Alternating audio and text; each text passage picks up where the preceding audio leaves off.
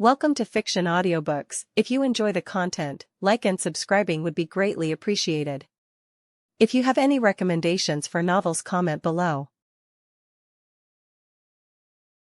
Please join my Patreon at https://www.patreon.com/fictionaudiobook. Chapter 140, Chapter 70, Manus. Felix. I closed my eyes as I rested against Luminous' bed. I sighed as I thought through the last day or so. A lot more than I expected happened, the most unexpected being Luminous' whole confession. I still wasn't sure if anything between us would be long-lasting, but even if it wasn't, that was fine. As long as everyone involved enjoyed their time, then I didn't see any problems with that. I think Luminous shared a similar opinion on that front. I obviously wouldn't self-sabotage myself though. We had gone through a variety of positions. Luminous did want to be on top at some point, after all, and watching her ride me was a treat in itself. Her breasts shaking up and down, the intense look in her eyes, all of it made for the perfect time. I looked down. A bed of silver hair was sprawled against my chest, a pair of red and blue heterochromatic eyes staring up at me. You finally up? Luminous nodded as she made no move to change her position. Yes, I am. That was wonderful. I nodded. Yeah. I finally got to spank you for being a brat. Just like I promised. Luminous scoffed but didn't say anything. We simply enjoyed each other's company in silence. After some time, Luminous broke the silence. Felix. It is about time we talk about our relationship. Luminous said. I nodded. My relationship with Luminous would no doubt be different from my other relationships simply due to our status. With the others on paper, they were my subordinates, they wouldn't really argue against me, which was annoying, but it is what it is. I was getting them to open up a bit more, but it was a work in progress. This world basically ingrained it into Magian that you served your superior with wholehearted loyalty as long as they did not betray you. There were outliers of course, but generally when someone names you, you are theirs in mind, body, and soul. With Luminous, however, we were both fellow demon lords. Even if I was stronger than her, I wasn't going to base our entire relationship on that. It sounded lame and unfun. Luminous made no move to stop lying on my chest, and I didn't bother moving either. This conversation can be held in our comfortable positions. I am not one of your subordinates, and I expect to not be treated as such. I nodded. Except perhaps in the bedroom from time to time. Luminous added with a smirk. I laughed at that. Sure, I am aware that it will take some time for us to get more used to each other in a romantic light. We kind of jumped into bed, and now we have to figure everything else out. Luminous nodded. I do not care for the harem you have built for yourself. Far lesser men have done the same, though do you mind if I partake in some of your consorts when we are enjoying each other's company? My mind froze for a moment as I imagined Luminous making out with Arcuade, or Lalatina, or Raiden, or Seiko. Only when I was in between, though. I was a jealous man. That was hot. I imagined she meant sex when she said enjoying each other's company, so a threesome, huh? I've never actually had a threesome, as odd as it was, and it was definitely something I wanted to cross off my bucket list. What guy didn't want to have a threesome? Hee, yeah, that would be hot. I voiced out. Luminous let out a fanged smile. Ah, I see. I should have expected as much. You are a lecher of the highest order. I rolled my eyes. You're one to talk. We both know what sort of degenerate fantasies go on in your head. Along with that, I do not wish for you to baby me. As much as it galls me, I am aware you are more powerful than I am, especially after whatever it is you did, but I am aware that I am a prideful woman. I will not allow my pride to kill me, but I refuse to be reduced to a porcelain vase. She continued. I nodded. I didn't intend to baby you. That would take away what made you, you. I like you as you are, pride and all. Era, you like me as I am, She teased. I rolled my eyes. Shove it. Fine. Luminous agreed, though going by her smirk I knew she would bring it back up again. Now, I wish to talk about Hinata. I looked at her curiously. What about Hinata? Luminous looked at me with an odd expression on her face. You do not know. I tilted my head. Know what? I was aware that Hinata was a bit fond of me, but I'd let that route take its course. There was no need for either I or Luminous to push things along. Hinata was a big girl, if she wanted something she'd get it herself. Luminous giggled. Ah, how cute. It is hard to remember, but you really are quite young, aren't you? She shook her head. Never mind, she will bring it up on her own. I nodded. Sure. I didn't know what sort of delusions were going on in Luminous' head, but I didn't care to correct them. Now that we had established our boundaries, we went back to cuddling for a bit. I put on my coat and waved Luminous goodbye. Feel free to stop by if you want, I called out. Luminous nodded. Very well, goodbye, Felix. We were both fully dressed now. Before leaving we had a quickie, because who wouldn't when a woman like Luminous was willing. Now Luminous had some more preparations to make to deal with Grandbell and company. She had said she wanted to come with me to talk to Chloe and Hinata some more, but she did care for her people and would do her best to keep them safe. I'm sure Chloe and Hinata will be back here soon, Hinata because I doubt she'd abandon Ruberius, and Chloe because I'm pretty sure she and Luminous were friends. Luminous got a little bit more powerful energy-wise, her EP had gone up. It wasn't a significant amount, but it wasn't insignificant either. However, it would eventually add up. The farther apart the gap in the strength of my partner and I, the larger the gain they would get with essence exchange. It was literally dual cultivation that functioned based on similar principles as the old version of Magicle breeder reactor that I had. The Magicules I release inside of Luminous breed with her own Magicules, creating even more Magicules, which forcibly expands her Magicule capacity. Something like this is dangerous if done too suddenly, but it is safe to do little by little. See ya. And with that, I teleported to Tempest. There were a few things I wanted to do. I appeared in my residence in Tempest. I looked out the window. It was evening now. Remuru, Hinata, and Chloe left around noon, so Luminous and I took a couple of hours. Not bad when we could have easily taken a lot longer, but we both had things to do. Actually, I had an idea. I felt that it was possible to accomplish my idea with my newfound control over time, but I wanted to check with Odin as well. Odin, is it possible to set up a room where time is accelerated when compared to the outside world? Before analyzing the ultimate skill, Kronos, Lord of Spacetime, it would be impossible, but now the Master is capable of such a thing. Great, that's what I thought as well. I'll have to set something like that up at some point. It wouldn't be useful for just sex. It would be good for training as well. I shook my head. I could sew that another time. For now, I had a mission to accomplish. I snapped my fingers, placing barriers around the room I was in. They should be more than enough to conceal any aura explosion. I knew the shonen tropes. I had told Hinata that I would see her, but I'll do that after this. You ready? Affirmative. Responded Odin, but I could tell there was an undercurrent of nervousness in her tone. I didn't blame her. This was completely new to both of us. I already had a name in mind for Odin. I remember originally thinking of Odin, or rather Othinus from Tuaru, when I first got Odin as my ultimate skill, and Othinus is as good a name as any. I had a feeling that Odin wished to stay close to her routes, and Othinus was essentially another way of referring to Odin, the god of war. Odin. I name you Othinus. It's about time you become your own person. I gasped as I felt the transformation going on in my soul. I felt my soul grow in size and strengthen. It was as if I wasn't just myself anymore. There was another soul here with me. Ah. I am now truly in eternal bliss. I heard a much more feminine voice say in my head.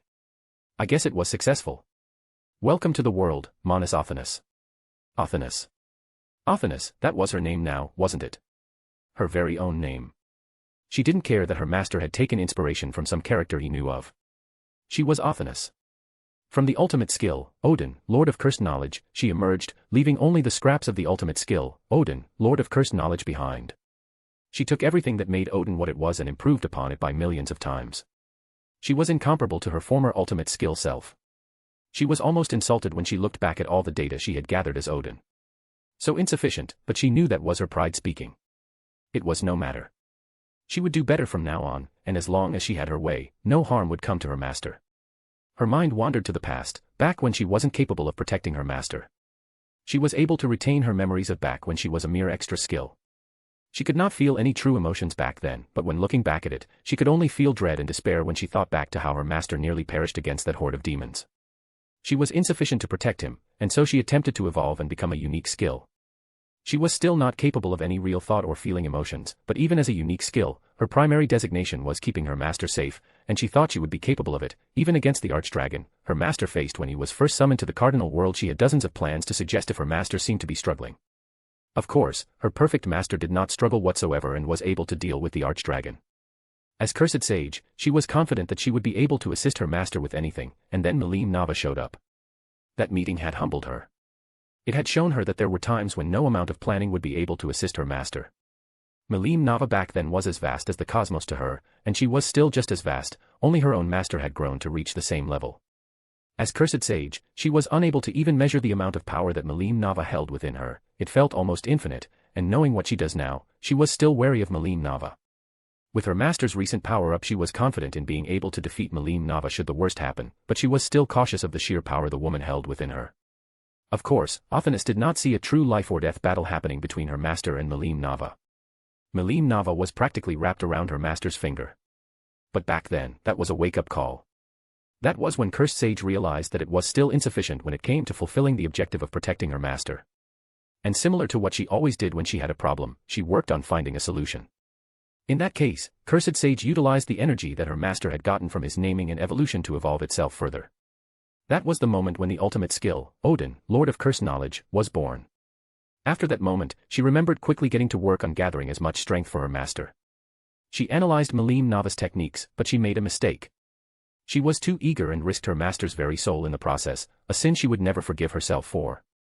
Thankfully, she was able to come up with a solution, but she learned her lesson after that. She had become much more careful when strengthening her master after that, running simulation after simulation to guarantee his safety. Then time passed, and her master's Harvest Festival happened. She was able to make use of the Harvest Festival to strengthen her master to the highest possible level at that point, multiple ultimate skills, one higher tier ultimate skill, and a massive increase in magic power and total energy. Satinel, Lord of Wrath, was finally unsealed, which was a massive boon. Instant energy regeneration was incredibly useful. Then, the Valpurgis was when she realized that what she had done was not enough. Guy Crimson was an absolute monster. Not on Melim Nava's level of course, at least not in raw power, but yet he still felt incredibly dangerous. Her master was only able to keep up with him due to her assistance at first, and even she was working overtime to keep up with Guy Crimson's movements and techniques, but her master quickly adapted and improved dramatically as he fought on, allowing her to dedicate more of her processing power to analyzing and recreating Guy Crimson's techniques. Now those very same techniques were with her master. Guy Crimson wasn't the only powerful individual. The continent's wrath, de Gruul, was also incredibly powerful. Now that she had something to compare it to, she would place him at approximately 40 million EP, less than her master's total EP by a significant margin, but there was still something odd about him that made Athanas careful. Something that was only amplified when she learned from the time traveler about de Gruul's moves in the future. He would become an enemy, and her master seemed to think it was possible to change that, but it was in her nature to come up with countermeasures to any and all threats. Her primary objective had never changed. Protecting her master was her most prioritized objective. Even Remuru Tempest was not excluded from the list of possible threats. Raphael alone made him a dangerous enemy, no matter how inferior Raphael was when compared to her ultimate skill self, let alone her newly evolved self. Remuru was also an anomaly that acquired 4 ultimate skills. He was someone who could quickly grow to be a threat. Just the fact that Raphael was able to evolve Chloe Aubert's various unique skills into an ultimate skill of comparable quality to the original Ouroboros, Lord of Infinity, was something she could recognize. Remuru Tempest was not a simple man. Then there was Chloe Aubert. Kronos, Lord of Spacetime, was a fearsome ultimate skill, but she was not bothered about it anymore. Since she was able to analyze it completely due to being within Chloe Aubert's consciousness, she was able to adapt it for her own purposes and strengthen her master while also coming up with countermeasures for Chloe Aubert. Chloe Aubert's energy alone made her someone Athanas recognized on her radar. She was comparable to Veldora, the Storm Dragon, in sheer energy alone.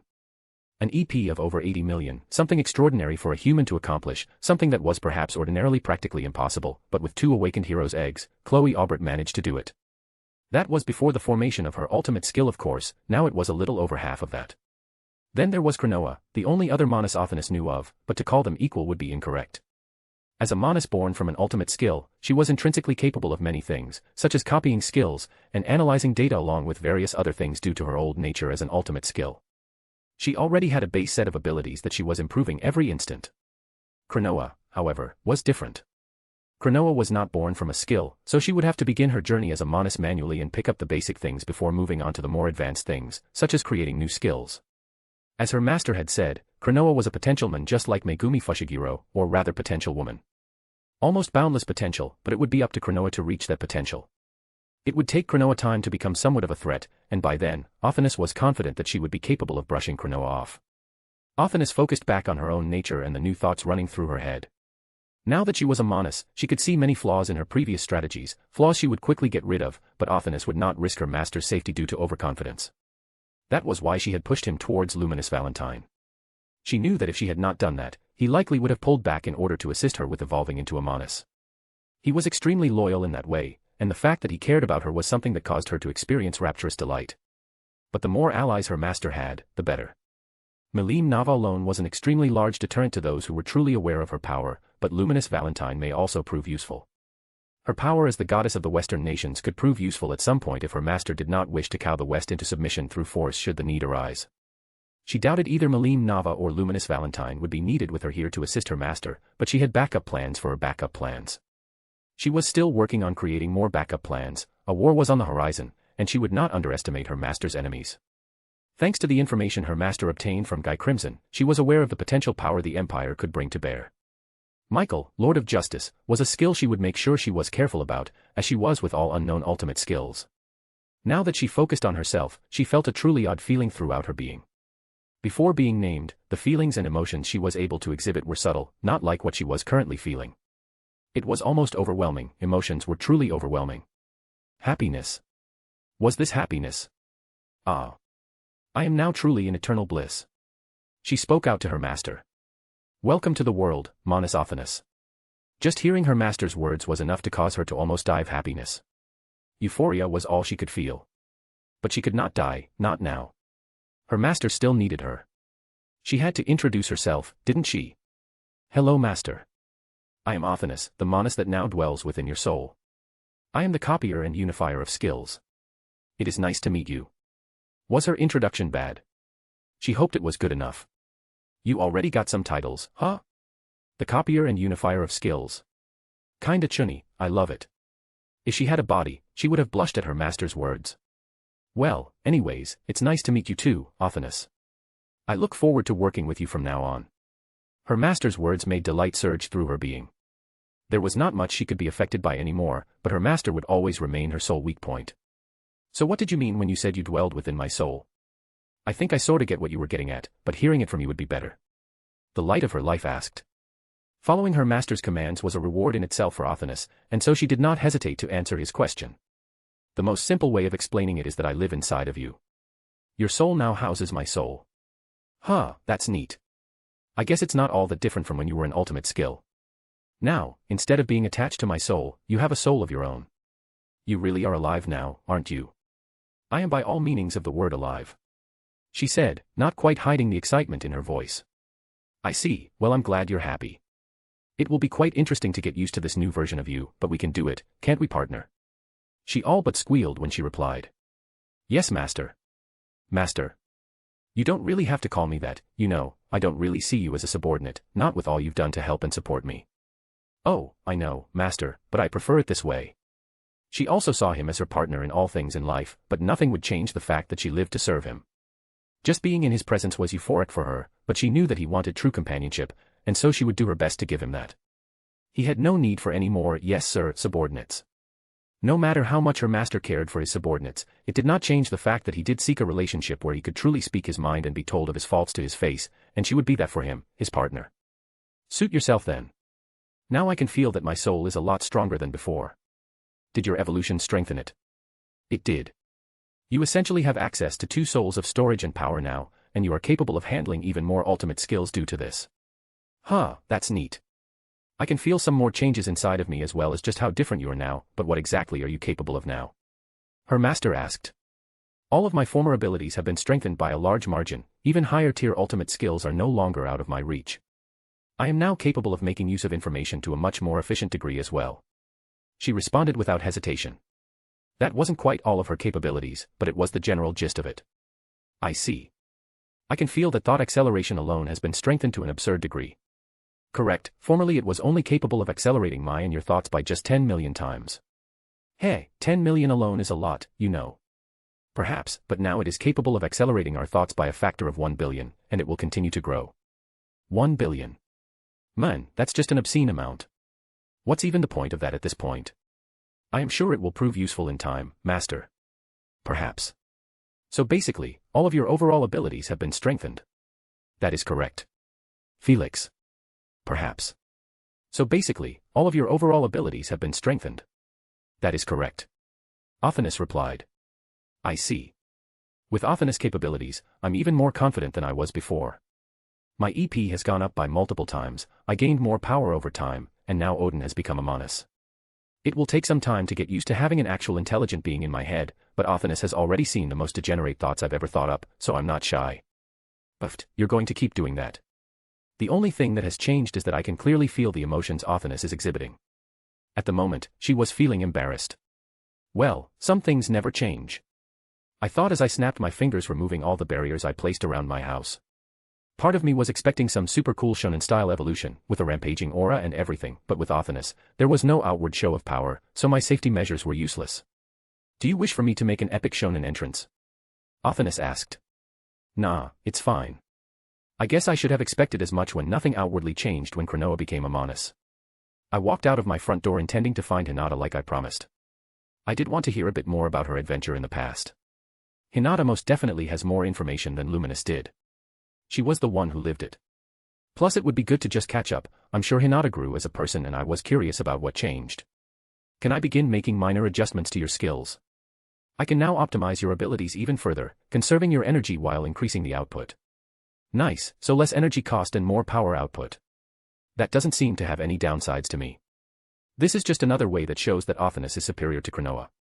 It wouldn't be fair to compare her to Raphael since Othinus is entirely different from just an ultimate skill now, but Cronoa is fair game.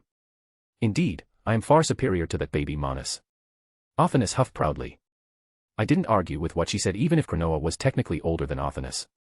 As for your earlier question, sure, make whatever changes you think would be helpful, but don't go overboard. You never know when something may happen that requires my abilities. It would be a bit troublesome if I ended up in an intense combat situation and I was not able to use my skill to its full potential due to all the changes. Very well, I am capable of controlling your skill for you, Master, but I understand your worries. I was not planning to go overboard in the first place. I am conserving energy for one big final skill upgrade. Oh. A final skill upgrade, huh? Well, I'll look forward to that. I will make sure not to disappoint you. However, it will take some time. The energy required is absolutely massive and will greatly cripple your combat power at this point in time. From the data I have put together, this will be an ultimate skill far superior to any other ultimate skill in existence. It will be a literal game breaker, and it will destroy the game board and recreate a new one in your image. Huh, well, that sounds fancy. Another question I had is, has your evolution into a Monas accelerated the time it will take to recreate Veldanava's memories? It has. Instead of 2,031,124 years, it will take approximately 15,311 years. The data from the Star King factor has also greatly lowered the amount of time necessary. If I can analyze more angelic skills or some other things related to Veldanava, I can shorten the time even further. Each piece of new data will lower the time exponentially. Though I cannot predict just how much each piece of new data will lower the time. I see. Well, that's still an absurd amount of time, but that's just due to my current perception. Even though I am an unaging being, I'm still not even half a century old. 15,000 years is well over anything I can imagine. I'm sure 15,000 years is nothing to Arcuade, Lalatina, and Megumin, so I guess that's really damn quick to recreate the memories of the Star King Veldanava. He was a true dragon that should be billions of years old. But intellectually, knowing that I am capable of living for billions of years is different from actually experiencing billions of years of life. Othinus really is working hard, huh? Good work, Othinus. Thank you for the praise, Master. No problem. Well, that's all the questions I have. Have fun with making new skills and whatnot. Hee, I will. It seems that Othinus is a bit of a skill nut, a collector and appreciator of skills. I can't say I'm much different. I like collecting the data for all sorts of skills, too. Othinus just takes it a step further and creates new skills from that data. Greetings, Lord Felix. One of the Kijin walking past me greeted me, and I nodded in return. As I was making my way to where I sensed Hinata's aura, I decided to activate my newly strengthened thought acceleration. 10 million times thought acceleration made a single second into about 115 days, and 1 billion is 100x greater than that. I can make a single second feel like about 32 fucking years. That is absolutely absurd. I can turn a single second into 32 years. It took me a moment to let that sink in. It's just that absurd. And Othinus said that my thought acceleration's capabilities would grow even further over time. For the first time since Othinus had evolved, I activated thought acceleration to the absolute limit, and I saw a whole new world. 10 million times made it seem as if time was well and truly stopped, but now I could see more. I could literally see rays of light moving. My perception speed was so quick that I could actually perceive light moving. Thought acceleration really can be quite incredible, and I can enforce this onto someone else as well. If I were to punch someone while enforcing this kind of thought acceleration onto them, they would feel pain for literal decades. That's not even considering that my casting time for spells has gotten even shorter, to the point that the moment I even consider casting a spell it will already be cast and heading towards an enemy. I deactivated thought acceleration, and my perception shifted back to normal. People began walking past me again. That is trippy, I voiced out. I shook my head and continued on my way. I could sense that Hinata was in the dungeon. It didn't take me long to arrive next to the dungeon. I skipped past the lines and walked right through, ignoring the stares of the waiting adventurers. One of the dryads in charge of the dungeon greeted me. "Lord Felix, are you here to meet Lady Hinata?" asked the dryad. It was pretty well known to the dryads that Hinata was my student. The dungeon was where we tended to spar since it could contain the damage a fight between us caused, and the dryads were basically the moderators of the dungeon so they were able to spread their senses throughout it. I nodded to the dryad. "I am." The dryad nodded with a smile on her face. "I see. She is currently watching Lord Veldora spar with his student." I nodded. "Zejan." The dryad nodded. "I see. Thanks for the information." "It was my honor, Lord Felix." The dryad then left. I snapped my fingers, creating a portal that connected to Veldora's floor. The moment the portal opened, Magicules immediately began leaking out in intense waves. It seems the spar between Veldora and Zejan is getting somewhat serious. I snapped my fingers, shifting the space so that all the Magicules coming through the portal would appear in a separate dimension. I didn't want any of the adventurers that were a short distance away to die from Magicule exposure after all. Plus it would cause some damage to the buildings and such around. The buildings would instantly be shattered down to the atoms upon being exposed to such intense Magicules. Athanas helpfully chimed in. "Good to know." Once that was done I walked through the portal. The moment I appeared on the floor I was bombarded by the sheer amount of aura raging around the room. The portal was only releasing a portion of it all. "I have succeeded in analyzing the authority Small World," Athanas informed me. "Nice." Small World was always something that stumped Odin. It was nice to see that Athanas managed to overcome her obstacles and succeed at understanding Small World. I could feel the information of how Small World worked flooding my mind, and I felt something attached to my soul. It wasn't quite a skill, but it was very, very similar. I thought Small World was an intrinsic skill. You called it an authority. That was incorrect information. As Odin, I was incapable of truly understanding the nature of Small World even though I was able to comprehend a very small portion of its true abilities. Small World is not a skill. It is an authority. Well, I guess that makes sense. No matter how perfect Odin had seemed, everyone makes mistakes. Oh, stop pouting. It wasn't an insult against you. I know. I am simply disappointed that I did not manage to catch this. Well, you managed to understand it now, so why don't you explain to me what an authority is? Authorities are something entirely different from skills and yet still function in a similar way. I do not have much data on them. Small World is the only authority that I have fully analyzed, but from what I understand, an authority is what it sounds like. It is essentially control over an aspect of the world similar to an ultimate skill, grants the user authority over the world in a similar way as ultimate skills do. Well, that's interesting. Who knew there were even more power systems in this world to discover? I focused on the newfound authority Athanas was able to replicate inside of me. Small World was truly an extraordinary ability, beyond even what I originally thought it was capable of. At its core, Small World allows the user to create an endless amount of dimensions as long as they have enough energy. Each dimension is tailored to the user's liking, and anything within those dimensions is practically fully under the user's control. Even the laws of that dimension could be changed if the user had enough energy. Even death is something the user of Small World can control if it is within the dimensions created by it. Of course, the dimensions aren't indestructible. They are just very, very hard to destroy. Even if I went all out with a hollow purple, I still doubt that I could destroy all 100 floors of the dungeon. The dimensions created by Small World are just that sturdy. And if someone has enough power in general, they can resist that absolute control the user of Small World has over the dimension, or if they are strong enough, but it is still a very powerful ability. The dimensions are also not simple at all. The user of Small World can instantly customize the dimensions to their liking, rearrange the floor plans, change the terrain, etc. The user can create just about any structure or terrain in the dimensions created through Small World. The dimensions are basically the user's own personal world, where they are free to modify anything and everything. I could do something somewhat similar already, but Small World streamlined the process and made it far more efficient. Small World, when used in sync with Brahma, made for a fearsome combination. Though life can't directly be created with Small World, but Odin had said that she was working on it back when I got Brahma, and I assume Athanas is continuing her former self's tasks. I am. I can feel that I am on the verge of a breakthrough involving souls. Nice. Once Athanas figures souls out, I can create soul energy directly and feed the soul energy directly to my direct subordinates' Demon Lord seeds, triggering their harvest festivals, though I'll likely hold off on that until they improve their own abilities further. Power means nothing if it isn't mastered. Just giving them more raw power wouldn't help them much in the long term. That rule applies even to me. I, however, have the cheat known as Athanas, so controlling my power is a piece of cake. However, without Athanas, I'd have a bit more trouble. That's part of why I want to spar with Malim and let loose a bit. I want to see where I stand and gradually put my power under control on my own. As for my subordinates controlling their power, they already have pretty solid control, well, except for Siko, who is all power and has no finesse, but that's just how she is, and she's been working on that. Though I don't doubt that Arcuade, Megumin, and Lalatina would effectively make use of the power-up the Harvest Festival would grant them, but I'd like to do all their festivals together if possible. Then, I need to consider just how many people I was willing to power up. I didn't want to upset the power balance of the world too much. I have a feeling that if I go too overboard, Guy won't like that very much. Dealing with an upset Guy just sounds annoying, maybe he'd even sick Velzard on me. Velzard was a scary Yandere. You never underestimate a Yandere or you may find yourself stabbed in your sleep. I focused back on my new authority. Small World had very wide-encompassing abilities, though it also had some rules the user needed to obey. For one, the user cannot force someone into a dimension created through Small World. They need consent. Thankfully, just being subconsciously willing to enter counts as consent, so that isn't too large of a deal.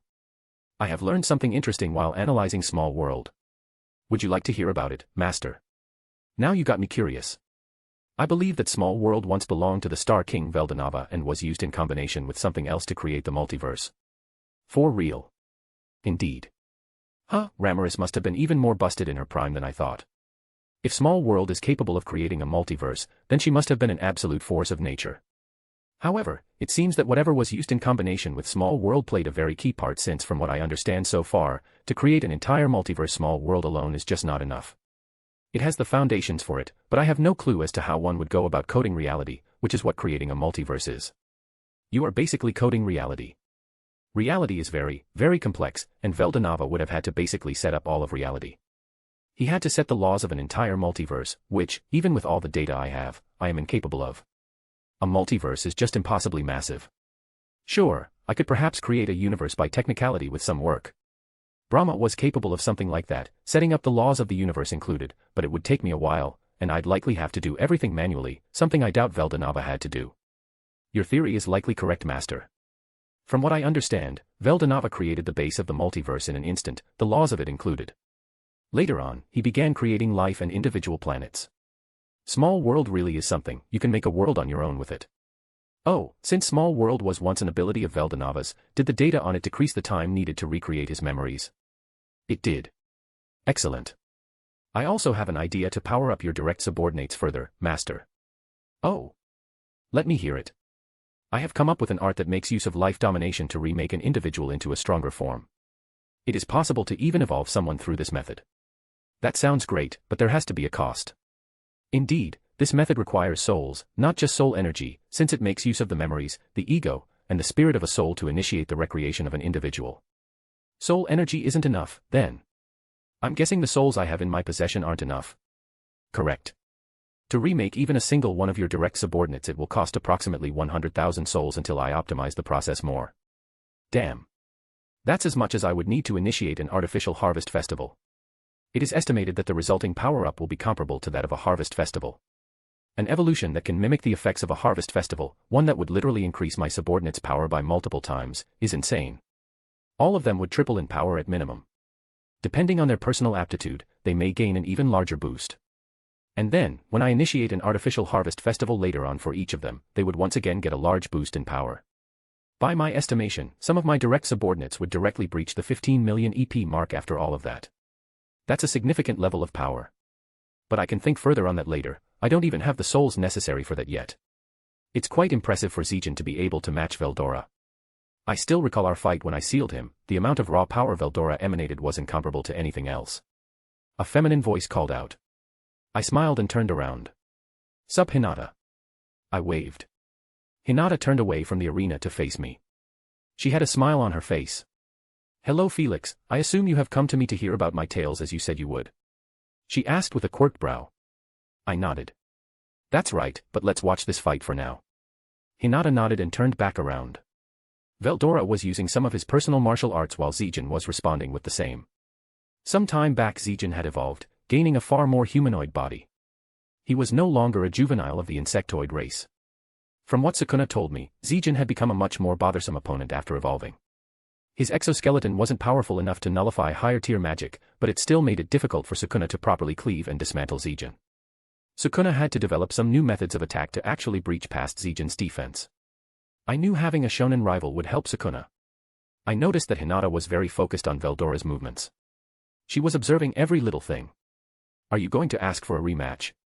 Hinata turned to me and nodded. At some point, yes. In the past, Veldora was far weaker.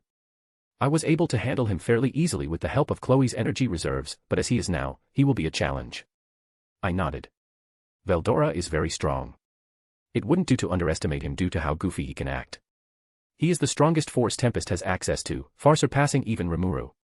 However, depending on if Chloe decides to stay in Tempest, that may change. I smirked in Hinata's direction. Maybe we should have a spar while these two go at it. I am curious to see how much you have progressed. It would be a shame if my student was still weak. Though if you are hesitant about your chances of victory, you may graciously decline my offer. I taunted. Hinata glared at me before huffing. I know you are baiting me, but fine. I laughed in victory. That always works on you. It's adorable how you still haven't changed after all this time. I'm glad. Hinata's face flushed. Adorable. Chapter 141, Chapter 71, plus Ultra. Felix. I smirked in Hinata's direction. Maybe we should have a spar while these two go at it. I am curious to see how much you have progressed. It would be a shame if my student was still weak. Though if you are hesitant about your chances of victory, you may graciously decline my offer. I taunted sarcastically. Hinata glared at me before huffing. I know you are baiting me, but fine. I laughed in victory. That always works on you. It's adorable how you still haven't changed after all this time. I'm glad. Time can often be the cruelest force of nature. Enough time can cause spouses to drift apart and friendships to be severed. Time was especially a cruel force of nature to immortals like me. After all, how will one feel as their friends begin to pass away? As everything they cared about slowly ages and withers away, I'm not sure how I would take something like that. Hopefully, I'll never have to understand what those immortals feel in the first place. Most of the people I care for are practically immortal themselves. Hinata's face flushed. Adorable. I ignored her words and gestured for her to follow me. I already had admin access to the dungeon, and with my newfound authority over Small World, I was able to manipulate Ramorous Labyrinth in ways I wasn't capable of before. I snapped my finger, splitting Veldora's floor in half, giving us an isolated floor to have our fun in. I turned around to face Hinata. The damage should be contained, so feel free to go all out. I'm curious to see what you have learned. Hinata nodded before taking out a unique grade rapier from her spatial storage. Ah, right, I haven't given her the bracelet yet. The rapier she had wasn't bad and had the potential to grow, but it would take ages for it to ever become something that would actually benefit Hinata. Not to mention that it would eventually shatter against my own blade. You won't be using that. I said as I swapped space around a bit, causing the rapier to appear in my hand. Hinata glared. I do need a weapon if I am to face you, Felix. For all my growth, I still know I must go all out in a fight between us. Puffed, ha-ha. What are you laughing at? Hinata questioned. I shook my head. Nothing, nothing. I guess I'll let her see for herself if she will be able to reach me with her blade. For all her growth, I still do not believe Hinata is capable of harming me. I quite literally held her soul in the palm of my hands. I had a very good idea of what she was capable of, but I won't underestimate her. She may have some trump card I don't know about. As for your weapon, here. I said as I held my palm out, a pitch-black bracelet appeared. With this, Hinata will make for a significant threat. She has Usurper, Mathematician, and some top-tier god-grade equipment. Hinata's eyes widened. That's. I nodded. This is a perfect replica of your old equipment. It's all at the god grade as well, so it won't hold you back, and since it was yours, it should recognize you as its master. Brahma, Lord of Creation, could do some wondrous things. Hinata stared at me, an odd emotion in her eyes. I do not know what to say, Felix. I rolled my eyes. Then don't say anything, here. I said as I tossed her the bracelet. Hinata's eyes widened in alarm as she quickly caught the bracelet and latched it onto her wrist. Do not throw something so valuable, Felix. Yeah. Anyways, are we going to fight or not? Hinata looked at me with a smug smirk as her divine armaments enveloped her form. The divine armaments were quite powerful. They strengthened Hinata's EP significantly due to the amount of energy within it, and they also strengthened elemental magic. That's not even counting just how durable the armaments are. Hinata then held her hand out, a beautiful rapier with a pitch-black hilt and a shining silver blade. That rapier was something even I would be wary of in the right hands. She looked down at the rapier with a fond smile. It feels the same. Chloe already has Moon Mistress, so you will be Divine Moonlight. Hinata declared. It seems that it accepted you as its master fairly quickly. That's good. I don't want to hear you making excuses about how your equipment wasn't at its full potential. Hinata huffed. I would not do such a dishonorable thing to you, Felix. Pausing for a few moments before adding. Probably. I held in my laugh at Hinata's words. It seems you've acquired a sense of humor during your journey. At least you're a hag with a sense of humor and not just a plain old hag. Hinata gritted her teeth as her hero's haki began leaking from her in waves. I am not a hag. I could feel the effects of Hinata's hero's haki weighing down on me. It was attempting to subjugate me and bend me to Hinata's will. I scoffed and lightly released some of my aura to contest against her hero's haki, causing the pressure I felt earlier to fade away. I shrugged my shoulders. Whatever you say, but we can talk about your delusions later. Now I want to fight. I was rather eager to see how much stronger Hinata got. Hinata scoffed but nodded nonetheless. She then got in her stance and looked at me warily. You will not be using your blade? She asked in annoyance. I will, I was just trying to annoy you. I openly admitted as I held my hand out, Yamato materializing in my grip. Othinus, don't assist me in this fight other than your analysis. I see. Do you wish for Hinata to have a chance at harming you?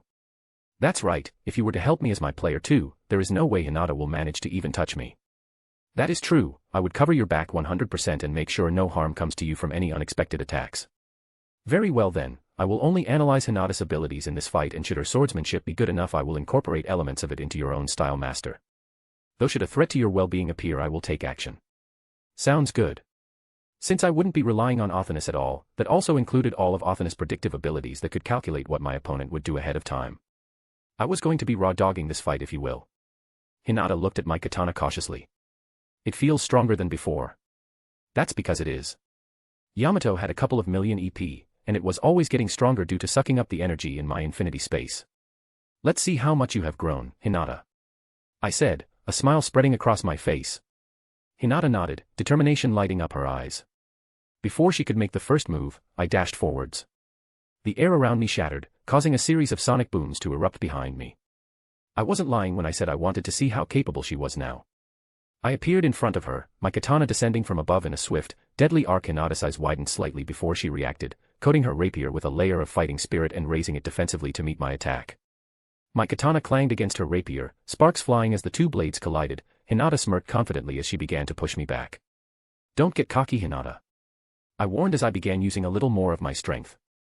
Ever since I had acquired the Star King factor, the Frost factor, and the Storm factor, I have not fought much using pure physical strength. In the first place, I didn't fight primarily with raw physical power at all, but in the past at least I had a good idea of just how physically strong I was. But with my new power-up I wasn't entirely certain just where my limits laid when it came to raw strength. I didn't want to accidentally use too much even if Hinata could probably handle it. My fight with Cronoa wasn't very helpful in this regard since Cronoa was damn durable, so I didn't have to hold back much of my physical strength, which while fun did not help me get my power under control. I had purposefully used less strength than normal in this fight so far before I would ramp it up as I got more used to my physical strength. Hinata gritted her teeth as I began to slowly push her back, her rapier straining against my own katana. Of course it wouldn't break. With each second that passed, I added a bit more power, testing her limits. Hinata eventually retreated by dashing backward, something I allowed her to do. She looked at me with a calculating look in her eyes. You have gotten stronger. I could not feel it before because you always conceal your aura, but it is far easier to see now. I nodded. I did get a bit of a power-up recently. I replied honestly. You had not even coated your blade in your aura, that was all physical strength and the power of your katana. She observed as she looked right at Yamato. That's right. Hinata sighed with a mix of frustration and resignation. Just when I felt I was beginning to catch up, you got even further away. She whispered to herself. I didn't respond to her words. This was a mental barrier she would have to overcome on her own. She was always comparing her own power to me, to Luminous, to Remuru, and that was holding her back. She shouldn't want to be as strong as Felix White. She should want to be the best Hinata Sakaguchi she can possibly be. I had my own style, and she had hers. My style consisted of cheating, while Hinata thrived on natural talent and unwavering determination. Though she also cheated a bit with Usurper, I was just the better cheater between us two.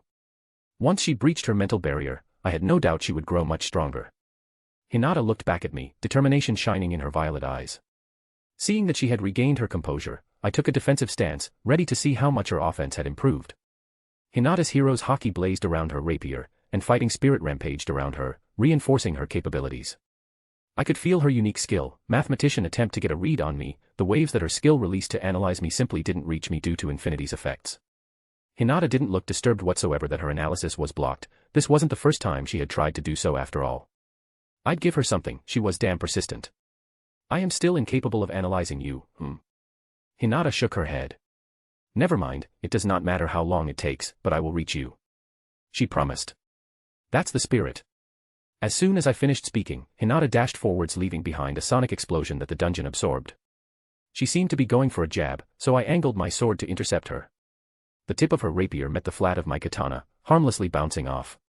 I felt the effects of Usurper attempting to weaken my weapon, but with a flex of my aura, I easily mitigated it. It wasn't always able to weaken things. Originally it could only weaken some skills and arts if Hinata pushed it, but it seems she managed to evolve its capabilities in the past. Weakening my weapon was a pretty good tactic since she couldn't weaken me directly with Usurper. Hinata wasn't bothered by the failure and continued to strike at me with renewed ferocity. As I blocked her strikes, I spoke up. That was pretty good. Something like that would work on many people, perhaps even Luminous. I knew Hinata's original goal was to grow strong enough to slay Luminous if she turned out to be an enemy of humanity, and she was well on her way. Though I wouldn't let Hinata do such a thing if it came to that, but at this point that was practically impossible with their relationship. But not enough to affect you. Hinata gritted out as a wave of fire erupted from her blade. I lightly blew some air out of my mouth, disrupting the energy in the fire and causing it to fade into nothingness. Magic disruption was a rather neat ability that I enjoyed using from time to time, if only to flex. You'll need to try harder than that if you want to reach me, but you're making progress. Hinata ignored my words and began silently casting various spells. Within a millisecond, multiple magic circles surrounded me. At least her casting time has improved. With thought acceleration, her casting time was already damn fast, but it was even faster now. I looked around. There was fire, ice, water, and most of all, earth magic, the element said to be strongest against space. They were all basic elemental spells, but they could still be powerful in the right hands.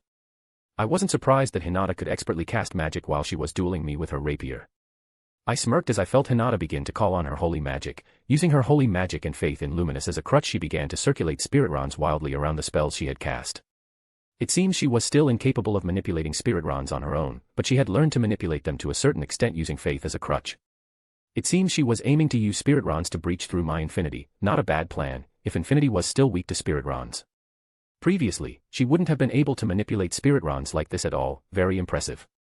A moment later, all the spells were released towards me. Their speeds were blinding, and even my demon duke self would fail to keep track of the spells. I watched with a smirk as the spells immediately closed in on me, yet the closer they got, the slower they moved until in Hinata's perception it looked like her spells weren't even moving. She dashed backward, a curious and upset expression on her face. "Heh, what a cute expression," I teased. My words broke Hinata out of whatever it was that she was thinking. She blushed crimson as she sputtered. Shut up. Now, can you tell me how your stupid barrier managed to block my spells? I remember Melt/ broke through your infinity even if I didn't manage to harm you with it. I don't see any other barrier that is covering your infinity either.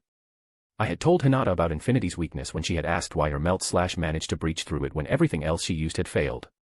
I had no reason to really hide it, so I answered, infinity was just my first line of defense, it most certainly was not my last.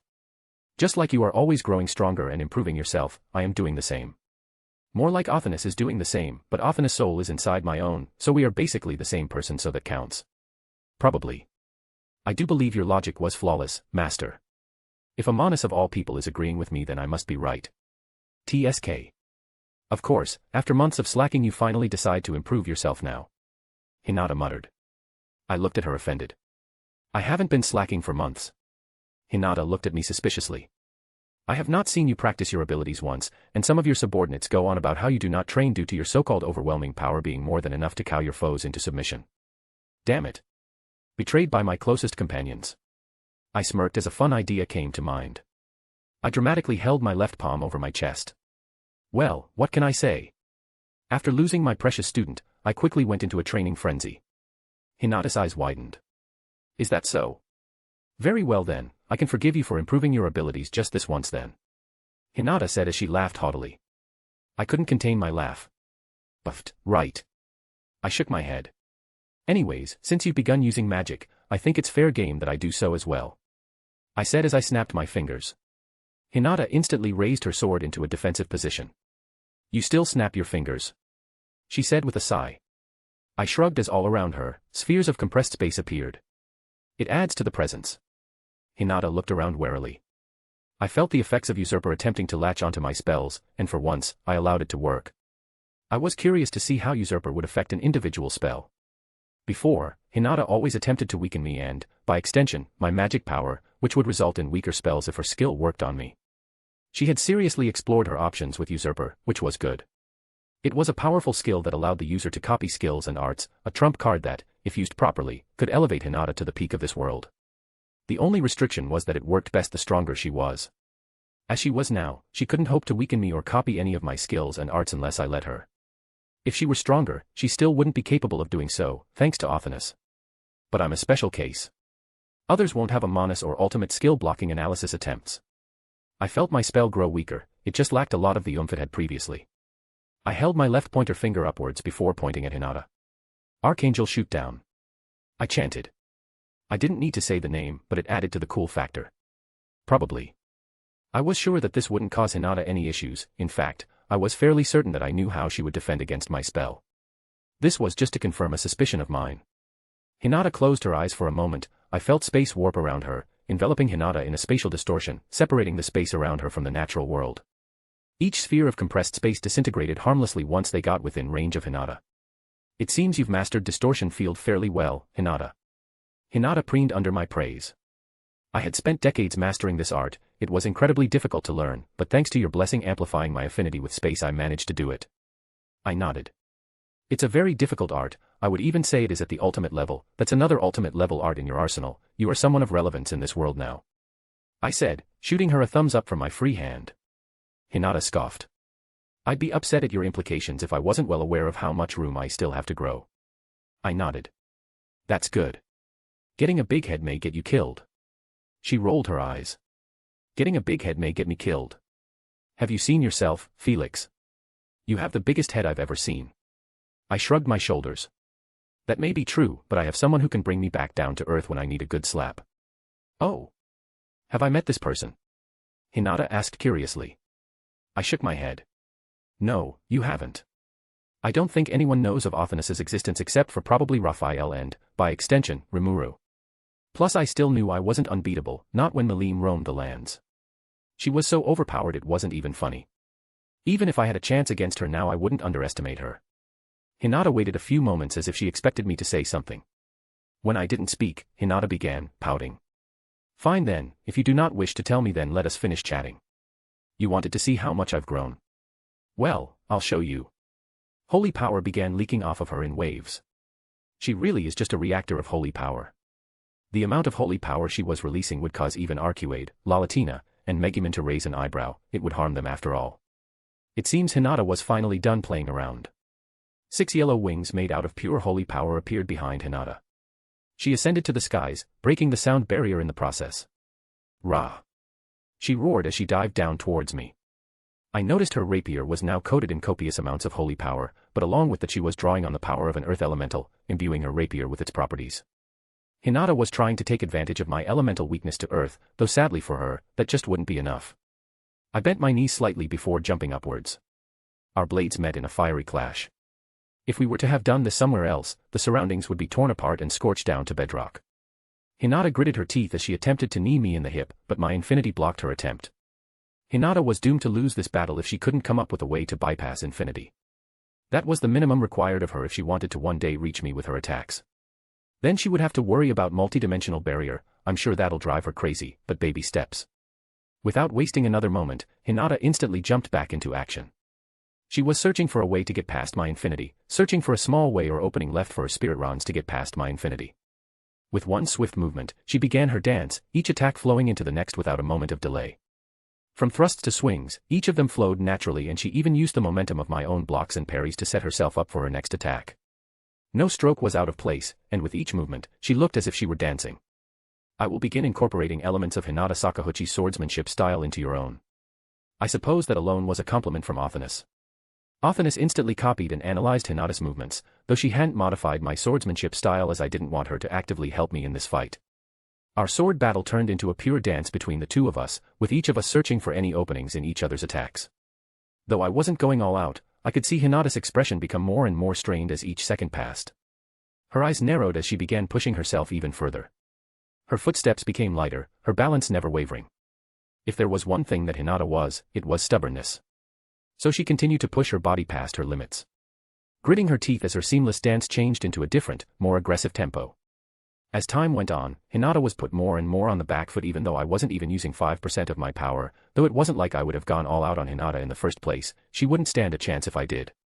It may be arrogant of me to think so, but with my recent upgrades, it was nigh impossible for Hinata to even react before I had my blade to her neck if I was going all out. There would be no point in us sparring if I did that. Now if one were to look at our battle from an outside point of view, they would just see Hinata and I appear at different points, shockwaves cascading around the room and our blades clashing before vanishing and appearing in a different point in space.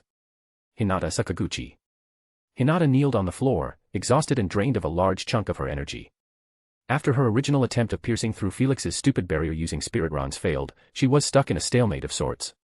Perhaps Felix could have taken her out at any point in time, but he seemed to be content to continue the spar, but it wasn't like he went easy on her. He had used what he called one of the mysteries of the hazy style on her, which she managed to defend against, though Felix had said he still had more in store for her later. She looked down at the rapier that was held within her palm and did all she could to stop herself from leaping at Felix and hugging him. She had not expected to get her precious blade back after passing it on to Chloe. She had accepted that fact, but that did not mean she would not miss her partner. It was quite ironic that her moonlight saber and holy armaments were created to be imitations of the masked hero's equipment, and yet they would go on to become that very same masked hero's equipment. Time truly worked in odd ways. While the equipment Felix had given her was obviously not the same, it was a perfect replica. She could not tell the difference between it and the original. It was just as powerful as Moon Mistress, and thankfully, it had promptly accepted her as its wielder. Then there was the armor which was in the same boat as Divine Moonlight, it suited her perfectly. She could only smile fondly, Felix really was a softie. Her eyes hardened as she shifted her gaze to Felix who was standing 20 feet away, his katana held in his right hand casually. She had failed to cut him once over a period of 12 hours. Throughout the 12 hours their spar had taken place, she had continuously attempted to pierce through Felix's defenses, but no matter what she tried, all her attempts failed. Sometimes, Felix even seemed to know what she would do before she did it. It reminded her of her mathematician which had a sub-skill that allowed her to calculate the odds of certain things and predict movement through it. Even Melt/Slash now failed to breach through his stupid barrier, holy power failed, elemental magic failed, battle will failed, she had tried practically everything in her arsenal, and even her unique skills failed to assist her in her endeavor. She gritted her teeth at how helpless she felt. Even after all this time, after all the hardship she went through, she still failed to reach her goal. She still failed to make Felix proud of what she was capable of. Felix had praised her multiple times throughout their spar, but that was not enough for Hinata. No, she needed to breach his barrier just once to prove that everything she had been through had been worth it, that after all this time she had made progress. She knew it was a deluded line of thinking, she was the masked hero, a person worshipped by humanity, yet she felt she just had to do this. She closed her eyes and took a deep breath. No, she would not give up now, no matter how hopeless things seemed. If there was one thing Hinata Sakaguchi knew about herself, it was that when she set her mind on something, she would stubbornly cling to her beliefs and goals. She grit her teeth as she once again went through each of her abilities, trying to think of anything that would work. She would hold a vendetta against Felix for all this, that she swore. All of a sudden, she heard an emotionless voice resound in her head. The unique skill, Vendetta, has been acquired. Hinata could feel her eyes widening as she felt the birth of something within her soul. She felt her overall energy be drained slightly as it was used in the creation of this new skill. She quickly took in all the information on her new unique skill. She had not acquired a new unique skill on her own since she was first summoned to this world. Infinity Prison and Absolute End were acquired with the help of Chloe, so she did not count those. But this could work. It embodied the desires she felt at that exact moment. She wanted to breach Felix's stupid barrier and make him eat his words, she wanted to blow his mind. Felix squinted at her suspiciously before smiling. A new unique skill, huh? Well, I'll be nice and not analyze it just yet. Let's see what you got. Hinata rolled her eyes. She did not believe that Felix could analyze her skill when she herself had never used it before. What was he going to do, skin her entire soul from his position? Yeah, right. Even if he could do that, she would sense it, probably. She smirked as she rose from her position. Most of her reserves were exhausted, but if she pushed herself, she could last a little longer. Felix and her came to a silent understanding as he raised his katana in preparation for her assault. Her gaze wandered to the katana, which had changed quite a bit since she last saw it. Now the aura it emanated was even more devastating than her own rapiers. She did not use any of the sub-skills available to her from her new unique skill. She did not want Felix to analyze the ability and through his absurd ability to copy her skill and quickly understand what she was going to attempt. Felix's abilities were incredibly enraging, so it matched him perfectly, Hinata thought with amusement. She narrowed her eyes and activated thought acceleration. She would only have one shot at this before Felix understood what her skill did. She would have to make that one chance count, even if she had to play dirty. All of her leaking holy power was constricted to her body and sword. Now that she was running low on energy, she could not afford to wastefully utilize it anymore. She circulated her holy power internally, strengthening her body and rapier. All of a sudden, an idea came to her mind. Melt Slash, paired with her new ability, would work quite well, but she was hesitant to use it on Felix. Melt Slash was an ultimate tier ability. If she truly managed to reach Felix with it, she feared she may harm him grievously, which she didn't want, so she decided to hold off on using Melt Slash. It didn't matter because, in the end, Hinata's goal for this fight was to land one solid hit on Felix. She did not need Melt Slash to do that. But she needed a plan to take Felix off guard. Even if she managed to penetrate through his barrier, he would just block her strike with his katana and then counterattack, just as he always did. Breaking through his barrier wouldn't be enough to reach him, but she had a plan. She lowered her thought acceleration. Felix hadn't moved an inch. She intensified the amount of holy power she was imbuing within her rapier. Her rapier was now glowing almost as bright as the sun. If all the energy in her rapier was released at once, it would cause kingdom-ending levels of destruction. Predictive calculation failed to inform her of the likelihood of success, but Hinata was used to that when dealing with Felix. All of a sudden, the silence ended. She dashed forward as sonic explosions erupted behind her. Felix kept his eyes firmly on her, his pupils tracking her movements even at her astronomical speeds. A moment later, she appeared in front of Felix, her blade aimed for his chest, and as predicted, Felix blocked her strike, his katana blazing with fighting spirit and, along with one other energy, divinity. Before she traveled back in time with Chloe, she had no idea what divinity was. She recalled vividly when Felix had beaten her to the ground with a branch he found on the ground. Hinata remembered being flabbergasted and enraged that a mere stick was able to best her, but she also knew there was something she was missing. Back then, she had sensed a mysterious, almost ethereal energy on the branch, and when she asked Felix about it, he did not give her a clear answer, seemingly trying to play the mysterious wise old master. Now she knew. Divinity was a very powerful force. Felix had not used it in their spar so far for some reason, but it seemed he was taking her a bit more seriously due to the unknown nature of her new unique skill. She winced as her rapier strained against Felix's katana. Felix had stopped increasing the amount of raw strength he was using against her, purposefully using just a little more than she was to strain her. She did not bother to discharge any of the holy power she had stored in her rapier yet, as his barrier would just stop it from reaching him. No, Hinata had a different plan in mind. Some would call it a suicidal plan, but it was her best chance at bypassing Felix's barrier, and she would not let that chance slip away from her. She could use one of Vendetta's sub-skills now, but she did not. Felix copying her skill and, by extension, learning about it would ruin everything. Felix was looking at her curiously as their blades were locked together. She scoffed. She wished to knee him in the groin, but that would be a pointless waste of her already dwindling energy. TSK. Is this all you have, Hinata? I was curious about that unique skill you just developed, but it seems it has some conditions to use if you have not used it yet, or you are planning something. She smirked. You'll find out soon enough. The world went silent to Hinata as the two of them continued to clash for what felt like an eternity. She was waiting for the perfect opportunity to strike, to use the trump card of her new unique skill. She was focusing on every single movement, on every single opening. She held the urge to use the few openings Felix intentionally left open as traps. They looked so enticing right now. But gritting her teeth, she continued their swords dance. All of a sudden, Hinata saw it. Felix was going on the offense. He appeared in front of her, his katana held out in a jabbing motion. That was when she did something she would ordinarily never do. She ignored Felix's jab and focused on her own blade, which was still bursting with holy power. Pain erupted inside of her as Felix's katana stabbed through her armor and almost skewered her through her breast. Felix's eyes widened in surprise and slight horror as he was likely wondering why she hadn't moved to block. Despite Felix's blow bypassing her pain nullification, the pain was minimal as she had already built up a pain tolerance. Hinata ignored the pain and activated one of Vendetta's sub-skills as her blade continued forward.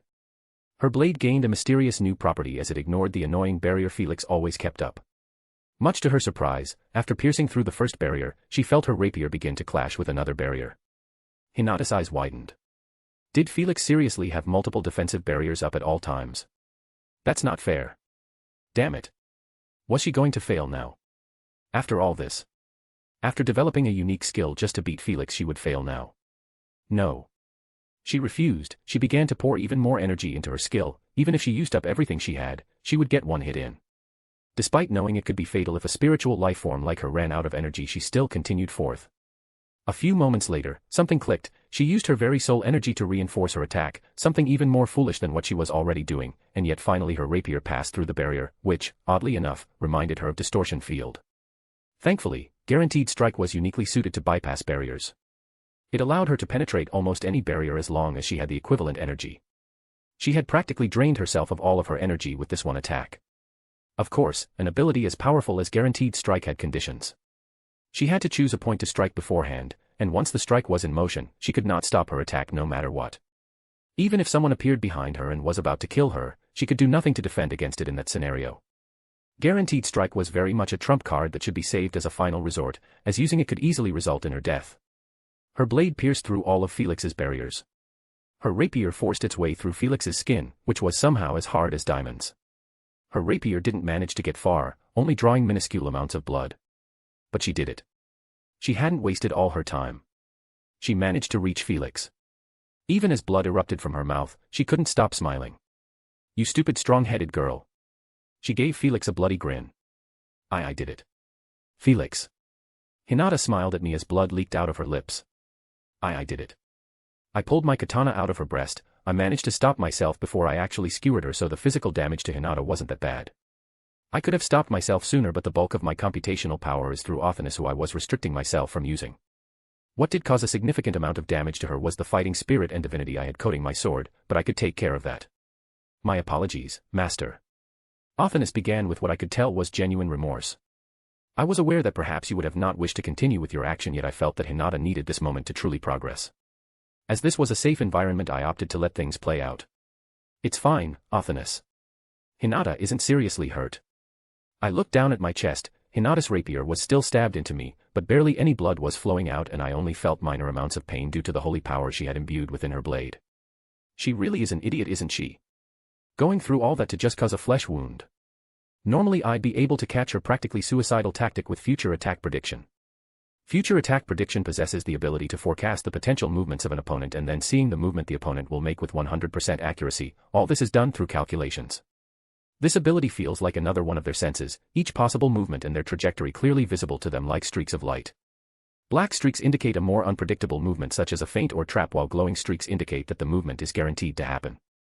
It's not guaranteed to forecast for every attack, but those that it does forecast in the form of the glowing streaks are guaranteed to happen. However, since this ability's routes lie in calculations and I told Othinus not to assist me to give Hinata a fighting chance, I had to rely on my own computation ability, which was far inferior to that of Othinus, Amanus. Of course I still managed to predict a decent chunk of Hinata's attacks, just not that last one due to just how out of the ordinary it was. It just wasn't like her normally composed self to do something that reckless, but it did work. I'd give her that. I just didn't have enough information to come up with an accurate calculation. I didn't know the nature of Hinata's unique skill. I shook my head. She was taking this spar way too seriously. A suicide tactic to just reach me was pretty foolish. I disagree, Master. This spar itself was not important to Hinata, but it was the meaning behind it. According to my analysis, Hinata Sakaguchi wished to prove something to herself and perhaps to you. This spar was simply the medium that she chose to do so. Now that she has done so, I believe she has likely broken through a mental block of sorts. Well, that's good then. Now just what could she have been trying to prove to herself? I likely wasn't going to get an answer to that question on my own, so I focused on taking care of Hinata. Hinata was now leaning against my chest. Sorry for ruining your clothes, Felix. Hinata mumbled against my chest. I gently stroked her hair. It's fine. It was easy to get rid of any stains on clothing with magic. I gripped my katana tightly, slowly pulling it out of Hinata's breast.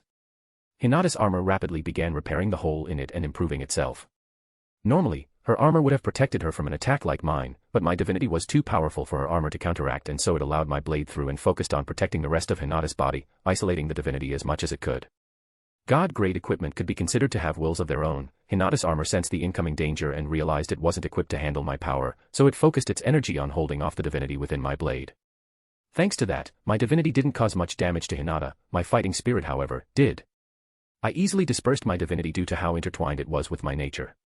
For my fighting spirit, I had to try a little though. I focused on controlling my fighting spirit that was within Hinata's body and began dispersing it. Though my fighting spirit was in Hinata's body, I still retained some level of control over my fighting spirit. It originates from my aura after all. Now that my divinity was no longer counteracting Hinata's natural healing as a saint, it was rapidly healing her internal wounds. I have analyzed the unique skill, Vendetta, now that the spar is over. My mind quickly went over the unique skill, and I was shocked at just how busted it was. What the fuck is this, Hinata? I have a feeling pure spite is what caused Hinata to develop this unique skill. Literally all of its sub-skills can be used to directly counter me. She managed to use pure willpower to temporarily push the skill to the ultimate level, allowing one of its sub-skills to successfully pierce through infinity, and not just that but also the multi-dimensional barrier as well. Though I wasn't focusing much of my energy on my multi-dimensional barrier, I was a bit distracted with my blade piercing through Hinata's chest. If I wanted, I could have reinforced it and completely neutralized Hinata's attack, but no need to spoil Hinata's mood with that tidbit now. Her unique skill, Vendetta, had a few sub-skills, the first of which was very similar to the move of a certain demon. Full counter allowed Hinata to reflect any sort of magical, physical, or spiritual attack back at her opponent with double the power, and it can be used through a weapon or through her bare fists. How the hell did Hinata get a skill like this? No, seriously, how? Is the voice of the world stealing things from other worlds or something? Copyright laws can even affect multiversal abstract systems. I pushed past my disbelief as I focused on the next sub-skill. Sword Flow, which causes each connecting strike of Hinata's to become twice as powerful as the last. Everything about the attack is amplified, magic power, aura, holy power, etc., which allows her to deal much more damage over time. A useful ability but not one that I'm all that worried about, since the odds of Hinata managing to reach a high enough level in Sword Flow in an actual fight with me were astronomically low unless I sandbag a lot. Then there was Hunter, which allowed her to find weak spots in her opponents and flaws in their form. Preemptive Strike allows Hinata to perceive and react to attacks before they occur, giving them a brief window of enhanced speed and precision to counterattack. So this was similar to Laplace's unique skill, Seer, if to a lesser degree than Seer. In combination with Mathematician, Preemptive Strike will be a rather powerful ability. All of those sub-skills made for a fearsome skill. I was kinda proud that I made someone spiteful enough to develop a unique skill. Honestly, that has to be a record. I focused back on Hinata. That's one hell of a unique skill you got. It's pushing the boundaries of what a unique skill should be capable of. No, this was a cut above the rest of the unique skills, similar to how Gluttony was also a cut above the rest. Hinata sighed in relief as her wound closed. Thanks for healing me. She mumbled against my chest. No problem. Just don't do something that foolish again. It was your fault. She protested as she tucked herself into the crook of my neck. This position was getting weird really quickly, but I wasn't going to protest against having a woman as hot as Hinata pressed against me. It's not my fault that you had to resort to suicidal tactics to actually wound me, I retorted. Hinata giggled almost drunkenly. This was totally getting weird. I actually did it, didn't I? I cut you. That you did, I'm proud of you. I don't know why, but I felt like Hinata needed to hear that. Hinata sighed in relief as she trembled for a moment before regaining control of herself. I lowered us down to the floor and took a seat. Hinata didn't resist and fell to the floor with me. Seeing as she didn't seem to want to move anytime soon, I decided to just relax. That was a good fight. Chapter 142, Chapter 72, Divine Human. Felix. I gently lowered us down to the floor and took a seat. Hinata didn't resist and fell to the floor with me. Seeing as she didn't seem to want to move anytime soon, I decided to just relax. That was a good fight. Hinata was pretty drained from this fight. Her last attack alone used over 400,000 EP from what I sensed. Yet, it still was normally incapable of piercing my barriers. Multidimensional barrier generally requires more than that to be broken through, doubly so if I actively focus on reinforcing it. Hinata got lucky that I was distracted since I had just skewered her, or else my multidimensional barrier wouldn't have been breached, even if her attack had managed to reach the ultimate level. That reckless girl even used her soul energy to reinforce the attack, which played another large part in piercing through multidimensional barrier. She'll regenerate her soul energy, but it'll take a while. I believe this is what is called a sore loser. I'm not a sore loser. Whatever you say. Of course, you inherited that verbal tick from Odin. Seeing that Othinus wasn't responding, I closed my eyes and rested. Hinata herself was pretty drained. Her EP was down to a mere 10,000, she was at the level of a mere greater Magian now, and it'll take her at least a week to recover back to peak condition. Though it was pretty amusing in the sense that in some places in the Cardinal World, greater Magians were considered land gods. It really put into perspective how much Hinata had grown that even the so-called land gods that many Magian worshipped were so beneath her notice. Though that was true even when I first met her. After a couple of minutes of resting, I decided to speak up. Why did you go to such lengths to wound me, Hinata? I had a vague idea of Hinata's reasons, but I would never truly know unless she told me. Hinata sighed against my neck. I had a feeling you would ask me that. She muttered softly. Hinata took a moment to respond to my question. You are unaware of my past from before I came to this world, correct? I nodded.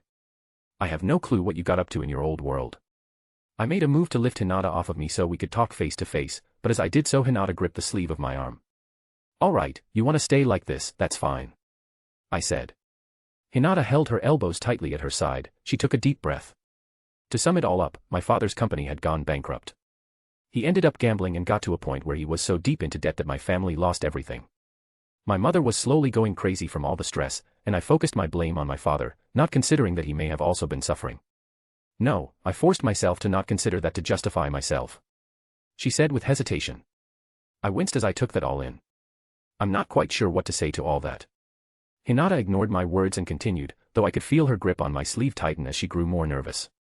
In the end, like the broken girl I was, I killed my father for the life insurance money so that the lives of myself and my mother wouldn't be ruined. I eventually got summoned to this world in my first year of high school. I continued to blame him even in this world in an entirely new life. I knew that I wouldn't be welcomed back by my mother, and so I decided that I would help humanity in this world. And that, perhaps, I would be able to atone for my sins. I slightly winced after hearing that. I wasn't going to comfort Hinata and lie to her face saying that what she did was not a sin, it was just about coming to accept it and the circumstances she ended up in. Most of the people I knew at this world were deeply fucked up individuals with some trauma, most just hid it behind a mask of cheerfulness like Malim. But even as I ventured into this world of heroes and demon lords, I still felt hatred for him.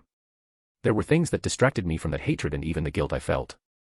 Hinata looked up at me with a light of vulnerability in her eyes. Like enjoying my time with you. Even your incessant teasing helped. Normally, I'd have a quip to respond to that, but I could tell that now wasn't the time. I only let go of my hatred after spending so long being a hero. I accepted what had happened and forgave myself for my part in it. I was human, and it is in our nature to have weak hearts. I have a feeling I know what was holding Hinata back from awakening as a true hero. It seems like you didn't have an easy life, Hinata, and while I can't say that I agree with what you did, it's not my place to judge. It's not like I'm a beacon of morality. I don't think Hinata was telling me this to receive validation or anything, she just seemed to want a listening ear. Hinata laughed, hearing what I had said. That's true. You are not moral at all. It's a wonder how I began to foul, she shook her head. Never mind. I blinked as I considered the implications of what Hinata was about to say. I sighed, I could think about all that later, right now I think Hinata just needed me to be there for her. If she wanted to open up to me about what she felt I'd be there but I'll let her take the first step. We sat in silence for a little while before Hinata continued. I guess in the end, I just felt like I needed to prove something to myself, to prove something to you. Hinata whispered as she ducked her chin. I quirked a brow. You don't really need to prove anything to me. I literally decided to teach you here and there with no hopes in mind, it was just something to pass the time. Hinata laughed. I am well aware of your petty reasons for taking me on as a student. Did you enjoy beating me into the ground? I did, in fact, enjoy that. I said with a smug smile. I am aware that I did not need to prove anything to you, but I still wish to do so, to prove to you that you had not wasted your time and effort on me, but most of all, to prove to myself that I could reach my goals, that I had not reached my limit, that I could still be a hero in this age. That simple flesh wound I caused you meant the world to me. Hinata said with a deep light of conviction in her eyes. Did perhaps beating Hinata into the ground with no visible effort cause her to doubt herself and give her an inferiority complex? Well, oops. Now I know for certain that I can accomplish my goals, and know this Felix, I will keep striving to surpass you. Hinata declared. Well, it seemed like it all worked out in the end, though if I ever took on a student ever again, perhaps I needed to reevaluate my methods of teaching. Even if I did give Hinata constructive advice after my beatings, it seems that I should have been a bit more gentle on her. Though to be fair to myself, when I first decided to teach Hinata here and there it was out of maliciousness. What can I say? I'm a petty guy. Well, you live, and you learn. That's part of life. Even with a super genius in my head, I was still bound to make mistakes from time to time, especially since that very same super genius didn't actually know everything and didn't correct each and every one of my actions. Still, I laughed at Hinata's bold claim. You want to surpass me, huh? Then why don't you learn just how much you have to grow then? Let's compare our power. What I was doing could very well destroy Hinata's resolve, but the woman I knew would grow from the experience and surpass my expectations. And if she didn't? Well, that was fine too. I didn't want to drown her in my expectations. That sounded like a shitty way to live. If she failed, then she would either keep trying until she achieved her goal or she would give up, and while I don't think that was likely, if she chose to do so, I'd still support her. I cared about her enough to do that much. Hinata looked up at me with widened eyes. Are you going to? I nodded, a mask of smugness on my face. Be honored. I shall unleash my true power for a few moments. I will allow you to bask in my magnificent presence, I announced grandly. Hinata rolled her eyes. Yes, thank you, great Lord Felix, for granting me this privilege. Hinata droned out, but I could tell she was excited. Her previously weary mood had improved a bit as well. I know that Hinata has been trying to learn just how strong I am ever since I first met her. Hinata pulled away from my chest and stood up. She was pretty much healed now, ignoring her low energy reserves. I stood across from Hinata. I'll make sure to avert my spiritual pressure from you, but be careful just in case. Hinata nodded. I had long since forgiven Hinata for her part in the Falmouth invasion. It took me some time, but I looked at things from her perspective. Hinata personally wasn't very invested in the Falmouth invasion. She simply used it to accomplish her goal, which was slaying Remuru. Falmouth did not answer to Hinata after all, so she wouldn't have been able to do anything to stop the invasion unless she wanted to cause an international incident. As for her attacking Remuru, in her eyes, Remuru was wearing her teacher's and mother figure's body like a meat suit. It's normal to lose your cool a bit in that kind of situation. But even then, Hinata was careful. She received information from a merchant who had been building his reputation with her for years. From what Hinata told me, he had been giving her information on various monster and Magian attacks over the years, allowing her to save more lives, so Hinata had no reason to doubt the merchant's words. When she was fighting Remuru, she ignored Remuru's various pleas to stop the fight because, for all she knew, Remuru was trying to bait her. In her eyes, this was a malicious Magian that had killed her teacher. Her teacher was kind, and perhaps Remuru had used that to trick her to kill her. Now that she was fighting him, she wouldn't make that mistake. Even when Remuru began bringing up his otherworlder nature, I didn't blame Hinata for not taking him seriously. Remuru had access to some of Shizu's memories, which was part of the reason for his sudden attachment to the kids, to Hinata, and even to Yuki. For all Hinata knew, he was using Shizu's memories to lure her into a false sense of security. So, while I am upset about the entire situation, I'm not dense enough to realize Hinata's position. I shook my head. I was getting lost in my thoughts. Now I had some flexing to do. I backed away from her a few extra feet, and for the first time since I had gained the dragon factors, I stopped tightly concealing my power within my body. Hinata Sakaguchi. Hinata stared wide-eyed at the scene in front of her. Felix's coat was waving around him, his hair flailing wildly, and currents of wind destroying some of the pillars in the room. She could feel the dimension itself shaking as if it was struggling to contain the torrent of power in front of her. She had been wanting to understand Felix's true power for as long as she had known him. At first it was so she would know just how strong she needed to be able to neutralize him if he became a threat to humanity. She did not think she could bring herself to fight Felix should he become a threat to humanity now. She had become far too attached.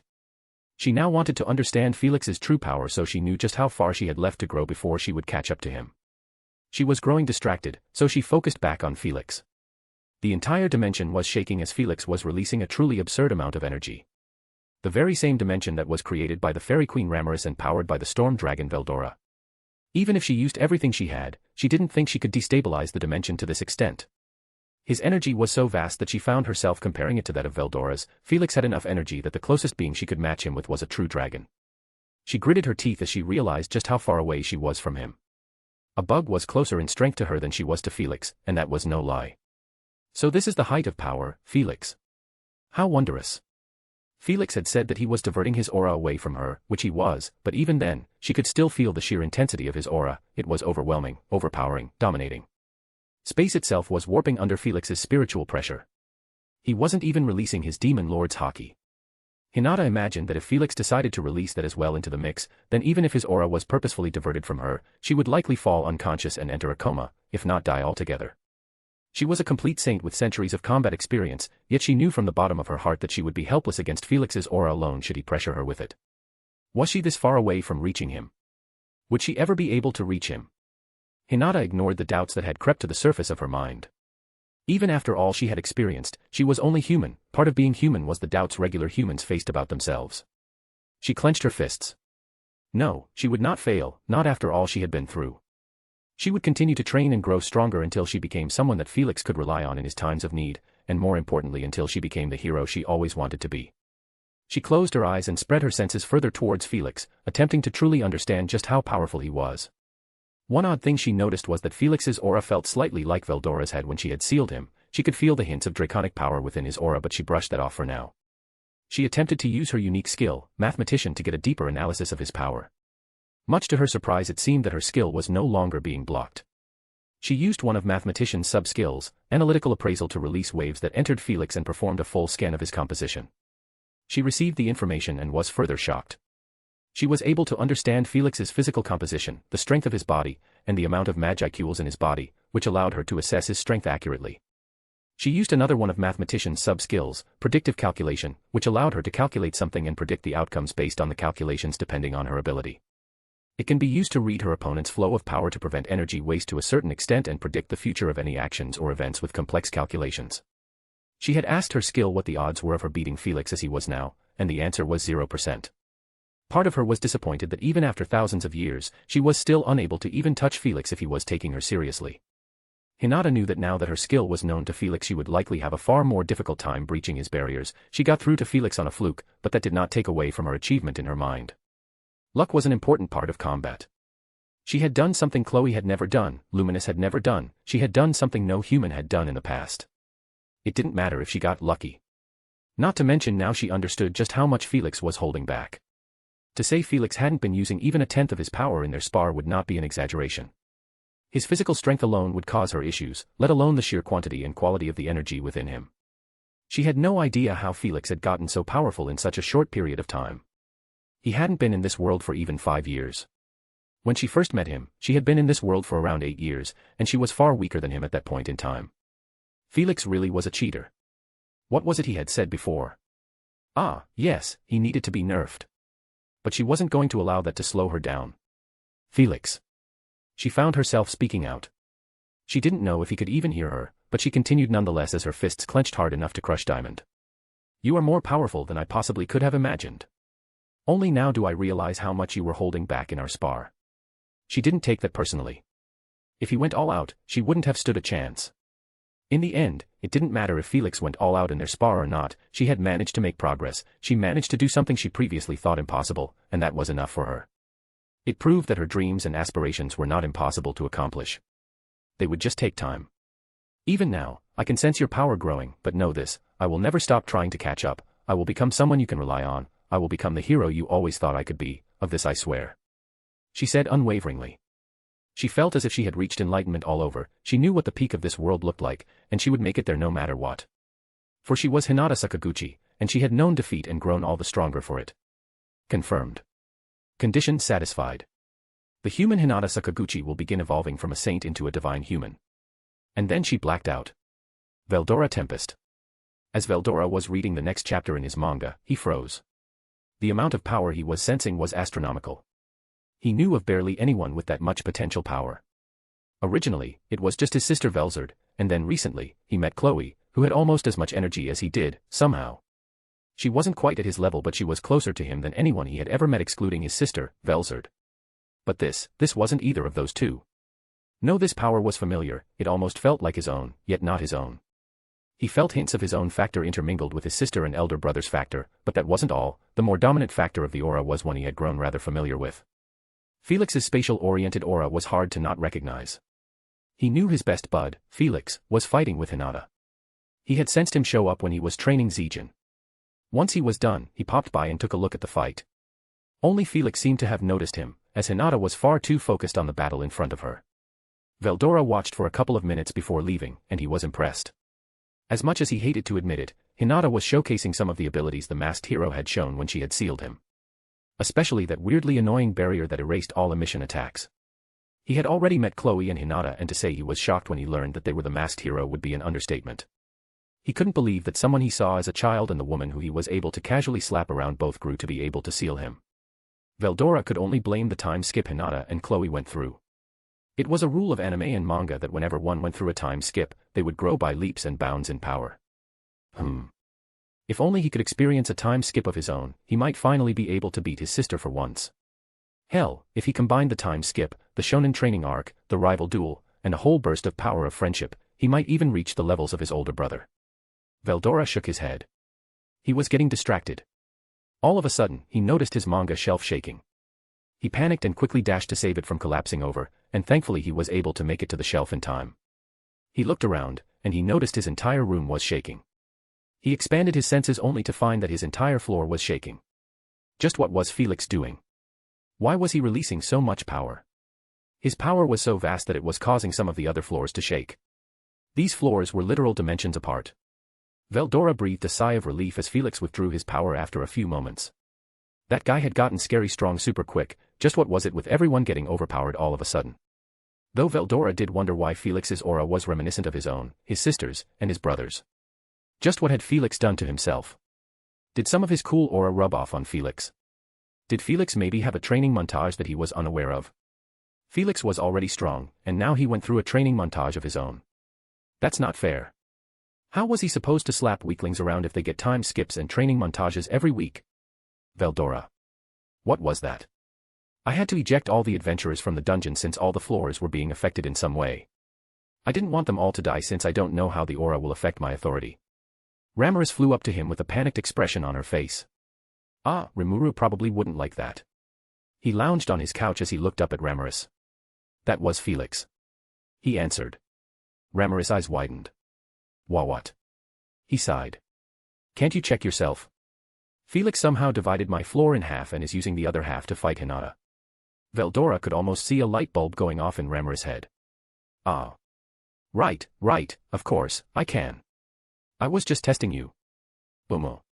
He ignored Ramiris and got back to reading his manga. Ugh, a ton of monsters were killed by that dummy Felix. Just what was he doing? Now I have to make some excuse before those adventurers begin causing problems. Ramiris whined. Remuru Tempest. Remuru. He sighed as he looked up from his desk. What is it, Ramiris? I'm busy right now. Ramiris flailed around him wildly. We have a big issue.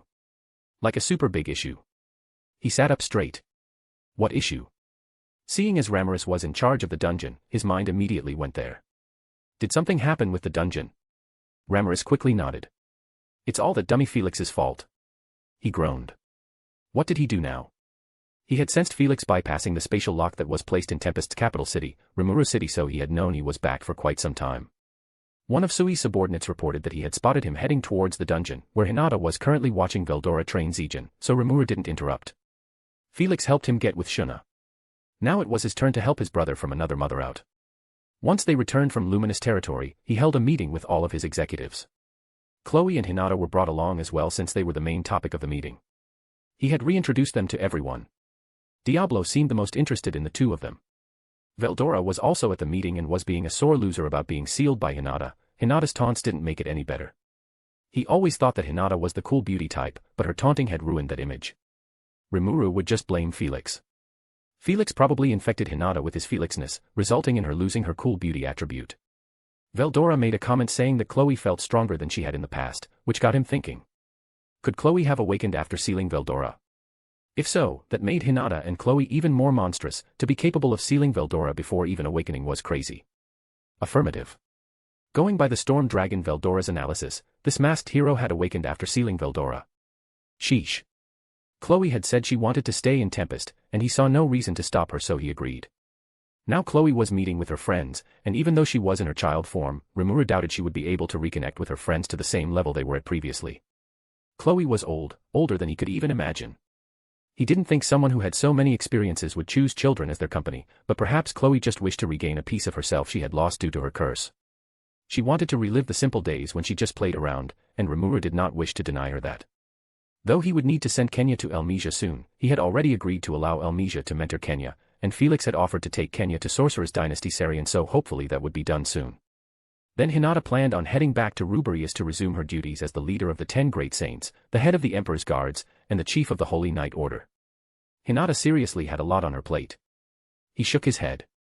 He was getting a bit distracted. Though he did wonder what had taken Felix so long with Luminous. Notice.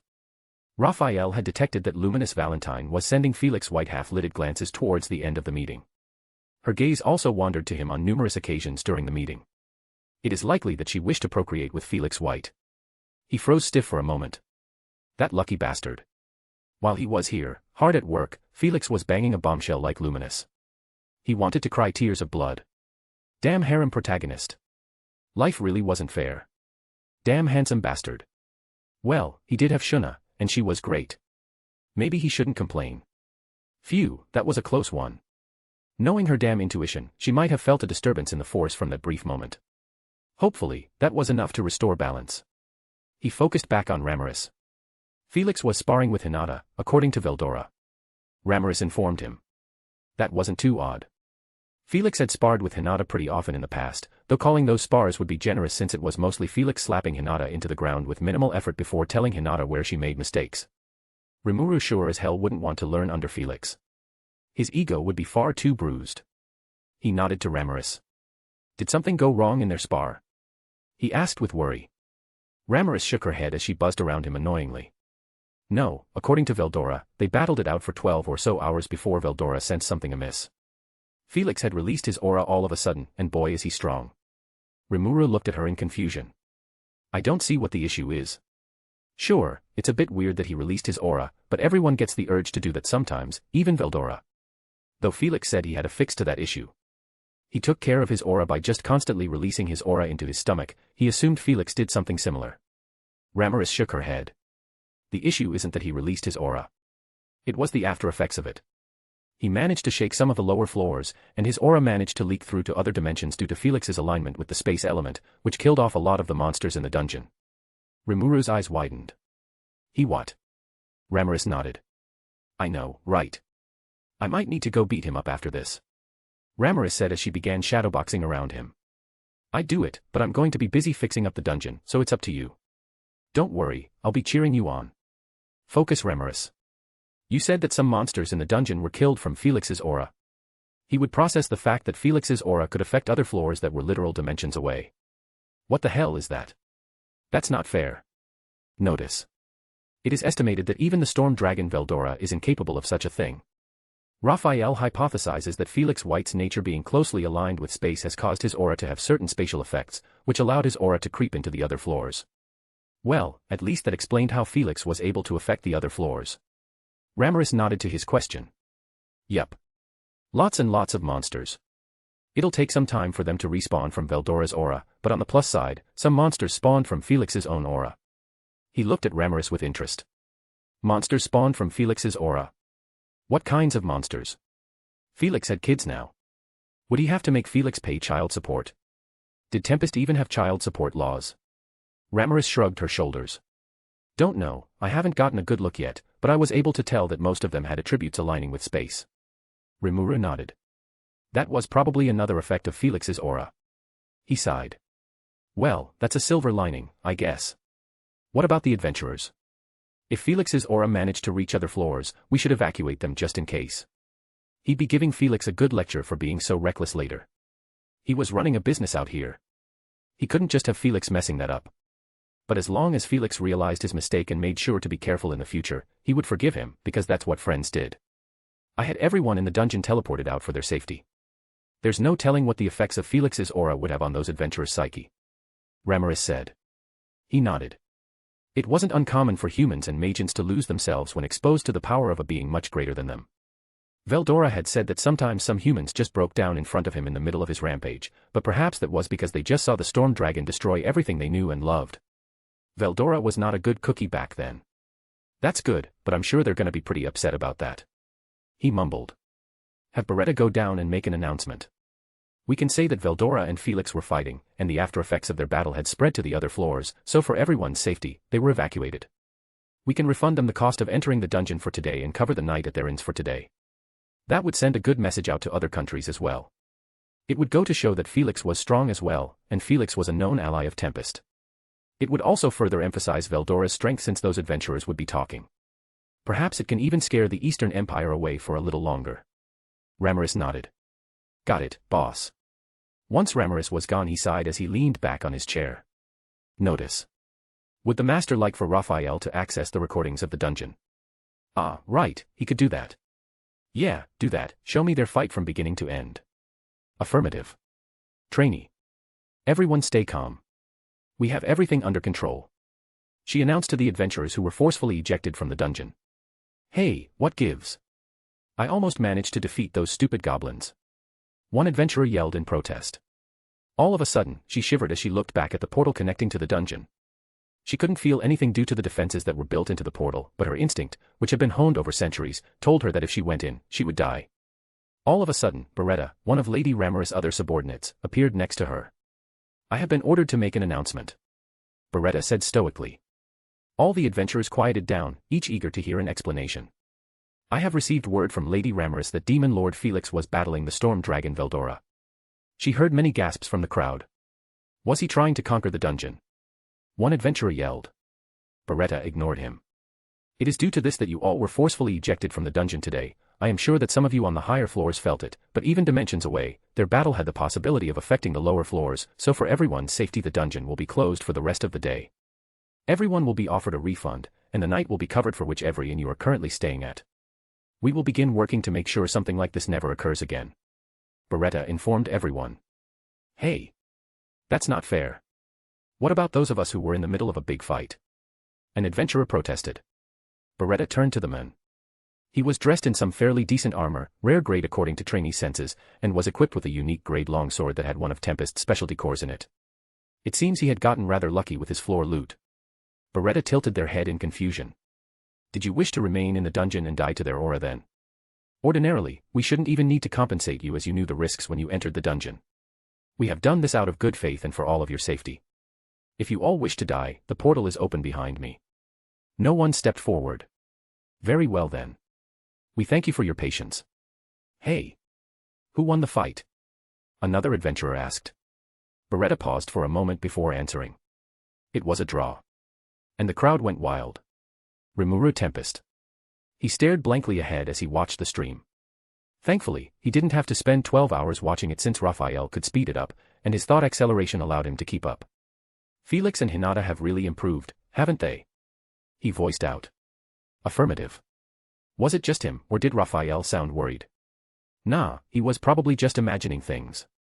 He hadn't really seen Felix fight all that much. In the past they used to spar using pure swordsmanship, but eventually, that stopped. After watching Felix body Cronoa, he knew he was pretty strong, but seeing how he handled Hinata put it all into perspective. With the way Hinata was fighting, even he would need to be careful if they ever fought again. Her swordsmanship was almost like a dance, and Felix was keeping up. Not to mention, she somehow managed to bypass Felix's ever-present barrier. He could do something similar with Uriel, Lord of Vows, as long as Felix wasn't focused on reinforcing his barrier, but that was an ultimate skill, and he didn't think Hinata had an ultimate skill. Affirmative. It is likely that Hinata Sakaguchi developed a new unique skill due to her intense desires. Due to her willpower and strength, she was able to make her unique skill as effective as an ultimate skill in some aspects. Hinata pulled a practically suicidal move to bypass Felix's barrier. She had guts, that's for sure, but he already knew that. He skipped ahead when Felix and Hinata had their little heart-to-heart. He would respect their privacy. He skipped ahead to when Felix began releasing his aura. Notice. The EP of the demon Felix White has been measured at approximately 75,123,674 foot. What the hell, Felix? The last time that they measured his EP he was way less than that. How did he get such a big power-up? Did he secretly go have a training arc? That was pretty close to Veldora's own EP, which was at 88 million. Notice.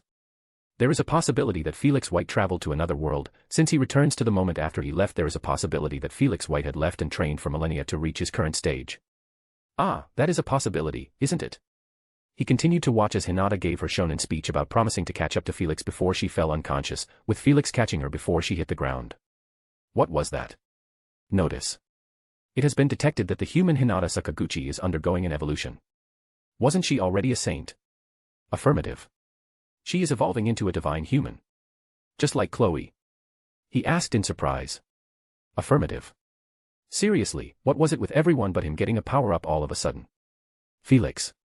I appeared behind Hinata, catching her before she hit the ground. What's going on, Athanas? It seems that Hinata is undergoing an evolution. My eyes widened. Hinata was a saint. There was only one other higher evolution, as far as I know. Indeed, Hinata Sakaguchi is acquiring divinity and is evolving into a divine human. Huh, well, that's something. Do you know how that happened? I have my theories. Acquiring divinity is a fairly mysterious process. You acquired it due to your harvest festival.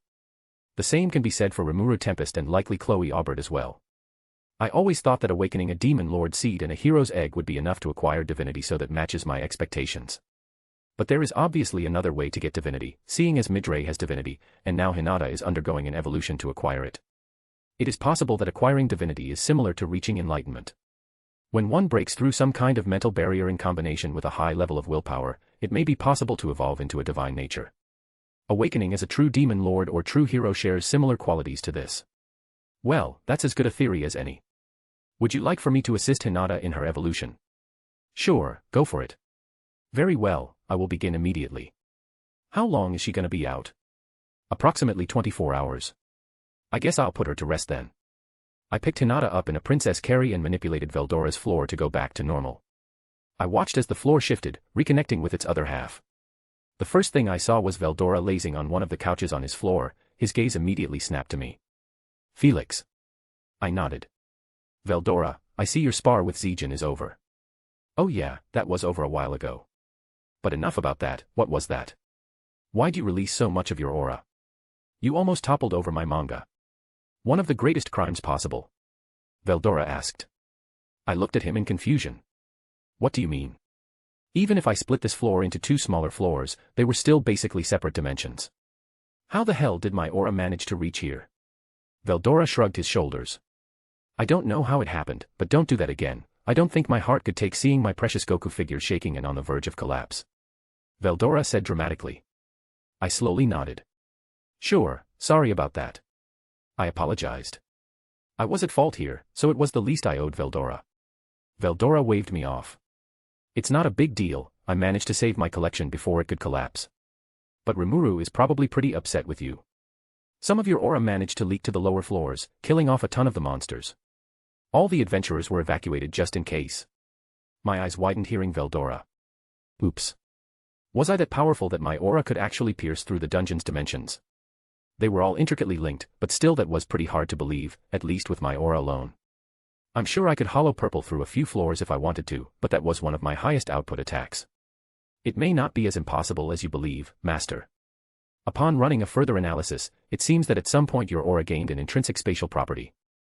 Your aura grinds together with space, creating spatial disturbances as well as gaps in spacetime. It was likely that through these gaps that your aura traveled to the other floors. I was not aware of this beforehand since you and I always keep your aura fully restricted in your infinity space where phenomena function differently. So I was unable to run a proper analysis on the properties of your aura. I apologize. Don't worry about it. I should have thought a bit more before releasing my aura. I don't think I've fully released my aura once since I had my Harvest Festival, so I don't blame Othinus. It's not like she is some omniscient being, she's my partner and everyone makes mistakes. This isn't even really her mistake to begin with, it's mine. I will make sure such an incident does not occur again. I had already planned to do a fully detailed analysis of you after evolving into a Monus, but I was focusing on reworking your skills before that, which I just finished. Othinus was right, my skills did feel a little bit different. Ouroboros sub-skills cost less Magicules to utilize now and had some more firepower to them. With Satinel it would be much harder for me to go in a berserk state, Beelzebub's predation was now much harder to resist, and Brahma's abilities also cost less Magicules to utilize. A fairly useful upgrade in my opinion, an overall optimization. Now I will focus on analyzing your full capabilities so you are fully aware of what you are capable of, Master. Got it, thanks, Othinus. It is my duty to serve you to the best of my abilities, Master. Hey, we're partners, you don't really owe me anything at this point. I appreciate you still being around and here for me. I would rather be nowhere else. After Othinus' rather heartwarming comment I focused back on my surroundings. Oops, is right, mister. A high-pitched voice scolded me. I turned around to spot Ramiris buzzing towards me. It was so much work evacuating everyone from the dungeon at once, Ramiris complained with a pout. I rolled my eyes. A chocolate chip cookie that I made using Brahma appeared in front of Ramiris. She immediately snatched it out of the air. I suppose this is enough compensation for my troubles. Ramiris responded diplomatically. Seriously, Ramiris. Another voice complained. I spotted Remuru entering behind him. Before he could say anything I apologized. Hey, sorry. I didn't expect to cause such a mess with my aura. Remuru had to basically temporarily shut down the dungeon, which likely won't harm Tempest profits much at all, but it was still something that shouldn't have happened. Remuru sighed. As long as you're careful in the future, I forgive you. The adventurers were somewhat appeased, though I had to tell them a bit of a lie. He then looked down at Hinata, who I was still carrying. A devious smirk appeared on his face. Hey, I'll save that picture for later. I'm sure it will be fun to tease Hinata with it. He mumbled. I rolled my eyes. She'll have your head. Remuru shivered slightly. Right, and she's going to be stronger, isn't she? Maybe I'll be more careful. I nodded. Yeah, she's evolving, so she should get quite a bit more powerful. I wasn't surprised Remuru could tell what had happened to Hinata. Raphael was no Odin, let alone Othinus. Odin practically cannibalized Raphael, but it was still a very, very good ultimate skill. That is correct, it is vastly inferior to me, but it is still very capable. Othinus complimented backhandedly. I lifted Hinata up slightly. Anyways, I'm going to put her to rest. Catch you all later. They all nodded, so I teleported back to my residence in Tempest. I gently set her down on the bed in one of my guest rooms. If you wish for me to maximize the effects of this evolution for Hinata, I suggest granting Hinata a major blessing. Since Hinata's entire being is being restructured, I will be able to incorporate the blessing deep within Hinata's soul, deeper than normally possible. Currently, Hinata has a minor blessing of mine since it was transferred from ether to her. I had planned to give her a major blessing, which would give her a massive affinity for space and a lower affinity for time in the future. But if Othinus thinks now is the best time, then I'll do it. I laid one of my hands on one of Hinata's breasts as it was a direct link to her core, ignoring the pleasant sensation I channeled my power into her. I wasn't going to abuse Hinata's current state to cop a feel, so I immediately let go. It only took a moment for the blessing to latch onto Hinata. I will begin getting to work now. Thanks, Othinus. I'm sure Hinata will be thankful as well. I do not care what what Hinata thinks. I simply believe this was something that would please you. Were you about to call Hinata a vixen? No, it is your imagination. I wasn't going to get into this argument, I had enough experience to know where it would go. As I was leaving the room, I was deep in thought. I have a feeling Hinata will be quite strong after this evolution of hers.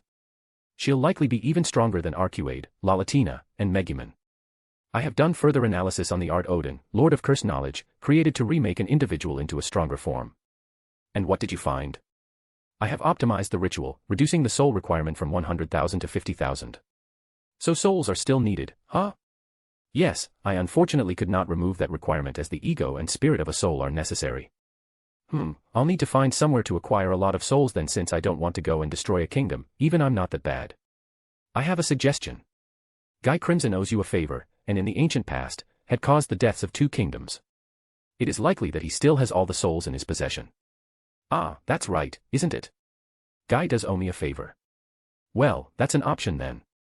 Maybe I'll ask him about it whenever I see him next. I also suggest not using this ritual on all of your subordinates. According to my analysis, only Arcuade, Megumin, and Lalatina can handle the strain of the ritual without their souls collapsing. What? This ritual involves using the energy from 50,000 souls to in essence super evolve the target. Not everyone can handle the strain of 50,000 souls worth of energy suddenly flowing within their bodies. Ah, I see, so one needs a strong vessel to handle this ritual. Correct. I do believe that your other subordinates will reach the necessary level to be capable of handling the ritual in the future. That's good, then. I'm sure Arcuade, Megumin, and Lalatina will be happy with the power-up whenever it happens. Chapter 143, Chapter 73, The Platinum Saber. Felix. As I was leaving my residence, my head snapped to the southwest. I could sense a large aura heading in this direction at extremely high speeds. I was planning to head back to my territory to check on my subordinates before coming back just before Hinata should awaken, but I'd like to make sure everything was fine here first.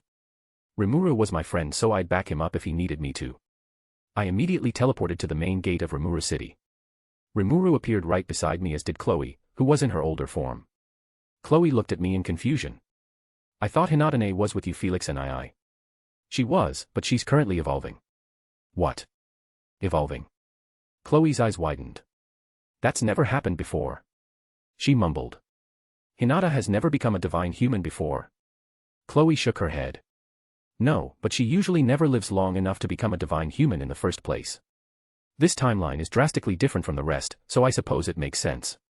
Chloe then looked in the direction the aura was coming from. She sighed. I think I know who that is. Remuru's face snapped to her. Really? Who is it? Chloe sighed once again. Man, this guy must be bad news. It's my brother. Demon Lord Leon. What? Remuru yelled in shock. I didn't blame him, I was similarly in shock, even I didn't expect this. We aren't blood related. Chloe muttered. We're just super close, so we see each other as siblings. That doesn't explain anything. Remuru responded. She sighed. Can I explain everything once he's here? I have a feeling I know why he's coming here. Remuru sighed. Fine. As we were waiting, Rigurd ran up to us. He quickly greeted Chloe and me before facing Remuru. Lord Remuru. What do you wish for us to do? Sir Benimaru is already preparing the army. What? No. We aren't going to war. This is just it's a friendly visit. Remuru responded in panic. Rigurd looked at Remuru in confusion. A friendly visit. I see, then I will inform Sir Benimaru and the others. Remuru sighed in relief. Good, thanks, Rigurd. Rigurd gave Remuru a salute. Of course. He then began running back into Remuru City. It didn't take long at all for Leon to crash onto the road in front of us. He ignored Remuru and me. His gaze was focused solely on Chloe. Now that he was in front of me, I could tell without a shadow of a doubt that this guy had Medatron. His aura was beyond holy, and I could feel the spirit rons around us. They were practically waiting and eager to follow Leon's commands. Leon was a severe threat as long as he had Medatron. Medatron was by far one of the most destructive abilities I knew of. Leon could easily destroy a continent in a couple of moments if he let loose, not to mention the other benefits Medatron offers. It doesn't only allow the user to have a very high level of control over spirit rons, but it also makes the user incredibly energy efficient, to the point that if 10 points of energy could give a normal person 10 attacks, the user of Medatron could get 100 if not 1,000 attacks. Then there was the fact that Medatron allows the user to purify multiple energies into their purest forms, allowing Leon to even purify the Magicules in the air and use the purified energy for his own purposes. It also increased the rate of energy regeneration of the user astronomically. The only downside of Medatron was that it was hard to precisely control the spirit rons around the user. It was built for mass destruction and nothing more. Even though Leon had far less energy, magic power, and energy output than me, he was still a threat to be taken seriously. All of the Virtue series skills are certifiably broken. Gabriel, Lord of Patience and its temporal abilities, Raphael, Lord of Wisdom and its sheer versatility, Medatron, Lord of Purity for its destructive abilities and energy conservation abilities, and even Uriel, Lord of Vows. Uriel's spatial abilities are immense, and then the faith system which strengthens the skill based on how much faith the user is receiving. The faith system was something that even Ouroboros partially inherited, increasing its power and such based on how much my subordinates had faith in me. And, of course, the Sin series, as the mirror images of the Virtue series, are all equally overpowered. But even with all of Leon's advantages, I still felt like I could beat him. Leon was most likely time-stop fodder, as is 99.99999% of the world. In fact, becoming a digital life form is damn near impossible. The only reason I was able to become one relatively easily was due to Gabriel, Lord of Patience, and Odin. Otherwise, I have no idea when I would become a digital life form, let alone learn time stop. And even if he was a digital life form and could operate in the suspended world, I still have a Manus assisting me with manipulating infants. That's correct. My ability to assist you in the suspended world has increased. That's good then. Leon was currently dressed in a high-quality robe and golden armor. Before he could say anything, Remuru appeared in front of him with his arms crossed. What are you doing here, Leon? Remuru asked. Leon briefly glanced behind Remuru, past me, and to Chloe, who was standing a little behind me. I was content to watch things play out. I wasn't going to make the first move to start a fight or anything. I was here as moral support, and because I was already here. Chloe. Leon mumbled longingly. My lips twitched at the sheer emotion behind his words. Can I leave now? I feel like this is going to be super troublesome. Leon made a move to brush past Remuru. Unfortunately, Remuru wasn't having that as he placed a barrier separating Leon from advancing any further. Leon's eyes narrowed as he glared at Remuru. Step aside, Demon Lord Remuru. Remuru shook his head. Nah. Tell me why you're here first. It's pretty unusual for another Demon Lord to visit another Demon Lord unannounced, you know. How am I supposed to know if you're here to start trouble or not? Before Leon could respond, Chloe stepped past me. It's fine, Remuru. Leon won't cause any trouble. Chloe said with a sad smile. Remuru sighed, dispelling the barrier he had placed. Fine. He grunted as he stepped aside, allowing Leon to walk past him. Remuru's fists were clenched. I could tell he wanted to punch Leon in the face, but he was holding himself back. There was a time and place for such things, now was most certainly not the time. Leon stood right in front of Chloe. Chloe. Is that you? He whispered, almost as if he doubted his eyes. Chloe nodded, though there was still a sad smile on her face. It's me. Long time no see, Leon NII. She joked britly. Leon looked frozen for a moment before he took a step forward. I could tell Remuru wanted to intervene, but he trusted Chloe.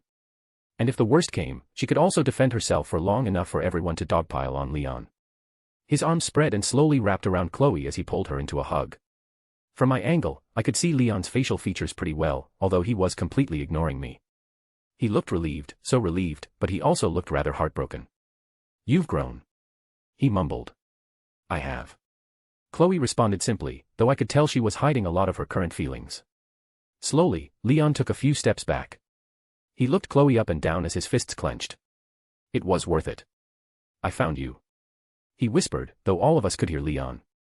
It's nice to see you again, Leon NII. Chloe said as her smile grew a little more happy. Leon went on to convey just how glad he was that she was alive. He and Chloe chatted for a few moments while Remuru and I were just standing by. Remuru was paying attention to them, but I lost interest almost immediately. I was just sticking around to make sure things went all right. I planned to leave if things looked fine here, but I'd observe for a little while longer first. I raised my palm and started to play around with some magic. Storms of lightning formed in the palm of my hand, superheating the surrounding air due to the lightning's temperature. Everyone was able to ignore the sudden apoplectic strike in temperature, though, as the lightning storms weren't at the ultimate level. I did get a few glances thrown at me by everyone here, but Leon and Chloe were mostly content to ignore me. After a couple of minutes, Leon and Chloe wrapped up their initial conversation. I've been trying to find you for so long, Chloe. I've unleashed things upon this world that can never be taken back, but it was all worth it now that I see you here, safe and sound. Was he a Yandere? Please, come with me. I can keep you safe in El Dorado. You won't need to worry about anything, I promise. If there is anything your heart desires, I will obtain it just for you. Leon said. A sad smile formed on Chloe's lips as she stared Leon dead in the eye. Remuru didn't say anything, content to let Chloe make her own choices. Chloe slowly shook her head. No. I want to stay with Remuru. Leon stood there, frozen in shock, before he looked at Remuru with a dead gaze. What did you do to Chloe? Now, it was Remuru's turn to look confused. What? I didn't do anything. Chloe nodded along, her mood seemingly improving a bit. That's right. I just like Remuru, so I want to stay with him. I know you are worried about me, but I am not the same scared kid I used to be. I'm strong now, and I don't need you to protect me. You like Remuru? Leon mumbled heartbrokenly, practically ignoring the rest of what she had said. All right, I have a feeling I'm not needed. I showed up just in case someone was coming to cause trouble. I don't want to watch this train wreck waiting to happen. Yanderes can be scary if untamed. Remuru can handle this on his own. Probably. Since it seems a fight won't be breaking out, I think I'll be leaving. I spoke up. Remuru looked at me and nodded. All right, thanks for showing up, Felix. I nodded, but before I could leave, Chloe interrupted me with a thought communication. I blinked as neither Remuru nor Leon seemed to sense anything out of the ordinary. Monas really were bullshit. At least I could only assume that Cronoa was responsible for the thought communication remaining undetected. Felix and I.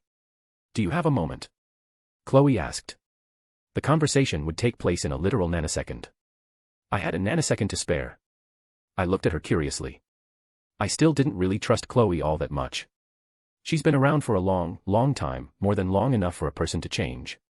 But she hasn't really given me a reason to be suspicious of her, so I'd give her the benefit of the doubt, but nothing else. Sure, Chloe, what's up? Cronoa is requesting we spar sometime whenever you have a chance. Chloe stated. Why would she want to spar?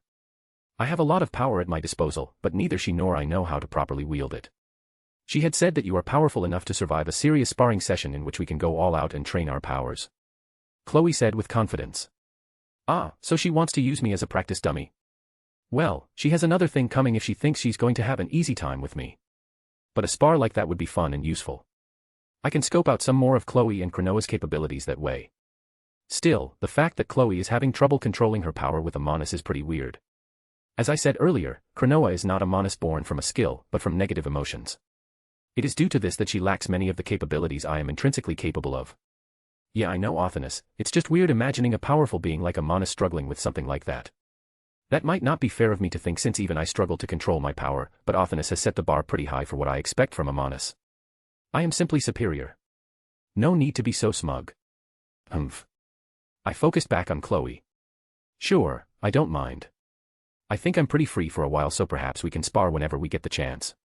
I'm going to be having a lot of spars soon. I just had one with Hinata, then I want to have one with Malim and now with Chloe and Cronoa. It sounds fun. Very well, thanks Felix and I. See ya.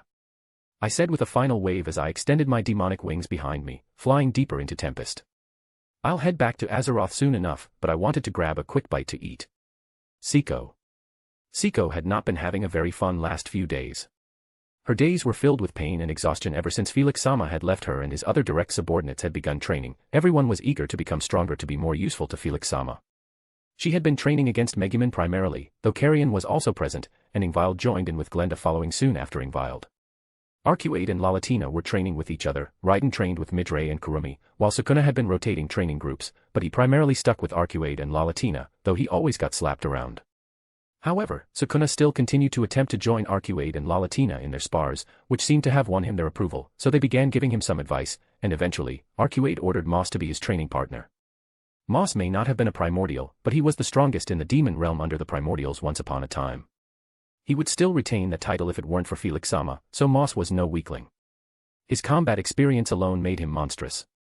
In fact, Moss was stronger than over half of the 8 demonic lords despite not being one of them himself. He was simply that powerful, even if his persona did not match that. Everyone was eager to grow stronger, and Siko couldn't be more happy. Even through all the pain, she knew each hour brought her closer and closer to becoming someone Felix-sama could count on. All of them had grown stronger from the training they had done, but everyone also knew that it wasn't enough. They all agreed to continue to train with slightly less intensity after Felix-sama returned. They likely wouldn't have as many opportunities to train since they would be fulfilling Felix-sama's orders, so they would have to make do with the time they had. Felix-sama should be back soon, so Siko wished to prepare an extravagant meal for him. Raiden agreed on the condition that she would be supervising. She wasn't quite certain why Raiden felt the need to supervise her. Perhaps Raiden wanted to steal her recipes. If so, Raiden did not need to go through all that effort. Siko was willing to share them freely. She was a generous woman. Now, she was visiting some of her self-proclaimed subordinates. They couldn't be the only ones training and growing stronger, so Siko ordered them to begin improving themselves as well. She quickly arrived at the training grounds that Arcuade had assigned to her group. She crossed her hands under her generous bust and marched forward. There were a variety of races in the Purple Guards. 1,500 different Magen were training in front of her. The majority of them were Kijin, but some other Magen also decided to join in for whatever reason. Each of them seemed to be very loyal to her, so Siko didn't question it. Lalatina had double-checked to make sure there were no spies within, and Siko trusted Lalatina's ability. There was a reason Felix-sama had put her in charge of the intelligence department. Lady Siko has arrived, announced the eldest of Degrul's children, Dagura. Everyone stopped what they were doing and saluted her. She nodded in satisfaction. Good. I see you have all been hard at work. She smiled happily. Yes, ma'am, responded Ryura, Degrul's second son. She withdrew some bottles from her spatial storage. Make sure you all try some of this. It will increase your poison resistance. All 1,500 of the Purple Guards collectively shivered hearing her for some reason. She wanted to make sure the Purple Guards were useful to Felix-sama, so she made sure they were resistant to as many things as possible: poison, sleep magic, paralysis, and a variety of other status effects. Of course they had all agreed to this ahead of time and could leave at any time. She wouldn't force her training methods on anyone as she was self-aware enough to realize they were fairly abnormal. They did get results though. It was thanks to her efforts that the Purple Guards had gained the extra skill, self-regeneration. Some of the Kijin in the Purple Guards, approximately 100 or so, were those who had died on the night of the Falmouth invasion, and to assist in their resurrection they had gained the extra skill, perfect memory, which in combination with self-regeneration made them extremely hard to permanently kill. Very well, Lady Siko, responded Dabura, the final son of Degrul. She nodded. Good, I will be coming to check on you routinely. I can't have you making me look bad in front of Felix-sama. Once they all got back to work, she left. Hopefully, they will all be useful to Felix-sama. Felix. I snapped my fingers, teleporting myself to my office in my palace, bypassing the space lock placed on the capital of my territory completely. I quickly glanced around before heading towards where I sensed Siko. Oddly enough, the others weren't in my palace. I spread my senses out further. I shook my head, a fond smile on my face. I could sense them all in the training dimension going at it. It seems everyone is looking for a power-up these days. It didn't take long for Siko and me to cross paths. Her eyes immediately widened upon spotting me. Felix-sama. You are finally back, Siko said with some eagerness in her voice. I nodded. Yeah, I'm back for now. I'm going to head back to Tempest sometime tomorrow, but I won't be there for long. I do want to see what kind of effects evolving into a divine human has on Hinata. Siko nodded. Understood. So you've all been training then? I can sense your energy has increased a little bit. It's only been a few days, so the effects of training aren't that apparent yet. Siko's EP only increased by around 10,000. But then again, maybe my perspective is warped. 10,000 EP is the average for a Greater Magian, after all, and a single Greater Magian is a threat that is classified above a rank. Greater Magians are even worshipped as local deities in some remote regions, and I have thousands under my retinue. Siko nodded to my question. We all began training more intensely once you had left Azeroth in our care. We made sure our duties were complete beforehand, though. I nodded. Great, the stronger you get, the safer you'll be. What I left unspoken was that the stronger they'll be, the sooner I can give them a power-up and evolve them. Though I was content to wait for as long as needed. They were all pretty strong already, I wasn't going to rush things and put them in undue danger because I got impatient. They'll be ready when they need to be. Siko firmly nodded. Yes. Out of curiosity, who's training with who? Siko tilted her head. Megumin, Ingvild, Glenda, and I were training together. Arcuade and Lalatina were training together, Sukuna was mostly with Moss, while Kurumi rotated around groups. Then Raiden was with Midray. I raised a brow. Oh. Midray was here. I didn't sense that beast of a man here, so he must have left already. Siko nodded. Raiden had requested his assistance in growing stronger since Midray had offered to train her in the past. Lady Malim saw no issue and sent him over, but he had left earlier. I nodded. I see. Now, I need to speak to Arcuade and Megumin. I'll catch you later, Siko. Siko nodded. I will resume my secretarial duties then, Felix-sama. Her secretarial duties. I don't recall giving Siko any actual duties other than occasionally asking her to do some tasks for me. What exactly could her secretarial duties be? Her under-the-desk duties. Heh. I shook my head. It's none of my business. It shouldn't be anything bothersome for me, probably, hopefully. I went back to my personal office before sending Arcuade and Megumin a thought communication. Can you two come see me? I'm in my office. Ah. You have returned, my lord. Hearing your voice makes my heart beat in relief. Arcuade exclaimed. My lord. Did you require my services? Will we be blowing things up? Megumin asked excitedly. I sighed in fondness. It's nice to hear from you as well, Arcuade, and as for you, Megumin, we'll probably be blowing stuff up in the future. It's part of why I want to talk to you too. Hee hee. Yeah, I'll come over immediately, my lord.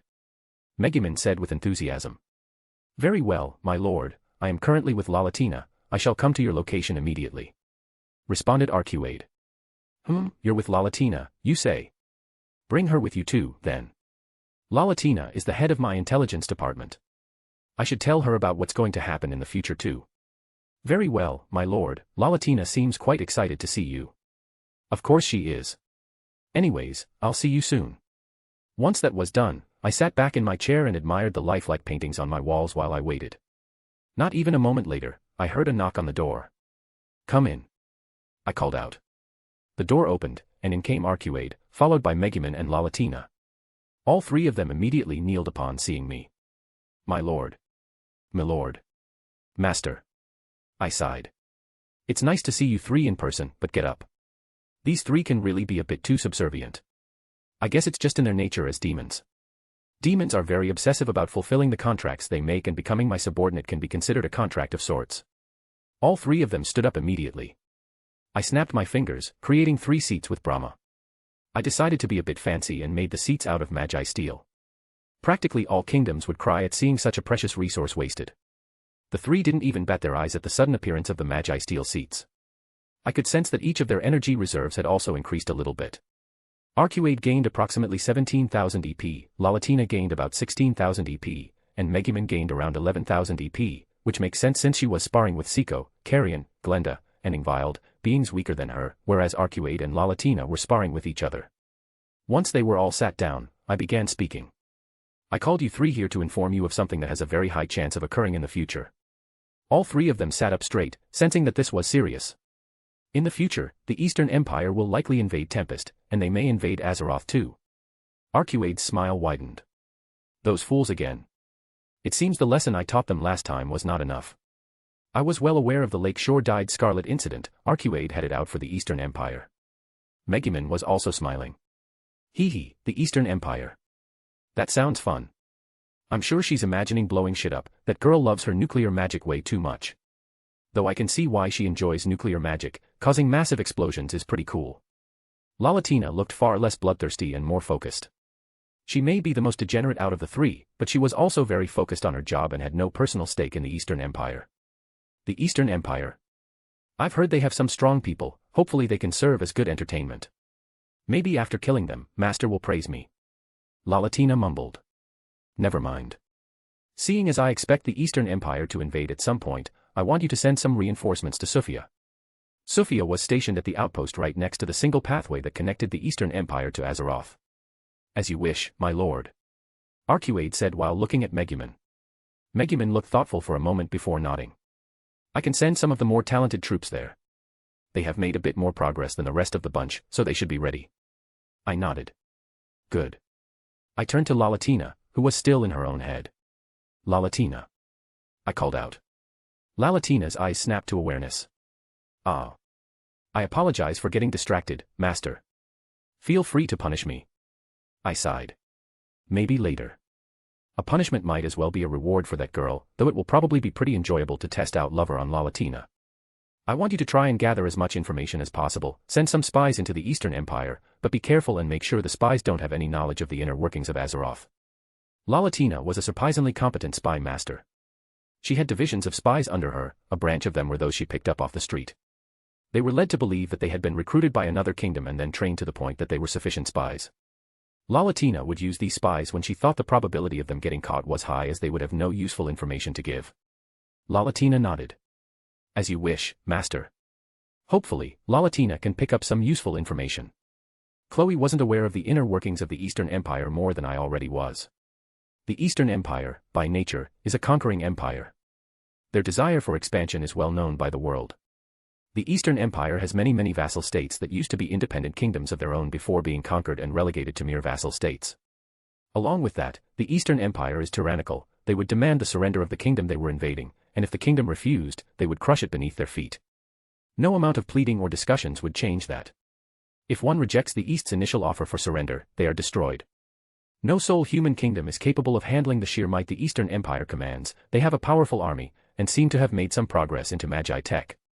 Good, that was all I wanted to talk to you three about together, but I do have something else for you three. You could consider it a present. Ah. Another present from my master. Lalatina mumbled as she giggled lewdly. I rolled my eyes and ignored her. A while ago, I gave you all god-grade equipment I created with material creation. How has the equipment been suiting you? Arcuade held her palm out, summoning the whip I had created for her. It has suited me wonderfully. When I wield it, it feels like an extension of my being. The katana you made for me is great. Megumin added. Lalatina was still in Lala Land. I nodded. Good, well, I crafted those with material creation, so they are intrinsically weaker than god-grade equipment that has been forged by a blacksmith and evolved to that level. Now I can make you three more powerful god-grade equipment that, at the very least, won't be outshone by a naturally evolved god-grade weapon. Megumin's eyes lit up. New weapons, huh? A stronger and more durable weapon would be fun to use when I'm chopping up the Eastern Empire. Megumin said with a bloodthirsty smile. Our current weapons are more than sufficient, my lord. However, if you feel that I will be of more use to you with a more powerful weapon, then who am I to question your wisdom? Arcuade said diplomatically. Lalatina also seemed to have come back to reality. Any present from you I will cherish with my entire being, master. A present I can use to claim souls in your name is almost as good as the collar you got me. Lalatina said as she touched the collar on her neck. Seeing Lalatina's action, both Megumin and Arcuade looked at Lalatina weirdly. I suppose all of us have our eccentricities. Arcuade mumbled. Alright, so do you all want the same weapons I gave you before? Arcuade nodded. A whip that can channel my white freezing flame is more than sufficient for me, my lord. Lalatina also nodded. I've been enjoying using the pistol that you gave me, but I would prefer dual blades as my primary weapons master. I would also like a katana, but for my offhand, I'd like a pistol to wield in it. Megumin asked. I nodded. Sure, I can do that. But since when have you liked to use handguns? I asked curiously. I gave Lalatina a handgun that she has been having fun with, but that's because she's my spy. What kind of spy doesn't have a badass pistol with which to assassinate people? I had used Glenda's before, and it was enjoyable enough for me. I can combine it with the swordsmanship I'm learning from Gadra fairly easily as well. Megumin answered with a shrug. I see, that's fine then. I smiled as the perfect pistol came to mind. I held my palm out and called on the power of Brahma, Lord of Creation. I created a brand new whip for Arcuade, basing it on the old one I gave her. I added a bit more cosmetic design to this whip. The handle was pitch black and had intricate engravings scorched onto it. Runes etched onto the surface meant to increase the power of the Magicules channeled through it. The designs were inlaid with fine gold and silver filigree, adding an ethereal glow to the dark surface. The entire whip was made out of high Irocane, also known as divine steel. Overall I think this suited Arcuade, and going by her gaze, I think she liked it. I handed Arcuade the handle, which she took with no small amount of reverence. The gaze she sent me caused me to shiver. The sheer obsessiveness, desire, and even love were noticeable. That woman was intense. Next for Lalatina, dual blades. Two beautiful short swords appeared floating in front of us. The design was similar to Arcuade's whip, with black handles and designs engraved into the hilt and blade, as well as runes to assist in channeling Magicules. This was also made of high Irocane. Lalatina reached out and gently grabbed the two hilts. Hee, a gift from Master. I rolled my eyes. No matter how hot she was and how hot her total masochist slave thing was, I must remain strong. No lewd thoughts right now. I shook my head and looked towards Megumin, who looked eager for her weapons. I created a katana out of high Irocane, which was floating in front of her, same deal as before, with a black hilt and designs engraved on it. The gun was what I was excited to make. Megumin grabbed the katana out of the air in an instant, causing a gust of wind to be released from the sheer speed of her grabbing motion. That gust of wind would have toppled over my wine shelf if I hadn't stopped that from happening. Arcuade frowned at Megumin. Be careful, Megumin. You have almost damaged our Lord's precious wares. Megumin looked up at me apologetically. Sorry about that. I'm just excited to try out my new weapons. I bet Gadra will be jealous.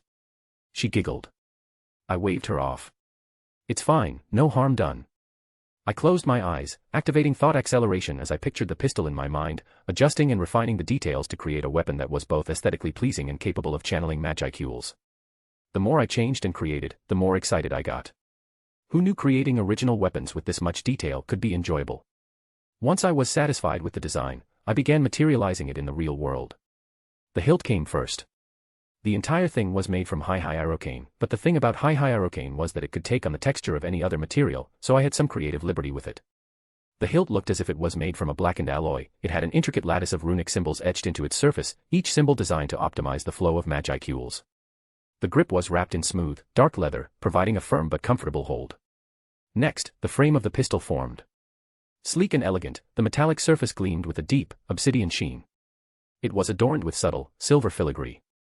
The trigger guard was slightly larger than usual, allowing for a more precise and controlled pull, essential for channeling Magicules through the weapon. The barrel extended gracefully, longer than a typical Beretta's, to accommodate the magical conduits within. The rifling inside was meticulously designed to spin not just bullets but also concentrated blasts of Magicules with deadly accuracy.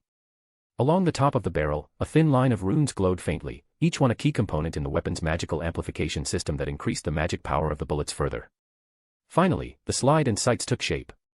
The slide was engraved with elegant scrollwork, and a pair of finely tuned, adjustable iron sights sat atop it, glowing faintly with enchantments that allowed for perfect aim even in low light conditions, not that Megumin even needed that.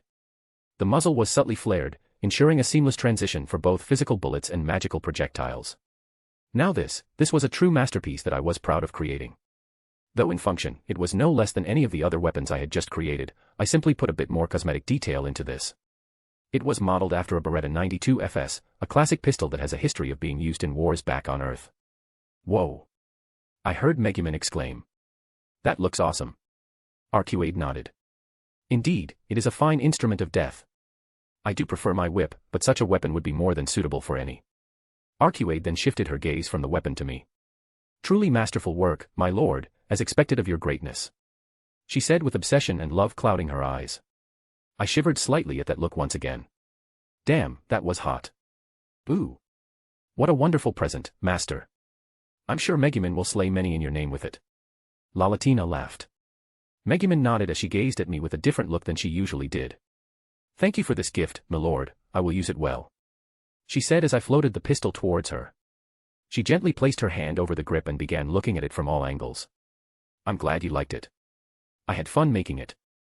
It was capable of channeling Magicle bullets that could easily destroy entire mountain ranges, as well as more material bullets that Megumin could create with material creation should she desire to do so. Each of the weapons I had created today had EPs well over 1,500,000, and they would continue to grow alongside their users. I could create more powerful weapons, but at a certain point they will become a bit unstable due to the amount of energy contained within without properly growing over time. Shoving a bunch of energy into something will cause it to become unstable at a certain point. Hee hee, I can't wait to bust some heads with this. Megumin mumbled. You guys can go and try out your new weapons now if you want. That's all I wanted to give you today. Megumin, Lalatina, and Arcuade nodded. Though Arcuade, I want you to stay for a few minutes. Arcuade nodded. As you wish. Lalatina was looking at Arcuade with jealousy, to which I rolled my eyes at. She probably thought we were going to have sex, which we weren't this time. Arcuade was a total hottie, but I had some serious things I needed to get done to prepare for the Eastern Empire's invasion, and pleasure could come later. Lalatina sent me a seductive look, but seeing that I didn't respond to her teasing, she pouted at me before leaving. That girl was way too horny, especially for a being that could control her horniness. She's just a degenerate down to the soul. Maybe I should take her out sometime. Perhaps that will calm down her degeneracy. Nothing like some wholesome hand-holding. But that's for later. Lalatina and Megumin quickly left the room, leaving only Arcuade and me. Did you want something to drink? I asked as I gestured to the wine cabinet in the corner of the room. Arcuade shook her head. No, thank you, my lord. I nodded. All right then. The reason I wanted to speak to you is that I have it under good authority that Degrul may become an enemy at some point in the future. Keep in mind that this is a mere possibility, not a fact.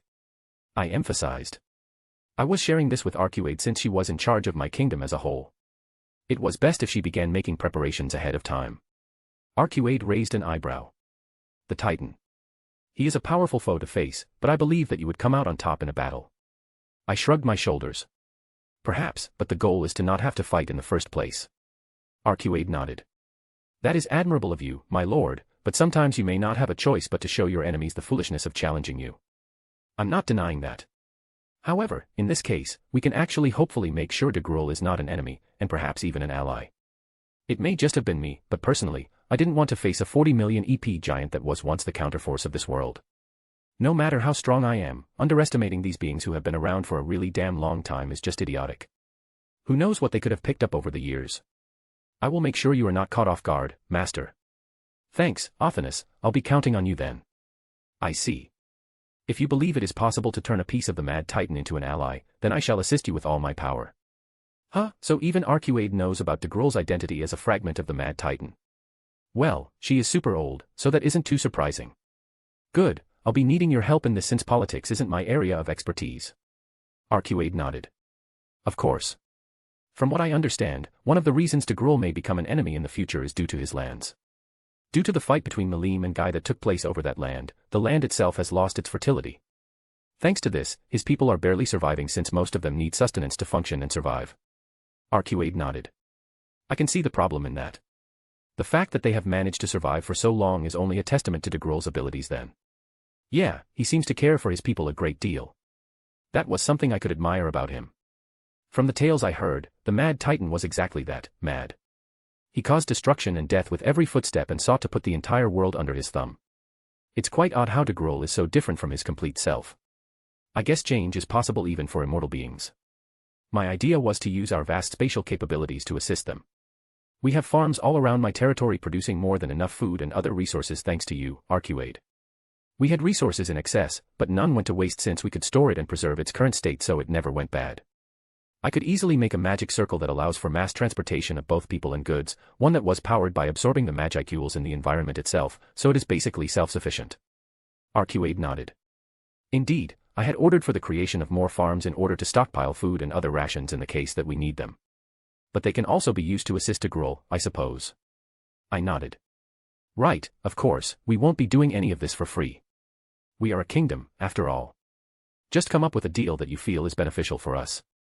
Arcuade looked thoughtful for a moment before nodding. Very well, if you give me some time I can come up with the basis of a contract that can further be modified during negotiations. I nodded. That's fine, I'll get into contact with Degrul so we can arrange somewhere for you or someone you appoint to negotiate. Arcuade nodded. Understood. I will begin working on a contract immediately. Since de Gruul does not have many natural resources to trade, he will need to offer something else of value. I nodded. That's right, I'm fine with anything really as long as we aren't at a loss. Even ancient artifacts are fine with me. Arcuade nodded. I will keep that in mind. I will try to lean more towards items that will be useful to the development of this territory. I smiled. Thanks. I know I've given you a lot of work, but I appreciate you looking out for this territory for me. This entire ruling thing was an unwanted burden I got since I offed Clayman, but I wasn't going to let the many innocent people here get killed or subordinated by the Eastern Empire, which was very likely if no one took the reins of this territory. Arcuade smiled. It is my honor and duty to serve at your whims, my lord. Haha, you demons sure are a loyal bunch. Anyways, that was all I wished to speak to you about. Arcuade nodded.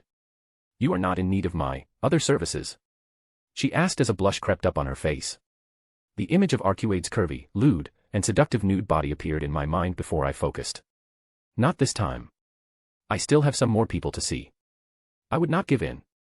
Arcuade gained control over her blush and nodded. Very well, my lord, should you require my services, I am but a call away. I nodded, and with that, Arcuade stood up and left. Now, to go see Sasha. Grandbell Rosso. Grandbell leaned back on his throne as he waited for his trusted friend to arrive. Soon enough, he heard a knock on the door. Come in. The door opened, and in came his longtime friend. His entire body was clad in a jet-black exoskeleton that made Razzle almost unbeatable. Even he would likely fail to defeat his friend as he was now. But that was for the best since he knew should he ever die, his friend would be strong enough to protect humanity even without him. Grandbell. Nodded Razzle. He nodded back at him. Thank you for coming so far to see me. The border is quite far. It was no problem, Grandbell. That's the least I owe you. He had met Razzle long ago. Back when Razzle was just a juvenile. He was just a large beetle at the time, yet whether it was fate or not, he decided to help him. He bestowed the name Razzle upon him, forever binding him to Grandbell's side. Ever since then Razzle had been a valued friend of his. Fighting through countless enemies next to him to protect humanity. Haha, you don't owe me anything, my friend. He gestured to the seat across from him. Come, take a seat and drink. Grandbell said as he served Razzle some wine. Razzle nodded and took the glass before sitting down. The demons of Guy Crimson have calmed down with their games. I'm not quite sure why, but that is the only reason I could afford to come and see you without the main continent being overrun by demons. Razzle was the guardian of the West, the sole being responsible for fighting off Guy Crimson's legion of demons single-handedly. Grandbell nodded. That's good then. Now the reason I called you here is due to needing your assistance with a plan of mine. Without Razzle's might, the plan had a far less likely chance to succeed. It was still possible, but it would be far more difficult. Razzle was stronger than some of the demon lords, after all. What did you need from me? He leaned forward. I will be attacking Ruberius with the assistance of some temporary allies of mine. Razzle looked interested. You are finally ready to challenge Demon Lord Valentine? He asked. Perhaps, but that is not the goal. No, the goal is one of her treasures. Once I have that, my goal will be complete. Razzle nodded. Very well, you will have my assistance. Razzle said, backing him up without question. Grandbell smiled. Thank you, my friend. We still have some preparations to make, but I will call you when the time is right. Razzle nodded. Now that the important discussion was finished, they simply talked and caught up. It was nice to catch up with one's friends after so long. Chapter 144, Chapter 74, Date in the Kingdom of Raja Part 1. Remuru Tempest. Remuru sighed as he sat back in his comfy chair. He and Chloe had finally convinced Leon to calm down a bit and listen to what they had to say. It was pretty obvious to him now that Leon and Chloe had some sort of past together, and according to Chloe, they were childhood friends who were separated when they were brought to this world. Leon appeared in the past, while Chloe appeared in the future due to a confusing series of events. Time shenanigans or something like that. Though with Chloe being stuck in a time loop, maybe that was to be expected. After hearing Chloe's story, Leon was just blankly staring ahead. So you appeared in the future, Chloe? Chloe nodded. I did. I appeared as a child and was a student under Shizu-sensei and then Remuru. Hearing his name, Leon glared at him once again, something he was beginning to get tired of. Would you stop glaring at me? None of this is my fault, you know. Leon scoffed before looking away. Dick. And due to a skill of yours, you were trapped in a time loop for who knows how long. Leon grit out. Chloe nodded. That's right, thanks to Remuru, Hinata, and Felix and I it was possible to break the time loop. Why are you calling Felix that? I'm supposed to be the only one you call like that. Leon said in a petulant tone of voice. With each moment that passed his impression of Leon was blown further and further to smithereens. Chloe shook her head. No. Felix and I is Felix and I, you're just Leon. Ouch. Even Remuru couldn't help but wince as he saw Leon receive such a brutal psychological attack. An aura of depression radiated around Leon after hearing Chloe. Though perhaps he deserved it. She's really brutal, and going by the look on her face, she didn't even realize it. He really didn't want Leon to go berserk here. He knew Leon had an ultimate skill, and he wasn't about to take an ultimate awaken casually. Raphael-sensei, you have my back, right? Affirmative. At least Raphael was on his side. Leon sighed. Fine. And then Cronoa is this alter ego of yours that went on a rampage whenever you were sent to the past. Chloe nodded. That's right. And someone managed to beat her when she went on a rampage? Asked Leon. Uh-huh. I see, from what I sense from Cronoa when she briefly appeared earlier, she is very powerful. Perhaps only Guy could defeat her. Leon muttered. Guy, as in Guy Crimson. Leon nodded to him. That's right. I had fought Guy once in the past, and he was able to make quick work of me though I had not been using my ultimate skill much due to its nature. Remuru sighed. I see, Felix said Guy was strong, so that makes sense. Sheesh, and Felix spars with that guy. Leon's head snapped to him. What did you say? Ah, that Felix said Guy was strong. After that. Leon demanded. That Felix spars with Guy. He said in confusion. That's right. Demon Lord Felix managed to spar with Guy and survive. Even when I had a casual spar with Guy, I had to fight for my life. Leon said as he banged his fist against the table. He even used my own skill against me. That sounds like a skill issue. Remuru whispered. Of course, he would taunt Leon, he already had a pretty horrible impression of the men, and his actions just made it worse. Leon glared at him. What? Nothing, it's nothing. Would you two please stop fighting? Chloe asked. Leon crossed his arms and snorted. We're not fighting. Remuru nodded. That's right, totally not fighting. Just a simple chat between, co-workers. Fellow demon lords. Chloe sighed. Ugh, fine, just stop whatever it is that you're doing. Leon nodded. It's one thing to hold off Malim Nava and a whole different thing to hold off Guy Crimson. He shrugged his shoulders. I don't know what to tell you then. Felix said he had sparred with Guy. He's probably just stronger than you. Leon clenched his fists but nodded. Perhaps. He then sighed. At least the odds of Guy going after Chloe are much lower now. Guy is the mediator, after all. Both he and Chloe looked at Leon in confusion. The mediator? Leon nodded. A mediator is a system that exists separately from heroes and demon lords. It is said that a mediator's goal is to prevent the destruction of the world and to be the spokesperson of its creator, Star King Veldanava. It's safe to assume that the reason he was fighting Cronoa in that other timeline was due to her threatening the very planet itself. Remuru nodded. Ah, that's pretty similar to what Felix said. He just didn't put a name on it. Chloe nodded. Right, I don't blame Demon Lord Guy for what he did. In fact, he was being reasonable, Cronoa also doesn't blame him. Leon nodded. Right. But perhaps someone should explain this matter to Guy, to make sure that he doesn't intervene due to a potential threat. I can do so if you wish. Chloe shook her head. You don't need to, Leon. You have nothing to do with this, after all. It would be best if one of us did the explaining. Ouch, was Chloe trying to kill Leon with her words? Leon looked like he would pass out and die any moment now, which was weird since he was a spiritual life form. Maybe I can ask Felix to talk to Guy about it if he thinks we should. Felix knows Guy the best out of all of us. Chloe nodded. That's fine. That ended their discussion with Leon, who still looked like he wanted to die. Eventually, Leon recovered, though he still looked like he had sucked on a lemon. Remuru. He looked at him in confusion. Yes, Leon. I heard that you had taken in some otherworlder children. Leon asked with a wince. Remuru glared at him full force. I won't let you have them. Leon sighed. I do not wish to take them with me, I was simply interested in knowing how they are doing. He stared at Leon suspiciously but decided to answer him. It wouldn't hurt to do so, after all. They are doing well enough. He made sure not to mention that they had a possible way to send the children back to their original worlds, something he still needed to talk to them about. He had put it off long enough. He needed to talk to the kids about going back to their original worlds. With everything that had been going on recently, he hadn't had the chance to speak with them about that topic. If they wanted, they could permanently remain there. If not, maybe he could convince Felix to transport them back and forth. He may not show it, but he had a bit of a soft spot for kids, so Remuru thought it was likely that he would help. He had a lot of work to get through, most importantly the meeting with the Council of the West to officially join the Council. Whatever Felix did quickly got the Council to play ball, now it would be far easier to gain the cooperation of humanity. He clenched his fist under the table. He was close, so close to achieving his dream. Just a little more work, and he could relax. Felix. Now that my meeting with Arcuade is done, I could go see Sasha. I'll contact de Gruul through the Demon Lord's ring once Arcuade has a contract ironed out. I began making my way to Sasha's lab. I had a few ideas I wanted her to start working on for the likely inevitable war with the Eastern Empire. Quality did trump quantity.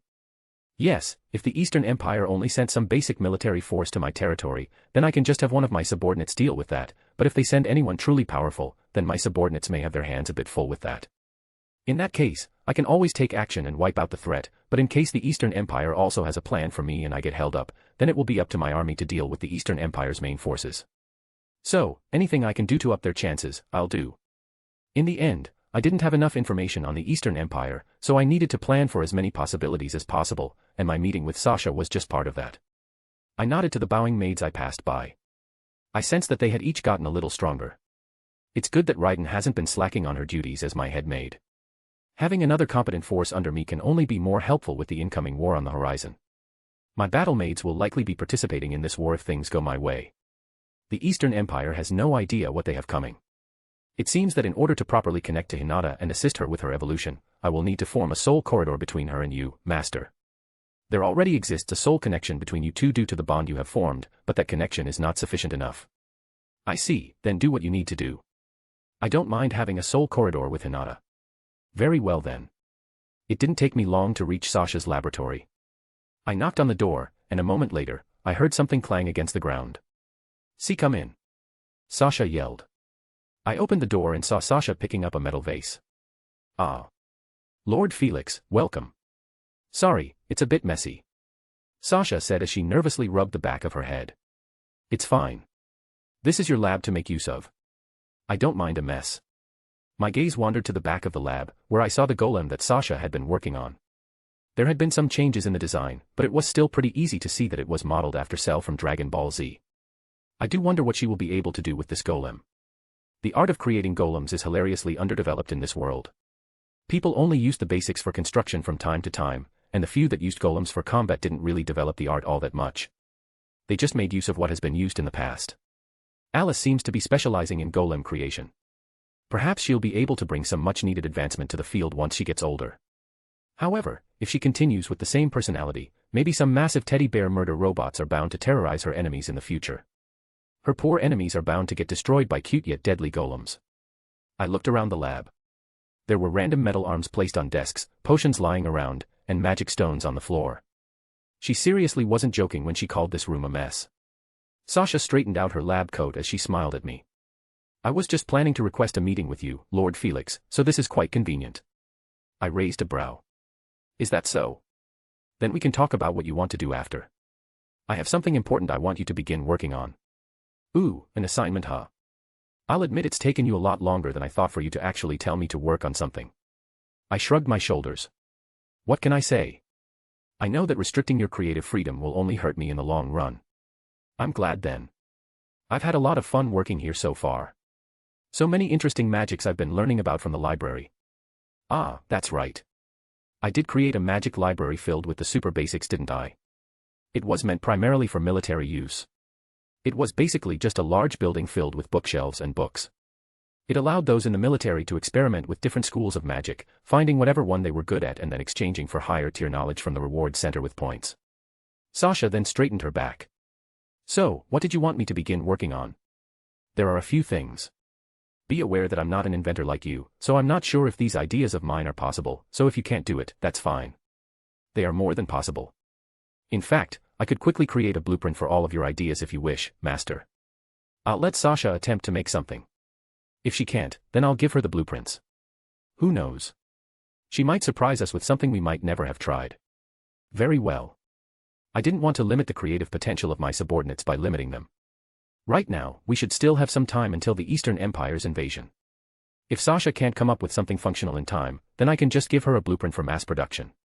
If she can make something then good for her, her knowledge will have expanded, which will surely be of use later on. I will try my best to meet your expectations, Lord Felix. I nodded. First, I want you to begin working on magic shields that can block both physical and magical attacks. Sasha looked thoughtful. Perhaps I can create a device that gathers the Magicules in the air, and then have a rune inscribed onto the device to form the barrier itself. That should be doable. I just need to come up with a design that works. That's great. That would be useful for defending my troops. I mumbled. Then I want you to begin designing some heavy artillery that makes use of Magicules, things like mortars, bombs, and the like. This world was hilariously primitive when it came to war, though I guess that's understandable. This is a world of swords and magic. Why make a nuke when you can have the equivalent in a magic spell? But with weapons, anyone can use them. You don't need a certain level of magic mastery. You just need to know how to reload and press a trigger. I can begin working on that as well. Sasha mumbled as she scribbled things down on a piece of paper. Good, now this one may be a bit harder for you to come up with since it isn't quite your area of expertise, but I wanted to see what you thought of it. Is it possible for you to create something that someone can seal an attack in? For example, a device that has a sealed magic spell in it, so once the seal is removed, the spell is activated. This was something that, in practice, seemed simple, but it really wasn't. Sasha would have to come up with a device that could seal a spell, which meant sealing the Magicules, the magic power, and even the spell structure would need to be maintained in the seal. Something like that wasn't easy. And the stronger the spell sealed, the more difficult it was to seal. I imagine that sealing a spell as powerful as Gravity Collapse would be incredibly difficult, if not nigh impossible, for Sasha to seal. Still, even lower-level spells like a nuclear cannon could be helpful. Sasha looked thoughtful. I'm not sure if I could come up with something that can do that.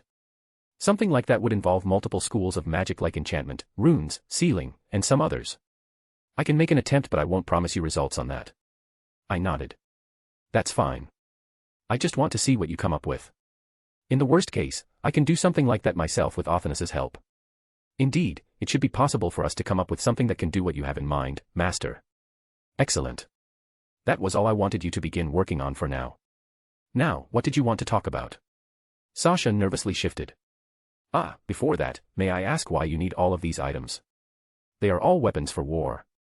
Do you plan to wage war sometime soon? Sasha asked curiously. I could tell that she wouldn't disapprove if she heard me say that I planned to invade a foreign nation.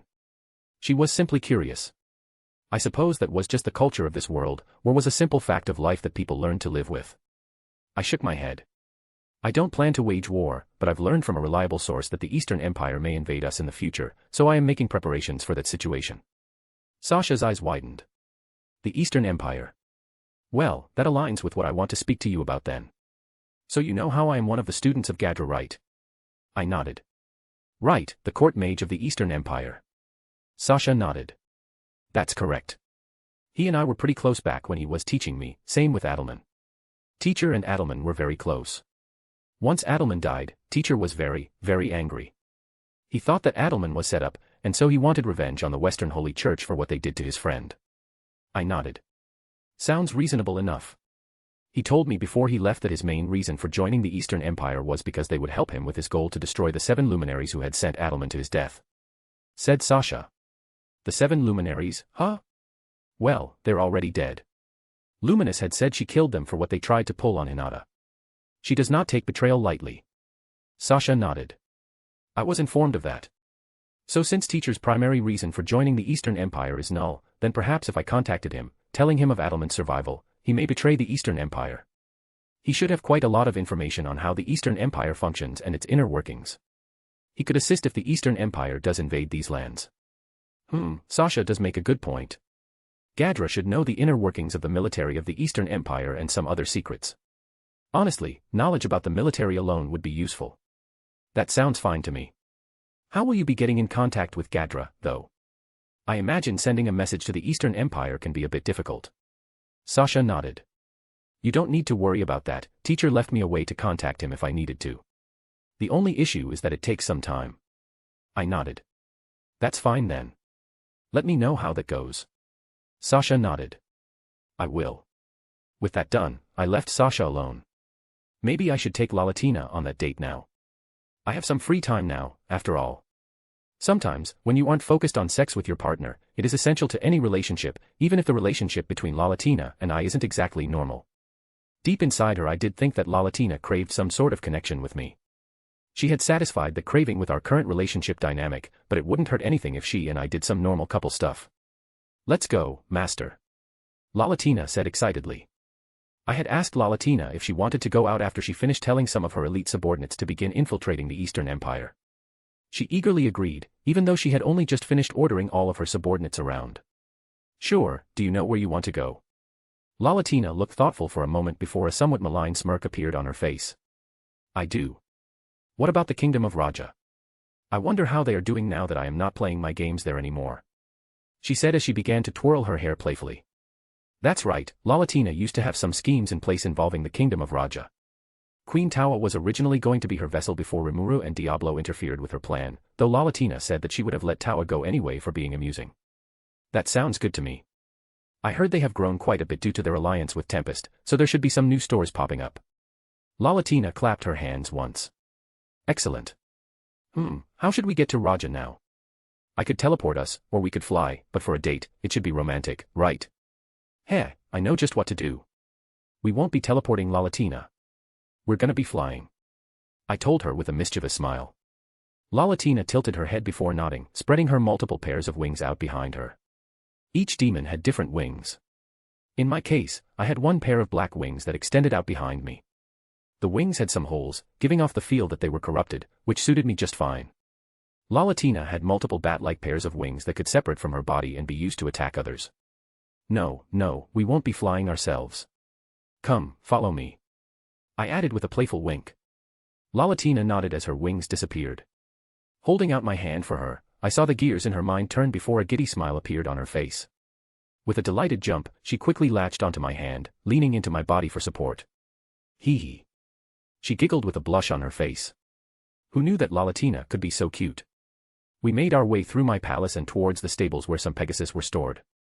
Azeroth didn't breed any Pegasus, but Arcuade traded for some from Dworgen some time back for military use, though I didn't actually plan to use a Pegasus.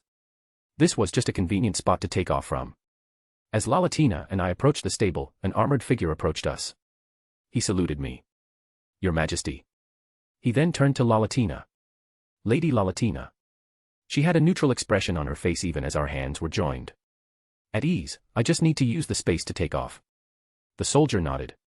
As you wish, Lord Felix. And then he backed off after ordering some of his men, who were looking at me in awe, away. Lalatina looked at me with a mix of curiosity and anticipation. As if she had full faith that I would do what I was attempting perfectly. This girl had way too much faith in me, though in this case, she wasn't wrong. I could feel a smile grow on my face as I used Brahma, Lord of Creation, to create a magical flying carpet.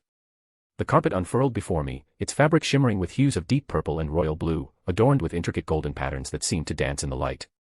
The edges were lined with elegant, golden fringes that swayed gently as the carpet hovered in the air. Despite its inanimate nature, the carpet exuded an aura of friendliness and adventure, as if it were eager to embark on the next journey. Brahma could really do some pretty neat stuff. How wonderful. I muttered. I had recreated the flying carpet from Aladdin, who said childhood dreams can't come true. There were various enchantments on it to mimic the nature of the original flying carpet, even its semi-conscious nature. The carpet gently floated closer until it was floating just in front of us. It lightly nudged Lalatina and I. It seems it wants us to get on, so let's go. I said as I pulled Lalatina along. Yet feeling a slight resistance, I turned to see Lalatina staring at the carpet awestruck. It has an ego. I heard her mumble in amazement. It doesn't have a true ego, just the barest seed of one. God-grade equipment has some form of ego as they choose their wielders. The flying carpet just has a bit more developed ego than most God-grade equipment. It is amazing that you could create something with even the barest hints of an ego master. Something like that is in the realm of the creator god. Lalatina said as she looked at me with infatuation in her eyes. I suppose so. Creation is the domain of Veldanava, isn't it? I shook my head. Anyways, that doesn't matter right now. I took a seat towards the back of the carpet and spread my legs, placing Lalatina in between them, her butt right against my crotch. She wiggled her ass slightly, rubbing it against my crotch, and going by her devious smile, she was trying to tease me. Minx. I ignored her teasing and instead prompted her to do something else that would hopefully take her off guard. She blushed slightly as I forced her to lean back against my chest. She looked up at me with a multitude of emotions in her eyes: lust, desire, infatuation, obsession, but most of all, love. This demon of mass destruction really was adorable. I willed the carpet that was now bound to me to ascend, and it quickly acquiesced. The carpet flew at a moderate speed until we were out of the city before immediately breaking the sound barrier and instantly shooting through the clouds. Lalatina didn't seem bothered at all by the sudden burst in speed. She could fly and run multiple times faster herself, after all. With a simple wave of my hand, the clouds scattered away, allowing for a perfect view of the land below. The forest in the distance, the gigantic river that cut through it, the gigantic mountains. It was all clear for us to enjoy. It is quite beautiful, this world that Veldanava created. She muttered, her face becoming softer as a faint smile grew. As a demon, she was used to constant fights and destruction. But right now, she felt a peace unlike any before. I nodded. Yeah, this world really was his masterpiece. Lalatina leaned further back into me, her body relaxing as we just enjoyed each other's company and warmth. I lightly tabbed the carpet under us, prompting it to accelerate further, easily breaking the sound barrier over multiple times. We would have left a bunch of sonic explosions behind if I hadn't used my law domination to make them moot. Of course, Lalatina still didn't react to the burst in speed, which wasn't surprising.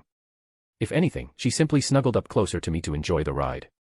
Her eyes kept wandering across the entire landscape, almost as if seeing it in a new light for the first time. I didn't bother concealing our presence since we were both already suppressing our power to the maximum. No one would even be able to tell we were demons. Well, no one would be able to tell Lalatina was a demon. My black Scara kinda gave it away, but I'd be disguising that once we landed. Even though we lost track of time, it didn't take us long to arrive in the bounds of the kingdom of Raja. We spotted the beautiful waterfalls the kingdom had become known for in the distance, and I could feel Lalatina perk up as we approached the kingdom. She was really interested in seeing where her little pet project went. What exactly went on in this kingdom, Lalatina? I know the general bit since Remuru told me, but he didn't really go into detail.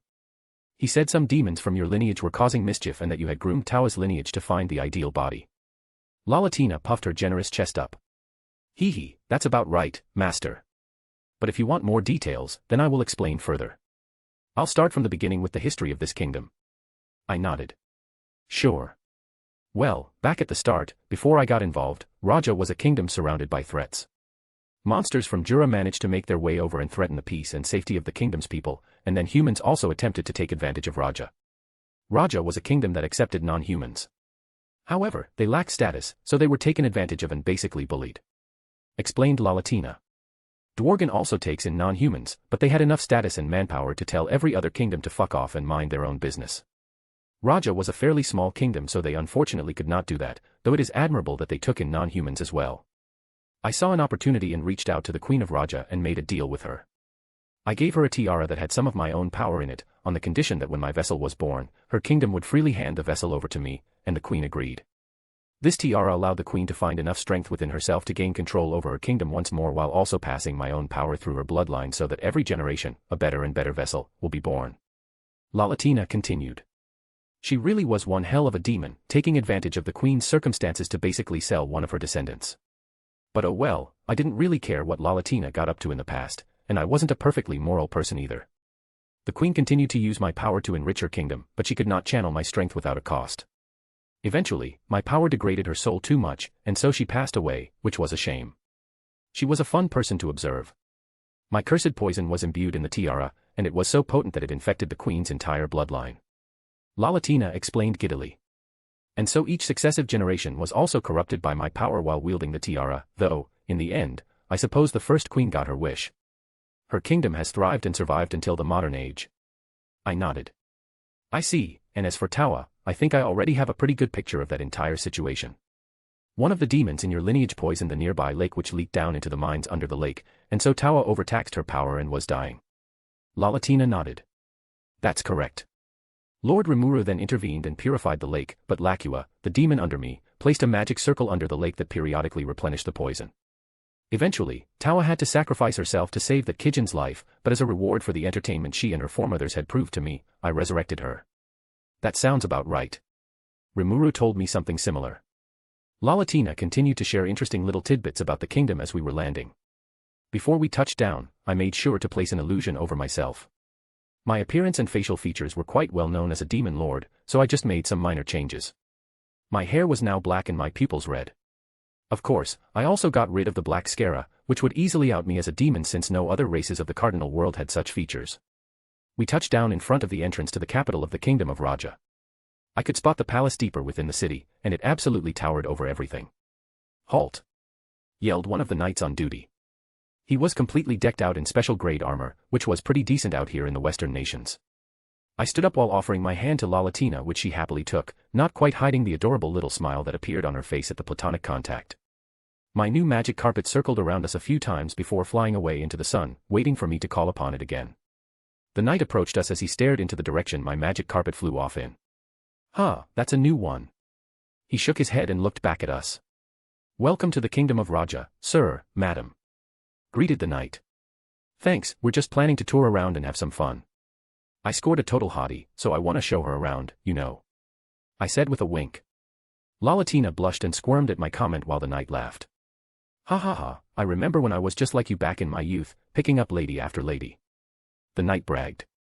"Though you didn't come here to listen to me brag, in order to enter the capital, you need to pay a fee and be inspected for any weapons and such, which will be logged in our records," the knight informed. I nodded. "That's fine with me." This was standard practice in practically all kingdoms, even mine, to a certain extent, though in my territory, a lot of things were far more efficient and automated. The knight sighed in relief. "Thank you for being so understanding. Many people do not like being inspected."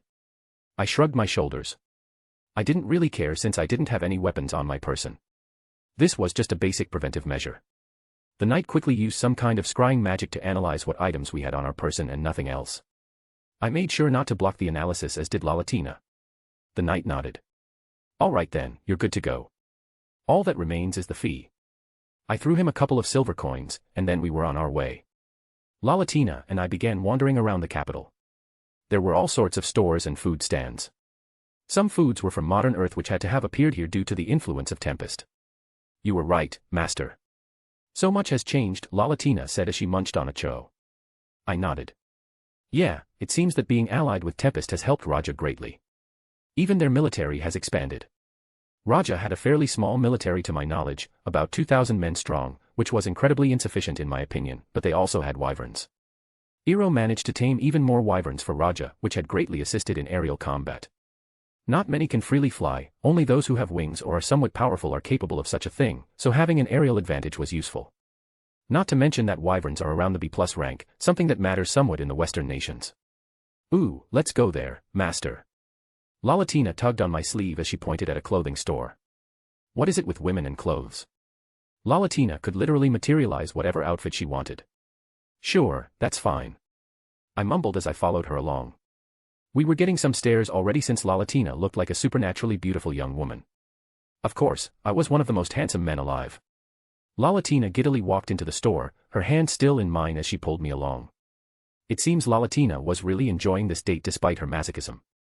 She did seek to connect with me in other ways, something my new intrinsic skill, Lover, allowed me to see easily. With it, I could see the various needs that my lovers desired but were too disciplined to ask for themselves. No matter how much affection or care I show, one thing I know is that for a long time to come, they will see themselves as my subordinates first and then lovers second rather than the reverse. But perhaps over time, that could flip, who knows? The shopkeeper greeted us with a friendly smile. "Hello, sir, madam. Did you require any assistance today?" The shopkeeper was a female demi-human. I could see some cat ears on her head. "Where are the lingeries, miss?" questioned Lalatina. "Ah, I see where this is going." A smile grew on the woman's face. "Fufufu, you youngsters." She sighed before pointing towards the back of the store. "It's over there, do come and see me if you need further assistance." Lalatina nodded and began leading me towards the back of the store, towards the women's section. "Ah, so that's what you want to do." Lalatina's smile grew wider as she quickly nodded. "Yup. I haven't had the chance for you to pick what you like on me, so choose whatever, and I'll put it on for you, master. My whole body and soul are yours to use as you desire. Dress me up and toy with me like a doll." I sighed. "Degenerate." Lalatina squirmed at my words. "Ah." She moaned as she rubbed her thighs together. Seeing that this was likely inevitable when it came to Lalatina, I looked over the products the store had in stock. I pointed to a few of the lingerie sets I thought would look great on Lalatina. "Those." Lalatina looked at the ones I pointed out as she smiled seductively. "Perfect." She grabbed them all off the shelves they were on and practically skipped to the dressing room. A couple of moments later, Lalatina seductively called me. Come in, master. I pushed aside the curtains to the changing room and stared wide-eyed at the seductively posing Lalatina. She giggled, seeing my flabbergasted state. Lalatina wore an alluring set of semi-transparent white lingerie that accentuated her curves, from her wide, childbearing hips to her taut stomach and ample bust. The ensemble was completed with seductive white garter belts, adding an extra touch of elegance and allure. I would have totally popped a boner if I didn't control myself. Instead I opted to simply give Lalatina 2 thumbs up. Looking good. Hee master praised me. Mumbled Lalatina. Lalatina then went on to change out of a few different pairs of lingerie, showing me each of them. In the end she ended up taking all of them, since Lalatina was beautiful enough to make practically anything work. We paid for the clothes and then left with Lalatina storing the lingerie in her spatial storage. I offered my hand to Lalatina, which she eagerly grabbed. Now where do you want to go? Lalatina looked thoughtful for a moment before shrugging. Let's just walk around. Any time spent with you is a dream come true, master. Ah. Critical hit. I would have blushed if I didn't hold it back. Sure, if that's what you want. Lalatina and I continued to wander around the kingdom, just doing whatever struck our fancy. As we were making our way toward a circus we had heard about, we were interrupted. Madam. A nervous voice called out. I sighed. It seems like at least one of our identities has been outed. Perhaps I really should have placed an illusion over Lalatina too. We both turned to the voice and were met with Iro. Lady Lalatina. I noticed the crowd was keeping a good distance away, almost as if they were afraid of Iro. Huh, it seems like he has a bit of a reputation. She turned to Iro with an unamused look on her face. What was your name again? Iro. Responded Iro. He seemed to have regained some of his cool. Lalatina tilted her head. I see. What did you require to the point that you need to interrupt my date with my master? She asked frostily. Your master? Iro mumbled as he looked at me. But I thought Lord Fel, Are you Lord Felix? Iro asked. I nodded and waved. Sup, Iro. Iro sighed. Next time you decide to visit Raja, please do so through the proper channels. Queen Tawa became very nervous once she sensed Lady Lalatina's presence. She was able to sense Lalatina. Iro nodded. There still exists a connection between Queen Tawa and the primordial of purple, which allowed Queen Tawa to feel Lady Lalatina's presence close by. TCH. Lalatina clicked her tongue. Queen Tawa is requesting an audience. If you are not busy, would you please consider accepting? Iro practically begged. I forgot just how superior my position as a demon lord is to most royals. Here I was in a foreign kingdom, and the ruler of that same kingdom had to request an audience with me rather than simply demanding one. I looked at Lalatina, who seemed unwilling, but unlike her I was reasonable. We'll continue our date after, Lalatina. Besides, didn't you want to see what changes have happened in the kingdom of Raja? Seeing the queen will probably help you with that goal. Lalatina sighed. Fine, but I wanted to spend more time with you, master. Lalatina whined needily. We can spend more time together later. I looked at Iro, who was just staring at Lalatina, flabbergasted. Lead the way then. Iro snapped back out of his daze and nodded.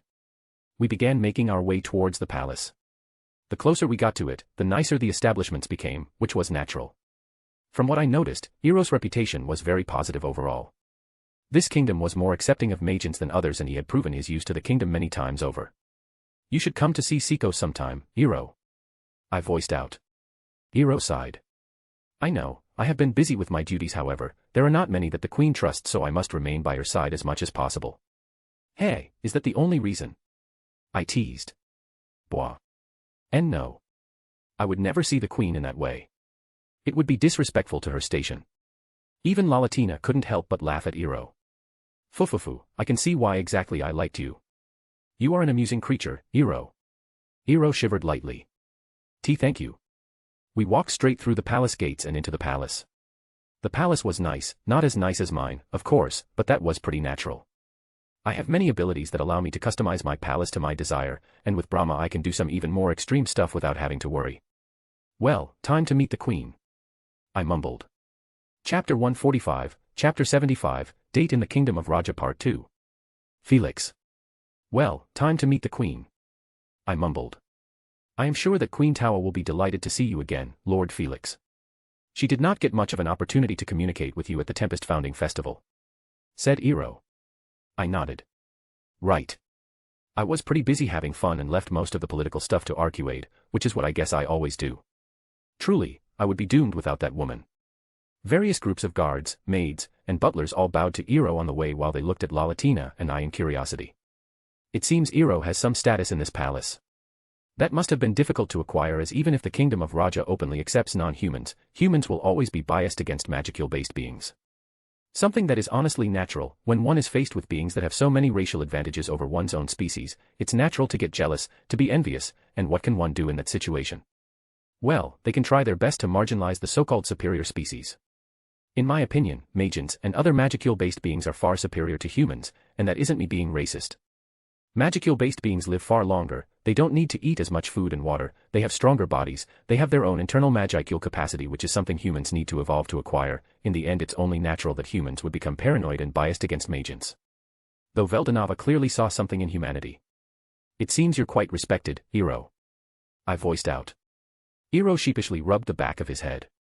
Queen Tawa has praised me much in the public's eye, I owe everything I've acquired to her, even my very own name. Don't be too humble, Iro. I'm sure she has supported you so vehemently for a reason. Iro nodded. I strive each day to prove that her faith in me was not wrong. Magian who have been named are crazy loyal to their namers, it's just the culture of this world, and it's something I can be said to have taken advantage of. Even demons follow this culture, though I have a feeling that if either Arcuade, Megumin, or Lalatina didn't see something in me, they wouldn't have decided to serve me. Those three operate by their own rules. I looked to my side, where Lalatina was hugging my arm between her generous bust and giving me doe eyes. Lalatina's code was just degeneracy mixed with a little romance, as I had recently come to find. If I may ask, how did you first meet Lady Lalatina? Asked Iro. When you first left the ogre village, I knew you would become someone. You were far too strong not to, even Master Hakuru was unable to truly get you to become serious in a spar, let alone when Siko, Benimaru, Sui, Shuna, and I would all face you at once. And yet befriending and subordinating a primordial was something completely unexpected. Lalatina pushed my hand further into the heavenly embrace of her breasts. Fufu. Of course, my master would subordinate us. His boundless love fully embraced us and pulled us in, and now we are forever ruined. Lalatina giggled lewdly. Iro scrunched his eyebrows as he looked at me in confusion. I just sighed. Ignore her, she gets like that sometimes, but to answer your question, I'm not quite sure how it started. I had summoned Arcuade through a stroke of luck, well, either luck or fate. Arcuade saw something in me and decided that she wanted to serve me, and after that, Arcuade recruited the other two for me. Iro's eyes widened. Lady Arcuade. The woman that Queen Tawa had negotiated with. Just, who could this woman be to have enough pull to recruit two primordials? Ah, did he not know that Arcuade and Megumin were also primordials? Well, I guess it is pretty unreasonable to expect them to know who Arcuade and Megumin truly were. I didn't advertise who they were to the public after all. Queen Tawa and Iro only knew who Lalatina was due to their shared history with her. The white hair, red eyes. Mumbled Iro. See, could Arcuade be? I nodded. Yup, she's the primordial of white, Blanc. Iro's lips twitched as he took a deep breath. I see, thank you for informing me. I honestly thought Remuru would have told you. It's not like I explicitly hide who they are. Iro nodded and continued leading the way to Queen Tawa, though I already sensed her waiting for us in the throne room. It didn't take us long to reach two large doors guarded by two knights who were each wearing unique grade armor with a rare grade spear. That's fairly impressive for a small kingdom like Raja. The knights bowed to Iro before slowly and dramatically opening the double doors. I noticed a throne in the center back of the room. It was fitted with various jewels and engravings, and sitting on the throne was Queen Tawa herself. Tawa smiled at us before the double doors closed behind us. She got up from her seat and began walking towards us, though I did notice her nervously glancing at Lalatina, which was understandable. Tawa greeted us lightly. Lord Felix, Lady Lalatina. I nodded. It's nice to see you again, Queen Tawa. She blushed lightly. There is no reason for any titles, Lord Felix. Sure, then you don't need to refer to me with any title either. I was already mentally referring to her as Tawa, but I felt that the proper decorum would be appropriate in this situation, so I called her by her title. Respect and all that. Hearing me, Tawa smiled. Excellent. I had wished to speak with you more during the Tempest Founding Festival, but I understand that your other duties had kept you busy. Ah, yes, my other duties. I apologize for that, but I did hear that my representative had made some arrangements with you. Tawa nodded. Ah yes, Lady Arcuade was a truly excellent negotiator. You are lucky to have her in your service. Iro's lips twitched as I mentioned Arcuade. I'm sure he'll talk to Tawa about Arcuade once we're gone. I smiled. Don't I know it? Lalatina pouted at me. I rolled my eyes. I'm lucky to have you in my service, too, Lalatina. Hee hee.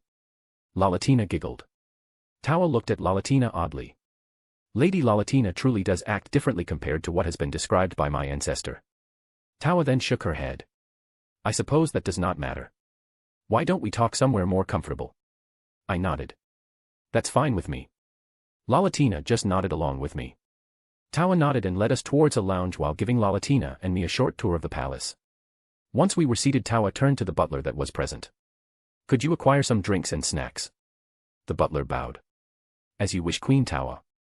Once he was gone, it was just Lalatina, Tawa, Iro, and I left in the room. So, what has brought you here to the kingdom of Raja? Asked Tawa. I gestured to Lalatina. I'm sure you know, but Raja and Lalatina have some shared history. She was curious about how this kingdom was doing, so we decided to wander around and see what's been going on. Tawa shifted nervously. I see. Thank you for the concern, Lady Lalatina. Lalatina laughed. I was just curious about what happened to this kingdom without my backing. The first queen needed my backing so other kingdoms don't close in and take everything valuable in Raja, but it seems that your alliance with Tempest has afforded you some leeway. A strained smile formed on Tawa's face while Iro, who was standing behind Tawa, just looked stony. I see. Sir Remuru has been a great help to the kingdom of Raja and we will always aid him should he require it. Said Tawa. I'm sure Remuru will be happy to hear that. Tawa smiled. I must admit, when I first felt Lady Lalatina's presence close by I could not help but be worried. You must understand that the last time she intervened, chaos ensued within the royal palace. Lalatina shrugged her shoulders. My subordinates did all that without my permission. They've been punished. Before Tawa could respond, the butler returned and placed some snacks and tea on the table. Tawa smiled gratefully. Thank you. The butler bowed before leaving. Tawa took a sip of tea before responding. I understand. I was simply worried if something else would occur within the kingdom. Your presence alone seems to be enough for change to occur, Lady Lalatina. Lalatina puffed up her chest as she ate a pastry. Of course. One must be at least that remarkable to serve my master. Tawa smiled. I see, it seems like you have some truly capable subordinates, Felix. I nodded. Yeah, they definitely make my life a lot easier. I thought back to Siko, my first subordinate in this life, my so-called first secretary. She wasn't perfect at everything, but she has been putting in the effort to improve. She can actually make an edible meal now. Well, they were always edible after she got cook, but now they don't at least look like trash. She's relying on cook to carry her cooking ability less and less. Then there was Raiden, my beloved maid who was always there when I needed her. I really do appreciate that woman. Then Arcuade, who is doing all of my hard work when it comes to ruling for me. I'd hate to do any of that myself, so she's great. Megumin, who is leading and training the military. Lalatina, who is in charge of intelligence, Kurumi, who is leading the beastmen, even Sukuna, who is trying his best to become more useful. I appreciate and care for all of them. It's hard not to when they do so much for me. Tawa nodded. Having good subordinates is key to being a successful ruler. Tawa said while looking at Iro, who blushed. Oh yeah, they're fucking. Or at least they want to fuck. Good for you, Iro. I nodded. I agree. I said as I reached forward to grab a muffin. We continued to chat about small things for a little bit before leaving. It seems Tawa just wanted to make sure that Lalatina wasn't here to cause trouble, which was honestly understandable considering their shared history. Ugh, that was so boring, master. Whined Lalatina. It wasn't that bad. We got to learn some neat stuff about this kingdom too, and you got to hear directly from the source how the kingdom is doing. Lalatina sighed but nodded. Can we continue our D-date now, master? Lalatina asked while looking up at me with hopeful doe eyes. I could never say no to that expression. Come on, let's go. I said while holding my hand out. Lalatina happily grabbed my hand as we left the palace. So where do you want to go? I can lead now if you want. Lalatina nodded. Let's do what you want now, master. Alright, Tawa mentioned some attractions that do sound somewhat interesting. Apparently Raja now has an arena where weekly tournaments are held. Currently Iro is the reigning champion, but I have a feeling watching the fights of weaklings will be rather boring for both Lalatina and I, so that's out. There were some interesting restaurants that Tawa mentioned but I didn't really feel like eating. Why don't we go watch a show? Due to the cultural exchange between Raja and Tempest, some plays have found their way into Raja and are performed at the theater. Lalatina nodded. That sounds fun. It didn't take us long to arrive at the theater. We waited our turn in line before we were up. Hello sir, madam. Said the receptionist. What would you like to see today?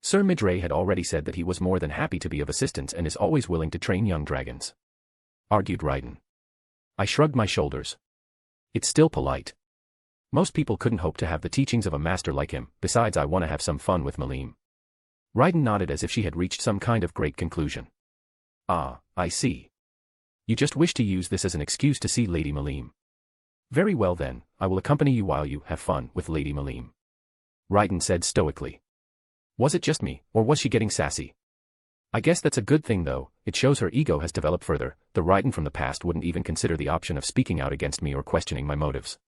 Though I could tell she was just questioning me out of curiosity, out of a desire to get to understand my needs better. Lover is useful for things like understanding others. I'll call you when I'm leaving then. For now, I need to accompany Lalatina. I said while motioning to my purple demon, who was quietly standing by my side. Hee hee, it's no problem, master. I don't mind waiting for you to catch up with Raiden. She's been working really hard, so she deserves a reward too. Said Lalatina. Huh, did Lalatina and Raiden actually get along better than I thought? I knew they were friendly, but it was nice to see them getting a bit closer. Raiden blushed slightly. I do not need a reward for my efforts, master. I shook my head.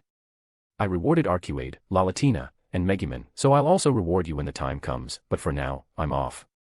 Raiden bowed. I wish you well, master. I nodded, and with a blink, I transported us directly into my palace. I remember that Raiden had said some time back that she was able to use holy magic, but she hadn't really used it much in the spar we had some time back. Perhaps her holy magic wasn't strong enough to be effective in our fight and so she just refrained from using it. Maybe I can help Raiden out a bit with holy magic.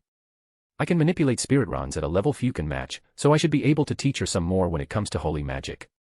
Maybe we can find a way to fuse disintegration with Raiden's lightning abilities, and I'm sure that would make for a formidable combination. But that's for later. And that wraps up the date. Did you have fun, Lalatina? Lalatina vigorously nodded her head. It was one of the best times in my entire life. Huh, well that's something when considering the fact that Lalatina has been alive for eons. I think that was a rather successful date then. Lalatina nervously shifted. Would you like to enjoy my body tonight, master? She purred out seductively. However, I could tell she was embarrassed. Hey, it seems our date hit her hard. Lalatina isn't used to non-sexual displays of affection, which was a mistake on my part, one I'll have to correct. She's completely fine with being a complete degenerate eager to serve me, but when it comes to romance, she's as new as any prepubescent teenager. I grabbed her by the chin, tilting her head up before leaning forward slightly. Of course, I would like to enjoy you and your body, my beloved Lalatina. I purred right into her ear. Lalatina gave me a full body shiver. Ooh. She moaned out as her thighs began to shake. I had used another one of Lover's sub-skills, one called Alluring Whisper, which at its core made my voice incredibly alluring. I could use it to excite my target to the peak of pleasure, to the point that I could make one orgasm just from whispering sweet nothings into their ear, or I could just turn their panties into goo, but not quite allowing them to reach orgasm. I could make entire legions of women turn into goo with my voice alone, not that I'd even want to do that. But still, Lover was a fun skill, Othinus was doing God's work out here. It is my duty and pleasure to help you achieve your wishes, master. Ultimate Wingwoman Othinus. All hail Othinus. Sex skills are great. With my hand still under her chin I teleported the two of us to my bedroom. Lalatina didn't even seem to notice the change as she gazed at me with a multitude of emotions in her eyes, lust, submission, excitement, obsession, zeal, happiness, but most of all, love. She really was well and truly obsessed with me, wasn't she? That is correct, she has been irreversibly tainted with your essence, master, though calling it a taint would be incorrect, it is more of a blessing than a taint. I wouldn't betray the emotions Lalatina held for me, despite everything I had done in this new life of mine, I wasn't that scummy. But that's enough thinking for now, I want to enjoy the delectable meal in front of me. My hand under her chin began to trail downwards alongside my other free hand, causing Lalatina to let out a needy whine. Once both my hands found their place on Lalatina's curvy hips I pulled her closer to the point that her breasts were pressed flush against my own chest. The squishiness of her mammaries was heavenly, even through the layer of clothing we were both wearing. Lalatina's pouty lips approached me as a needy look shone in her eyes. MMM. Lalatina moaned as I conquered her submissive tongue and began having my way with it. She was trying to grind herself onto me, eager for any sort of contact between her crotch and me, but due to our positioning she wasn't having much luck with it, so she gave up and did something else. She locked her legs behind me and began rubbing her covered pussy against my abdomen as she continued to suck on my tongue, eager to swallow my saliva. Eventually I pulled back from the kiss. Lalatina trailed after me for a moment before realizing what she was doing. Ah, that was excellent, master. Lalatina purred. Well, we're just getting started, my dear. I responded as I moved us towards my bed. Lalatina seductively licked her lips as I sat down on the bed with her now in my lap. Did you wish for me to serve you, master? She asked seductively as she leaned forward and licked my neck. I shivered slightly at feeling her tongue along my neck. I suppose that would be nice. I had wanted to stay away from the super dominant and submissive sex we usually had for tonight since that's what we always do, but Lalatina's desires were going off like fireworks. Her favorite way of having sex was just allowing me to use her as I wished while serving me with her entire being. I may have recently discovered that Lalatina likes some romance mixed in, but in the end when it comes to our lovemaking she only has one preference. Hee hee, of course. She giggled out as she released her locked legs from behind me and began to trail down my body until she was kneeled between my legs. I instantly transported my pants off my body with them appearing in the corner of my room, leaving me in just my underwear, which was already heavily tainted by my own arousal. When I was with Luminous I had used Lover to permanently transform myself slightly, making my entire being more sexual because why not? The natural musk my penis released has been amplified 1,000-fold and also gained some aphrodisiac properties to it, making it addicting to smell. I transformed the musk I released by imbuing it with lust energy. The lust energy enters another being's body through the musk itself and causes pleasure to rampage through their body. If taken to the extreme it can even cause soul-level addiction. Oh. Lalatina moaned out in confusion as she took in a whiff of my scent. Her thighs were quivering as she struggled to maintain focus. Perhaps that was a bit too much. I manually lowered the intensity of my aroma. After a few moments Lalatina gained some control over herself. What was that, master? Lalatina breathily asked as she pressed her nose up against the tent in my underwear. Just a new ability I pickled up. Lalatina giggled deliriously. It was, excellent. Lalatina pulled back from my crotch reluctantly as she snapped her fingers, stripping herself of her first layer of clothing, leaving her in the white lingerie I had picked out for her earlier. She must have discreetly used magic to swap out her lingerie while I wasn't paying attention. I nodded. I really had good taste. The white lingerie was semi-transparent and it accentuated her curves, from her wide, childbearing hips to her taut stomach and ample bust. The white garters were just the cherry on the top. Lalatina was a total babe. Immediately after stripping, Lalatina immediately dived back down from my crotch. Her nose was pressed right up against my crotch once again as she began practically inhaling the musk I was releasing. Ooh. She squealed as she creamed herself. Did she really come from just the scent alone? Lover is seriously broken. This is an NTR bastard skill 100%. I will use it with the respect, honor, and integrity it deserves, Momo. Shori master, I'll serve you now. Lalatina panted. I could clearly see her important bits through the semi-transparent lingerie. I could see her pretty pink nipples that were indenting against the bra and were as hard as diamonds. The panties protected slightly more, but even then I could see a clearly visible camel toe with Lalatina's juices leaking out the side. It almost looked like her pussy was trying to clench and suck something in. It seems her lower lips were desperate for something to fill them. Lalatina's hands trailed up until the band of my underwear as she slowly, almost reverently pulled my underwear down. The moment my cock was released it audibly slapped against Lalatina's face with a thwack. It's so much stronger now. Lalatina practically moaned out as my cock towered over her. Lalatina gave the side of my shaft a short, chaste kiss before she began slobbering all over it. She repositioned herself slightly so that my cock was no longer towering over her before she gave the tip a quick lick. She licked her way down the shaft, eager to cover it in her essence entirely. Her nostrils were flaring the entire time through. My musk was completely dominating her pleasure as she quaked with miniature orgasms of her own. As Lalatina licked me all over, her cute little pink tongue curled along my shaft as she asked, "Am I doing good, master?" She asked, eager for praise. "You are. I didn't expect any less from my personal bedwarmer." I could tell that my words hit the spot for Lalatina as she immediately reached another orgasm right after. If she were a normal woman I would be worried. She wouldn't even be capable of orgasming as much as she was. I wouldn't be able to either, but spiritual lifeforms go brrr. "Thank you," she mumbled out as she pressed one final kiss to my tip before spreading her mouth wide open and enveloping my cock in her pouty lips. I groaned out in pleasure at the feeling of Lalatina enveloping my shaft with her oh-so-kissable lips. She only became more enthusiastic as she continued to worship the underside of my shaft with her tongue. She was even taking pleasure in her oral service.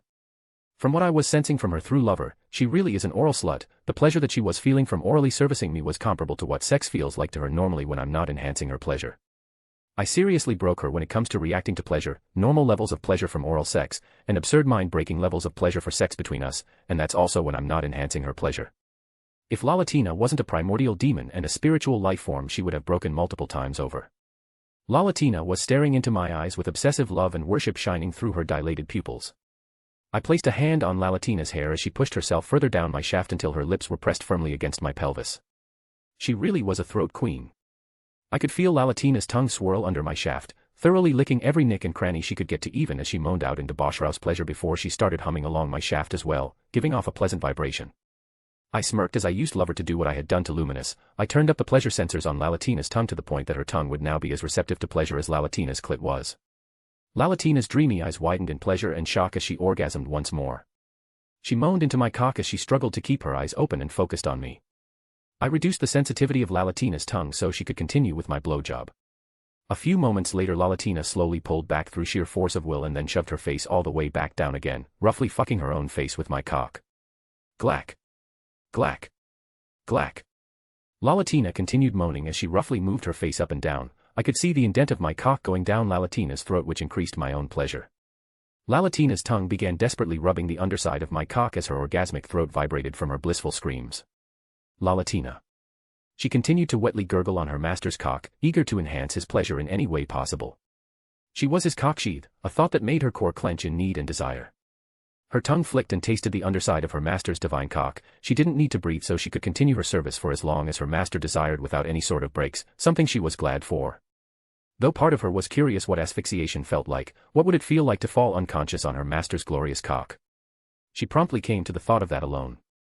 Lalatina gazed up into her master's blue eyes as she enjoyed the entire experience of serving her master, the way his cock was lodged firmly in her throat causing her throat to feel heavenly, the way her pussy throbbed, eager to take her master's shaft inside of her. A moment later she stored her bra inside her spatial storage, revealing her bare breasts to the world. She noticed her master eyeing them, which caused her body to shiver pleasantly. She could already tell what her master wanted, and so she reluctantly pulled up from her master's glorious cock and enveloped it in her soft tit flesh as she lovingly sucked him off.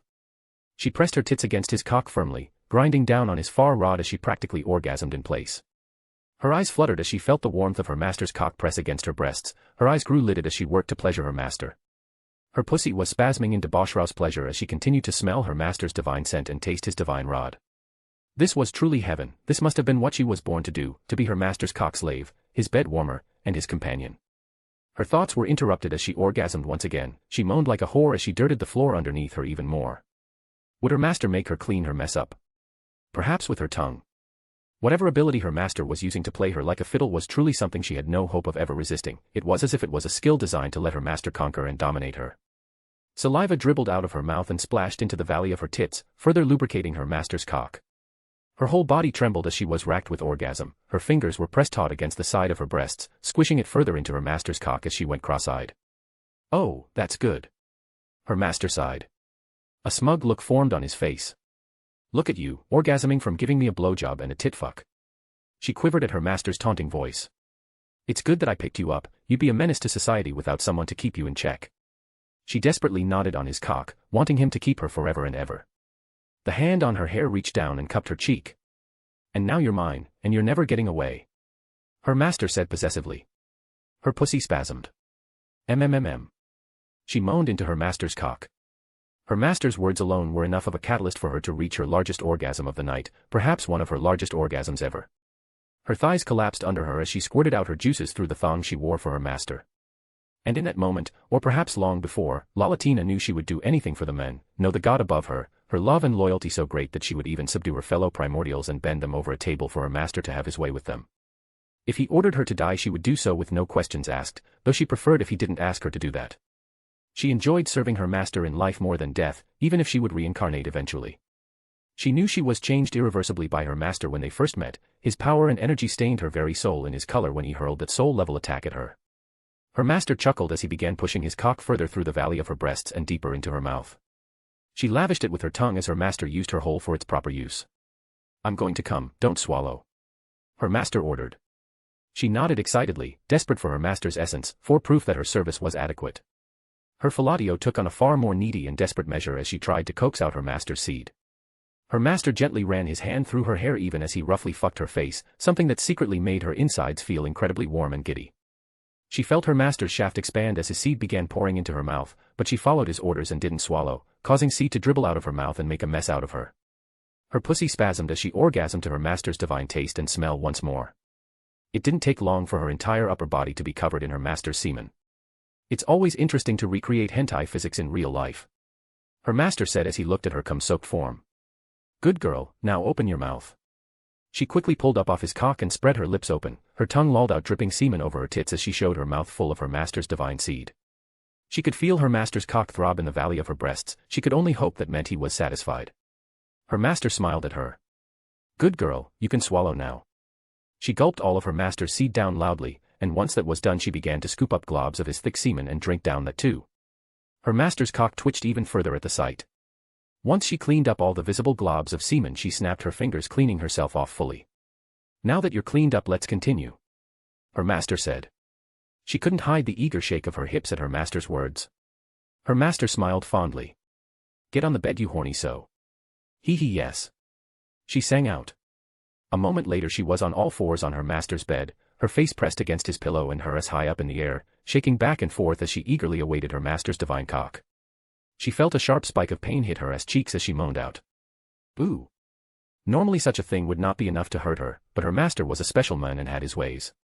She could feel her juices leak down her thighs as her pussy quivered in masochistic delight, every part of her being craved for her master, her soul, and her pussy, even her anus, which was created solely for her master's use, was her master should he desire it. Why don't we try something new? Without waiting for her response, she felt a finger press against the rim of her back door. Her anus submissively spread, allowing her master's finger entry. She moaned out into the pillow. I heard that it wasn't supposed to be that easy to penetrate. Her master mumbled. MMWY entire body craves you, master. And no part of me will resist your T-touch. She moaned into the pillow. Of course, that makes perfect sense. She was glad her master understood. Her master continued to explore her anus for a few moments, before another finger joined him, and then another. After a few moments he was finger-banging her anus as her pussy spasmed and leaked in pleasure, desperately trying to clench on something that was not there. She squirted out some more of her juices as she orgasmed to her master's toying of her anus. Muhur. Fleesahi Mori. She begged out. Fine, you desperate slut, it's about time I fucked this back door of yours, her master said as he slapped her ass. She felt her master's rod prod her back door before slowly pushing in, violating the last hole she had to offer, completing the process of staining every single part of her in his essence. She clenched the sheets under her. Oh yes. She moaned out as her master pushed deeper and deeper inside of her anus. Her master began thrusting in and out of her back door as an orgasm hit her like a spike to the brain. She felt her very spiritual body vibrate in pleasure. It felt as if she wasn't capable of any higher level thinking at this moment except thinking about her master and his cock. Perhaps that was a bit too much pleasure at once. Her master groaned out, and that was enough to tell her that he had been using his ability to practically fry her spiritual body with pleasure alone. More. She whined out. She wanted more of that pleasure. She wanted to feel her very spiritual and astral body shiver in delight as they basked in her master's presence. Her master leaned forwards, his palms enveloping her breasts as he dug into them, her hard nipples pleasantly grinding against his palm as her breasts shook. Her master grabbed one of her nipples and pulled on it roughly, causing her to squeal out in pleasure as her body shuddered and jerked as she came again. Yesh yesh yesh. She chanted single-mindedly as she took her master's pounding. She could vividly feel her anus clench on her master's shaft, eager to milk him of his release. She didn't know how long they continued like that, swapping between positions as she came completely undone. She knew without a shadow of a doubt that she would have always been broken on this cock even if her first meeting with her master went differently. Even her powerful spirit would eventually submit to her master. They were now back in the position they started in, face down, ass up as her master pounded into her. G gonna come soon, her master said with clenched teeth. Come. Do it inside. Inside. Inside. Inside. She chanted out. Her master roughly slapped her in the ass, causing her to squeal like a stuck pig. Fine, you hopeless slut. A few moments later she felt her master's shaft begin to expand as he flooded his cum inside of her. NNNN, she mewed like a kitten as she was filled up, a steamy hot pool of cum settling inside of her. Love you. She managed to mumble out in her delirious state. And I you my little Lalatina. Chapter 146, Chapter 76, To the City of the Forgotten Dragon. Lalatina. Lalatina blissfully sighed against her master's chest. After some rough lovemaking, he had decided to go to sleep. She wasn't quite sure why her master made a habit of doing something as mundane as sleeping, but she wouldn't question him about such a minor thing. Now she was resting against her master's muscular chest, his firm arms wrapped around her body, holding her against him as if it was the most natural thing in the world. The familiar lust she always felt for her master had been completely overwhelmed by the giddy yet peaceful being she felt enveloping her being as she cuddled with her master. It was all-encompassing. It felt as if this was where she belonged. She wanted to scream in bliss, but she held herself back since that may wake her beloved master up, ending this wondrous moment. She pressed her face into her master's naked chest, taking in his scent, a scent she would never forget even should she reincarnate.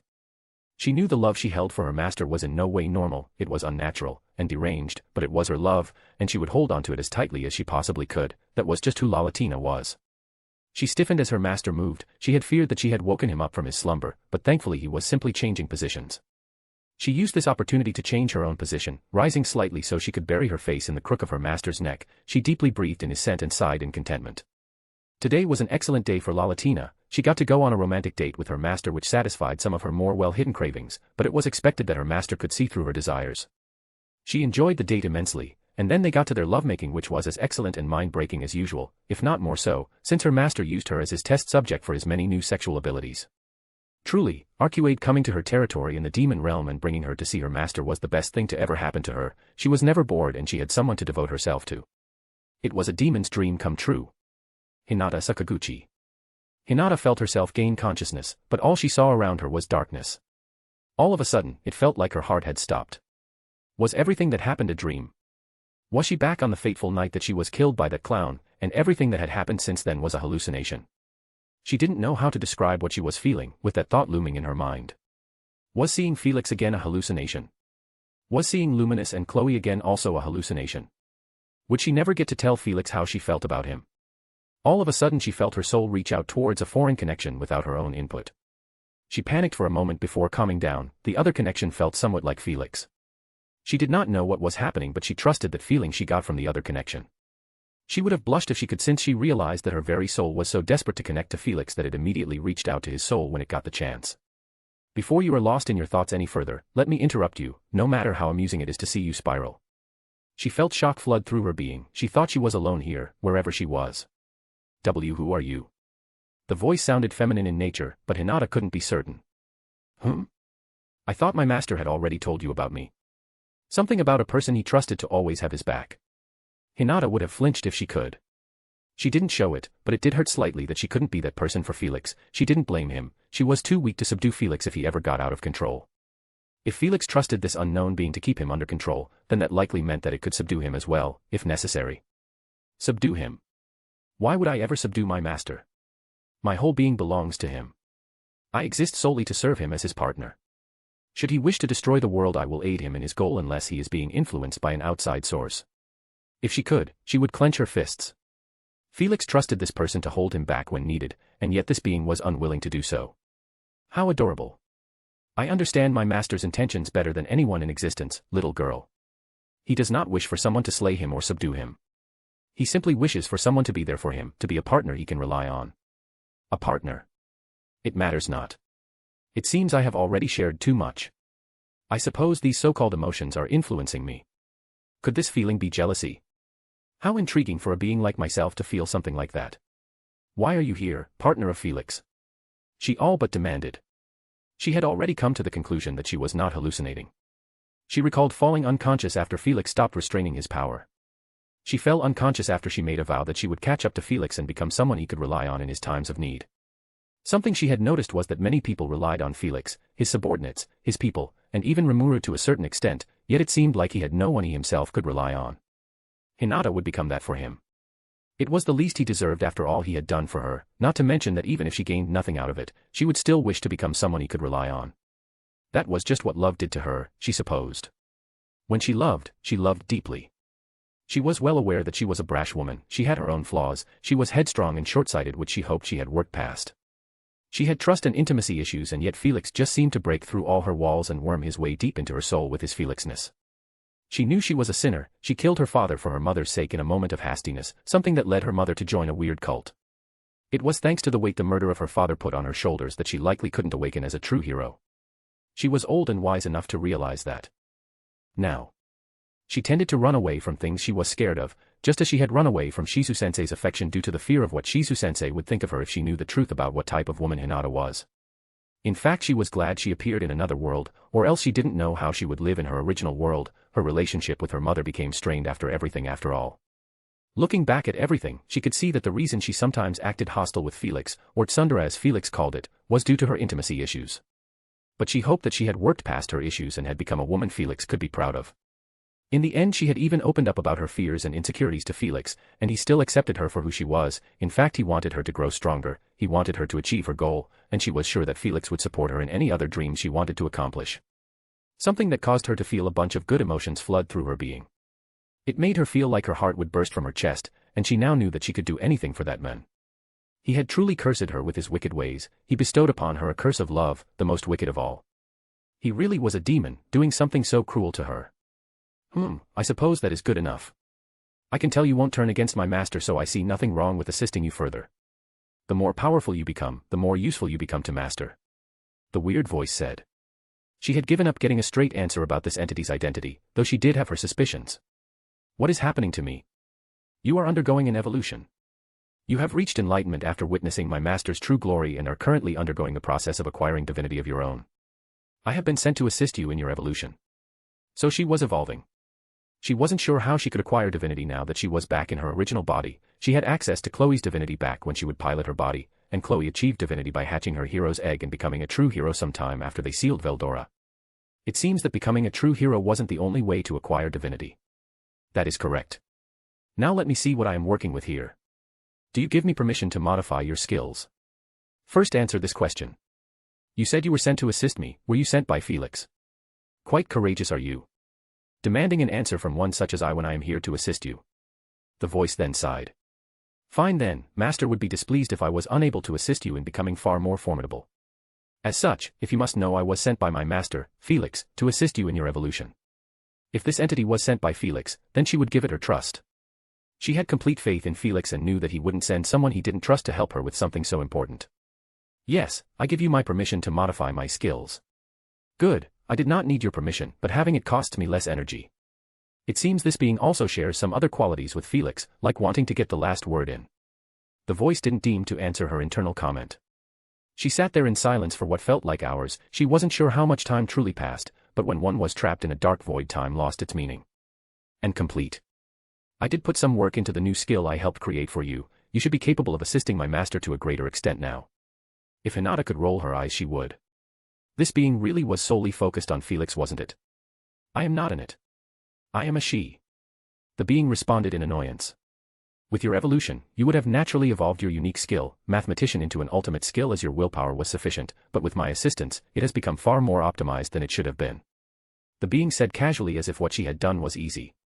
To be able to modify skills was absurd, let alone modify ultimate skills, something she had only an inkling of knowledge on. She had lived for over 2,000 years, and she had picked up some information during that time, not to mention what Chloe had shared with her, that she had acquired an ultimate skill once they returned to Tempest. What about my other unique skills, Usurper and Vendetta? Usurper was one of her ace cards. With it she could take her opponents by surprise and weaken their abilities while also taking them for her own. Vendetta was in a similar vein. It was a complete wild card when in battle. Its sub-skills were uniquely suited to taking her opponents by surprise.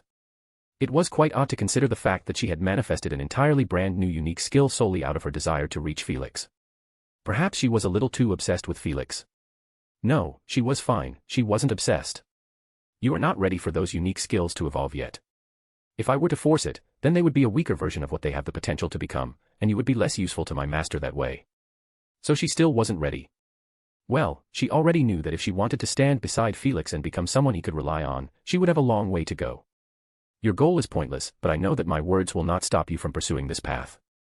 Very well then, I will observe you with interest, Hinata Sakaguchi. At the very least you are loyal to my master, and that's something I will acknowledge. Farewell, I do not wish to be partially separated from my master any longer. And with that the mysterious presence disappeared, though weirdly enough she still felt a connection to Felix. She felt as if she pulled on that connection she would be able to communicate and transfer information to Felix directly. It felt similar to the connection she had with Luminous, but slightly stronger. Hinata had some suspicions about just what it was that had connected to her consciousness. She did know about Cronoa after all, and she knew what exactly Cronoa had become, a Monus. A being that surpassed the bounds of logic and operated on a completely different level to normal beings. They were like supercomputers but more. But if she was correct, since when did Felix have a Monus and why did no one know about it? Well, at least she didn't know about it. It was possible that someone like Remuru may know about his Monus, something that stung Hinata. If Felix always had a Monus, that would explain how he grew so powerful in such a short period of time. She had been in the Cardinal World for close to a decade before she went back in time, and she was only an incomplete saint back then. And she had Usurper, which greatly accelerated her progress. Felix hadn't been in this world for even half that, and yet he was still far stronger than her. A Manus would explain everything. But that led her back to her original question, just how and when did Felix get a Manus? She had no idea how one could manifest a Manus. Cronoa was the collective negative emotions of Chloe from multiple loops. When she named her Cronoa, that gave the ego the final push to become fully sentient, and then later on, with Remuru's help, Cronoa completed its evolution. She did not think Felix had a mass of negative emotions to call upon, so just how did he do it? That was just something she would have to ask Felix when she woke up, she supposed. She continued wandering in her thoughts for an incalculable number of time. She didn't think that her evolution would take very long, but when one is alone in darkness, time tends to lose all meaning. Her thoughts wandered to Felix and what he thought of her. She knew it was dumb to think about, but emotions weren't something she was used to even after so long. She knew he saw her as a student and perhaps even a friend. She also knew he found her attractive, as he had said so himself while looking over her body, but one thing she knew was that Felix preferred bustier women. It was easy to tell when every one of his lovers had fairly large chests. Lalatina had even changed herself to have larger breasts due to Felix. Back when she had faced Lalatina before she was incarnated and named Lalatina was as flat as a board with not much curves, now she was an incredibly curvy and seductive woman, all for Felix. Would Felix like her more if she had a larger chest? She had never felt lacking when it came to her body. She knew she was gorgeous, her evolutions only increasing her beauty, but for the first time she was a bit upset that she couldn't grow larger breasts. Felix. I yawned as I took a look around the room. I felt a weight on my chest and looked down to see Lalatina gazing up at me with loving doe eyes. Good morning, Lalatina. Lalatina's lips curved upwards. Good morning, master. Lalatina moved slightly, causing her nipples to scrape against my chest pleasantly. Just the sight of a nude Lalatina alone was enough to get me horny, something that Lalatina felt going by the seductive grin on her face. Did you wish for me to serve you, master? I was a demon lord, an enemy of humanity. Why shouldn't I indulge in some sinning? In fact, it's natural that I indulge in the more pleasurable aspects of life more than others, and so I nodded. Yes, please do so. Hee hee. Lalatina giggled out. Of course. Lalatina slowly lowered herself, her breast still rubbing against my chest as she went lower and lower, until eventually my hard cock was resting over her face. Lalatina inhaled deeply. Ah. She gave the side of my shaft a little kiss before getting to work. I really loved my life. Raiden. I called out to the open space. Moments later, my draconic maid appeared next to me, completely outfitted in her maid outfit. Raiden bowed. I am ready to leave whenever you wish, master. I have already ordered the others to maintain the palace in my absence. I smiled. Great, let's leave now, then. If Raiden trusted her subordinates enough to maintain this place in her absence, then I'd trust her judgment. Raiden wasn't the type to accept anything other than perfection, so the maids under her must be qualified. I was honestly pretty excited to fight Malim. I want to test my newly ascended power after gaining the dragon factors against one of the only people I can say that I can confidently go all out on. I'm fairly certain I haven't ever seen her truly let loose even in all of our spars. Veldora had once offhandedly mentioned that Malim possessed more energy than he himself did in her base state. I definitely haven't sensed that amount of energy from her, so she likely sealed it within herself so she never loses control again like she did when she faced Guy so long ago, resulting in a portion of this world becoming practically uninhabitable. Honestly, the fact that Guy could last against Malim for 7 days and 7 nights is a testament to his power and skill. Guy is just built different, he isn't the first demon lord for nothing. Malim is a certified monster. She may act extremely childishly, but her power is the real deal. She would completely destroy Veldora and perhaps even Velzard in a fight, though I'm not too sure about the latter since I don't have a clear reading of Velzard's power. Why don't we fly there? It's been a little while since I've rode on you. A giddy smile appeared on Raiden's face. It seems she enjoyed giving me rides just as much as I enjoyed riding her. Who doesn't want to ride a dragon? After all, dragons are badass. Such is a fact of the world. Of course, master. I nodded. Let's head out then so you can have some room to take off. Raiden nodded and we made our way out of the palace and towards some open ground. As we walked out, one of the maids under Raiden called out. She was another dark elf that I had named. I think I named her Elianise. She was even sending Raiden a thumbs up. Have fun on your date, Lady Raiden. Raiden's lips twitched. Get back to work, Elianise. Ha. So, I did get the name right. With my evolutions my mental facilities also improved. I needed to have a strong enough mind to survive for a long time. At this point my memories are stored in my soul instead of my mind, so I won't really ever lose any memories unless I willingly discard them. Raiden sighed. I am sorry about that, master. That girl can be a bit too much of an airhead. It's fine. It's good to have some interesting subordinates under you. It makes the job more fun. Raiden nodded. After that there were no more interruptions, and soon enough we were at the Pegasus stables, which had a designated takeoff and landing areas. Lord Felix. One of the Magian guards called out. Hello there. I'll just be borrowing one of your takeoff pads. The guard nodded. Do as you please. This is all yours, after all. The Magian nodded. I smiled. That is true. I turned to Raiden. Let's go. Once we were on the pad, I gave Raiden some distance to transform. I watched, my eyes alight with fascination, as Raiden shed her human facade and revealed her true draconic form. Her azure blue scales shimmered in the sunlight, reflecting a myriad of dazzling hues. Each scale was perfectly interlocked, creating a nigh-impenetrable armor that gleamed with radiance. Her powerful bipedal feet dug into the ground, sending ripples through the earth as her claws sank deep into the soil. With a mighty roar that echoed to the heavens, Raiden threw back her head, her eyes blazing with power. Even her two horns that extended from the back of her head seemed to be glimmering in power. The sound reverberated through the air, a symphony of pure dominance and freedom echoed throughout the surroundings. Her wings, vast and majestic, unfurled with a fluid grace, casting a shadow that covered the ground beneath her. The sheer force of her transformation was palpable, the air charged with an electric energy that crackled and sparked around her. In that moment, Raiden was a creature of legend, a living embodiment of awe and might, her very presence commanding respect and wonder. And all that was mine. Unbelievable. I heard a Magian mutter in the distance. She was larger than even Charybdis in her true form. Dragons grew larger as they grew stronger in this world. Veldora simply manipulated his size so that it didn't become too cumbersome, since size really didn't add much to combat power at the higher levels of this world. It definitely added to your presence, though. Raiden was releasing her dragon's haki in waves, causing all of the Magian around us to look at her in awe and submission. Raiden's draconic form seriously made her lose a lot of her inhibitions. She starts acting like how a real dragon should act, prideful and all. Size makes one a larger target. The thing with dragons is that only in their true forms can they truly let loose, it's in their nature. I wonder how she would match up against the Dragon Lord Sorcerer's dynasty Serion has. That dragon has been around for a very long time, but going by size alone Raiden was a bit larger. I noticed that Raiden's tail was wagging slightly, as if she was a pet waiting for praise. I could only sigh fondly. In the end, even in this form Raiden was Raiden. I stepped forward, shrinking space so that I would appear directly on top of Raiden. I lightly stroked the shining scales underneath me, causing Raiden to shiver. Let's go, it's best if we don't distract everyone too much. I whispered. Raiden nodded, and with another deafening roar she launched off the pad and into the sky, though she was careful to not cause a sonic explosion since that would cause some damage to the surroundings. I sighed in contentment as Raiden's form broke through the clouds, allowing me to gaze at my territory from far above. It really looks so small from up here. I mumbled. Raiden let out a low rumble of agreement. She could still speak in this form, but it seemed she was rather in tune with her draconic instincts. Perhaps I should get her to shed her mortal coil more often if being in a humanoid form is restricting her instincts that much.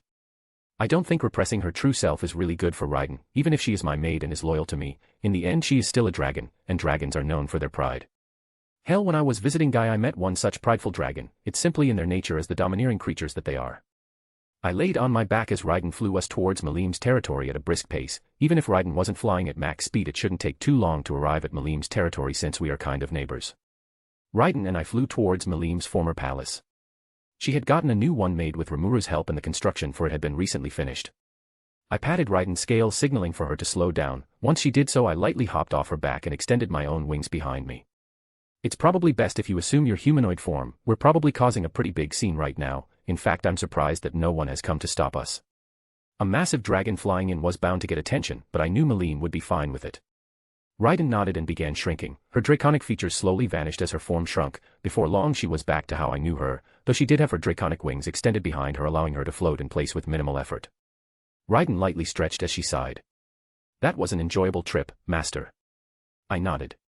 Yeah, I had fun. I'll get you some territory of your own within my territory where you can fly around as you please. It seems you enjoy being in your true form quite a bit. Raiden smiled. Thank you, Master. I will not reject your gift. I nodded. Follow me, I sense Malim. Raiden nodded and so I flew towards Malim's new palace at a brisk pace. I could sense Midray at the central temple. His gaze was already focused on our direction as he spoke to one of the Dragonute under him. It seems he is preparing to come visit us. He probably held off anyone who wanted to come to confront us since he likely sensed Raiden. I could also sense Fry next to Malim, so Malim was probably in the middle of some work, but she'd probably thank me for the interruption. Malim and work don't go well together. I felt Midray take off towards me. He'd catch up in no time at the pace I was going. Sir Midray is on his way here, Master. I nodded. Yeah, he is. A couple of moments later, Midray appeared before us, his hands tucked behind his back. He lightly bowed to me. Lord Felix, it is a surprise to see you here. His gaze then shifted to Raiden as his lips curled upwards. It is good to see you again, Raiden. Raiden smiled. It is nice to see you again as well, Sir Midray.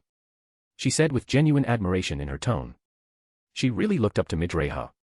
Well, not that I can blame her. Everyone needs a mentor figure in their lives. I'm glad that Raiden found hers. The training Midray had put her through has already improved Raiden's energy reserves. I imagine her technique has also vastly improved since technique is something Midray specializes in. Bwaha, no need for the sir. How many times must I tell you so? Raiden shook her head. It is respectful. Midray sighed.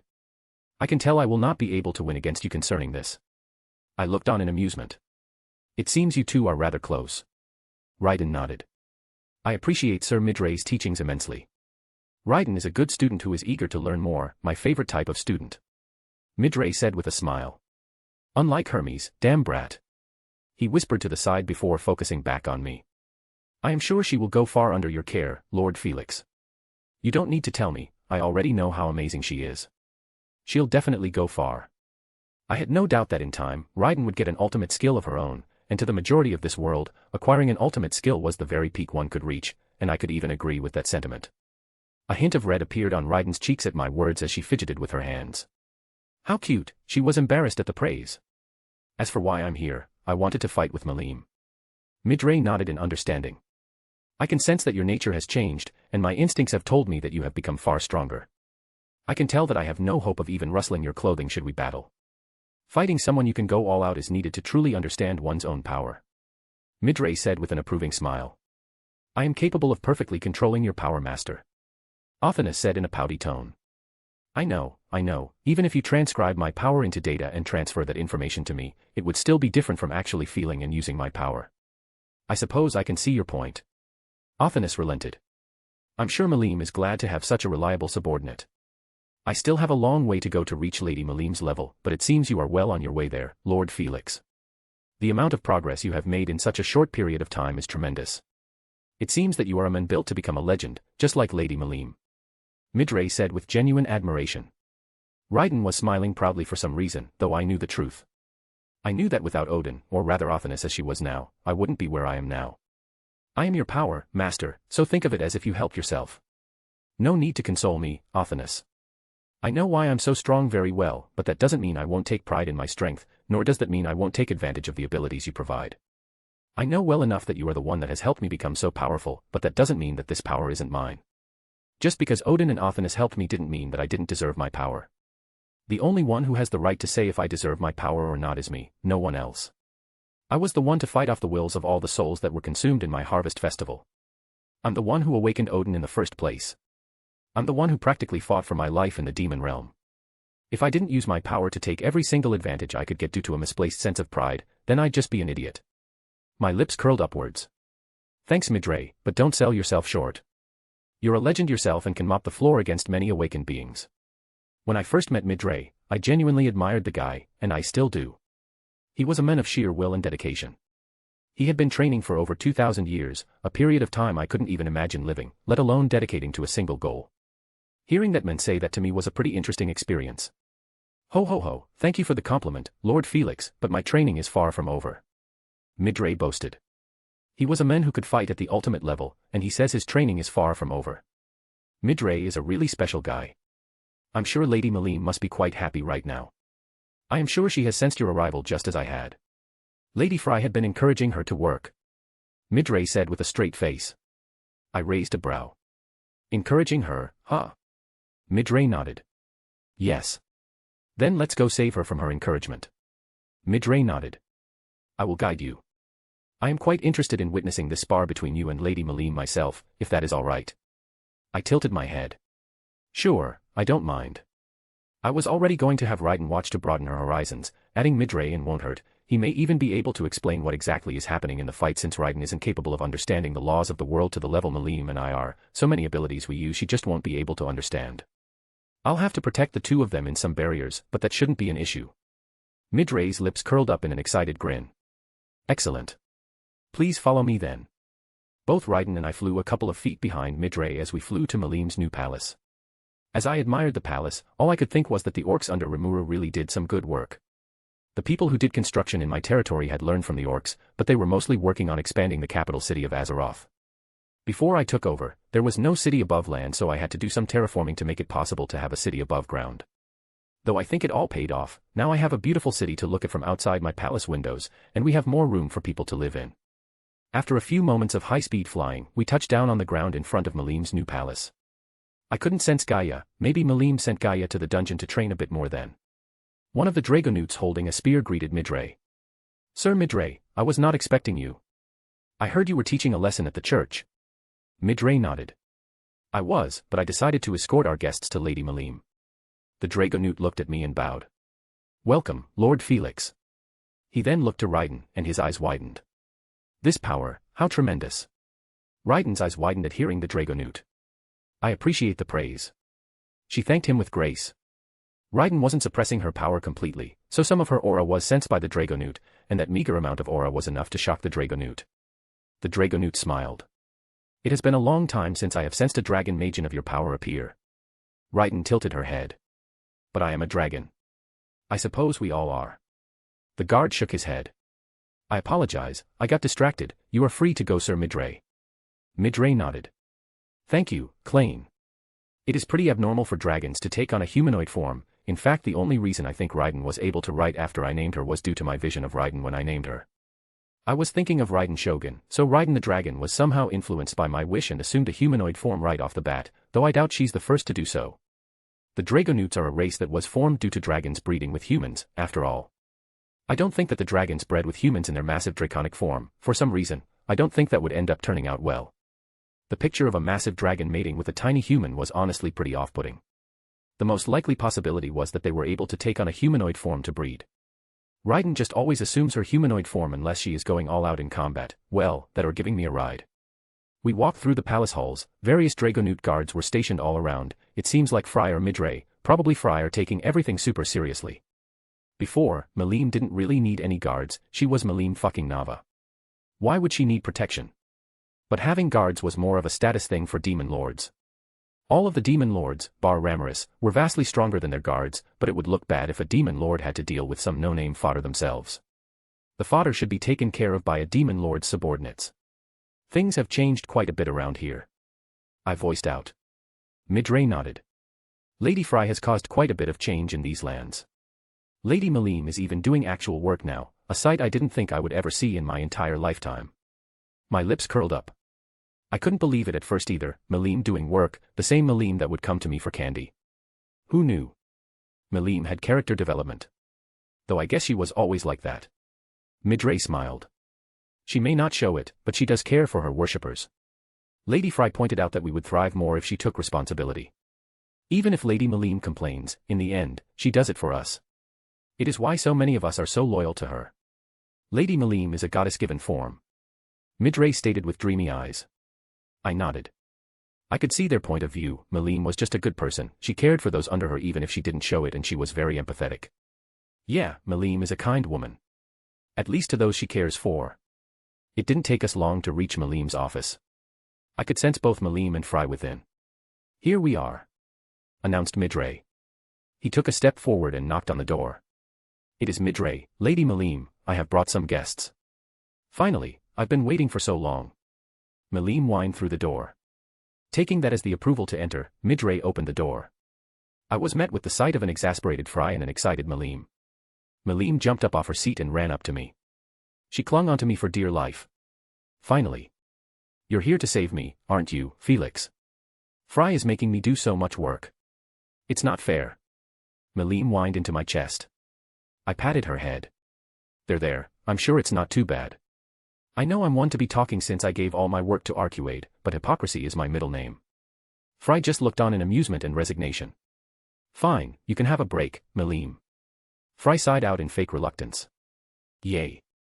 Malim cheered. Let's go hang out, bestie. Actually, that's why I'm here. I wanted to have a serious spar with you. I got a bit more powerful recently and you are a good target to test my power out on. Malim let go of me and examined me. I could feel her Melim eye skin me, which I did not reject.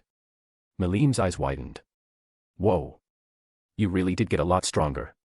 Sure, a fight sounds fun right about now. Melim agreed. Fry tilted her head. Did Felix get stronger? I don't sense anything different. Haha, well, that's because you haven't trained enough, Fry. Melim laughed out. Frey's lips twitched. I suppose if I did not have to watch you to make you work, then I would have more time for training, would I not? Melim turned her head to the side and began making her best attempt at whistling. Of course she failed. Fry sighed. I suppose I knew what I had signed up for. Melim turned back to Fry. I guess I can start training you. Maybe Midray can help. Midray nodded. I will do as you command, Lady Melim. Melim grinned. Great, you're the best, Midray. You honor me, Lady Melim. Responded Midray. Hee, no problem. Melim said, her chest puffed out. She then looked at me, excitement visible in her eyes. Now, let's fight. It's been a long time since we fought. I rolled my eyes. It hasn't been that long. In this fight, I want you to go all out, Melim. I want a chance to see how much power you have lying within you. An excited grin crept up onto my face. I'm sure this fight of ours will be one of the greatest I've ever taken part in. Melim looked at me worryingly. I'm pretty sure if we both really go all out, Felix, even if we place barriers up, the world may still suffer under our power. I waved her off. Don't worry, I'll take care of it. If I may, how exactly will you take care of the fallout? The last time Melim truly went all out to my knowledge, a portion of the world became uninhabitable. Fry asked worryingly. If you're that worried, I'll explain it to you. Of course I plan to give a slightly altered explanation. I didn't want many people to know about my ability to travel dimensions. Chapter 147, Chapter 77, Against Melim Nava Part 1. Felix. If you're that worried, I'll explain it to you. Of course, I plan to give a slightly altered explanation. I didn't want many people to know about my ability to travel dimensions. I know that I didn't really owe Fry anything. Melim would take me at my word, but it wouldn't hurt to slightly explain things to Fry. Melim trusted her, so she had some of my trust as well. Fry nodded. Thank you, Felix. I appreciate your willingness to share your secrets. I do not wish for a fight between you two to bring us the attention of the other demon lords. Such a thing may be troublesome. Bahaha. No need to worry about that, Fry. I can easily mop the floor with them. Boasted Melim. It's fine, Melim, I don't mind. I'm going to need both you and Midray to keep everything a secret though. I said to Fry. Fry nodded. I agree. I will not betray Lady Melim's trust. Midray stated firmly. I believed Midray, he had no reason to lie, and it wasn't in his nature. Fry, I was less certain about but I was willing to trust her on this. Melim trusted her, and Melim was a very good judge of character. I nodded. Good. Basically, I am able to create dimensions with my spatial abilities. With this, I can create a brand new dimension for Melim and me to fight in so that the damage we cause is isolated from this world. The ability to create dimensions was honestly not that far-fetched. With enough data, Remuru could likely do something similar with Uriel, Lord of Vows. Hell, Infinity Prison was practically an entirely different dimension of its own, so my little white lie wasn't that unbelievable. The area the Valpurgis was in was another dimension. I don't know if it was one guy created or one guy managed to find and connect to. In fact, I could probably create a dimension just for this fight, but I'd rather just take us to an empty dimension that already exists out there somewhere, something like that seems more secure. That is a wise decision, Master. With my assistance, it should theoretically be possible to create a dimension powerful enough to contain both yours and Melim's power. However, it is best to play it safe in this scenario. I will continue to gather data to create a more firm dimension with Brahma, Lord of Creation. Thanks, Othinus. It is my pleasure. Othinus is always so hardworking, truly the ideal partner to cover my ass since I'm lazy as hell. Melim looked at me oddly as she quickly caught on to the fact that I was telling a partial truth. Melim knew about my ability to hop dimensions. I literally did so in front of her when we fought the Chaos Dragon, and I also told her about it in the past. Truly. Exclaimed Fry. I did not think your spatial capabilities extended so far. She mumbled. Hey, she really only knows the tip of the iceberg. Spatial manipulation is the best, I don't care that time is technically the superior attribute. Though, if you think about it, the two of them are different sides of the same coin. I see. That is quite surprising to hear, but I suppose it is expected of Lady Melim's best friend. Said Midray. Well, that was easier than I thought. Well, if that's all, then let's go to this new dimension. I voiced out. Midray said he wanted to watch, and Raiden will also be following. May I watch as well? Perhaps seeing this fight will allow me to realize new things. Asked Fry. I don't mind. Are you fine with that, Melim? Melim nodded. Umo. That's fine, Fry. I'll create a barrier around them so that they are protected from the effects of our battle. Melim nodded. Before we leave, allow me to call Ark back so he can continue with all this work. Said Fry. Ah, right, I was wondering where he was at. He was taking care of some errands for Melim. Fry responded. I nodded. I felt Fry send out a thought communication, and a minute later, Ark appeared. He bowed to Melim. I have returned, Lady Melim. He then bowed to me. Lord Felix. He said with reverence in his tone. Hello, Ark. I remember asking why he seemed so reverent of me. He said the master of his mistress deserved at least that much. Despite serving Melim, Arcuade was still his primordial, that obedience towards her had been ingrained into him.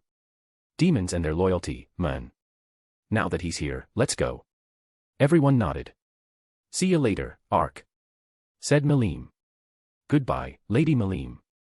I will begin sorting through all the various plans and requests the Dragon Faithful have sent you. Ark said. Melim smiled happily. You're really a saint, Ark. That's ironic to say to a demon of all races. I snapped my fingers, creating a portal that led to an empty dimension. I purposefully chose one that had no life on it since I didn't want to disturb the ecosystem of any planet if I didn't have to. Fry stared at the portal in astonishment. Is that? I nodded to Fry. It is. That is the gate to another dimension. Midray casually walked past me and stepped through the portal. I could see him take a deep breath as he laughed. Come on. Let's go, Fry. Melim said as she dragged Fry along. I looked at Raiden. Let's go. Raiden nodded and walked forward with me. We both stepped through the portal, entering a new dimension entirely. Raiden was looking around in curiosity. She went with me to the world of Jujutsu Kaisen, but stepping foot in another dimension is still a pretty interesting thing, especially since this one was so devoid of life. The area all around us was just dirt and rocks. Bacteria and the like still lived, but I didn't really care for those. Other than that, there were no real animals in this world, not even bugs, just some plants that provided enough oxygen for the non-spiritual life forms. This was a world on the verge of death. In fact, it was already half a step there, which is why I chose this world as our battleground. Melim looked around in curiosity. This is different from before. Frey's head snapped to Melim. You've been to one of these dimensions. Melim's eyes widened. Oops. Was that supposed to be a secret, Felix? I shook my head. No, that's fine. I looked at Fry. When dealing with the Chaos Dragon, I transported Melim, the Chaos Dragon, and I to another dimension I created previously to restrict the damage to as little as possible. I said, keeping the white lie I told earlier. Fry nodded in understanding. I see. Midray was grinding his feet into the dirt. This planet feels dead. Alright, Midray was very in tune with nature. He used the energy the planet naturally gave off and channeled it through him for some of his attacks, so it makes sense that he would be able to feel the dying state of this planet. Of course, I couldn't give off that this wasn't a dimension I had created. This is a dimension I created, so the Earth under us isn't truly alive like the Earth in the Cardinal World is. Midray nodded. I see. I suppose that makes sense. There are ley lines running all throughout the Cardinal World, which is basically the world's lifeblood. This world has none of that. The Magicules in the air are practically non-existent as well due to this. Luckily, I have Magicule Breeder Reactor, as does Melim. This world was also incredibly small, about the size of a small kingdom in its entirety, so it was still somewhat believable that I could create something like this. Huh, Melim's Magicule Breeder Reactor needs Magicules from the air to breed with, right? That is correct. My previous incarnation had modified your Magicule Breeder Reactor to function solely off your own Magicules. Melim Nava, however, will still need to rely on the Magicules in the atmosphere to breed with her own. Well, that would put a bit of a damper on our fight. It would be a shame if she ran out of Magicules mid-fight. Can you modify Melim's Magicule Breeder Reactor through our soul corridor? That is possible if I have her consent. However, do you wish to empower Melim Nava? Yeah, that's fine with me. I doubt Melim will ever become an enemy, so it isn't a big deal. I do not believe this is a wise decision, but very well. Great, thanks, Othanus. Melim Nava. Melim looked around in wonder at the new world before her, and she knew this was an entirely different world rather than a dimension that Felix created. For one, Felix had told her about his ability to visit other worlds. She still had to get him to take her to a new world. Not to mention Fry and even Midray's abilities were lacking when compared to her. They could not sense that they had moved to an entirely different spacetime axis. They were no longer on the Cardinal World. She guessed that Felix wanted to keep his ability to travel to other worlds a secret, something she could only say was a good idea. If Guy found out, he would nag Felix to death about taking him to another world. He would probably want to see if other worlds had any other people with interesting abilities. She was also curious about that, but she could wait until Felix took her on a trip. Then, there was the fact that his power had increased drastically. Her Melim didn't lie, and she knew what she felt. His total reserves were approaching her own level when she was not suppressing her power. If she wanted to give Felix a good fight, then she would truly have to let loose, something she hadn't done for 2,000 years. She wouldn't deny that part of her felt nervous about letting her power run loose. Her strength was as wondrous as it was monstrous. She still remembered the screams of terror she heard when she rampaged around due to Gaia's death. She didn't want to go through something like that again. But she trusted Felix, and his explanation was valid. They were in an entirely different world, one devoid of any true life. How would she kill anyone by mistake if there was no one to kill? All of a sudden, she felt a connection reach out through the soul corridor that she and Felix shared. Melim Nava, I am Felix's partner. Do you give me permission to modify your skills? Who are you? She heard the voice audibly sigh somehow. I am Othanus, the partner of Felix. She looked at Felix. Bestie. Felix nodded. Whatever she's saying is true. She nodded. Sure then, if you're Felix's friend, then I trust you. Thank you. She felt the mysterious being begin to change one of her most prized skills, Magicle Breeder Reactor. She felt her lips curl upwards as she felt the change. Felix really did spoil her. Thanks, Felix. And thanks, mysterious partner of Felix's. I am simply doing as my master commands. No problem.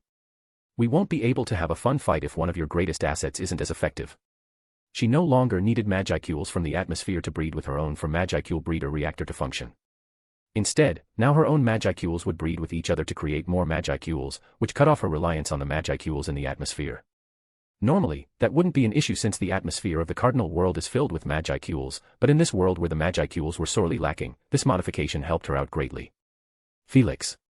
I smiled as the transformation of Melim's Magicule Breeder Reactor was completed. Thanks, Othanus. It is no problem. Why don't the three of you group up to the side? Then I'll place some barriers around you three. All three of our spectators nodded. Once they were far enough away, I snapped my fingers, placing tens of barriers around them. Some were meant to stop fighting spirit from penetrating, others to stop magic from bypassing the barrier. I even placed a multi-dimensional barrier at the end. However, if one of us used Stardust and it was headed in their direction, no barriers would be able to stop that, so we would have to be careful. Make sure not to aim any of your really strong moves in their direction. I said to Melim. I still remember how my Stardust power Zero tore through the barrier that Velzard was maintaining. Melim nodded. Got it. Melim's lips curled into a smirk. Fight now? She asked with some excitement. I nodded, a matching grin on my face. Fight now. Let's go then, Felix. The moment she finished speaking she pulled back for a moment before vanishing as she flew as fast as she could towards me. Her speed left a sonic explosion in her wake as she coated her fist in fighting spirit, causing it to glow brightly with power.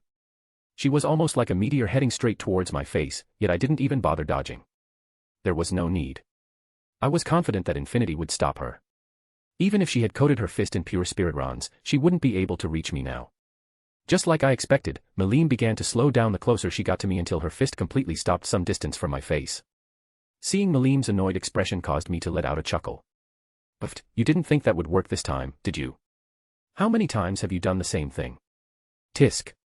Melim pulled back her fist and pouted. Mao, I had to at least try, stop being so boring. I rolled my eyes. Fine. I didn't disable infinity but I did decrease the range on it drastically so that Melim's fist would need to be nanometers away from my body for infinity to activate. That way I could at least give her the illusion of almost hitting me. Yipey. Melim pumped up her fist. Then, without a second to waste, she coated her fist in pure, rampant fighting spirit. Fighting spirit so strong it began to distort space itself around her. I let go of the control I held over my own fighting spirit and allowed it to blaze out of me, destroying the land beneath me as well as causing space to rupture. This world was weaker than the Cardinal World since there weren't any divine artifacts around to keep this world stable, so it really wasn't difficult at all to distort this world. In fact, Melim and I would have to be careful to not destroy this entire dimension by accident. If we stop restraining our power, this very dimension would shatter. Actually, I should probably put up a few before we collapse the entire planet. I wouldn't want to leave Fry and the rest floating off into space. Even if they could survive it, it was just bad manners. I placed 3 barriers, one over the entirety of this small kingdom-sized planet. One was meant to boost the planet's durability. And another around the planet itself meant to contain our energy so the dimension didn't suffer under our power. Melim looked at the barriers with curiosity in her eyes before her eyes lit up in realization. Ah, good thinking, Felix. I nodded in thanks as I coated my arms in my Demon Lord's Haki, creating a massive wave of dark aura around them as I clapped. The moment my 2 hands collided, a massive burst of pure destruction shot toward Melim. Her body blurred as she shot to the left, avoiding my attack entirely as she sped up in a semicircle to get behind me. As she moved, I could tell she was getting more comfortable with using more of her strength. The energy coursing through her became so massive that it was almost impossible to tell what exactly the energy in her body was doing. It was almost like staring directly at the sun, and with her blinding energy, it would be difficult to see if Melim was charging up an attack inside of her body. Once she thought she had finished getting used to releasing more power, she suddenly vanished as she shot towards me. My body reacted instantly as I reached down to my stomach, catching her fist just in time to stop her. Yet, even then, I winced slightly as I felt her fighting spirit raging inside of me, attempting to destroy my body. But all it took was some focus on my part to push her fighting spirit back with my own power and durability. I didn't use anti-skill to seal off her power since my goal for this fight was to let loose, to see what I was really capable of. If I just sealed off some of Melim's power I would not accomplish my objective. I'll save anti-skill as a trump card for this fight and in general. Not to mention anti-skill is far from absolute, chances were Melim could brute force her way through it. Anti-skill is best used as a last resort rather than a main hand. Surprise is key with it, and even then, it isn't all that good against high-level attacks. If one was relatively smart and strong, they would be able to see its flaws, and then anti-skill would become useless. I pressed down on her fist, attempting to crush her hand, but before I could make any significant progress, Melim's eyes let out a sparkle as she opened her mouth, releasing some energy she had been secretly gathering. My eyes widened as the beam approached me at speeds approaching that of light, but fortunately for me, my recently upgraded perception speed allowed me to react in time. A barrier appeared between the beam of Magicules Melim released in my face, completely negating Melim's attack, but while I was distracted, Melim managed to escape my grasp. She had used the massive amounts of energy coursing through her body to disguise the fact that she was gathering energy in her mouth. It was extremely difficult to tell where and when she was gathering energy when she just had too much energy to accurately sense the movement of. We weren't anywhere near serious. Melim hadn't even taken on her combat form, yet she had already surprised me, as expected of her. Melim quickly hit me with a barrage of punches drawing in my full focus. Each of our strikes was a blur of motion, unseen to the naked eye. For all my physical power and durability, the impact of her blows still resonated through my arms as her fighting spirit and dragon ki rampaged around us, my own practically coming to life to counteract it. I dodged, blocked, and counterattacked with every ounce of skill I possessed. Melim Nava was no brute, the amount of skill she possessed when it came to combat was staggering. The sheer force of her attack sent shockwaves cascading throughout the land. Melim might as well have had the tremor fruit with the shockwaves her blows were causing. Even space itself was uprooted and shattered. Though I gave just as much as I got, my own punches caused Melim to wince in pain as the shockwaves from it shook her very body as space distorted under my blows. The ground beneath us ordinarily would have shattered, but the barrier I placed earlier protected the planet from most of the unintended side effects of our battle. Melim's eyes burned with determination, a fierce grin plastered on her face. She was enjoying this, reveling in the thrill of combat. I could feel a similar grin on my own face. Melim and I were having fun testing each other, prodding each other for weaknesses before we truly let loose. Sensing an opportunity, I summoned forth my own energy from deep within. I pivoted on my heel, narrowly avoiding a devastating punch aimed at my head. Using the momentum, I lashed out with a swift kick to her side. She blocked it effortlessly, but it gave me the split second I needed to create some distance. Ho ho ho. That was fun, Felix. Melim laughed out with her hands on her hips proudly. Her clothing was the only thing about her that was damaged whatsoever. Melim was durable as hell. I smiled. Yeah, it was. It's been a while since I've felt pressured in pure martial arts. I may not train my ass off when it came to martial arts anymore, but I've still kept up on my training, just not at the same intensity as I trained at the start of my tenure in the Cardinal World, but I could copy and analyze the moves of those who are masters in their own right. With some practice I could merge those copied moves into my own martial style, so I had the combined experience of multiple martial masters, and yet Melim was still keeping up if not slightly pressuring me. She may have acted childish, but when it came to combat, she was unmatched. Melim nodded and resumed her stance. It seems she wasn't quite done playing around. Melim began sharpening her fighting spirit until it began taking on the shape of a blade. She was using one of the moves of the martial arts style she created, Drago Fist. She lunged at me again, leaving a sonic explosion in her wake as she came at me at tens of times the speed of sound. Her movements were practically a dance. I weaved left and right, joining Melim in her dance as we danced to the wondrous tune of death and destruction together. I traced the lines of future attack prediction. As a Monas, Oftenus' future attack prediction had become far more accurate and was even capable of partially predicting and calculating Melim's movements, making this fight much easier on me. I could sometimes tell if Melim's attacks were feints, as well as read their trajectory, which was a godsend in this type of battle. With a swift sidestep I managed to pierce through Melim's guard and land a solid punch to Melim's midsection. My fighting spirit rampaged within Melim's body as she grunted in pain, fighting off my fighting spirit with her own. "Not bad, Felix, why don't we get a little more serious?" Melim said with a confident smirk on her face. I couldn't agree more. I said with excitement. I allowed Melim to enter her combat state. I went to Melim for a good fight. I didn't want to interrupt her shonen power-up this time. Melim's energy flared, her hair began waving behind her as a surge of apocalyptic power began radiating from her. The very planet began to shake even with the barrier I had placed earlier. I grit my teeth as I bore the brunt of Melim's power. This was just going to be the beginning. I knew Melim had more in store for me. I smiled. "This is where the fun begins," I mumbled, quoting a certain sky guy in a galaxy far, far away. I couldn't afford to hold back.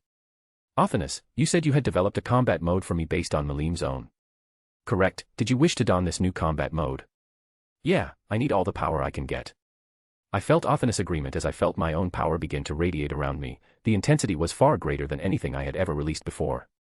Pitch black armor began taking shape around me as more and more of my energy was poured into it. Melim's own transformation was complete. She was just looking at me with curiosity in her eyes. Her combat mode was actually her true form. She had purplish armor that glimmered with unseen power, a pair of draconic wings extending out of her back as well as a single red horn. This was the form in which she let her draconic heritage out of the cage she always kept it in out of fear of breaking the cardboard world around us. The armor that formed around Melim was nigh impenetrable and it conducted Melim's own power extremely well. I looked down at my arm which now had a bracer on it made of the same material as the rest of my armor. The material itself felt fairly familiar. I could instantly tell that it was at the level of god-grade equipment. I was able to recreate the exoskeleton of the insectors from analyzing Zegan. Your armor is made of a superior material than Zegan's, high arcane, and is extremely resistant to practically all forms of attack due to modification I made. I didn't even think of that. Good work, Oftenus. Thank you, it took quite some time to customize everything to be most useful to you. Oftenus said smugly. The entire armor was created with Brahma, so it was most definitely incredibly powerful as well as durable. I could feel that Oftenus made it so that when I dismiss the armor, it will simply be stored in a bracelet on my arm so I can always recall it in an instant. It wasn't quite like Melim's combat mode, as that was literally a part of her, but it was quite similar. The magic resistance this armor granted me was far superior to the innate magic resistance of demons, but that wasn't all. Even Aura would have a very, very difficult time breaching through this armor, not to mention I could feel that Oftenus had imbued another one of my skills into this, one of my skills with the most potential if properly developed, Adapter. I clenched my arm and felt the armor shift to accommodate the shift in my body. It felt practically like a second limb. My wings had been tucked back into my body and were replaced by wings made of high arcane. The total EP that filled this armor was now accessible to me, basically increasing my own EP. Ho ho ho, what an interesting armor, Felix, it looks kinda like mine. Melim commented. I nodded. It is inspired by yours. The armor weighs nothing as well, so I won't be slowed down in combat by it. It's a boost to my overall power with no cost. The entire armor would be rather redundant if the downsides outweighed the benefits since my entire fighting style was based around no direct attacks actually hitting me. It would conduct and amplify my attacks while also protecting me to a greater degree. I had infinity, which was pretty hard to break through now that even spirit rons couldn't break through it, and then there was multidimensional barrier, which was also very difficult to break through. Both of those combined made it rather difficult to land a direct hit on me. With my armor now, even if someone somehow managed to pierce through all my defenses, then the armor would protect me. Though I had a feeling if Melim aimed a Stardust-powered attack at me, none of my defenses would hold up against it. Melim nodded. Then let's see how it holds up to the real deal. Melim roared as she appeared directly in front of me with a flap of her wings. Melim's incoming fist was coated with a layer of fighting spirit and then a layer of divinity right over it. This singular punch of Melim's was powerful enough to even erase saints. I raised my hand and gently nudged her fist to the side as I counterattacked with a punch of my own. I used a subtle application of blue behind Melim, which disturbed her movements. My armor acted as a conductor for my fighting spirit and divinity, amplifying both further as just before my fist hit Melim, I flooded my fist with as much fighting spirit and divinity as I could. I managed to strike Melim right in the cheek, and the sound barrier shattered as the space around us ripped under the force of my attack as Melim is sent flying away. She crashed into a nearby mountain, causing an eruption that shook this very world. A major part of the mountain exploded, releasing chunks of dirt and rock across the air. And, thanks to the lower gravity of the world due to its size, the chunks of debris coated the entire sky. Each massive boulder or chunk of mud slowly falling around us as the dust dispersed. We still hadn't even begun using the true power of our skills or weapons, and yet I was still having a lot of fun. Melim really was great. That subtle application of blue that I used to disturb Melim's movements costed a lot of Magicules, more Magicules than even my Demon Duke self had after consuming Footman, and yet I could only barely disturb her. Raiden. She watched as Lady Melim got flung into a nearby mountain as she examined her master from head to toe. She hadn't ever seen the form he had taken on. Perhaps it was something new. Either that or he never saw a need to don that new form against them, which she would understand. The amount of power both Lady Melim and her master were radiating was insane. Even if all her master's subordinates teamed up together, they would still fall short of him.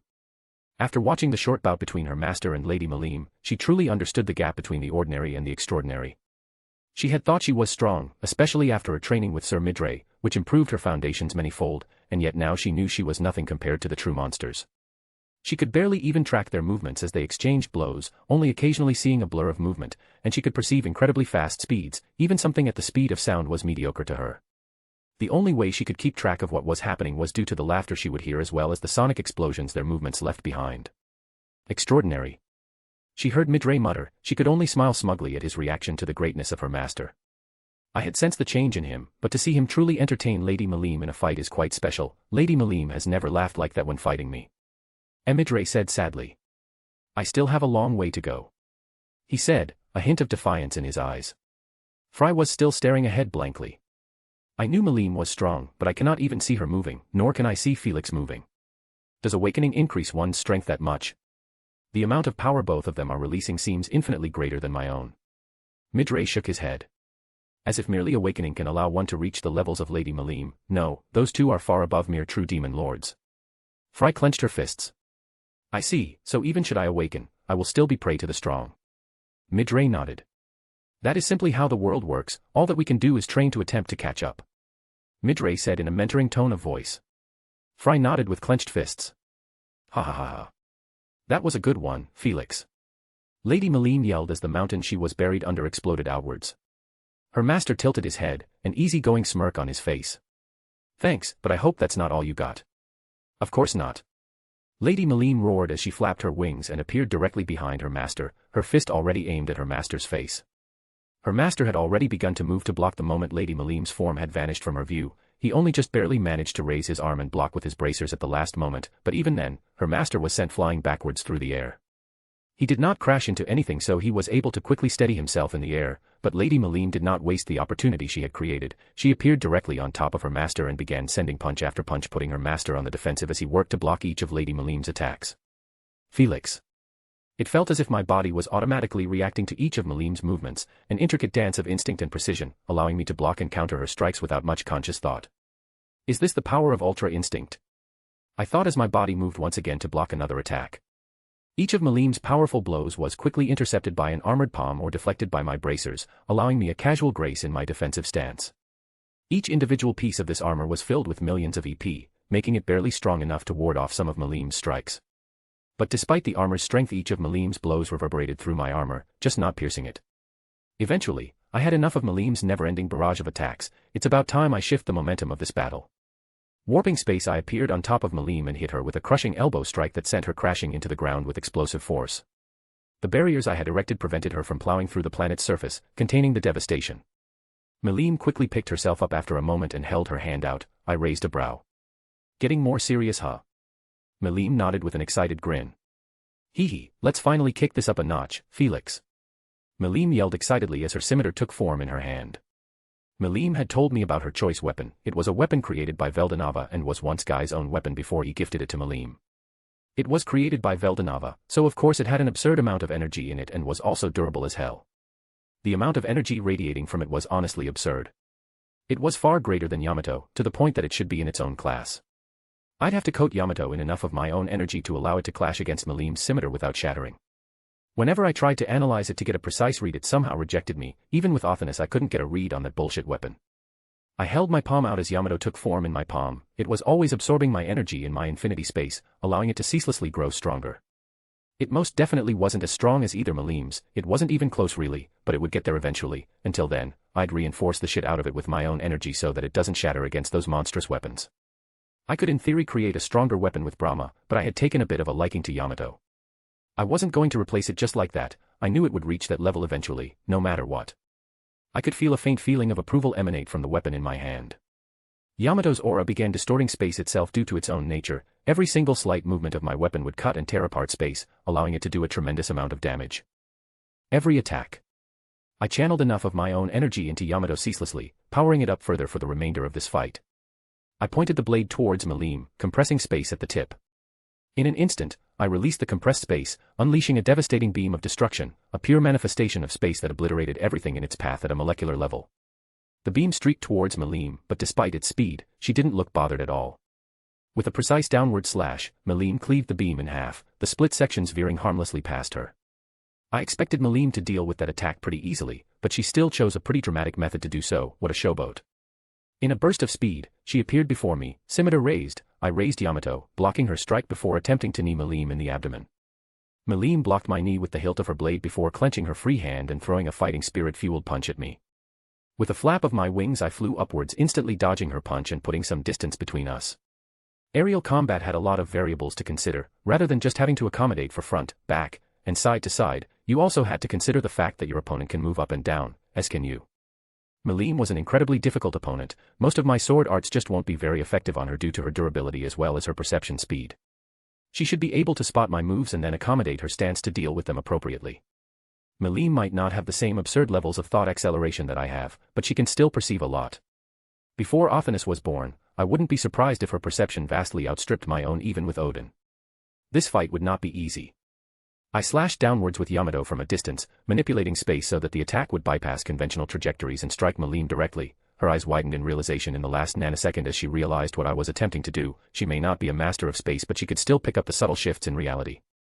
Malim winced in pain as blood spurted from the cut I landed on her shoulder, completely piercing through her armor. TCH. She clicked her tongue. I guess I should have expected you to land a good hit on me, Felix. You've really grown strong. Malim said with a hint of pride in her voice. I smiled in response. Yeah, I guess I have. Before, when I would spar with Malim, I would barely even be able to keep up with the speeds Malim was moving at, and she was holding back most of her power, which is something I could see now. Infinity was one of the only things that allowed me to last against Malim at all because distorting space was too troublesome for her. If she really wanted to, she could have slapped me around even back then. Malim looked down at her wound which had not healed yet. I watched as her armor slowly repaired itself, yet under the armor the wound I caused her still remained. Huh, that's weird. She muttered. I can feel some sort of spatial effect, but that shouldn't be enough to disturb my healing. I rolled my eyes. Maybe if that was done by someone who wasn't as good as I am. When my attack reached Malim, I created a subspace inside of the wound itself which halts all sorts of healing, from skills like infinite regeneration, to full potions and the like. In order to heal, you need to get rid of the subspace I created first. And not just that, over time, the subspace will spread throughout the victim's body, eventually enveloping them completely, killing the target in question. Unfortunately Malim had realized something was wrong quickly enough so she was able to isolate the wound from the rest of her body, halting the subspace from spreading. Still, the wound would remain until I erased the subspace or Malim overpowered it. Malim nodded. That's probably true. She wiggled her shoulder a bit. Once she realized the wound wouldn't disturb her, she resumed her combat stance. All of this took place within moments. I began leaking a portion of my Demon Lord's Haki as Malim did the same. The world shook as our Demon Lord's Haki began to unravel reality itself. I quickly diluted the intensity of my Demon Lord's Haki further as Malim did the same. I overestimated how much this dimension could handle. What a shame. I began imbuing my Demon Lord's Haki into Yamato, coating my blade in a layer of it. Malim and I both eyed each other, and as if coming to a mutual understanding we both dashed forwards, our blades clashing in the middle, causing shockwaves to shoot off of us. Reality itself crumpled under our combined power. Malim stared into my eyes, a manic smile on her face as we both put as much force as we could into our blades, eager to overpower each other. Realizing that we were in a stalemate, I warped our surroundings, appearing directly behind Malim. My katana moved downwards, carried by the momentum it gathered when it was locked against Malim's own blade. I could see that Malim quickly realized what had happened, but it was too late. She couldn't reposition her blade quick enough to block my attack. I grit my teeth as I pushed through Malim's Dragonoid armor. Just as I managed to pierce through the armor and penetrate through a layer of Malim's body, she was able to move to disrupt my attack. With a flap of her wings she gained some distance between us, looking at me with a light of seriousness that I had never seen come from her before. I had a feeling that I would soon be finding out the true terror of the destroyer, Melim Nava. Raiden. She stared ahead wide-eyed as she watched the grace of the movements of her master and Lady Melim. It was as if she was reaching enlightenment from watching the sheer mastery they both showcased. They were moving with a level of ease that she did not think was possible. She thought herself to be a fairly good swordswoman, capable of using her techniques fairly easily, and yet compared to the ease both her master and Lady Melim were showcasing, she might as well have been a rookie in the art of swordsmanship. It feels as if I am reaching enlightenment, mumbled Midray. It truly said something that the divine dragon had nothing else to say. He was so focused on the fight itself that he couldn't afford to be distracted for a moment, lest he miss an entire portion of the fight. It hadn't been very long at all since the fight between Lady Melim and her master had started, and yet it already felt like she had witnessed several phases of this battle come and go. Fry was looking ahead blankly, following their movements with a fairly large delay. Their fight had taken them all over this planet, so it could be troubling at times to keep up with the fight itself. Raiden winced slightly as she felt the planet itself shake under Lady Melim and her master's aura. She was seriously beginning to worry that this dimension would not survive the battle between these two. Fry was emanating an aura of hopelessness. She watched as Midray placed a hand on her shoulder. I know it can be tough to see this, lass, but this is the reality of our world, Midray said as he gazed at the ensuing fight grimly. If anyone of their level takes action in the Cardinal World, us, weaklings, will only be fodder stuck watching a battle between true gods. We will be mere statistics calculated at the end of the battle of gods if we are even given that honor. Our world is not a fair one, nor is it a just one, Midray stated neutrally. In the end, all we can do is never give up, never stop striving to become more than everybody else, never stop striving to match those so far above us and those who are so firmly engraved into the mythology of our world. Fry nodded with clenched fists. Yes, I must grow stronger, Fry stated with determination. I can only praise my foresight for submitting to Melim. I can't even follow a single one of their movements, Fry sighed. And I once called myself an equal of theirs, a demon lord, Fry said mockingly. No need to put yourself down. Now that you have realized just how lowly you are compared to them, the only place to go is up, Midray said cheerfully. It is a quest I have undertaken for the last 2,000 years, and it is one I will continue to undertake, Midray stated with confidence. Could I perhaps join you in your training? Asked Fry. Midray smirked. I thought you would never ask. Fry nodded thankfully. Thank you, Midray. Fry then turned to her. You have a really scary master, and to think when I first met him I thought with trickery I could take him on. Raiden huffed. It is foolish to think mere trickery is enough to take on my master. Fry rolled her eyes. Yes, I apologize for underestimating your glorious master. She nodded smugly. As long as you have realized the error of your ways. Fufufu. Fry laughed. Fufufu. Raiden laughed along. You have changed quite a bit, Raiden, said Fry. She nodded. Stagnation is the enemy. If I wish to be of use to my master, I must always progress further. That applies in terms of ego as well. As Sir Midray had explained to me, the stronger the willpower, the stronger the soul, that had made me realize that I was unintentionally halting my growth to remain the same as I always was out of fear that my master would not like the new me. But such a thought was foolish. I can feel through our connection that my master will always accept me, she stated firmly. That was a conclusion she had reached while training with Sir Midray, so she had stopped holding her development back out of misplaced fear. She would allow herself to grow into the truly perfect maid. Fry nodded. The stronger the willpower, the stronger the soul, Elha. Chapter 148, Chapter 78, Against Melim Nava Part 2. Felix. With a flap of her wings, Melim gained some distance between us, a shockwave of air cascading around us. She was looking at me with a light of seriousness that I had never seen come from her before. I had a feeling that I would soon be finding out the true terror of the destroyer, Melim Nava.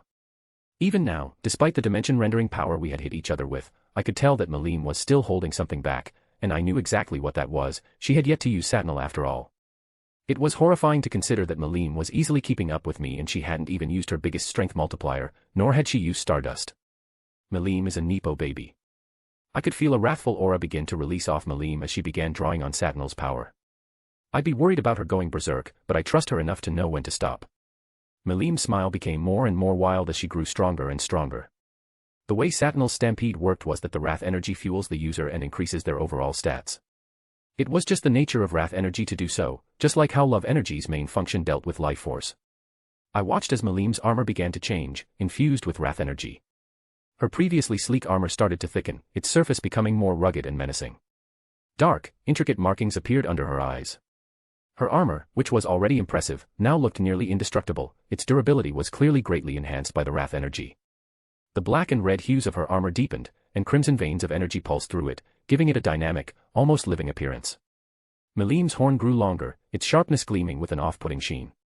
Her claws extended and took on a pinkish tint, becoming more pronounced. Her wings seemed to darken, and her tail became more robust, accentuated with red and white stripes. I highly suggest that you back off now, Master. The amount of power Maleem Nava is releasing is absurd. Can you calculate her EP?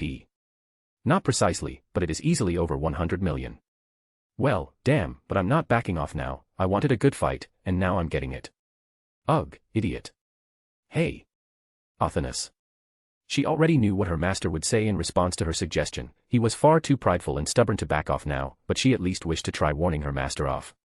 It wasn't like she had zero confidence in beating or stalling out Maleem Nava. It's just that in the midst of battle, there were many factors that could not be accounted for, and she did not wish for her master to be in any danger. The easiest way to keep him safe in this situation was for him to back off from this fight entirely. Maleem Nava had inherited a portion of the strength of Velda Nava, and her true power showcased that very well. Othinus still had a variety of plans in mind to subdue Maleem Nava should she turn into an enemy. Maleem Nava could always be sealed, which was something Othinus was growing more and more experienced in. Sealing such a strong being can be quite a difficult task, so she was working on reaching a sufficient enough level in the art of sealing that she could deal with Maleem Nava. Should Maleem Nava turn into an enemy, then Othinus will be prepared. Her master shared a soul corridor with Maleem Nava, and while Othinus was connected to Maleem Nava, she felt the feelings she felt for her master and knew that it was nigh impossible for Maleem to betray her master, but better safe than sorry.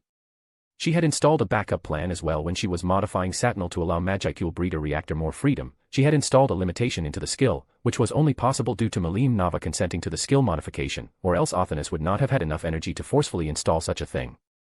This limitation limited Satinel's powers if Maleem Nava ever came at her master with the intent to kill. She could not install anything more, or else Maleem Nava would likely feel the difference in her skill. Even now Othinus was sure Maleem Nava could feel something was off, but she likely just thought that it was due to the modifications made to Magicle Breeder Reactor. Maleem Nava liked to play the fool, but she was terrifyingly wise, and now her idiot master was so eager to fight that monster. Maleem was far stronger than her master thought, strong enough that even with everything they had, she was not certain that they would survive a truly angry Maleem Nava. Her master believed himself to be on equal ground with her, and perhaps he was, but should a fight between them in which they truly went at each other with the intent to kill, Othinus would be very worried for her master's survival. The only thing that would guarantee it is making use of his dimensional travel capabilities. Maleem Nava could take Satinel further than her master could, meaning eventually she would surpass her master in raw power. She was created and born to serve at her master's whims, but why couldn't he ever make her job easy? She truly loved him, but he could make her life so difficult. She could see why so many others were annoyed by him so often. Stubborn fool. Felix. I guess it's about time I begin using Satinel as well. I haven't used it since I gained the dragon factor since I haven't needed it, but for the first time, I'm finding that more energy may be needed. I closed my eyes and took a deep breath as I felt myself grow angry. The wrath energy infused into my being as it strengthened me. I brushed off the sudden rush in anger I felt, completely used to controlling the emotion and locking it away. I will be able to make sure you do not lose control if you wish to push the limits of Satinel Master. Got it, I'll keep that in mind. Yamato gained a coating of red on it as the wrath energy from Satinel strengthened my weapon as well at the cost of making the blade's energy more chaotic temporarily. Your EP has surpassed 100 million. Othinus informed. I can feel it. The amount of energy within me was staggering. I felt like I could destroy this entire planet with a stomp, a thought that was likely pretty accurate. And this wasn't even 20% of Satinel, at least my Satinel. I was pretty sure that Maleem's Satinel boosted her higher than mine did due to her higher compatibility with the skill. I had a Monas to boost up my compatibility to a level that I could make use of Satinel as if it were my own ultimate skill, but Maleem was practically born to wield it. Satinel had an upper limit that it could boost us to in theory, but we weren't even close to it right now. It would also take quite some time to reach that state. My own upper limit had increased a bit as I had a stronger body so I could withstand more power. Despite the barriers I had placed earlier in the battle, the planet trembled under our combined auras that leaked through the barrier. Perhaps I should reinforce the barriers. Even the barriers around the spectators weren't stable enough since our auras were distorting spacetime itself. A part of our aura could breach through the multidimensional barrier. I snapped my fingers, placing a few more barriers over the planet to help contain our energy from the rest of this dimension, as well as stabilize the planet further and reinforce the barriers around the spectators. The barriers I placed around the planet to help boost up its durability were strong enough to easily block a constant stream of meteors for hundreds of thousands of years without even straining the barrier.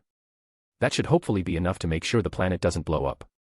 The entire dimension seemed to shudder as the barriers formed, as if it was on the verge of collapsing already, and Melim and I's power only accelerated the process.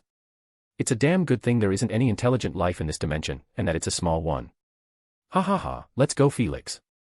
Melim growled out, still maintaining control over herself. I nodded, my energy was still increasing, but that's fine.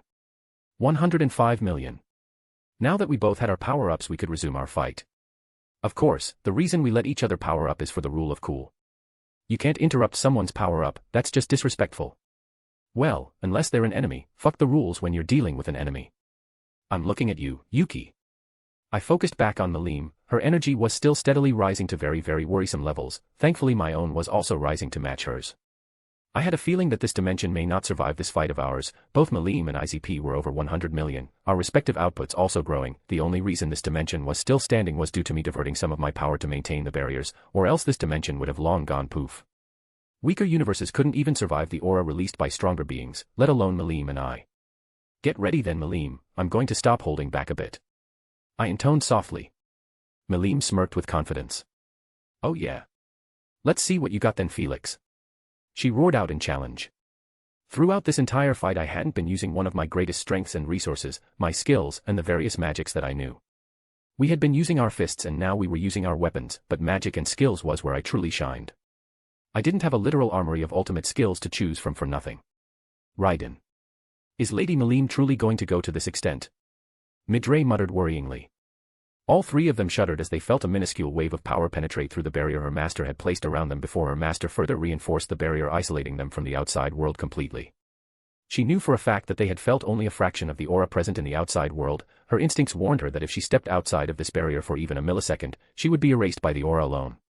I had thought I had understood how powerful Melim was, but it seems I was wrong. Commented Fry nonchalantly. It seems like the fight Fryan watched had broken her worldview entirely, and now she just had a hard time getting surprised. As expected of her master. Raiden looked at Midray curiosity. Just what is it that Lady Melim is doing? It looks like my master is replicating it as well. I have no idea how Lord Felix is replicating what Lady Melim is doing, but she is using her skill which increases her power exponentially. However, she slowly loses her sanity as a cost. Midray explained grimly. Stampede. Muttered Fry. Midray nodded. That's right, the form Lady Melim is in is the one she was in when she fought the Lord of Darkness above what is now known as the Holy Void of Damargania. What a terrifying ability. Fry lamented. Midray nodded. It truly is. I do not know why Lady Melim chose to activate that skill of hers. Perhaps she was just as eager for a fight with someone she could go all out in. And Felix is supposed to fight that. Fry turned to her. Are you not worried for your master? Fry asked in curiosity. Raiden huffed. Of course not, do you see the look on his face? Hearing her, Fry turned to look at her master closer. Is he, smiling? Raiden nodded. He is having fun. I am sure that if he was worried he would stop the fight here and now. If my master is confident, then who am I to doubt his abilities? Lady Melim is powerful, she is the only person I have ever seen push my master to this extent, but I am certain that he has a plan. Felix. Should I make a plan? Nah, let's just wing it. I could feel Othanus' disappointment. I suppose that is why you have me, to do all the planning for you. Exactly. Truly an ideal partnership. I'm the muscle and Othanus is the brains. I could feel the aura around Melim sharpening. It doesn't surprise me that she has sword ki. If I and Hakuru have sword ki, then Melim fucking Nava sure as hell has it. Melim appeared in front of me in the blink of an eye, her sword aimed straight for my neck. We weren't playing games anymore, so I allowed Infinity to work to its full effect, but Melim's weapon tore straight through Infinity as it distorted and ripped space apart. The sheer speed she was moving made it inefficient to focus on repairing the space around us. I met Melim's weapon with my own, enhancing the power behind it by manipulating gravity. Our clash shook the world as our anger fueled us further. Rah! Melim yelled as one of her clawed hands made a swipe for my face. I quickly shifted out of the way as I bent space to appear behind Melim, quickly drop-kicking her in the back, sending her flying through another nearby mountain. Now it was time to begin drawing on all the other abilities I have. With Brahma I could elevate any skill I had analyzed up to the ultimate level, and use ultimate skills I have analyzed up to 80% of their power. Through Brahma I began calling upon Metatron's power. Metatron was a very broken skill. It increased the user's energy regeneration rate by hundreds of times. What would normally take over a week to regenerate will be done in minutes with Metatron. Efficiency was something Metatron specialized in. Other than that, it could purify energy into its purest state. I considered it to be the superior version of holy magic. Even with all that, its main ability was the most terrifying of all. It allowed the user to control spirit rons like no other could, turning the user into an embodiment of destruction practically. The only real drawback was that it caused massive amounts of damage to the area around the user, but I didn't need to worry about collateral damage in this dimension, not to mention that Othinus could probably modify the skill/data if I wished for her to. That is correct. Due to the sheer amount of data I possess on spirit rons, it is possible for me to evolve Medatron, Lord of Purity, entirely giving the user far more control over spirit rons, but something like that is not necessary for you since you are using the skill through Brahma, Lord of Creation. I have already made subtle modifications that allow you to control spirit rons much more freely, so even in the Cardinal World, you do not need to worry about accidentally causing collateral damage. Great, thanks. I smirked as Melim roared as she burst through the mountain. Stop flinging me through mountains. She yelled. Make me. I taunted. Melim growled in anger. It seems Satinel was still affecting her to some extent, but it's fine. Probably. As Melim was preparing to rush me, I created a gigantic magic circle that suddenly appeared in the sky with a dazzling shimmer. Light began pouring down onto the planet, a light of death and destruction. Shining meteor. I chanted out. After I had replicated and surpassed Madara's meteor feat, I created a method to mimic the exact same thing but in a much more controlled manner, a spell that didn't result in the destruction of the planet but was still fairly impressive. I knew this wouldn't really harm Melim, but I still wanted to try it out on her. Over 1,000 large meteors descended upon the planet, their purpose pure destruction. This was a certified army killer. Regeneration wouldn't help if someone's entire body was blown to bits. The area of effect was immense, leaving no place to run. Mortals of the Cardinal World would be helpless against it. This magic was classified as dark magic, drawing from the void of the deepest realm of the demon realm. I used this void to create imaginary meteorites and summon them. The imaginary matter became real under the laws of physics, lasting just long enough to destroy the enemy. Thanks to this, my shining meteor spell had reached the ultimate level, capable of harming even ultimate awakened beings. Melim looked up at the incoming meteorites with calm confidence. Large chunks of the meteors crashed around her, my barriers on the planet absorbing the impact. I winced slightly as the majority of the landscape around us was completely destroyed. I rolled my eyes as Melim punched out towards some of the incoming meteors, erasing them from the sheer shockwaves of her punch alone. She smirked at me. You need to do better than that, Felix. She laughed out before rushing me. I activated thought acceleration to the max, giving me ample time to come up with my next move. I ignored the rays of light I could now visibly see moving. I had a move that I had been meaning to try out. I began purifying my own energies and the energy around me, converting them into spirit rons. These spirit rons, the purest form of energy, shimmered around me as I channeled them, drawing on the reality-rendering powers of Medatron. Moments later, space itself shuddered, and 100 bright beams shot out from my body, locking onto Melim, who was still charging at me at speeds thousands of times greater than the speed of sound. These beams, imbued with the properties of the holy magic spell disintegration and amplified by Metatron's own power, were completely unfair. A single one of these beams would be terrifying to be up against. Each beam was multiple times more powerful than Hinata's melt slash, capable of erasing anything in their path, and yet I felt at ease using 100 of them against Melim. Melim was just built different. Deactivating thought acceleration, the beam zoomed past me at speeds beyond most people's perception. I watched as Melim's head snapped towards the incoming beams, her reflexes sharp as she weaved to the left. Unfortunately for her, these beams were designed to follow their target, adjusting their trajectory to pursue her. A single beam could easily disintegrate a complete saint, yet I knew hundreds wouldn't be enough for Melim. As the original 100 beams neared her, she roared to the heavens. As the 100 beams of disintegration closed in from all angles, I began using Medatron to create 100 more beams, surrounding Melim and forming an inescapable cage of disintegration, further trapping her. As Melim braced for the impact and roared outwards, I wondered just what she was doing. I felt Melim release waves of stardust, covering her entire body. My eyebrows scrunched as I analyzed her actions. Stardust was always challenging to analyze. My eyes widened as I understood what she was doing. She was creating a barrier out of pure stardust, her body sparkling as the stardust barrier clung to her tightly. Such a barrier must be capable of blocking nearly all forms of attack. Yes, it likely can. I had done some analysis on the prospect of creating a stardust barrier as well and have succeeded. You have not needed such a thing, however, so I have kept it on the back burner. The barrier covering Melim Nava should be capable of blocking spirit rons, as well as most other forms of attack. It offers a truly nigh-impenetrable defense. I watched in slight amazement as the 100 beams of disintegration disintegrated upon contact with the stardust barrier. Melim smiled at me smugly, her rage no longer as visible on her face. Impressive, you made me use my super-duper special barrier then. Melim said smugly.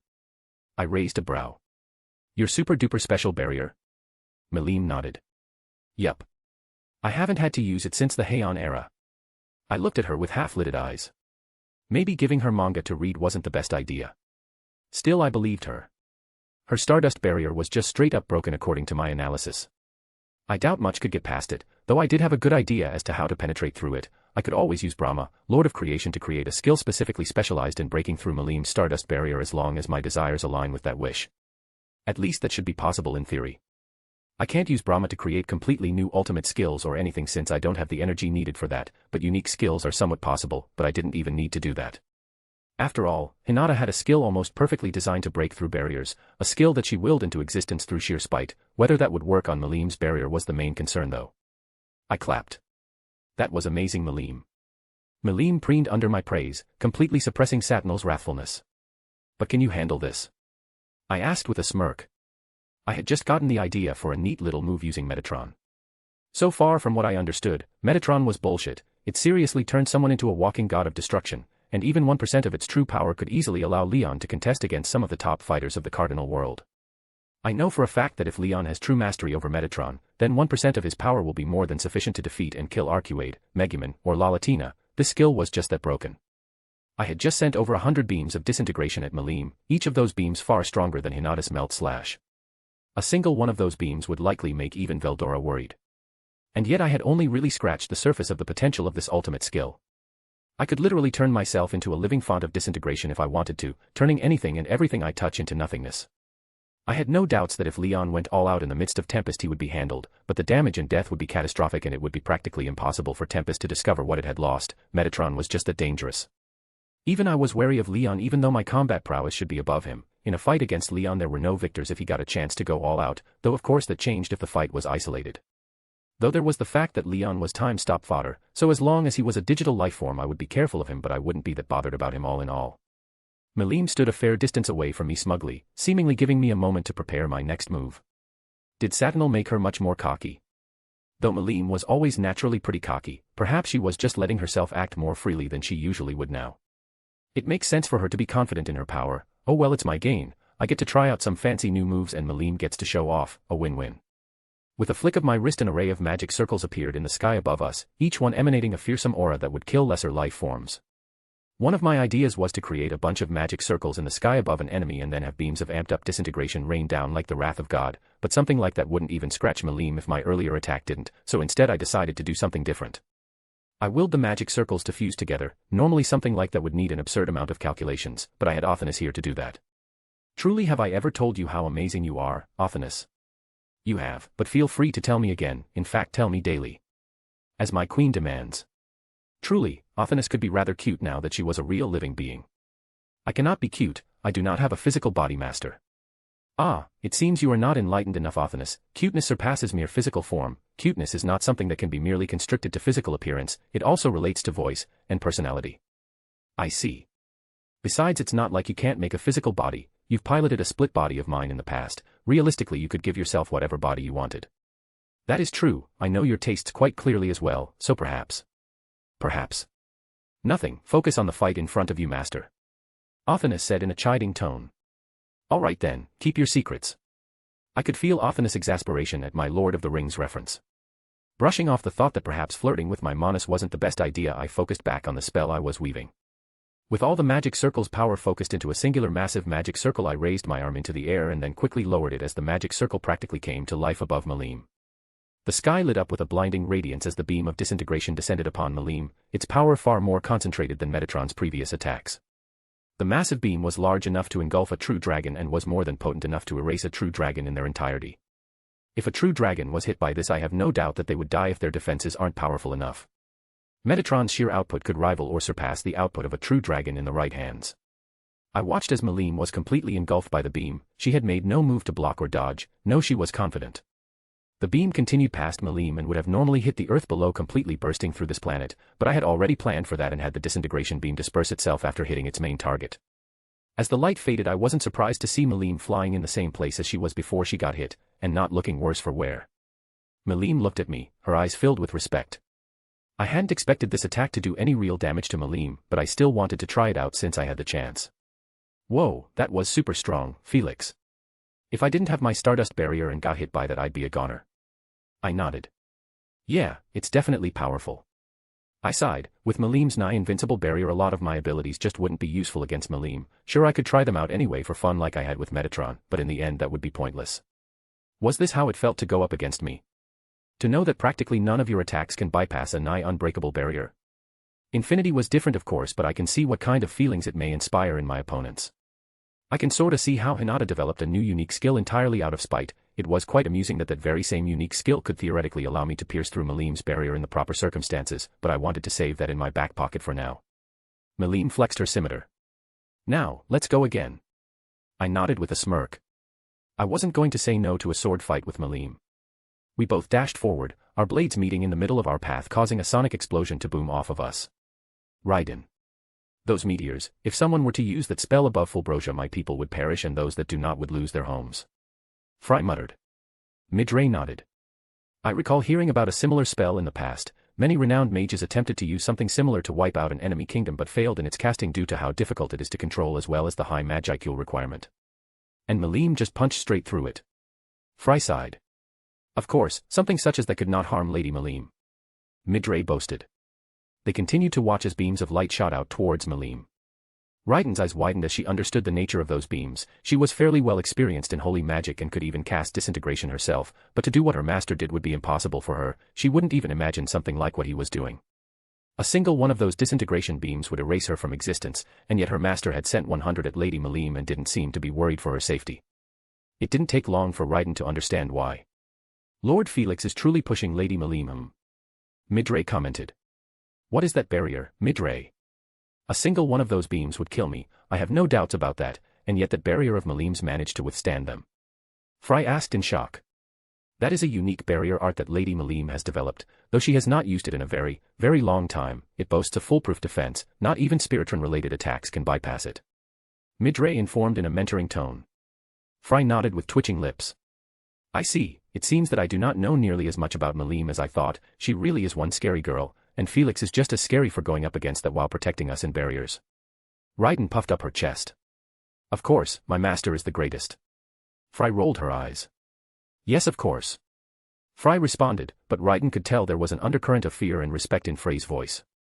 That did make sense, as while the barrier did protect them from the effects of the battle, they could still get a general idea of how much power Lady Malim and her master were throwing around. From what Raiden had sensed, a casual beam attack from one of them contained hundreds of times more power and energy than Raiden had in total, and her master had once said she was at the bottom of the true Demon Lord level. That meant her master and Lady Malim were hundreds of times more powerful than true Demon Lords at minimum, and while that was something she had always suspected, having confirmation was nice. Felix. I ducked under one of Malim's slashes, lashing out with a kick of my own that met her barrier and failed to break through. In the blink of an eye I teleported 100 or so feet backward and raised it slightly. I began pouring my own power into the blade, lightly nudging the familiar well of power that lay within Yamato. Yamato lit up in a beautiful whitish hue. Space began distorting as the presence of my blade expanded. I slashed out in front of me towards Malim. Infinity Slash. Infinity Slash was a devastating slash that was capable of breaking through practically all barriers through pure brute force, and not only that, it had spatial rendering effects, which only increased the output of the slash. I couldn't channel my full power through Yamato yet, making the attack weaker than what I hoped for when designing this art, but I was confident that I'd be able to release the full power of Infinity Slash one day. Reality rendered as the white crescents of pure power began tearing their way towards Malim. Malim smirked and met my attack with her own. She slashed out her scimitar, sending a well of battle wool toward my own attack. The moment our two attacks met, they cancelled each other out in a magnificent explosion of reality. There was practically a hole in reality in front of me as this dying dimension worked to repair itself from our abuse. Malim and I were staring at each other. We had dueled each other with our blades for what seemed like hours. Neither of us got the upper hand on the other. My spatial capabilities weren't enough to break through Malim's Stardust barrier, so I couldn't land any cheeky attacks like I had previously. I still enjoyed it, though. Even if I couldn't land any direct hits, it's not like Malim hit me directly either. We had depo word Satinel somewhat, keeping our EP in the 130,000,000 plus range but not going much further than that. I still had one last move that I wanted to try and use against Malim. I dashed forward with Yamato aiming for Malim's midsection. Malim met my blow with confidence, and just as our two weapons connected I stopped time. I immediately felt a massive portion of my energy drain from me in a continuous stream. The flow of oxygen halted, the energy we had released throughout our battle stopped flowing, rays of light stopped moving, everything just stopped. Malim was shocked for a moment. That singular moment was enough for me to use my masterful information particle manipulation with Othinus assistance to attack Malim's Stardust barrier. The reason I had stopped time is due to one simple rule: defense is irrelevant in this world. In fact, the best offense is the best defense, as the moment I touch Melim and she doesn't properly defend, her armor will immediately fall apart due to the nature of the suspended world. Melim's Stardust barrier shouldn't be as invincible as it was in a normal world where time is flowing. Barriers in the suspended world basically turn into meat shields, one hit, and then they are out for good, and you cannot cast new barriers in the suspended world due to all Magicules no longer flowing. However, the moment I stopped time, I realized that something was in fact wrong with the Stardust. Stardust was bullshit, and it still worked as normal in time stop because why wouldn't it? I hadn't had the chance to test out much in time stop due to the inherent risks, but now I was thinking that I probably should have. Through thought acceleration I was quickly able to come up with a new strategy. However, rewriting infants was far easier in the suspended world because there weren't many laws taking place, reality was simplified, so manipulating it was far easier. Othinus was better than me at infant manipulation, but I had been learning as well. I was good enough to take advantage of Melim's lapse in concentration at least, even at the speeds we thought I was still incredibly fast.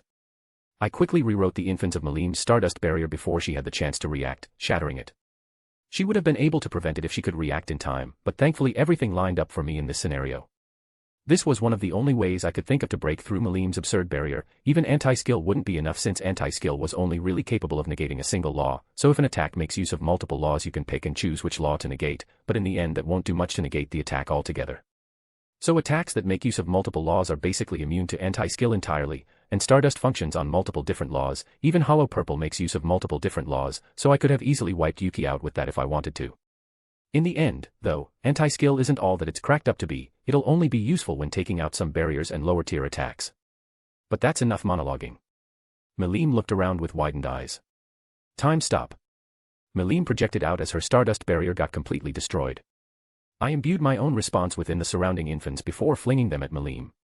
And it seems you're a digital life form, just like I thought. Hee, I haven't had to fight like this in a while. Melim responded. I nodded. With Melim's bullshit barrier broken, I could actually get some good hits in, but I also needed to be careful since all my barriers and armors would immediately be disabled at the slightest attack, and there was nothing even I could do about that right now. Theoretically I could continuously rewrite the infants of the barriers and my armor in an attempt to preserve them, but I didn't want to focus on that right now. Before we resumed our clash in the suspended world I called out to Melim. Make sure not to hit any of the barriers I placed around the planet. Those were now just as susceptible to any attack. Raiden blinked her eyes in confusion. She had watched as her master gathered a massive amount of energy into his katana and slashed out in a reality-rendering attack that she would not be capable of defending against, though, of course, Lady Melim blocked the attack with a slashing attack of her own. But she already expected as much from her master. The two continued to clash for some time before Raiden saw something that she could not comprehend. Her master practically vanished from her senses, reappearing elsewhere at that same moment. She could tell something had happened, but she could not understand what. She just knew that something was off. Felix. Melim and I stared at each other with bated breaths. We had a bit of a clash in the suspended world, but I didn't go all in on my offense since there was really no way to hold back in the suspended world. My goal was to destroy her barrier and I accomplished it. The way the suspended world worked was that anything that a digital lifeform touched would immediately collapse in on itself due to the molecular bonds collapsing. Melim and I had both been manipulating infants to make sure our own weapons and armor did not collapse, but the moment one of us overwhelmed the other with infants it was game over, and game over in this case meant death. There was no in between, so we were actually careful. With Melim's overpowered barrier now disabled I appeared behind her, eager to take advantage of this opportunity one had created. I aimed to attack her before she had the chance to recreate her barrier. My goal wasn't to land a painful wound or anything like that. Melim was still my friend. I smirked as, before she could react, I drop-kicked her once again into a mountain. It was pretty hard to predict teleportation, especially since my own brand of teleportation was literally instant, giving Melim zero time to react. I could be a real menace if I just spam teleported around my opponent. I watched as Melim burst out of the mountain, angrily glaring at me. Stop that. Uft, I can't, your reactions are too good. I think I would make it my goal to drop-kick Melim through a mountain during every single one of our spars. If there are no mountains then I'll just create one and then drop-kick Melim into it. Gore, you're a meanie. Melim said as she crossed her arms. Fine then, good luck trying to block this. My eyes widened as Ultra Instinct blared.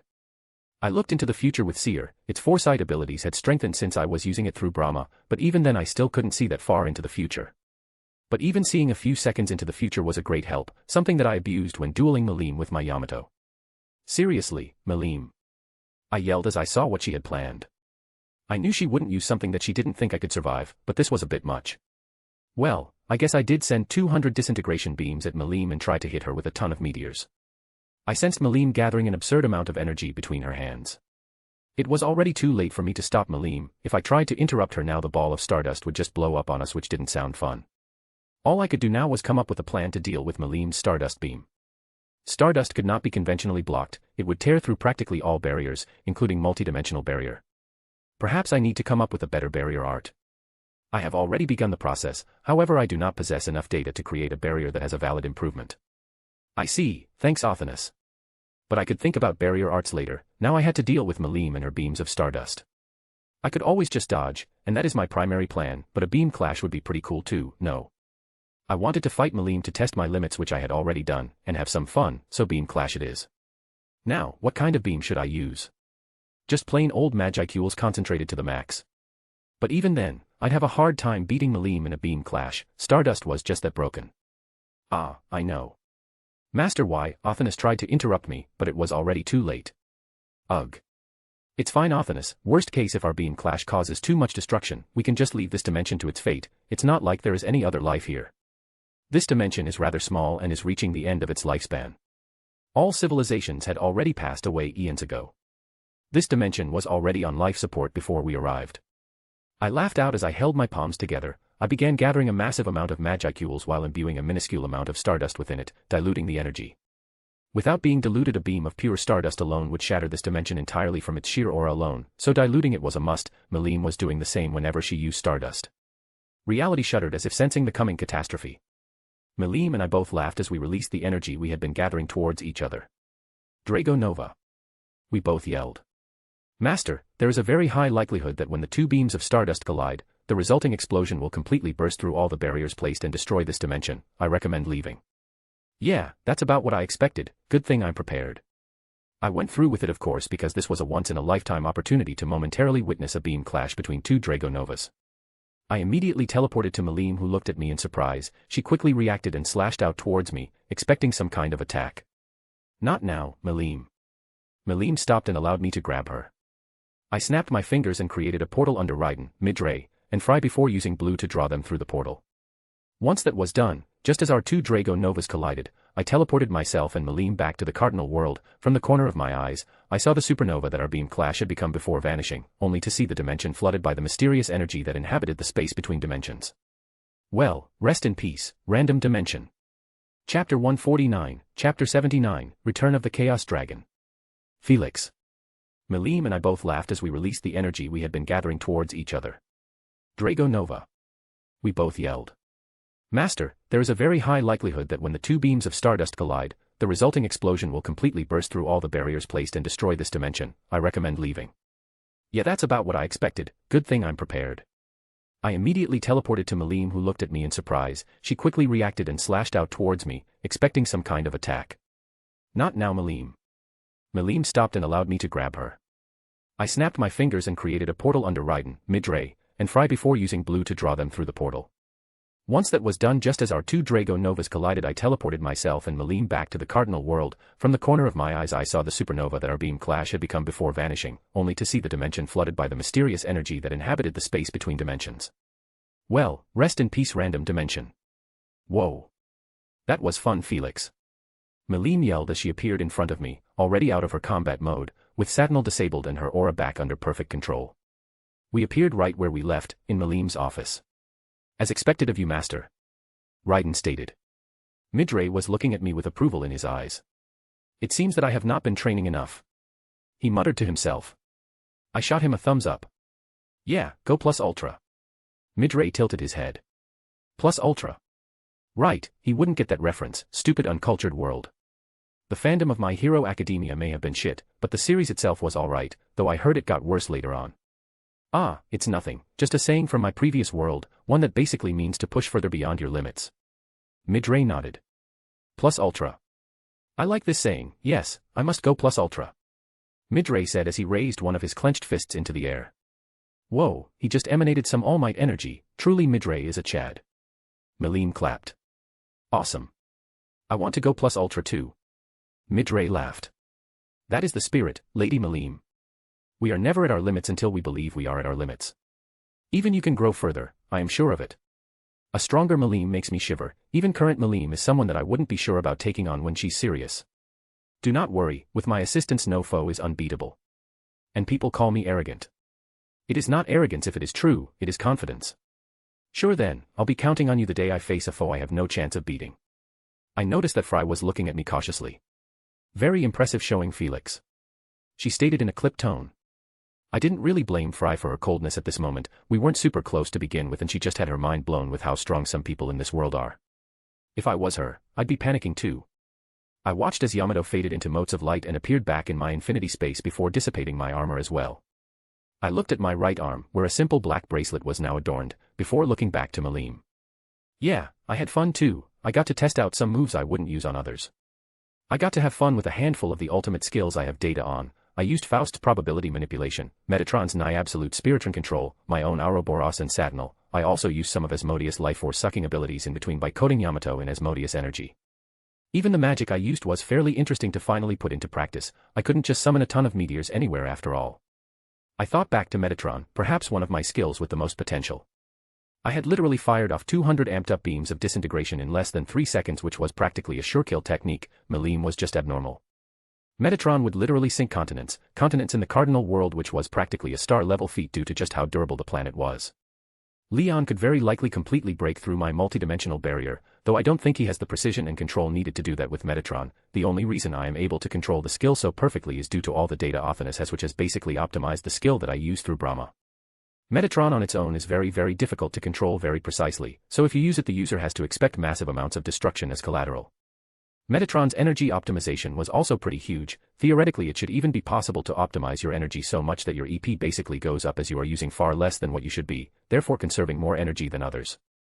So, in short, Metatron goes BRRR. That is an apt way to put it.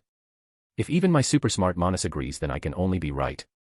Still, Leon had a hell of a lot of firepower at his disposal. He was someone to watch out for. But at least I got to learn a lot about my own combat power and things I needed to improve on. Taking part in a fight far longer than my usual battles was a learning experience. Even if I had an absurd amount of stamina, it was still something I needed to get used to. I am glad for your safe return, Lady Melim, Lord Felix. Ark interrupted. I turned towards Melim's desk where Ark was still hard at work. The pile of paperwork was all practically finished since I hadn't sped up time in the dimension Melim and I fought in. Oh, hi, Ark. Melim waved. She looked at the now reduced stack of paperwork. You're a real saint, Ark. Melim cried out in relief. Fry sighed. There is more work to be done, Melim. Melim turned to Fry with a heartbroken look. But. Fry rolled her eyes. I suppose you can have the day off. Just how long have we been gone, Ark? Just under a day. Ark responded. Fry nodded. I see.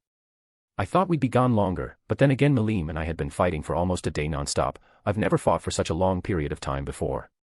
Hinata should be waking up soon, then, right? She should wake up within the next 12 hours. Got it. I'll have to be there when she wakes up. I'm curious what sort of effects her evolution had on her. Maybe I'll drag her to a spar. She should definitely get a handle on her power as soon as possible, not to mention I'm sure she'll be a little cocky with her evolution. I'll have to beat that out of her. Are you not the epitome of cockiness? Yeah, but I'm different. I have you to cover my ass in case I'm being an idiot. Plus, didn't you just say it yourself? It is not arrogance if it is true, it is confidence. Hinata won't have the privilege of having Othinus watching her back. If she messes up, it can be fatal. I see, that is an acceptable response. Even Amonis can't refute me. Hinata should have grown a decent bit more powerful with her evolution. It would be bad if she's leaking her aura all over the place due to not being used to containing that much power in her body, so I'll get her on that immediately. I'm actually kind of excited to see how much she's grown with her evolution. She should be beyond even Arcuade, Megumin, and Lalatina, at least EP-wise, and perhaps even combat-wise now. Enough raw power is sometimes enough to get the upper hand on someone with masterful technique. The combination of raw power and technique is an even more deadly combination. But I'm sure that won't be for long. I already have a good method to evolve my subordinates to the next tier, so that should be more than enough to even the playing fields. As for Hinata, I'm honestly pretty damn proud of her. She's achieved what practically none have. She's become a divine human. The only people I can think of who are divine humans are Rudra, the first true hero, Chloe, and maybe Leon was also one before he became a demonoid. He has divinity now as a demonoid, so he was probably a divine human beforehand. I noticed Fry was clenching her fists. She turned to me, while Melim is taking her break. Can I leave it to you to take care of her? Melim pouted. Hey. I don't need anyone to take care of me. I rolled my eyes. Sure, I'm fine with having some more fun with Melim. It's nice to hang out with someone as unrestrained as Melim. Yipey. Let's go have some fun then, Felix. Melim chanted. Yeah, we'll leave soon. Melim nodded. Fry turned to Midray. Would you be open to beginning our training immediately? I have become more enlightened. Ah, it seems like Fry got a fire lit under her ass, now she wants to get stronger. Woo. Training arc. A wild grin appeared on Midray's face. Of course. Midray then looked at Raiden. Did you wish to join us, lass? Raiden was about to refuse, but I interrupted her. Go ahaya, D. Raiden, I'll be fine for a couple of hours. Think of it as you getting stronger to better serve me. I always had to use some roundabout way to get Raiden to have fun. I know she's been enjoying training with Midray, everyone needs a good mentor figure. Raiden bowed. Very well, if that is what you desire, master. It is what I desire. I'll leave you guys to your training then. Fly back to Azeroth on your own since I may take a little while. Raiden nodded. I placed a hand on Melim's shoulder and transported us away. We appeared in the main plaza of Tempest, more specifically, the main plaza of the tourist district where there are tons of attractions. I've already placed illusions over us so that no one bothers us. I told Melim. Melim nodded. Let's go then. She yelled as she dragged me along. Do you even know where you're going? Melim froze for a moment before continuing to pull me along. Nope. I sighed. Of course. Raiden. She squeezed down on the hilt of her tachi, lightning flickering into and out of existence around her as she stared her opponent down. Midray had first started this training session by making her go through the various forms he had taught her for the Drago Fist martial style that Lady Melim had created. She did not primarily use martial arts, but even she could not deny the sheer utility this martial style had. She could also transcribe what she learned from the Drago Fist style into her swordsmanship somewhat. The essence of the Drago Fist martial arts is that the martial artist takes in the energy of the planet and channels it through their body. One needs to be very careful when doing this as too much of the planet's energy can be very harmful, but all in all it was a wonderful practice in Raiden's humble opinion. It allowed one to fight somewhat above their weight class if they were true masters of Drago Fist. While she was practicing her stances, Midray had gone to Fry and began assisting her. Fry was not suited to Drago Fist due to her fighting style, so Midray settled for helping Fry with her own style. Fry liked to maintain the aerial advantage and then attack with precision and grace before backing away. She had a far more cautious fighting style. Lady Melim truly created a wonderful art. She found herself voicing out as she felt the planet's energy flow through her in preparation for the battle she would soon have. Midray nodded along from the side. Indeed. The usefulness of Drago Fist cannot be put into words. Lady Melim's power and wisdom is truly unmatched. Raiden's mind flashed back to one time when Melim was stuffing her face with some cake she had made. Right, her wisdom is unmatched. She responded with a stiff smile. Fry sighed and gave her a pitying look. Midray clapped his hands loudly. Now, I wish for both of you to fight each other, go all out but do try not to grievously wound each other. I would like to see how much you have progressed, Raiden, and I would like to see exactly where Fry is at. Both she and Fry nodded with determined looks. She would not lose to the Harpy Queen, all of her base stats were above Frey's, the only thing she needed to worry about was whatever unique skill Fry had, since she did not doubt that a Demon Lord seed like Fry at minimum had a unique skill. Start in 3, 2, 1, go. Her draconic wings fluttered behind her as she sent a lightning bolt directly at Fry. Much to her surprise, Fry managed to flap her wings fast enough to avoid the lightning bolt, causing it to crash into the mountain behind her, removing the peak from the mountain. Midray had taken them somewhere isolated in Lady Melim's territory to fight so there would be no casualties and so they could fight freely without having to worry about the damage they caused. Fry whipped around and with a wave of her hand sent multiple wind blades towards her. Raiden furrowed her eyebrows as she shot forwards, avoiding the wind blades entirely. Once she was close enough, she felt Fry try to make use of her extra skill, magic jamming, which was successful to a certain extent. At most some of her attacks would be slightly weakened since Fry simply was not powerful enough to truly prevent her from making use of her Magicules. In the blink of an eye, Raiden appeared in front of Fry. She punched out with her offhand, not wanting to use her tachi just yet. Her fighting spirit-clad fist met Frey's midsection, sending Fry crashing into the very same mountain she had just beheaded. She could easily end this fight now, but Sir Midray wished to see how much progress she had made, and he also wished to see what Frey's capabilities are. Ending the fight early would be detrimental to that goal, so Raiden held herself back from blitzing forward and hitting Fry with a barrage of attacks Fry could not track. She descended down to the earth before Fry burst out of the mountain, annoyance clouding her visage. She needed to be directly touching the earth to properly channel the energy of the planet. That meant she could not be flying if she wished to properly make use of Drago Fist, and she had not yet discovered a method to channel the power of the planet while in the air since she was drawing on the power of the ley lines. Direct contact with the planet was practically necessary. She began pulling in some energy from the ley lines while making sure not to overwhelm herself. Fry boomed forwards as Raiden channeled the energy towards her Tachi. Once Fry was close enough, she slashed downwards, sending an arc of raw power that was capable of harming those above her own weight class. The speed of the arc of energy was almost too fast for Fry to react to.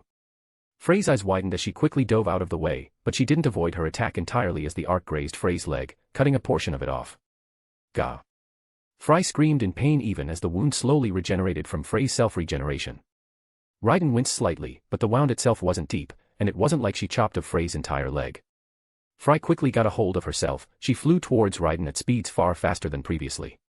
Once Fry was above her, she dove down, her claws glimmering in aura as she swiped for her face.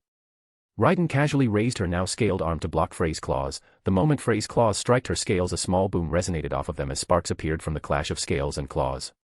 Fry twisted herself above her as she dove down for another attack. Seeing that her initial attack failed, Raiden once again blocked Frey's clawed attack with her scales, but her instincts warned her of incoming danger. Unfortunately, Frey's claws had already reached her and she was unable to adjust herself in time as she felt energy begin to rampage through her. She grit her teeth in pain as pain resistance wasn't enough to completely negate the pain. She fought off the rampaging aura inside of her. The energy felt very familiar. She could feel some of the energy of the ley lines mixed with fighting spirit. Raiden appeared a distance away from Fry in a burst of lightning as she looked at her foe warily. It seems she had underestimated Fry significantly if Fry was truly able to wound her as she did. She looked down to her damaged scales and her bloodied skin that was rapidly healing. She had been able to quickly fight off the foreign but familiar power that was coursing through her, but some damage had already been done. Thankfully, Fry either couldn't or didn't use the full brunt of the original attack she sent. Did Fry have some sort of ability to reflect attacks? She would have to take that into account when fighting her from here on out. If any of her attacks could be turned back on her, then she would be far more limited in the actions she could take.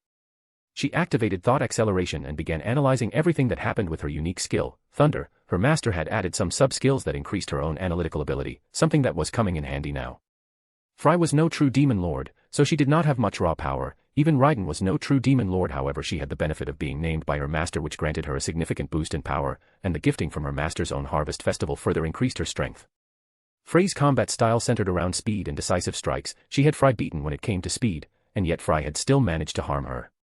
She thought back to the amount of energy she had felt invade her body when Frey's claws managed to reach her. It was a fairly small portion when compared to how much energy Raiden had imbued within her attack, but she also recalled that Fry did not manage to completely avoid her attack. Perhaps Fry was able to reflect however much damage she was hit with. Or else Raiden could think of no other reason why Fry did not use more power, enough to at least knock her unconscious. Now that she had a theory as to how Frey's power worked, she felt more confident. It did not matter if her theory was correct or not, she would eventually get the answer as she was exposed to Frey's skill more and more. She would make sure to limit her output so that Fry could not completely eliminate her from this spar by reflecting a powerful attack. Raiden readied her Tachi and gave Fry an acknowledging nod. Fighting Spirit and Dragon Ki blazed around her Tachi before lightning began to flicker in and out of existence around her. Raiden dashed forwards, breaking the sound barrier multiple times over as lightning trailed behind her. Fry met her in the middle at a somewhat slower speed. Guh! Fry cried out in pain as lightning began to course through her body, yet she pushed through, releasing her own fighting spirit to the max in a futile attempt to contest against her own power. Raiden began turning herself into lightning, taking on similar properties to a spiritual life form, enhancing her power by multiple magnitudes. However, doing so for long periods of time was impossible due to the sheer amount of energy needed to keep this state active. Yet the power boost made it worth it. In this state, even Arcuade, Megumin, and Lalatina would fight against her far more carefully. She began to flicker in and out of existence around Fry, moving at speeds Fry could not possibly follow. This fight was in her favor now, and she would no longer be going easy. She looked down at her fallen foe as she allowed her Tachi to dissipate into nothingness, finding its home inside of her. She heard clapping. "Well done, you two," Sir Midray praised. Fry groaned as she sat up. "Well done. I couldn't do anything after Raiden got serious." Fry responded bitterly. Sir Midray nodded. "That may be true, but now you know your limits. You can only grow stronger from here. You have already taken the first step by acknowledging your weakness." Frey's lips twitched at Sir Midray's comments, but she nodded nonetheless. "Now come, let us begin our training." Both she and Fry nodded. Felix, Melim and I continued to wander through the entertainment district, doing whatever struck our fancy. We had already been here for a few hours. I'm sure Remuru had sensed us, but he seemed to be busy since he hadn't sent anyone to get us for anything. Oh well, I'm not complaining. I sensed that Leon was still here, so Remuru was probably still busy dealing with him. All of a sudden Melim froze. She tugged on my sleeve and looked at me with a face filled with panic. I hadn't seen her look like that ever before. Felix. It's hatching. It's gonna hatch. It was fairly easy to figure out what exactly Melim was talking about. There was only a single egg that Melim would panic over. A beautiful silver egg shimmered in the light. I could feel energy radiating off of it in flickers, signaling the birth of a new monster. Got it, let me take us to somewhere safe. A moment later the both of us appeared on an empty floor of the dungeon which had still yet to be completely set up. Remuru and Ruberius were seriously slacking on that, but then again they didn't have nearly as many monsters that were strong enough to play as bosses. In the worst case I'm sure they can use demons as bosses. Melim and I both watched with bated breaths as the egg finally hatched. Gui. A tiny chibi dragon roared as it broke out from the egg. Its length was around 50 centimeters, the being that was once the Chaos Dragon is now this chibi dragon. How amusing. Gaia. Melim voiced out. Gaia's head snapped to Melim. Gyu. Gaia flew into Melim's arms as the two hugged. Look at that, there are happy endings. My analysis of Gaia came up pretty weird. Gaia's nature was different from every other dragon I've analyzed, different from even the true dragons, so it's safe to say Gaia is not a true dragon, though that was obvious anyway since Gaia is nowhere near powerful enough to be a true dragon. It seems Gaia is basically a unique monster, a being that was born through chance and is different to others of their same species.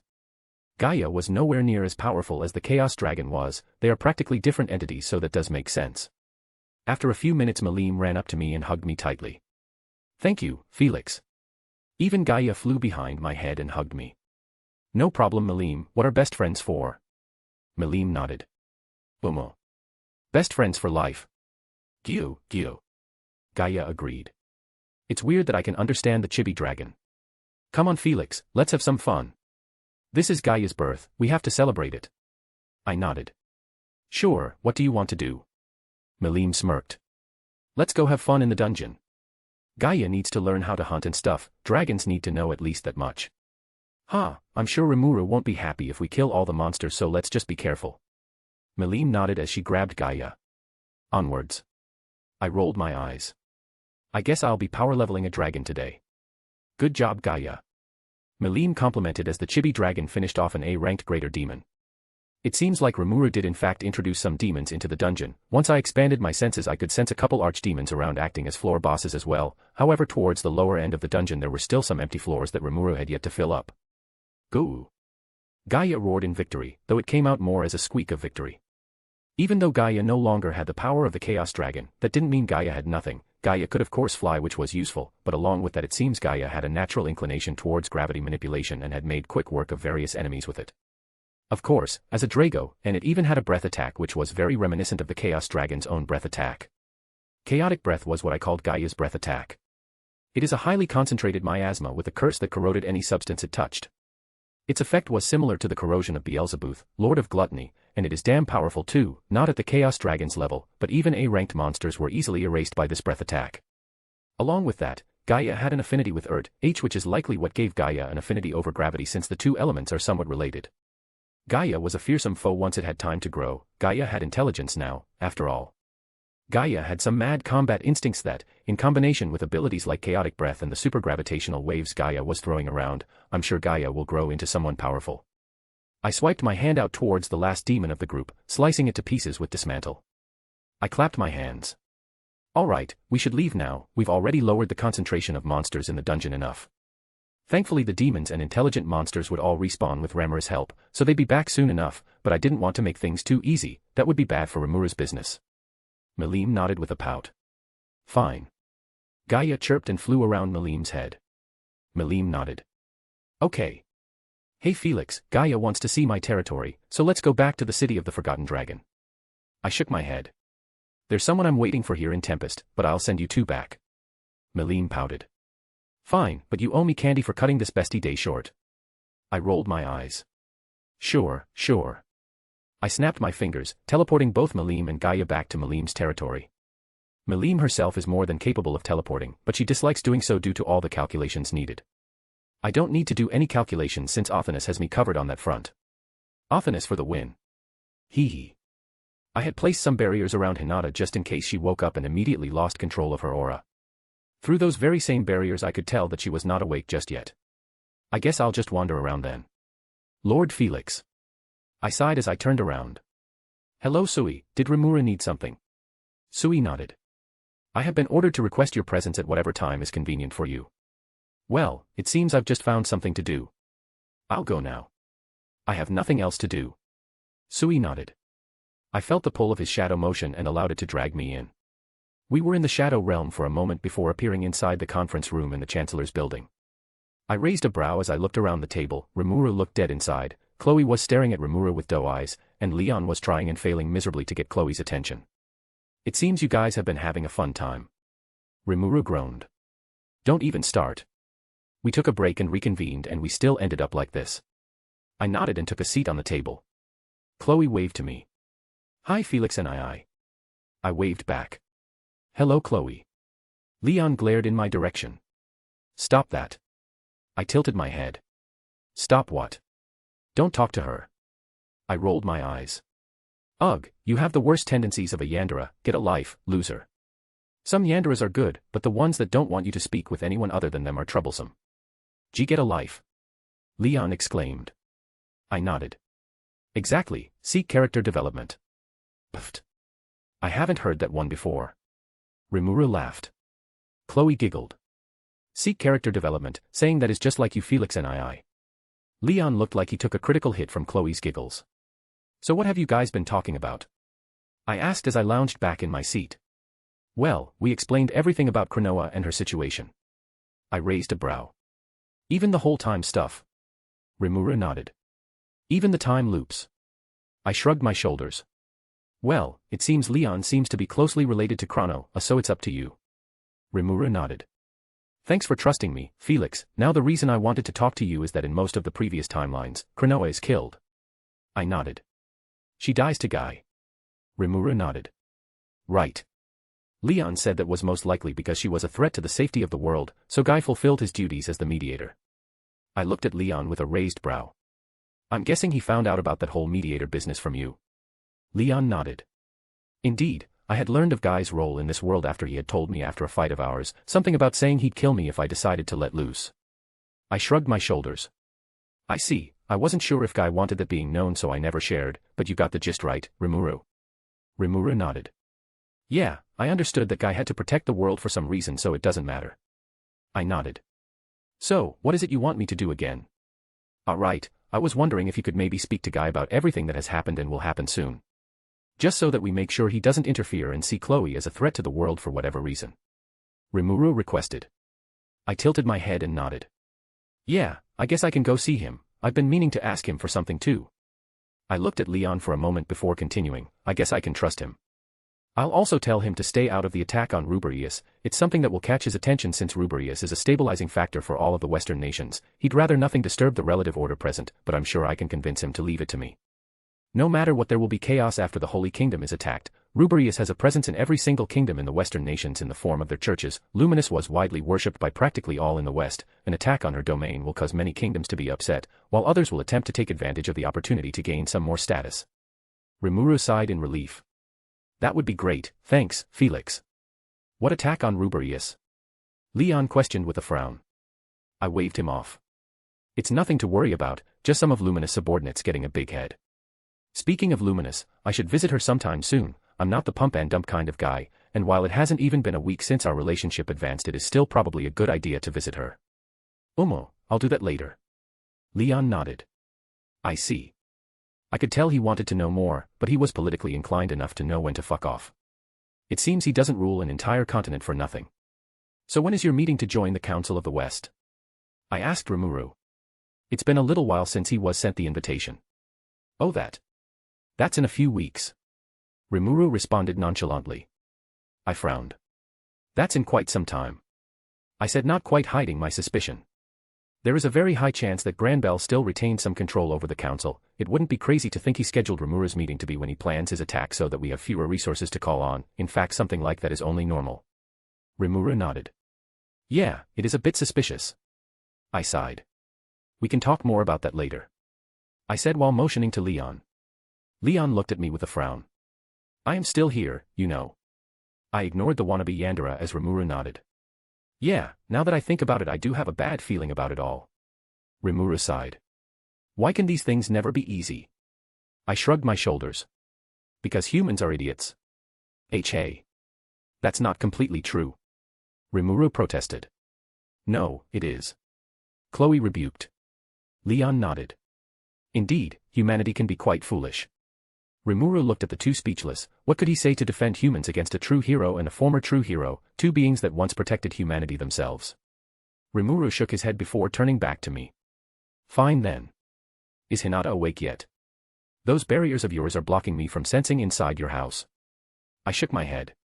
Not yet, but she should be soon. I'll probably go and check on her after this. Remuru nodded. I see. A divine human, huh? Hinata is evolving. Chloe exclaimed. Ah, right, she wouldn't know about that.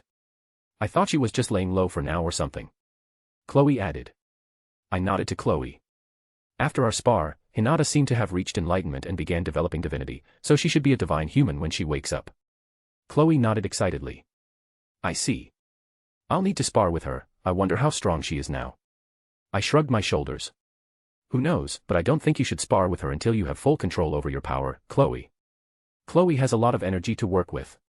She may accidentally do something she didn't mean to do if she doesn't have full control over her power. There is a reason I want Hinata to gain control over her power before anything else. Without control, one is just a brute. That's what Veldora was before meeting Remuru. All power, no control, and look where that got him, sealed in a cave for a very long time. I do wonder how strong Hinata will be exactly. I'm sure her EP will surpass even Megumin's, my subordinate with the greatest EP. I also don't know how Othinus had helped Hinata out since I wanted to keep it as a surprise for myself. I wonder if Hinata got an ultimate skill out of all this. That would make things a lot more interesting. Then I also had an idea about how to get Hinata another hero's egg, but it's probably best if she gets used to her current power before that, as I have a feeling her hero's egg will hatch the moment she acquires it. She did go through a training arc in the past and had some character development. The right hand of God has gained divinity. Leon muttered. It seems Luminous side will have become more powerful then. Leon said. I wonder what he'd think if he knew Luminous had an ultimate skill now on top of that. Though between Luminous and Leon, if both were going all out and neither had the home field advantage, I'd still bet on Leon. His Medatron just gave him so much raw power, to the point that he could incinerate a true dragon, even without much control. I'm sure Luminous could work her way up to the same level, but her skill did not specialize in raw destruction, as Modius was best used with finesse. Until Luminous managed to truly master it and come up with some unique ways to make use of it, Leon would firmly be stronger. I sat up from my seat. Alright, you guys have fun with whatever it is you're doing. I'm going to go check on Hinata.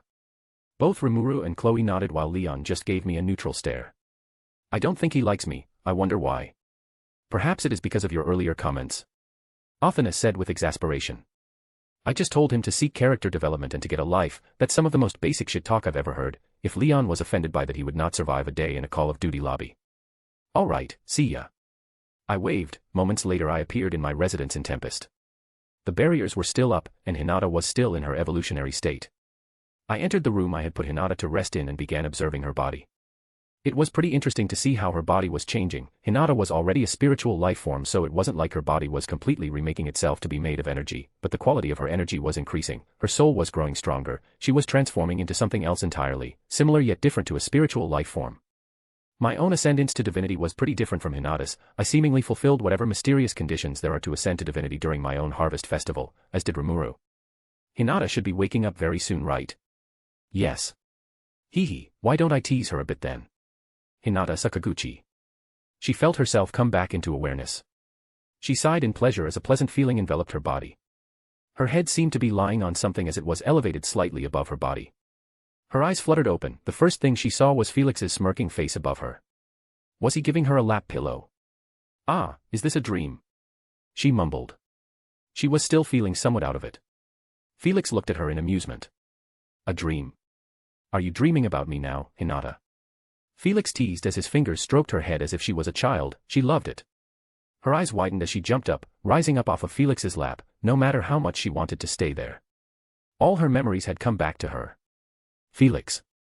Ah, you were being so cute, now you're back to your old stern self. Felix mock sighed.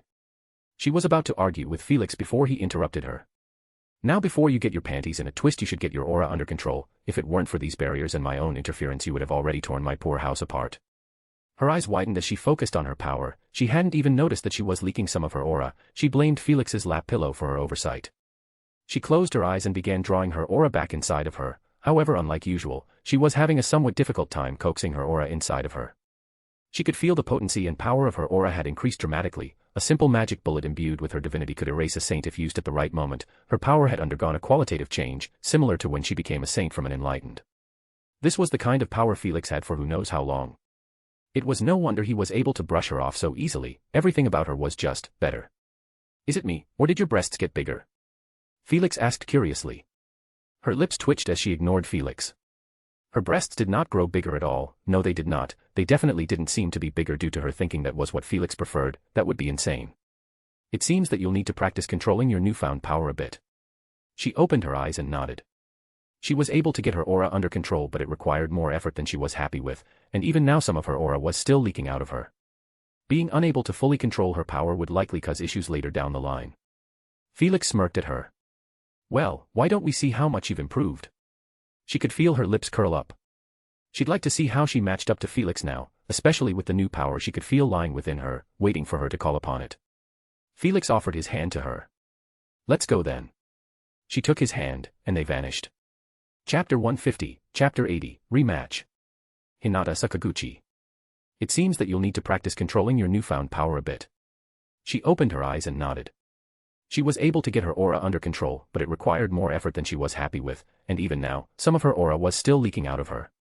Being unable to fully control her power would likely cause issues later down the line. Even her experience in controlling Chloe's power didn't allow her to control her new power perfectly. She and Chloe were different. Felix smirked at her. Well, why don't we see how much you've improved? She could feel her lips curl up. She'd like to see how she matched up to Felix now, especially with the new power she could feel lying within her, waiting for her to call upon it. Felix offered his hand to her. Let's go then. She took his hand and they vanished. She could feel the new power within her. Mathematician had evolved into an ultimate skill, the ultimate power in this world.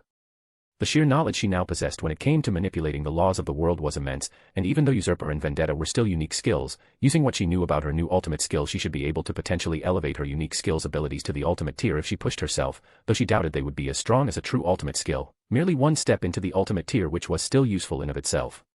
She also knew that her ultimate skill had been modified somewhat. Many of the abilities present in it she should not have been capable of unlocking on her own. It seems that Felix's partner was to blame for that, but she could only be grateful. The stronger she was, the better for her goals. As they appeared in what she assumed was the dungeon, she looked around the area. The same area as before? Felix nodded. Yeah, I just split Veldora's floor in half for us to use for our sparring session. He didn't mind. Hinata nodded. By the way, I upgraded the blessing I gave you, so your space-time abilities should be strengthened. Felix said as he summoned his katana into his hand. It seems he was taking things seriously from the start, something that caused some pride to stir within her. She nodded to Felix's statement. Yes, I do believe I know what form your blessing has taken. One sub-skill of her new ultimate skill was space-time manipulation, which was likely one of the forms Felix's blessing had taken, as space-time manipulation granted her incredible control over space and very, very minor control over time, to the point that manipulating time would be useless in battle. It would be useful for teleportation, however. The other sub-skill she suspected to be influenced by Felix's blessing was the multi-dimensional barrier. It was an absurdly powerful ability, a barrier that almost no one could even hope to bypass. From what she suspected, this was likely the last layer of defense she luckily managed to break through when she wounded Felix. It is a barrier-type skill that achieves absolute defense through the utilization of an always-active multi-layer barrier in combination with Dimension Fault, the upgraded version of Distortion Field. With it, almost no attacks could reach her. It was also very flexible. If there was an attack that could bypass it, and she understood the attack, then she could instantly modify the multi-dimensional barrier to defend against the attack. She did not think even Luminous had such a powerful defense. But one thing she was curious about was why Felix didn't already know about her new skill. Chloe had told her he had the ability to copy skills and whatnot. Did he perhaps have some sort of conditions he needed to fulfill? Do you not already know the abilities of my new skill? According to Chloe, you can copy skills. Felix groaned in annoyance. Of course she knows. He sighed. I'll have to make sure she doesn't spread that around. That could become annoying. He ran a hand through his hair. Hinata had to stop herself from staring at the attractive image he was currently presenting too much. Seriously, what was my other self thinking? He shook his head. Whatever, I'll worry about that later. As for your question, Hinata, I could learn about your new ultimate skill if I wanted to, but where's the fun in that? I want to see what you come up with in this spar of ours, and after that, I'll take a closer look at your abilities. She nodded. Very well then. She was somewhat annoyed at his ability to copy skills, arts, and magic just like that, but she was at least somewhat relieved that it was Felix who could do such a thing and not someone she disliked. Ser also had a similar ability to copy arts, which was very powerful. However, he needed to master those arts on his own, which could be difficult depending on his own affinity with the art he copied. If what she suspected was right and Felix did have a Manus, then perhaps the Manus allowed him to easily control the abilities he copied. If so, then Felix had an incredibly broken skill set. She would ask him about his Manus another time, but for now, she wanted to test herself. She summoned her armor and rapier from the bracelet Felix gave her. She sighed in pleasure as even more power was channeled through her, her armor and rapier's energies being added onto her own far more significant reserves. It seems your armor has grown more powerful with you. Felix said with an impressed nod. He was right, the amount of energy both her rapier and armor now contained was greater than it was before. Felix raised his katana in a defensive stance. You can start. She nodded and began releasing the new form of haki she had developed, Holy Haki. Her haki was strong enough to easily incinerate even disaster-class demonic beings instantly, and yet Felix seemed wholly unaffected by it. Holy Haki was basically a variation of Hero's Haki, but with more capabilities. She could freeze weaker targets in place and bend them to her will. However, even her haki now would have a holy attribute that could incinerate demonic beings instantly if they were too weak, and that was not all. Her holy haki was even capable of purifying things. What she could purify depended on her power, but as she was now, she knew she could purify former humans who became Majin, turning them back into humans. She could purify a corrupted environment and all manner of other things. Well, that's new. You're going to need more than that, though. Felix taunted. She ignored Felix's words as she activated thought acceleration and then began using one of her new sub-skills, Calculation Domain, which was the evolved version of predictive calculation. With Calculation Domain, she could easily calculate the exact trajectory of an incoming attack, which, while useful, wasn't something game-changing. What made it a truly powerful ability was that it could do what predictive calculation could. It could predict the future to a certain extent. Using the information she already possessed, she could basically run simulations of the possible futures to have a better understanding of her fights. This could be used in the short term to merely predict the next attack her opponent would throw at her, or it could be used to telegraph an entire fight if she possessed enough information. Her eyes practically glowed as data flowed through her, and yet she did not get the answer she wished for. In each of the simulations, Felix would defeat her with contemptuous ease once he started letting loose.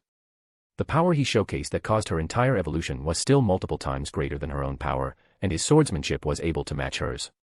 He now knew about Vendetta as well, and Hinata did not doubt that he likely copied its abilities and was aware of its sub-skills. However, it wasn't like everything was completely hopeless. Sword flow would cause Felix some trouble as long as he was careless, but her biggest trump card in this fight would be her virtual world. She knew what she had to do to merely have a chance in this fight, and she doubted she even had the full picture of all Felix's abilities. Her calculations were likely already flawed since they were based around what she knew of Felix. Felix likely had other abilities he had yet to use against her, so she did not know of them, which influenced her calculations. But she would have to deal with that when the time comes. For now, she wished to test her new power against Felix. After that, she will activate her trump card and see how Felix reacts to that. Her rapier blazed with holy power and divinity. The divinity portion was somewhat chaotic, causing her to waste some energy, but she was getting the hang of it quickly. Calculation Domain also ran calculations on how to best control her power as well after all. All of a sudden, a random thought came to mind. Could she calculate how to best seduce? No. She would not go there. Unfortunately, it was too late. She felt her eyes widen as she took in her skill's suggestion for seducing Felix. She gripped the hilt of her rapier tightly as she attempted to distract herself. She dashed forwards, breaking the sound barrier in the process. Her rapier was raised high as she slashed downwards, leaving shockwaves in her wake. Felix blocked her strike with contemptuous ease, but that was fine as she spun around and redoubled her attack. She smirked as sword flow's effects began making themselves apparent. For each consecutive strike, her attack's power would be increased by 50%, holy power, divinity, fighting spirit, practically everything would be strengthened by 50%, which was an incredible increase. The surroundings were ravaged as the increased amount of energy rampaged around them. If she were to imbue her rapier with 1 million EP worth of energy, then after the first strike it would become 1,500,000, then 2,250,000, and so on. It had the potential to become truly overpowering. Of course, this overpowering ability did have a limit. Her power could not be strengthened by more than 5x the initial power, but with her newfound increased power, she could afford to imbue her weapon with more energy, thereby increasing sword flow's limit. Felix sensed the increasing energy in her weapon and narrowed his eyes. Hinata used Calculation Domain to read his next attack. She immediately figured out that he would be teleporting behind her before kicking her across the training room. She immediately spun around before Felix even teleported, her eyes widened as the calculated outcome did not happen. No, Felix merely dashed forward and struck her with his fist. Guh. She groaned in pain as Felix's fighting spirit attempted to rampage within her body. She quickly regained control over herself and began fighting off Felix's fighting spirit as she quickly spun around. Her weapon no longer had the boost in energy, she only got the boost in energy when she was making consecutive strikes, after that the energy would scatter, and no matter how much she fought to keep control over the energy she would fail. Felix looked at her with interest. Did you think I would appear behind you or something? Felix asked with a tilt of his head. Seeing that she didn't answer, he continued on his own. Some kind of prediction ability, then. Mathematician had something similar, so that must have been what evolved, though I already suspected that it was either mathematician or vendetta since you aren't weakening me with usurper. Her lips twitched at Felix's correct analysis. It seems that this prediction ability is far from totally accurate, especially against another precog, so do keep that in mind. Her eyes widened as she took in Felix's words. You have precognition. He nodded. I do, I got it from Laplace, he was likely reading you like a book because of it. Her eyes narrowed. Laplace did always seem to know what she would do before she would even make her moves. She would have to keep in mind that calculation domain proved to be less effective against other precogs then. But now she knew more about what abilities Felix possessed, her calculation domain was already recalculating everything since she knew Felix had precognition. She nodded. I see, that does make sense. She mumbled as she rubbed her belly where Felix had punched her. Her regeneration had also been upgraded by her evolution, yet Felix's fighting spirit was very potent. Felix twirled his blade. Now again. She nodded as she began channeling Usurper's weakening powers into her rapier, coating it in a layer of energy that would suck some of the energy out of Felix's attacks. She bent her legs slightly before dashing forwards at speeds she had never moved at before. Less than a nanosecond later, she was in front of Felix. Despite her incredible speed, he managed to react, his eyes narrowing as he deflected her strike and twisted to the side, attempting to stab her. She quickly reacted with a backflip, and with a gesture of her hands, numerous magic circles appeared, immediately firing various elemental magics at Felix. Each of the spells had been elevated by her own improved understanding of the laws of the world, they weren't quite at the ultimate level just yet, however, they were approaching that level. She knew none of her attacks had any hope of reaching Felix yet, his defenses would make quick work of them, even disintegration would likely fail. Using her spells as cover, Hinata dashed forward, causing a sonic explosion behind her. She used a sub-skill of Vendetta's, Hunter, which allowed her to spot weaknesses in her opponent's form. Of course, it failed to work on Felix. Whether due to his flawless form or a block on her skill, she did not know. Her holy haki cratered around her as her blade met Felix's in the middle, some of the energy surrounding Felix's blade was drained, but not nearly enough in Hinata's opinion. Grunting, she pushed more and more holy power into divine moonlight, to the point where her rapier shone like a star. The ground of the dungeon cracked under the pressure, yet it still wasn't enough. Felix matched her energy output perfectly, as if merely testing how far she could go. She leaped backward before charging at Felix with renewed intensity. The two began their deadly dance, each of her attacks flowing seamlessly from thrusts to swings to jabs. Felix blocked each one in a carefree dance of his own. She could hear herself laughing as they met blade for blade, it was as if they were putting on a show for an unseen audience as they tested each other's limits, though she was well aware it was primarily Felix doing the testing, seeing just how far she could now push herself. Space itself was rendered apart in the midst of their clashes, before long Felix leaped backwards. Very impressive Hinata, the amount of power behind your attacks is something even mid-level true demon lords would be careful of. She preened under Felix's praise. He raised his hand, palm upward, his fingers loosely curled as if cradling an invisible treasure. A faint shimmer danced in the air above his palm before condensing into a brilliant blue sphere. It hung there, a seemingly innocent orb, but its presence was anything but benign. The space around it rippled unnaturally, bending and distorting as though the air itself struggled to escape its pull. The blue light pulsed faintly, sending tremors through the ground at her feet. Objects near its edge subtly shifted toward it, dragged by an invisible force. The power it radiated was incomprehensible, a paradox of serene beauty and obscene levels of raw power. It didn't emit heat or sound, yet the sheer weight of its existence pressed against her chest, making it hard to breathe. Blue. His ethereal voice muttered as he launched his attack at her. She raised her blade in a defensive stance. The attack approached her at speeds she was unable to follow, so she simply closed her eyes and allowed her instincts to guide her. Moments later she swung her rapier towards the attack. Full counter. She yelled as she channeled another one of Vendetta's sub-skills. She grit her teeth as her own power fought against Felix's attacks for dominance. His blue was at the ultimate level, and at the peak of it too, even if Felix only casually fired this attack and didn't reinforce the laws it functioned on, it was still incredibly difficult for her to deflect the attack with merely an elevated unique skill. Perhaps if Felix put more weight behind his attack then she wouldn't have even had a chance at deflecting it. After a few moments she came out on top as she deflected the attack back towards Felix with double the power. Space was rendered apart as the blue soared towards Felix, sucking up everything in its path. However, he merely raised his hand, which was now coated in his Demon Lord's haki, and slapped his own attack to the side. From the corner of her eye she could see that the wall the blue hit was completely destroyed. There was a large hole going straight through the wall. On the other side of the wall was simply empty space. Full counter, huh? The voice of the world sure knows how to make jokes. Felix laughed. I was wondering when you would use that. It would be really powerful if used at the right moment. She nodded. Still, now that we've established a baseline for your abilities, why don't we go a bit beyond? She could feel her lips curl up. This entire fight Felix was likely merely testing her limits, seeing just how strong she was after evolving, but now he would truly begin to pressure her.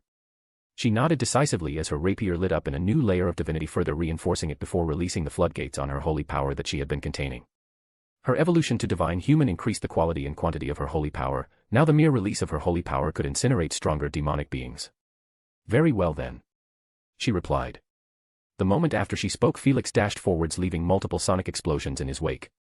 She raised her rapier to defend as quickly as she could and only barely managed to block on time. The loud boom of their blades meeting echoed throughout the dimension. She grit her teeth as she stared into Felix's smirking face as he put more and more pressure behind his attack. Felix's own katana was alight with divinity and fighting spirit, which was slowly overwhelming the layer of energy she had on her own rapier.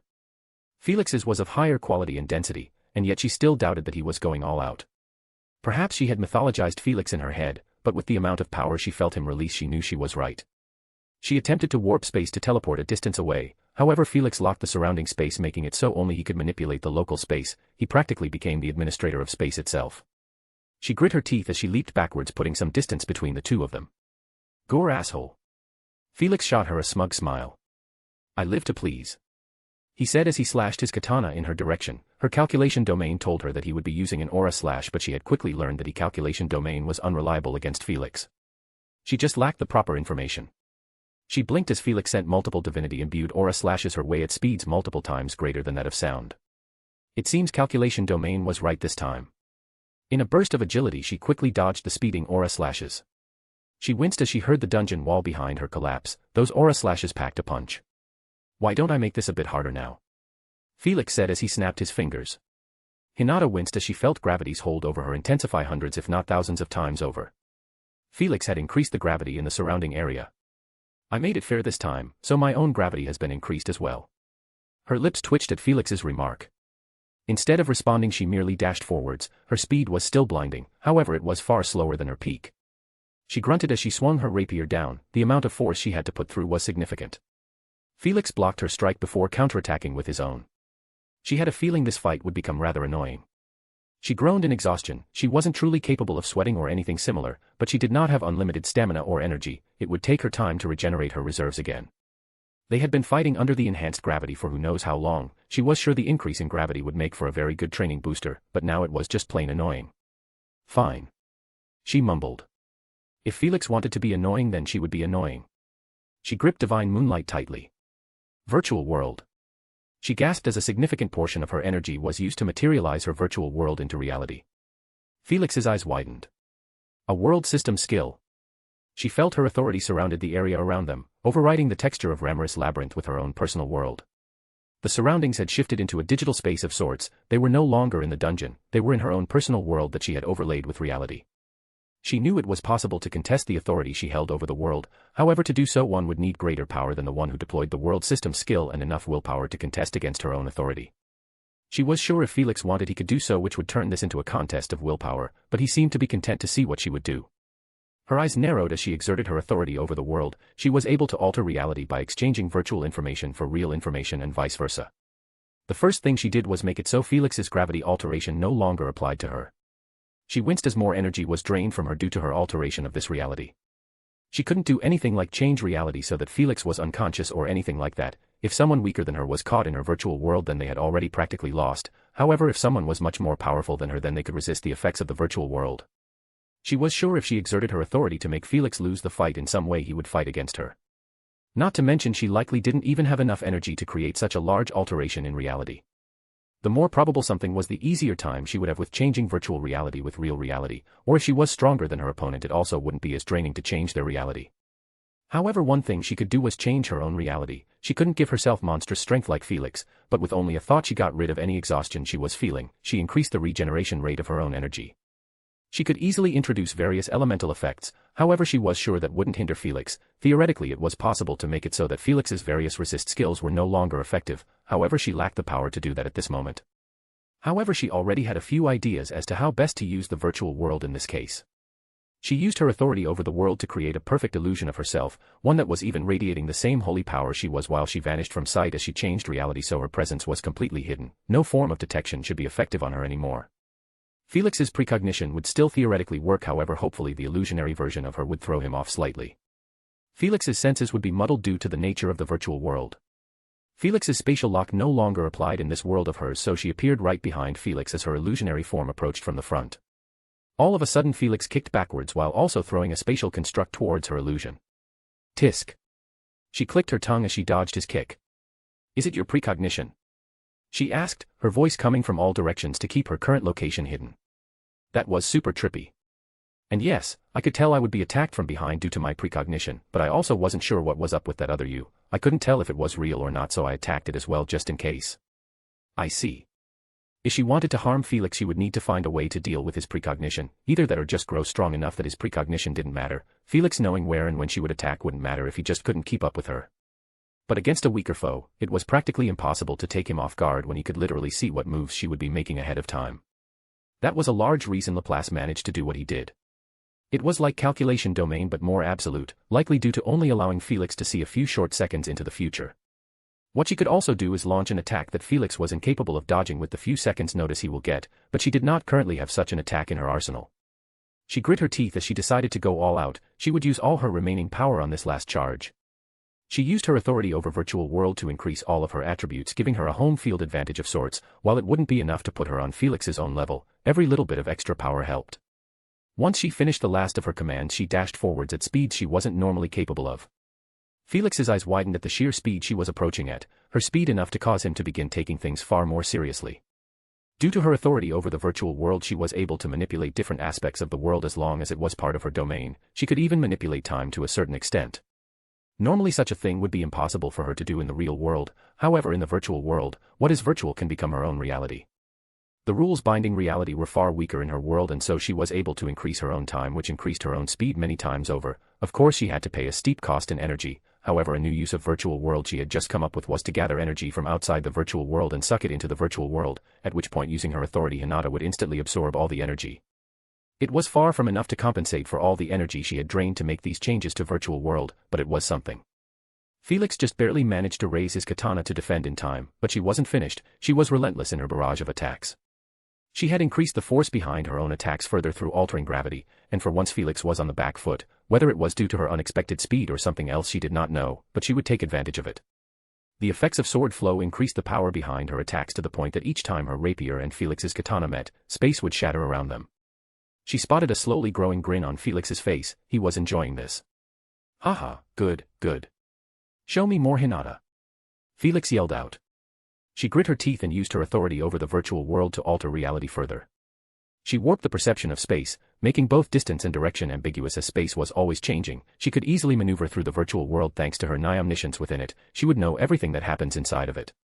She created realistic illusionary figures of herself that Felix would have a much harder time perceiving as real or fake thanks to her earlier distorting of space. However, she went even further beyond. These illusionary figures she created weren't quite fake. No, they were all her at once. In a similar manner to Split Body in her virtual world she had managed to recreate virtual versions of herself and then brought them all to reality. They weren't as powerful as her of course, but the kicker was that she could instantly become any one of them, basically changing her main body. This way even Felix's precognition shouldn't give him a perfect idea of what was truly occurring. They were basically her own virtual bodies. Her final change was making it so that the virtual world sapped energy from Felix's katana itself. Felix would likely be able to resist, but that would just be another thing to split his focus. Anything would help her at this point. She was stronger than she ever was and Felix still felt like a mountain she had yet to overcome. "Interesting, you're really being creative, huh?" Felix mumbled.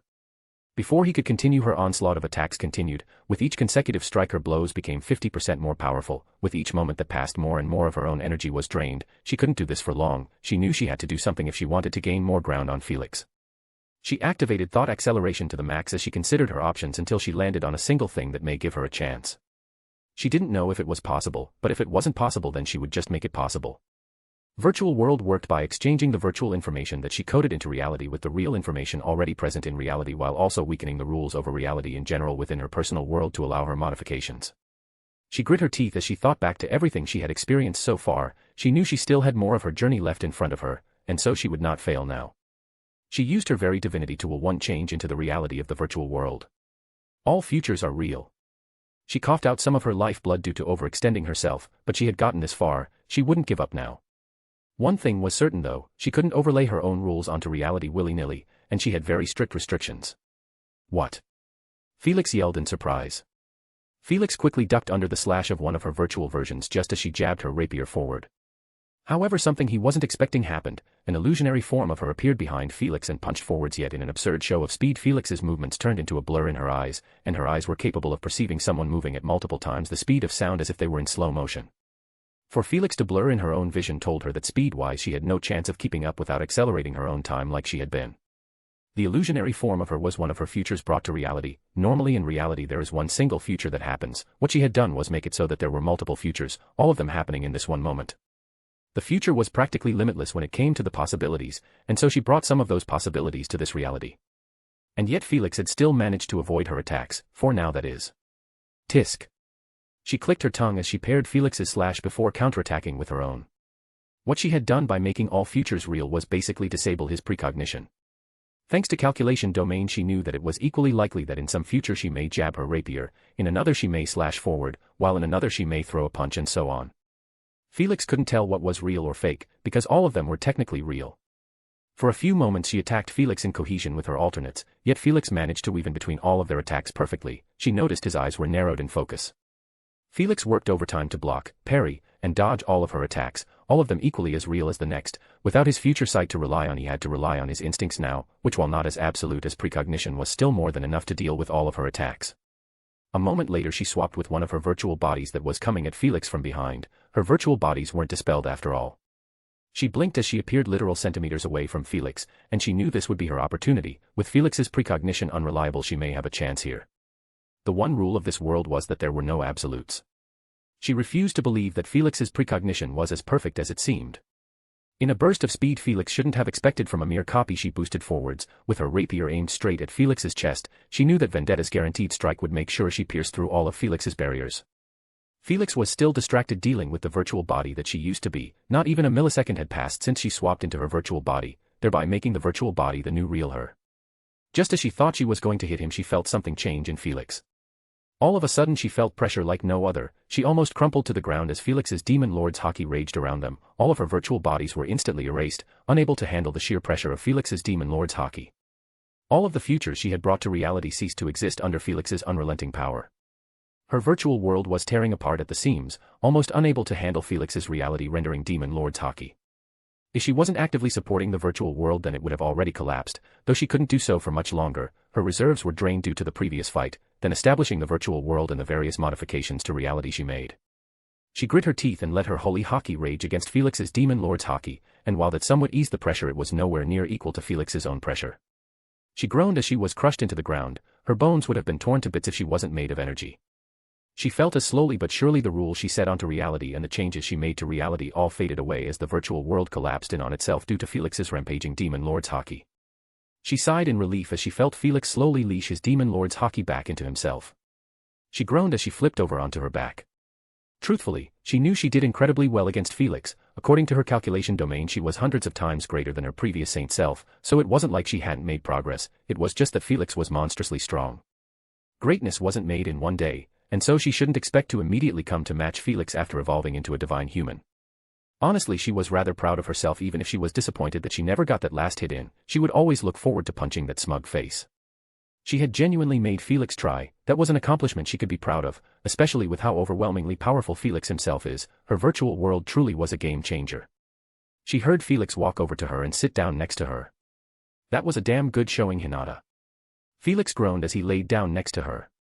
Stand proud, you are strong. She rolled her eyes at what she was sure was some idiotic pop culture reference. She sighed in pleasure as she felt power unending course through her being. For just a moment her reserves were linked with Felix's own and she felt unbeatable. But as quick as all that power came it was also taken away, though her own reserves were completely filled up now. Did you give me energy through our soul corridor? Felix nodded. Uh-huh. They both sat in silence for some time before she spoke up. So Amonis, huh? Felix groaned. I guess it would be pretty dumb to think you wouldn't realize. Felix said as he placed a barrier over them, one that she guessed isolated them from Ramor's small world so their conversation wouldn't be overheard. Indeed, after knowing about Cronoa, it was the most probable conclusion I could come to. So you do have Amonis then? Felix sighed. Yup, she's been my partner since the start. Her lips twitched at his admission. She could already feel the Amonis taunting her. I see. Do you mind explaining more? I am a bit curious about how you have Amonis. Felix slowly nodded. Sure. I don't think it would be a big deal, I trust you. Her lips twitched as she fought to stop them from curving up into a smile. Different from Cronoa who was basically born from negative emotions and your naming, my Amonis was born from a skill, an ultimate skill to be precise. Her eyes widened, hearing Felix. Amonis can be born from skills. For Amonis to be born from a skill would mean that Amonis likely had the very same abilities of the skill they were born from. Those very same abilities were likely elevated to the next level. For Amonis to be born from an ultimate skill, the highest classification of skill, that means that Amonis was likely capable of absolutely monstrous feats. Felix's perfection when it came to combat became far more understandable taking that into account. Her calculation domain was running billions of calculations and all of them made Felix's power out to be far greater than what he had ever shown. Having Amonis inside of him granted him absurd mastery over all forms of combat, even magic and arts weren't excluded from that. Yeah, they can be born from skills, though they can only be born from a specific type of skill. Felix added. She tilted her head. What kind of skills? Felix gave her a look. If you want Amonis for yourself, it won't be that easy. She rolled her eyes. I do not deny that having Amonis would be a great addition to my power, but if it was so easy there would be far more Amonis out there in the world. To my knowledge there are only two, yours and Cronoa. Felix nodded with a smirk. Yeah, and Athanas is far better than Cronoa. Great, he was bragging about his Amonis now. As for how Amonis is born from a skill, well it's kinda complicated. First off you need either a Virtue Series skill or a Sin Series skill. Ah, that already made it impossible for her to acquire one from a skill then. Felix had told her about the Virtue Series and Sin Series, the two generally most powerful types of skills in existence. The Virtue Series were once even the skills of the Star King Veldanava. The Virtue Series skills as the skills of Veldanava have a dormant ego inside them, I'm not quite sure why they do but they do, and the Sin Series skills as reflections of the Virtue Series skills also have egos inside of them. As the ego is fed with interaction it begins to develop more and more until it is practically an individual of its own, naming it also works to boost the ego. Felix explained. I see. You have a Virtue Series or a Sin Series then. She didn't actually know what skills Felix had, she of course knew about the basic ones like Universal Sense and other lesser skills, but she had no idea what his ultimate skills were like. She was sure he likely had a spatial ultimate skill however. My skills huh? Well I did have a Virtue Series at some point, I've also got some Sin Series, but that's all I'll tell you. Felix said with a wink. She rolled her eyes, she expected as much. Fine then, keep your secrets. Pfft. What? Felix shook his head. Nothing at all. She truly didn't understand him sometimes, actually, most of the time. Chapter 151, Chapter 81, Towards Ruberius. Felix. As I laid down on the floor of the dungeon next to Hinata I thought back to the fight we just had. She had seriously improved, to the point that I had to just use my overwhelming strength to defeat Hinata. If we were equal in strength she would perhaps have had a chance to beat me. That is unlikely with my assistance. True. With Amonis like Athanas' assistance unless someone has a completely unknown and out-of-the-box power I would still likely end up on top, even Athanas' previous incarnation, Odin would make me nigh unbeatable even if I was restricted to Hinata's level. Truly, an overpowered supercomputer is my biggest cheat in this new life. Hinata's EP increased a good amount due to her evolution, she was easily around Luminous' own level and Hinata could still train to grow a bit stronger. Hinata had raw EP but that didn't signify how well she used it, she would need to train a bit to get her efficiency back to what it used to be at. She could probably even surpass her former efficiency too. Maybe this would finally get Luminous to stop being lazy and train a bit more. I'm sure her pride couldn't handle being surpassed by someone who a short time ago was far inferior to her. Could you share the data for Hinata's skill?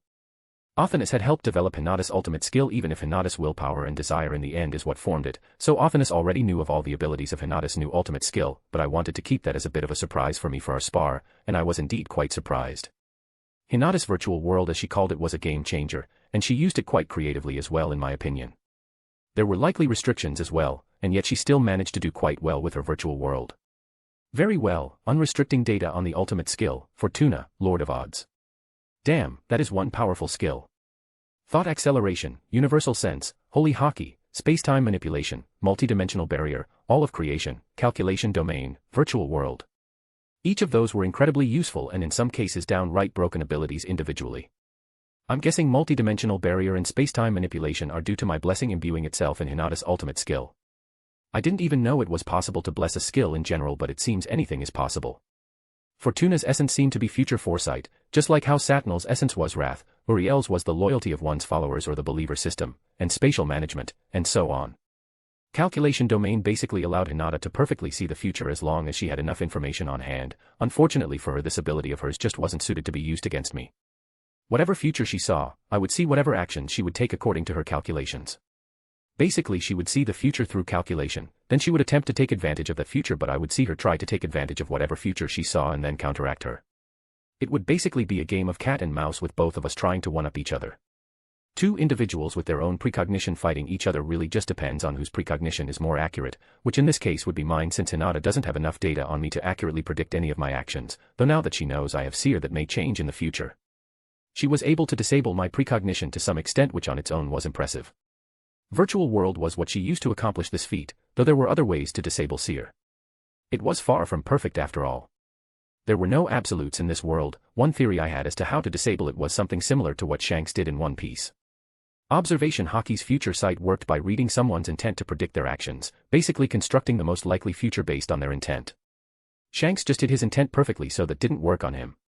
Avoiding seer was a tad different, but the general premise was similar. Control your presence to the point that even the world thinks you no longer exist, making seer incapable of predicting one's actions. Seer basically peeked into the future with the world's help, but if you hid from the world itself, then there was nothing to peek into. In theory it would work, it's just incredibly difficult, far harder than just hiding your intent like what Shanks did, but either way Hinata managed with Virtual World. Virtual World, to be honest, was just localized reality warping. Within Hinata's personal world, reality was what she wanted, which was how she created lesser copies of herself. She sped up her own time, I noticed, which accelerated her speed beyond what she was normally capable of. She added various effects to the world, and she even threw off my precognition. It wasn't all powerful, or she would have just made me lose, though I doubt that something that broken even existed. Hinata was still basically unbeatable amongst those on her level unless she faced someone truly special. Even those stronger than her might have difficulty against her if she leveraged Fortuna right. And she still had more potential. It wasn't like her unique skills Usurper or Vendetta had evolved into ultimate skills yet. Sure, that might never happen, but I had a feeling she could do it. Hinata was a bit of a perfectionist, so she would want to evolve all of her skills to the peak of their capability. Both Usurper and Vendetta at the ultimate level would be terrifying. Usurper alone would likely allow Hinata to easily copy higher level skills, perhaps even ultimate skills, yet for some reason I didn't mind that. I noticed Hinata getting up next to me. "That is enough resting for me," she stated. "It's barely been 20 minutes. Hinata nodded. "Indeed, I must train further if I wish to grow stronger." I yawned. Sure, you're already pretty strong though. I wasn't lying when I told you to stand proud. Even if I did say that as a Jujutsu Kaisen reference, the timing and situation was too good not to say it. I can't even be blamed. Indeed, I am well aware that I have shown significant growth, but that is not enough for me. I need to gain the same amount of control over my power that I previously had. This overwhelming amount of energy is still not completely under my control. That is true, just having EP alone didn't equate to efficiency. Look at Veldora, he had an absurd amount of EP, yet before meeting Remuru he wasn't all that strong from what I know. Hinata sealed him when using Chloe's body, and back then Chloe's hero's egg hadn't even hatched, so it wasn't like she had a whole lot of energy to work with. Veldora simply got outskilled. Still, I shrugged my shoulders. Suit yourself. I will be returning to Ruberius. I must make sure that my subordinates haven't been slacking. I nodded. Mind if I come along? I should probably see Luminous. It was only right after becoming lovers. It hadn't even been a week since then, but even if Luminous was an immortal true ancestor, it was probably best to show her that I did value and care for her. I wasn't the kind of guy to pump and dump, and while the start of our relationship may have been a bit rocky, on Luminous' end, that quickly changed. My winning personality won her over. I suppose that is true in some way. Hey, even Amonis agrees. A small smile formed on Hinata's face. I would not be opposed to your company. I clapped as I stood up. Great, 'cause I was gonna come along anyway. Hinata rolled her eyes. I expected nothing less. It's been a few hours since I arrived at Tempest. Maybe Raiden's training with Midray is done by now. I told her to return to my territory, so she should tell everyone that I'm fine, Those girls can get rather worried if I don't communicate my status. It's actually rather adorable and it does cause a warm feeling to bloom in my chest. What guy doesn't appreciate a girl, or in my situation girls that worry for them even when they know there is nothing to be worried about? Ah, by the way, there was something I wanted to begin teaching you at some point. Hinata looked at me with curiosity. Oh. What did you wish to teach me? She asked with complete sincerity. The days when Hinata would look at me skeptical about my teachings are long gone now. You know that miracle tier holy magic does what it does generally through manipulating spirit runs, I stated. Hinata nodded. Right. You use all of your miracle class holy magic through Luminous as a proxy to manipulate the spirit runs. You use the collective faith of all the followers of Luminism and also borrow some of Luminous' own computation power to pull things like disintegration off, but in the end all of those spells use spirit runs to do what they do. What you're doing by praying to Luminous for your holy magic is fine, but it restricts how far you can truly go with holy magic. For example, I can cast a disintegration hundreds of times more potent than yours on my own, though I'm not saying you'll be able to do that. Medatron is just built different. But you may still be able to make your holy magic a lot more potent if you learn to manipulate spirit runs yourself. Besides, what you are doing by relying on faith to cast your holy magic is putting a crutch on yourself. If you can, it's always best to get rid of things like that. I finished. Hinata stared at me with a fervent intensity. Teach me, please. I shot her a wink. You got it, but let's go to Ruberius first. It's probably best if you check in with Luminous. After everything, Hinata hasn't really had a chance to talk with Luminous. From what I know, the two of them are friends, so I'm sure both of them would like the chance to talk just like old times. They've known each other for a very long time now, so I'm sure they have much to speak about. Hags. Hinata squinted her eyes at me. Did you think something rude about me? I shook my head. Nope, you must be imagining things. Truly, a woman's intuition is a power even I can't copy. Hinata didn't look convinced but nodded nonetheless. Very well then, we will go to Ruberius first. In the blink of an eye a portal formed in front of us, one that connected to the Grand Cathedral of Ruberius, basically the capital of Luminism. It seems you've quickly gotten the hang of teleporting. Hinata smiled. Indeed, it's a useful ability to have. I can go wherever I wish as long as I have a clear image and the coordinates. I nodded. Yup, teleporting really does make a lot of things easier. Imagine having to walk or fly to wherever you want to visit. I gestured forwards. After you, my lady. A light dusting of red appeared on Hinata's cheeks. Once she walked through the portal, I followed after her. As I stepped through the portal, I looked around the area. We weren't in the public area from what I could tell, however the place was still tastefully decorated. There were ancient paintings depicting ancient battles on the walls, and I could feel a holy energy emanating through the place as the focal point of Luminism. Did you wish for me to give you a tour? Hinata asked. I turned to look at her. She had a well-hidden but eager look on her face. It seemed she wanted to show off some of her domain. Sure, I haven't seen much of Ruberius. Luminous showed me around Night Garden but not the area inhabited by humans. Hinata nodded. Very well, follow along then. The Grand Cathedral is pretty important, huh? I voiced out after the tour. Hinata nodded. It is very important to Luminism. It is home to the highest levels of the Western Holy Church. Newbie priests are trained here, and the training grounds outside is where the temple knights train until they are qualified to join the order. Everything starts here. Hinata had shown me around the Grand Cathedral, and the capital city of Ruberius, Lune.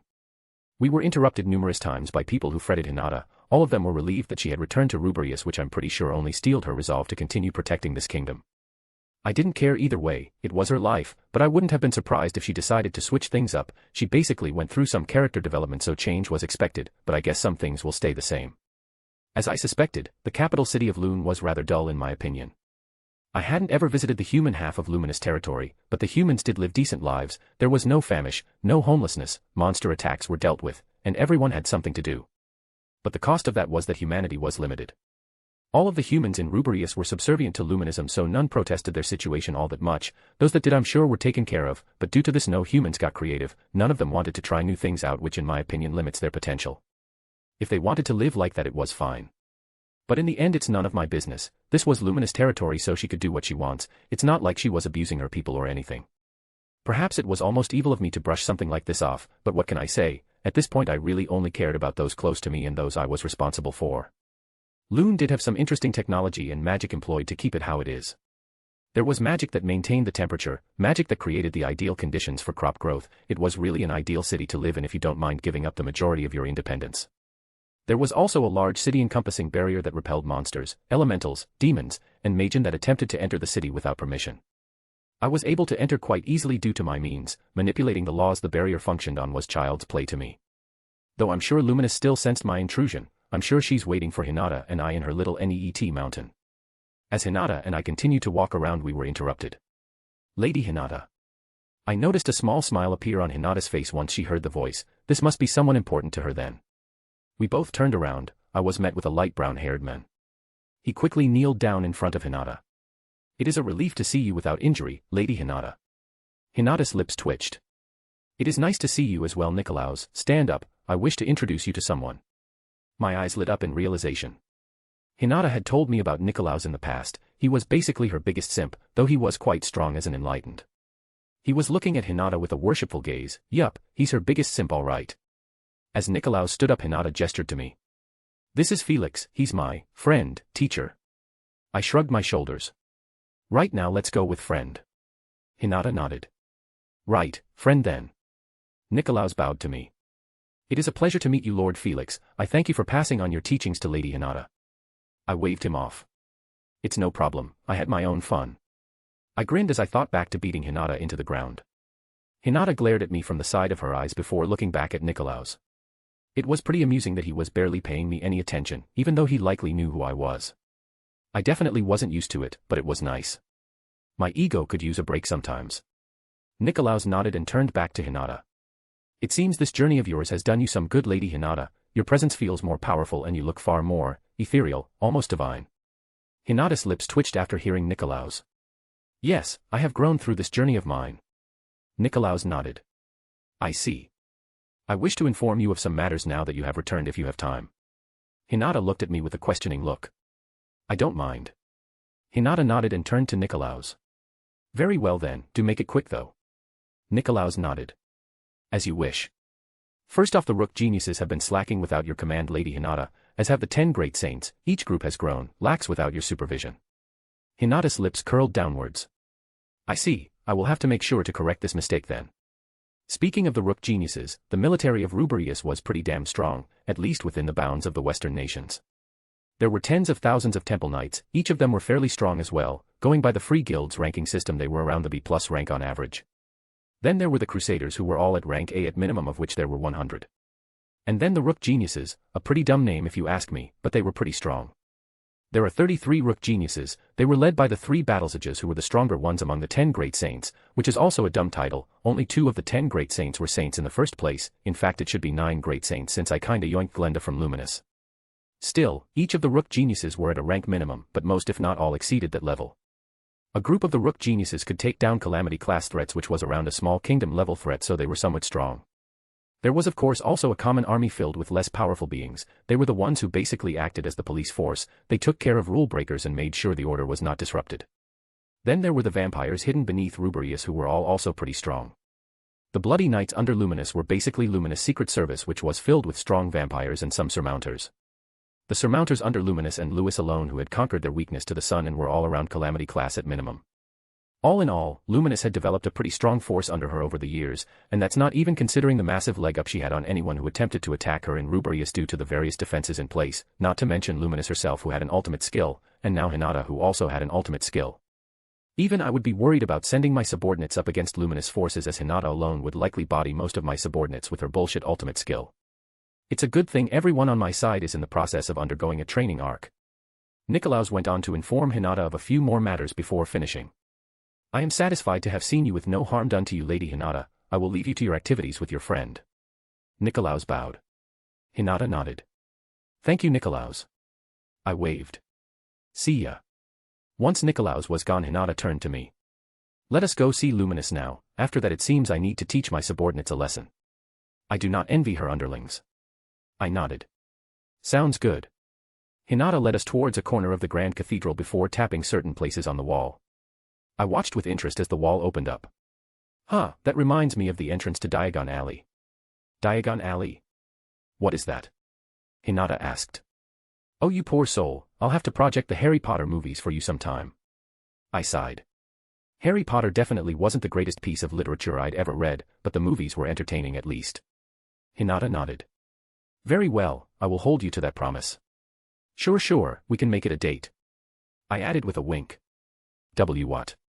D-date. Hinata squeaked as a hint of red appeared on her face. I laughed. You're too fun to tease, you're just doing it to yourself at this point. Hinata pouted and stomped on my foot before she turned away from me. Humph.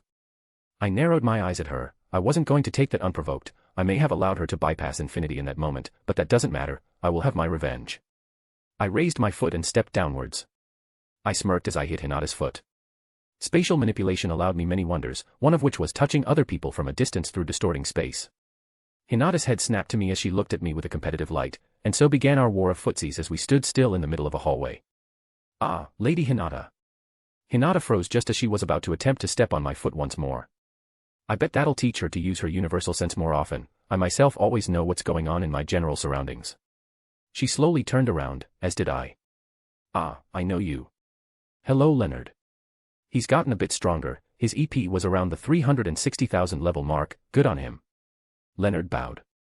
Hello, Lord Felix. He then turned to Hinata with a somewhat stiff smile on his face. Lady Hinata, it has been some time. Leonard said. Hinata smiled.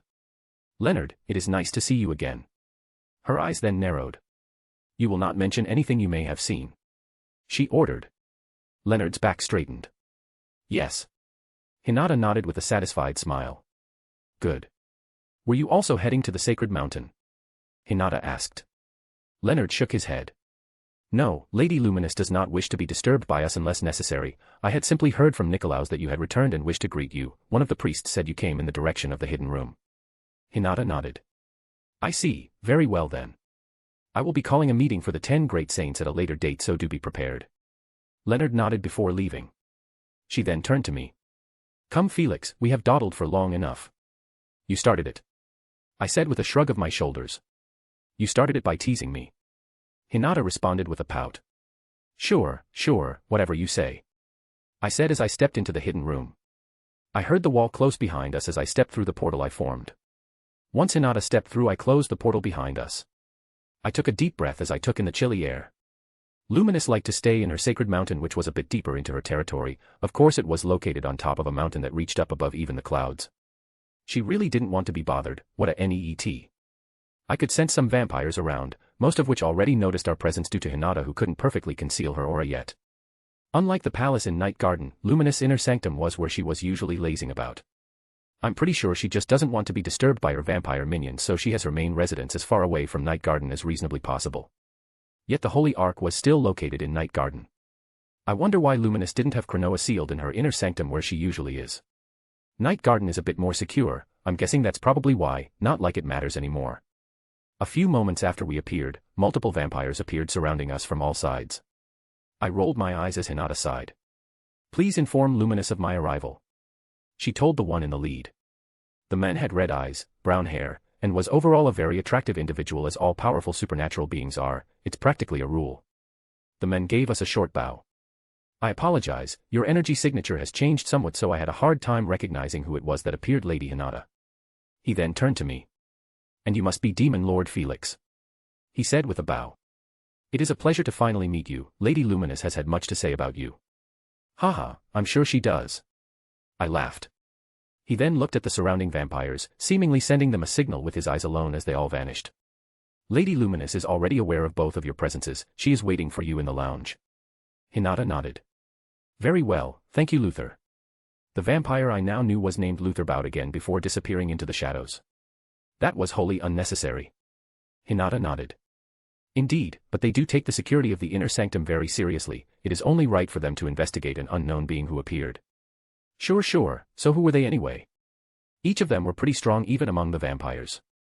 The vampire in the lead, Luther, was around the special A level. He had a little over 200,000 EP.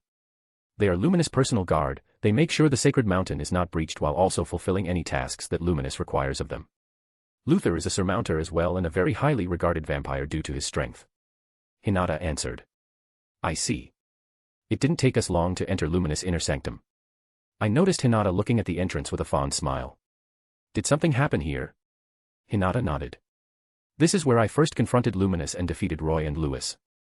I nodded in realization. Ah, when Luminous healed you and then beat you up. Hinata's lips twitched.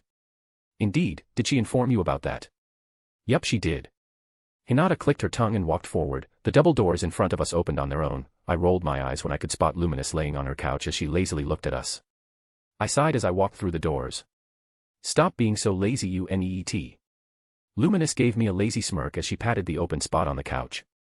I will do whatever I wish, she responded. I sensed Hinata slowly trailing behind me. It seems she was confused about something. I took a seat next to Luminous, who shifted her positioning so she was sitting up. She scooched closer to me as I looked at her in confusion before she got up and settled straight in my lap. I have no complaints, I voiced out as I felt Luminous' plush ass press against me. Foo-foo, I would expect nothing less, Luminous said as she radiated an aura of smug. I looked towards Hinata, who was just staring at us slack-jawed in the center of the room. Luminous followed my gaze. What are you doing just standing there? Take a seat, Hinata, Luminous said with a frown. Hinata mechanically nodded as she sat on the free love seat. All right. She didn't know about the change of status between Luminous and me. Oops. Luminous settled on my lap with her back against my chest. I placed my hands over her waist and onto her stomach. If Luminous wanted to cuddle, I wasn't going to protest. Little things like this matter. How have you been, Hinata? Did you enjoy yourself in the Tempest? Luminous asked. Hinata still seemed out of it, but she did still respond. I am fine, Luminous. I could see Luminous pouting. I see, I am still quite cross with you for immediately leaving my side. Hinata looked to the side with some guilt. I now realize that may have not been the best move. I apologize for that, but I am here now. Foo-foo, I am merely teasing you. I can understand that you wish to see your friends and students that reside in Tempest, Luminous said with a smile. She then looked at Hinata up and down. And it seems that was the correct choice. You have become divine now, it seems. Hinata nodded while looking at me. I did, thanks to Felix. Luminous nodded as she tilted her head to look back at me. I see, thank you for that then. It's no problem, she's my student too. It's normal to want to see how strong she can get. She rubbed her ass against my crotch provocatively. Perhaps we can celebrate then, she purred. I'll never say no to that, I said as I squeezed her hips a bit tighter. But let's leave that for later. I'd rather just spend some time with you. It was important to distinguish that I wasn't just after sex. Luminous blushed. I see. How adorable. I noticed Hinata pouting to the side, as did Luminous as she turned around. I am assuming you immediately challenged Felix, I responded for Hinata. No, I challenged her so she could have a chance to let loose a bit and gain a bit more understanding of her newfound power. You still beat me though, Hinata muttered. I rolled my eyes. You're going to need to make a lot more progress to have a chance at beating me, Hinata. Hinata sighed. I know. Luminous laughed. I see you still have the same goal. Even back then you would say how you wish to defeat Felix. Hinata blushed. Luminous. Foo-foo-foo, are you embarrassed? Luminous teased. Still, it seems that I need to pick up on my training. From the energy I am sensing from you, Hinata, your reserves almost rival mine, Luminous said with an impressed nod. Yeah, you need to break out of your NEET ways, I added. Though Luminous' total energy has increased a bit since I first met her, her energy increased by about 15%, which is significant progress. She's going to have a somewhat harder time getting stronger since she really has no more evolutions she can piggyback off of, so it'll be all hard work for her. Maybe I can help her out in some way. Directly offering to help Luminous won't work. She is too prideful to accept. Even if we had become lovers, it wasn't like Luminous being changed. In the end, she was a very prideful and haughty woman. She just had a bit of a soft side for those she cared about. Maybe I'll just tell her of a good way to train then and leave it at that. In the end, hard work would be the deciding factor for Luminous since she couldn't cheat like me. I felt Luminous pinch my thigh. Ow. Did you seriously use Asmodeus for that? I said, completely flabbergasted. Humph, was the only response I got from Luminous. She used Asmodeus to bypass my pain nullification, though to be fair I did let her through my infinity. Hinata looked at us weirdly but seemed to sigh in resignation. Luminous and Hinata chatted a bit as Luminous used me as her throne. I only added things in here and there, but I was content to let the two catch up. I had offered to leave, but Luminous insisted that I say, in her words, my lap made for a good throne. Why don't we catch up further at a later date, Hinata? I am sure that you have many things you wish to check up on, Luminous said. Hinata nodded. That is fine with me. Hinata then turned to look at me. Will you be leaving Felix? Before I could answer, Luminous spoke up. I wish to go out together, Felix, if you have time, she said as she looked at me. I nodded. Yeah, that sounds good to me. Luminous smiled giddily. Good. I could feel Hinata staring into me, but I just ignored her. I would say it was that time of the month, but Hinata didn't have those anymore. Come, I have already made the preparations. Luminous said as we were engulfed in a flash of light. Hinata Sakaguchi. She stared at the flash of light that enveloped Felix and Luminous with conflicting emotions. When she first entered the room she expected for Felix to tease Luminous, and then for Luminous to retaliate in some way, not for Felix to take a seat next to Luminous and for Luminous to sit on his lap like it was perfectly normal. For a moment she thought she was dreaming. She had no idea what had happened for Felix's and Luminous' relationship to develop in that direction. The two practically seemed like fire and ice when they first met. Opposites attracted, but she didn't think that would actually apply to Felix and Luminous. Back in the past when she would tell Luminous about Felix she noticed that Luminous had a hidden curiosity about Felix. She wasn't sure what exactly Luminous was curious about, but it could be many things. Felix had plenty of mysteriousness surrounding him after all. She always had to hold back her laughter in those moments since she knew how much Felix would drive Luminous up the wall, yet things did not go in the direction she expected them to between Felix and Luminous. She bit her lip as an odd feeling welled up inside of her, a feeling she had not felt in a long time, jealousy. She had long come to terms that she did care for Felix in a more romantic way. After spending centuries in the past without any contact or attachment with many other people she was often stuck in her thoughts, which allowed her to understand a bit more about herself. She wasn't the same girl she was originally, one afraid of her own emotions, but that didn't mean she was entirely ready to actually confront her emotions head-on. She shook her head. Felix was a lecher of the highest order. Hinata did not know what she was thinking falling for him unlike Felix, but emotions never followed logic. Felix was most definitely not the partner she thought of back when she was a child, and any time after that she never even considered a romantic partner, both due to her situation and her ambitions. She knew she was objectively beautiful. Her evolutions had perfected her appearance to the point that in her old world she would have perhaps started wars over her appearance like Helen of Troy did, yet she still felt nervous about putting her feelings out in the open. Perhaps that was just the insecurity of a girl in love. She shook her head. She needed a distraction. She didn't want to think of what Felix and Luminous were up to right now. It is nice to see you again, Lady Hinata. She blinked as she turned to the voice. Her lips curled upwards ever so slightly as she nodded to the old vampire. Gunther, it has been a while, hasn't it? In Gunther's perception it likely hadn't been that long since he last saw her, but that was a different version of her, a younger version of her. It had been quite some time since he met the current her, the one that ventured to the past and grew all the more for it. It had been a while since she met this version of Gunther as well. Ho ho ho, it has not been too long, but I am used to waiting. Gunther responded. She nodded. Gunther was an immortal vampire. He saw time differently from her, who was also immortal yet didn't have the experience of living for such a long period of time. She had been alive for centuries at this point and she could remember thinking how slow the years would pass by, but perhaps she was just eager to get back to the future. Those years were somewhat enjoyable, however nowhere near as enjoyable for Hinata as her time in the present was. Back then she hadn't wanted to get attached to anyone as she believed that doing so would only cause her pain in the future, not to mention she was also afraid of changing the future, so in the end those centuries she lived in the past were dull and grey, with only a little bit of color in her life in Chloe and Luminous. Gunther was also someone she could consider a friend. After how long they knew each other it would be a disservice to not consider him a friend. In the end, however, no matter her evolutionary status, it would take time for her to get used to her immortality. As a being with divinity her life force was nigh infinite. How have you been, Gunther? She wasn't talking to him as Hinata Sakaguchi, the hand of God and Luminous right hand. She was talking to Gunther as the woman she was in the past, the hero who spent far too much time with the Demon Lord. I have been doing well enough. Tending to Lady Luminous needs is always a task, but it is one that I am eager to do. Gunther laughed. She had no idea why exactly Gunther had decided to serve Luminous in particular, and with such loyalty as well. I'm sure it is. Luminous can be unreasonable quite often. Hinata said with a roll of her eyes. Gunther nodded. Ho ho, that is true. Just the other day she had me clean up her bedroom that she used in her romp with Lord Felix. Her lips twitched. I see. It was obvious that the two must have slept together. Felix is Felix, and Luminous is Luminous. Luminous could not hide her degenerate fantasies from her of all people. If you don't mind an old man's meddling, if you truly wish to have a place by Lord Felix's side, do act sooner rather than later. I have seen others in your situation many times before. Gunther sighed. She nodded out of respect. I will take your advice into consideration. It wasn't that odd that Gunther had seen similar things to her own situation. In vampire culture it wasn't prohibited for one to have a harem. As long as you were strong enough you could generally do whatever you wished. She still felt the need to work off some steam, and she knew just what to do. It was nice seeing you again, Gunther, but I have a task I must accomplish. Gunther bowed. It was nice to see you as well. Do come visit from time to time. Lady Luminous may not show it, but she does miss your company. She smiled hearing that. I will be around quite often. I am still the right hand of God after all. Gunther smiled hearing her. I see.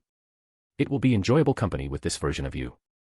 Fufu, I'm sure. Back before I remember I always used to be too serious. I focused so much on my work and goals that I didn't live my life. She said with a reminiscing sigh. Anyways, goodbye Gunther. Goodbye Hinata. The old vampire responded. She created a portal leading to the Grand Cathedral in front of her and then walked through. She planned to test her subordinates' abilities, the 10 great saints in particular. After her experiences she could truly be considered their better by a great margin, so she would be able to advise them properly without issue. Her energy reserves were filled by Felix, and she had more than enough stamina to deal with some enlightened and an incomplete saint. She smiled as she appeared in her office. She wasn't solely a member of the military, she had other roles that she fulfilled that was more of an office job. She took a seat on her chair, relaxing into the plush cushions she had commissioned. She pressed the button under her desk. Moments later she heard a knock on the door. Come in, Nikolaus. The door opened. The first thing Nikolaus did was give her a quick bow. Lady Hinata. What did you require? First, thank you for maintaining my office. There was a reason dust hadn't gathered and that she had no work waiting for her. Nikolaus was practically her right hand, so he had the authority to make decisions for her to a certain extent. It was no issue, my lady. Nikolaus responded. She truly did wonder just why Nikolaus was so loyal to her. She didn't think she did anything special. I have called you to ask you to gather the rest of the 10 or rather 9 great saints since Felix poached Glenda. Gather them in the Crusaders' meeting room. Nikolaus firmly nodded. As you wish, I will do so now. Once Nikolaus was gone she sighed as she closed her eyes and relaxed in her chair. She was actually somewhat looking forward to meeting the rest of her compatriots after so long. She may not have been particularly close to any of them, but she enjoyed Serre's rebellious streak, Leonard's seriousness, Arnaud's calmness. Each of them had traits that were somewhat admirable. There was a reason that made them candidates to one day become true champions. She hand-picked each of them for a reason. Chapter 152, Chapter 82, O Consort Eternal. Felix. Luminous led me through Night Garden with my arm locked with hers. There was an illusion placed over us to avoid attention from the other vampires. My eyes trailed over to a vampire walking past us with a bag of blood and a straw connecting it to his mouth. Vampires gained power by draining the power and life force in one's blood. Given enough time, Luminous will eventually gain quite a few powerful subordinates. It was only inevitable. I am guessing that you had something to do with Hinata's increase in strength. Luminous said as she gave me a side eye. Such an evolution must have had a catalyst. I nodded. Back in Tempest we had a spar. I wanted to see how much she had grown with her experience in the past. After that Hinata opened up a bit to me and she basically reached a state of enlightenment of sorts, causing her to awaken into divinity. Luminous lips curled upwards. I see, thank you then. The stronger Hinata is, the more secure Ruberius is, which will be useful with the incoming war with the Eastern Empire. It's no problem, she is my student too. I want to see how strong she can get. I didn't bother trying to convince Luminous not to interfere with the war with the Eastern Empire. Even if Ruberius wasn't directly going to be attacked, its allies would be. It would make them look weak if they left their allies left to rot, even if both were distinct territories of demon lords. Not to mention the Eastern Empire would come for Ruberius eventually if their goal really was world domination. It was in Luminous' best interest to band together with others to defeat the East with the least amount of loss possible. She has also acquired an ultimate skill, it seems. I nodded with a smile. Yup, and it's pretty powerful. I gave Luminous a look. She may even be able to beat you now. Luminous huffed. I'll see about that. If you keep being a NEET, she's gonna surpass you. I'm sure she is going to go into a training frenzy. I commented. Luminous rolled her eyes. I have also been regularly training thanks to someone annoying me. Luminous said as she glared at me. Though perhaps it was for my own good, I had been satisfied with my level of power for far too long. It was only about time I began truly pushing myself once more. My acquisition of Asmodeus will only be the beginning. She declared with confidence. I shot Luminous a thumbs up with my free hand. Excellent speech. Luminous huffed in annoyance as she continued to lead me. Where are we going anyway? Luminous tilted her head. I do wish to see your territory sometime, however for this date I will be taking the lead. I shrugged my shoulders. Sure, lead on. I was somewhat interested in what the vampires did for entertainment. I wasn't able to see a whole lot of things last time Luminous and I went out. Before long we arrived next to a coliseum. I don't suppose we will be watching people beat each other up for entertainment. Luminous nodded with a smirk. We will be, however the food being served here is the primary reason for this being our first stop. Sounds good. I am curious about how vampires fight. They have all sorts of neat abilities that can be taken advantage of in a fight. Luminous led me towards a side entrance while also showing me some of the local attractions. Is that blood ice cream? I asked in surprise. Luminous nodded. Thanks to Tempest sharing its recipes we managed to replicate and change them to be more suitable to a vampire palate. I see. Once we got to the side entrance I spotted a few guards. This must be a VIP entrance of some kind. As we approached, one of the guards stopped us. This is an entrance for VIPs only. To proceed, please show me your pass. I noticed the other vampires eyeing us warily. It seemed they took the security of this coliseum quite seriously. Luminous merely flashed a pass she had caused all the vampires who saw it to freeze up. Knowing Luminous, I'm sure she has some super special pass that only she can have. Lady Lu. I care not for your trivial greetings. Prepare seating for both my consort and I. Luminous ordered. See consort? Asked the vampire that seemed to be in charge. Consort. I mimicked. I didn't know I had that status. That's neat. Luminous glared at me. Are you saying you are not my consort? She asked with narrowed eyes, though I could sense a hint of vulnerability in her voice. Will you not take responsibility for your actions? I shook my head. Nothing like that. I'm more than fine with being your consort, not like I care for status anyway. I just didn't know that was what you wanted from me. I've never been a consort before, but it's really just a fancy way of saying lover, boy toy, and everything else in between. Awesome. I was a consort now. I always liked new titles. Luminous turned back to the guard, though I could see a small smile on her face. It seemed she had long since foregone hiding her emotions around me, which I had to admit did make me smile. As lovers we should be pretty close, and while my relationship with Luminous was in its beginning stage, baby steps would eventually lead to us being completely locked in. Well. Alright, this way. He said nervously. As the vampire was leading us, Luminous turned to me. So my consort? She said with a giggle and a healthy flush. I rolled my eyes. Yes, my queen. I played along. As your queen, it is only right that I show you a good time. Luminous declared haughtily. I'm looking forward to it. Luminous seemed to be super into this weird roleplay, and I didn't particularly mind, though the poor vampire leading us was practically shivering in fear. Hopefully he doesn't get purged or anything. As the guard was leading us to our room, I looked over the rail and could already spot a fight going on. Luminous followed my gaze. Ah, that is just the warm-up meant to excite the crowd. None of the famous fighters have taken the stage yet. I nodded. I see. How strong are the well-known fighters? I do not come here often, merely when I am extremely bored. However, the last time I was present the top fighters were around the Special A rank. Luminous informed me. That's fairly good. Sir, madam, we have arrived. The guard announced. The room was fairly luxurious. There were already 2 bottles of wine waiting for us sitting on the center table. There were leather coaches that seemed to be made of some expensive material, and the walls and floors were all tastefully decorated.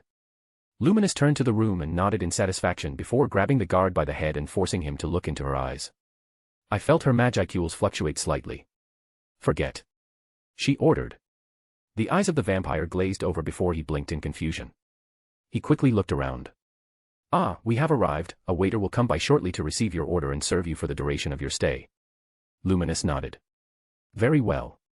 Once the guard was gone, Luminous and I took our seats.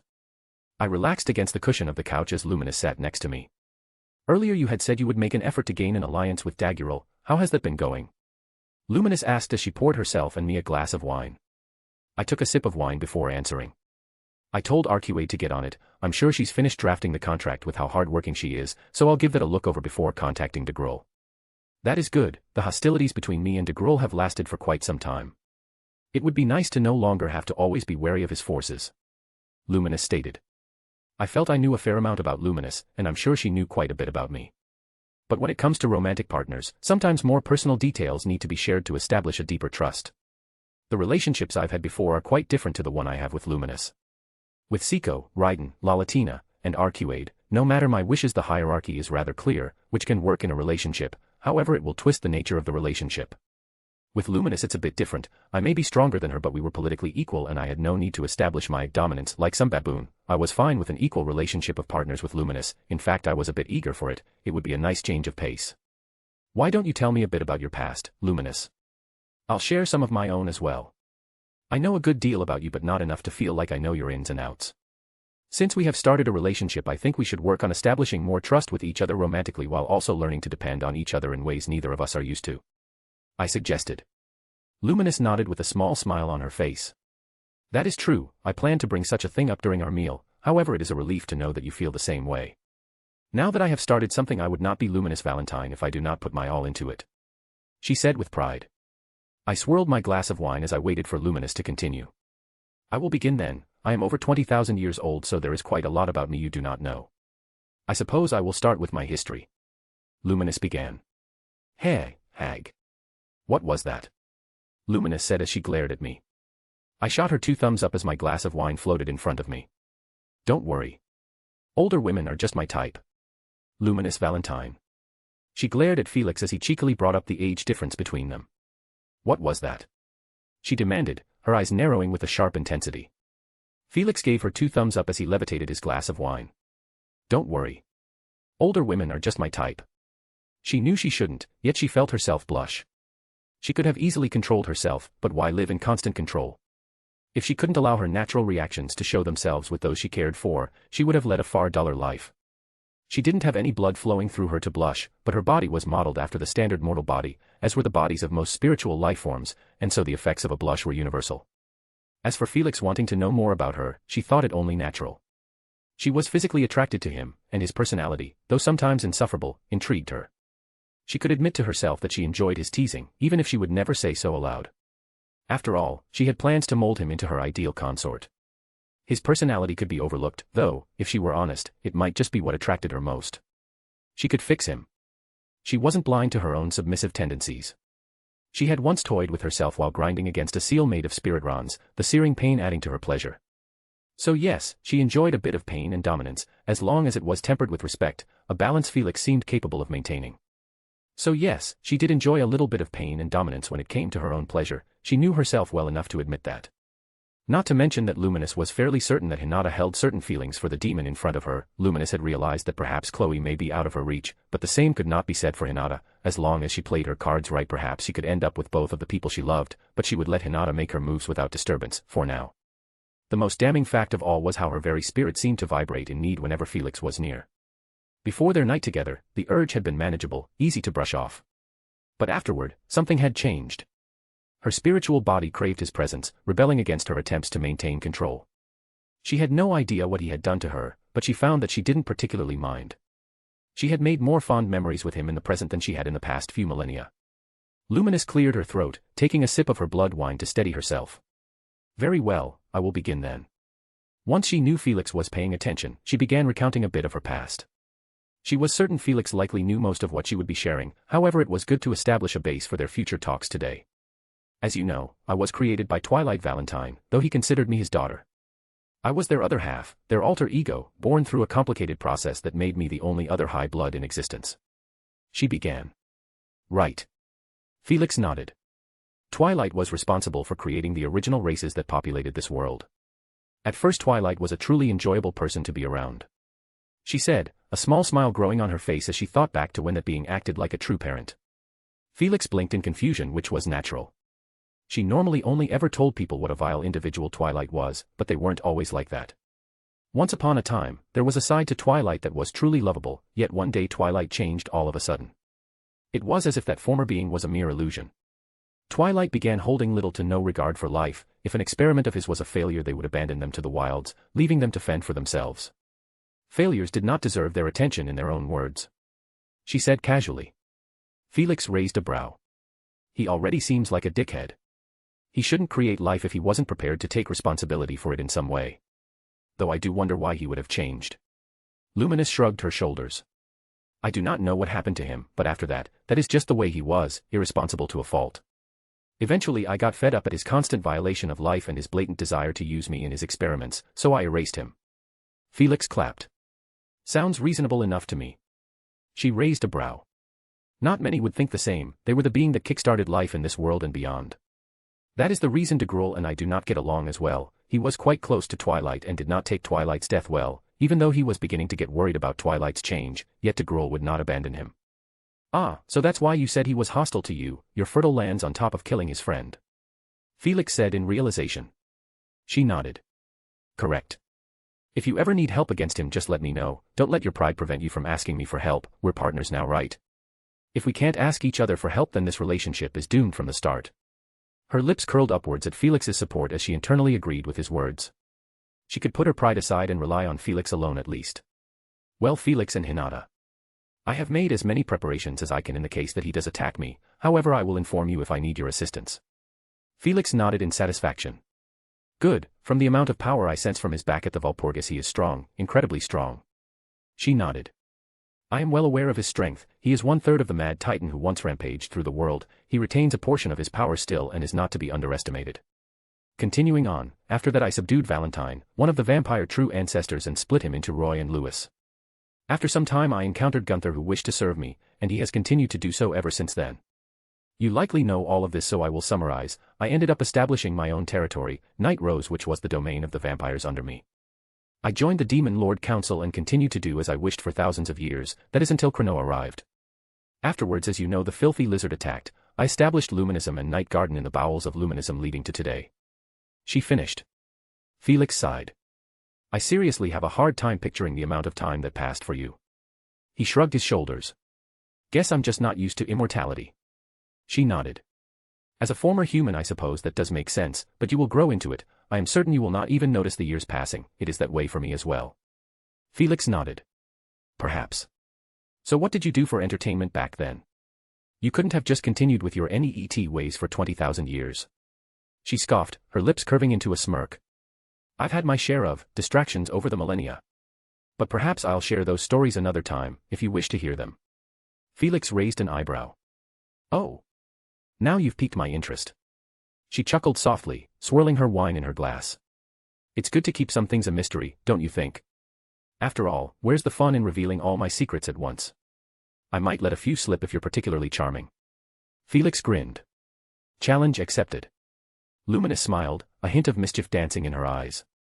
I'll hold you to that. Why don't you begin to recount a bit of your past? It is quite vexing how you know so much about me, yet I know almost nothing about you in comparison other than some vague details. She didn't hide that she was eager to learn a bit more about Felix in depth. She knew his personality, she knew some of his likes and dislikes, but she also wanted to know a bit more about his background. Felix nodded with a smile. Sure, it may not be quite what you think, but I owe you at least that much. I guess I'll tell you about my original world to start. Hinata told you a bit about her world, right? Felix asked. She nodded. She did. Well, my original world was basically that.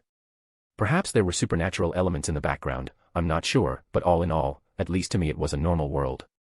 I lived my life, I woke up, went to school, hung out with friends. It was a pretty alright life, all things considered. I don't think it was what I craved deep inside, but it was fine.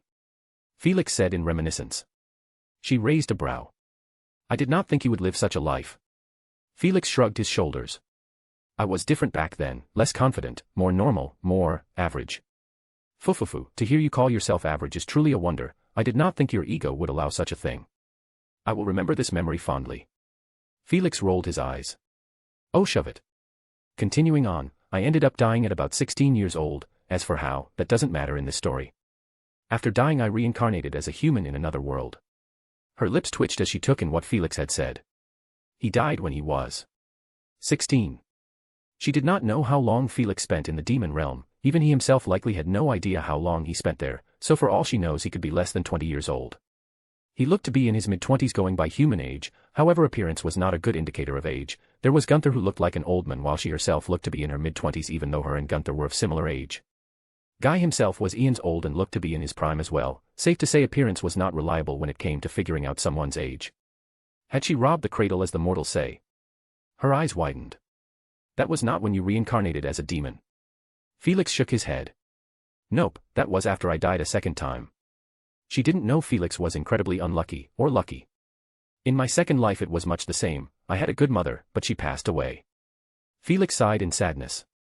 Her hand slowly snaked over into his. He shot her a quick wing and a smile before continuing. She knew the pain of losing a parent. She would forever deny it, but losing the twilight that truly cared for her to the being he had become had hurt. This world, however, I later found out did have the supernatural. Oh. I am aware that some of Veldanava's other creations are similar to this world, with both having supernatural beings, but I have never heard about one myself. She said. He nodded. Yeah, it's definitely an interesting world, a world of curses, and of sorcerers.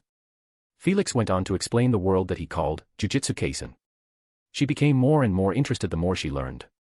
In the midst of his story they were interrupted by the waiter, but once she shooed him away after taking their orders, Felix had continued. Jujutsu sorcerers that had innate techniques, which reminded her of skills if somewhat different in nature. There was cursed energy which was born from the negative emotions of the populace, cursed spirits which seemed similar to monsters that were born from the magicules of the strong. She learned that Felix had returned to this world of his at some point in the past, through his ability to go to other dimensions, no doubt. The world was truly an intriguing one with its own history and story to be told. He told her a bit about the friend he had made in that world, the so-called honored one.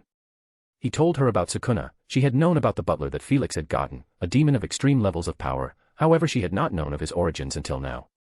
She had thought him to be an aberration of a demon similar to Beretta, but it seemed Sukuna was far more unique than she thought. Then there was perhaps one of the most interesting things of all.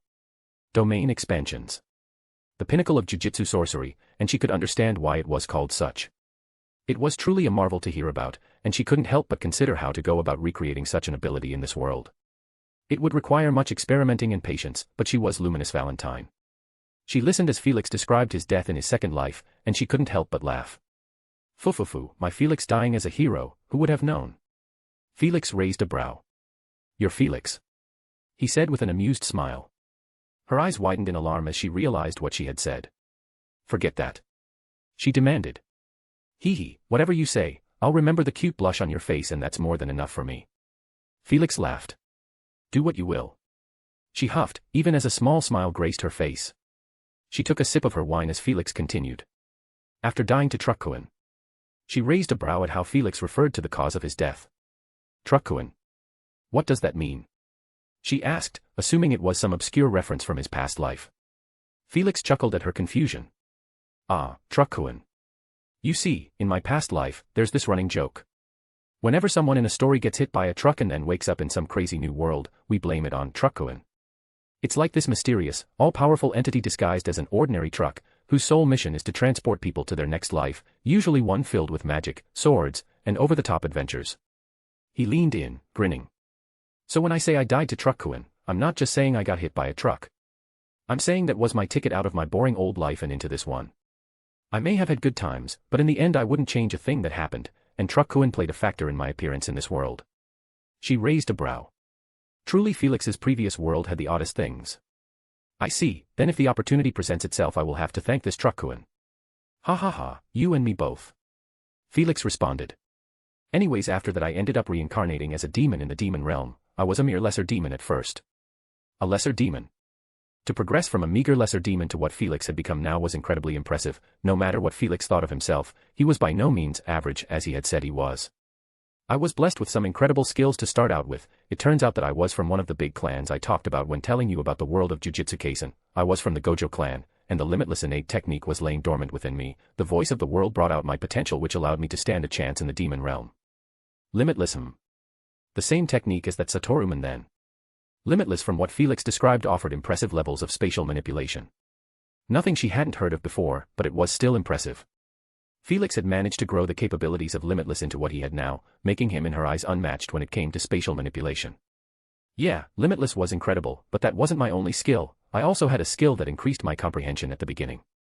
Felix explained. I see. Felix then went on to share about his experiences in the demon realm, about how he had gotten cocky and been ambushed by multiple lesser demons, as well as a single lesser demon on the cusps of evolution. He managed to pull off a lucky win and was taken care of by another demon that was once a human as well, which caused her to consider just how many humans reincarnated into other races in this world. Eventually he and his benefactor split off, until eventually Felix was summoned to the Cardinal World.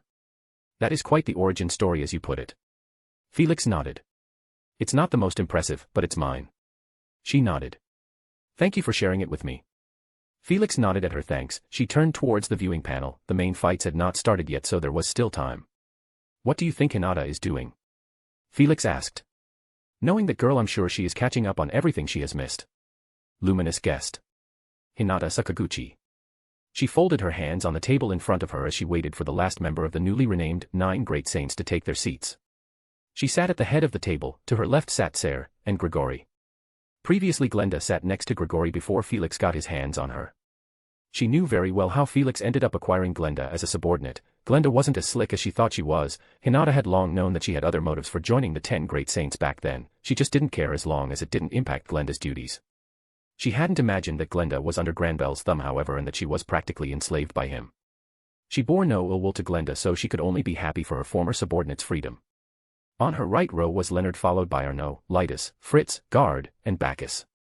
Everyone had been called back from their stations for this meeting, even the ones stationed in Tempest thanks to the teleportation circles linking Tempest, Azeroth, and Ruberius together.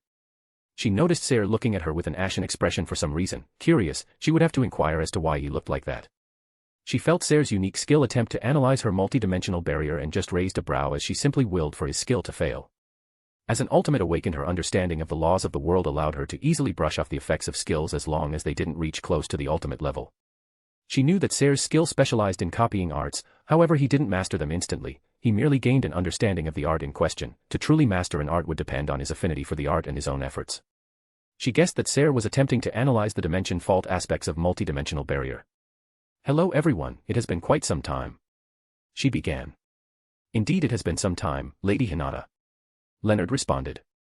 "I am glad to see that you are in good health. We have been wondering what had happened to you after the attack on the Tempest Founding Festival."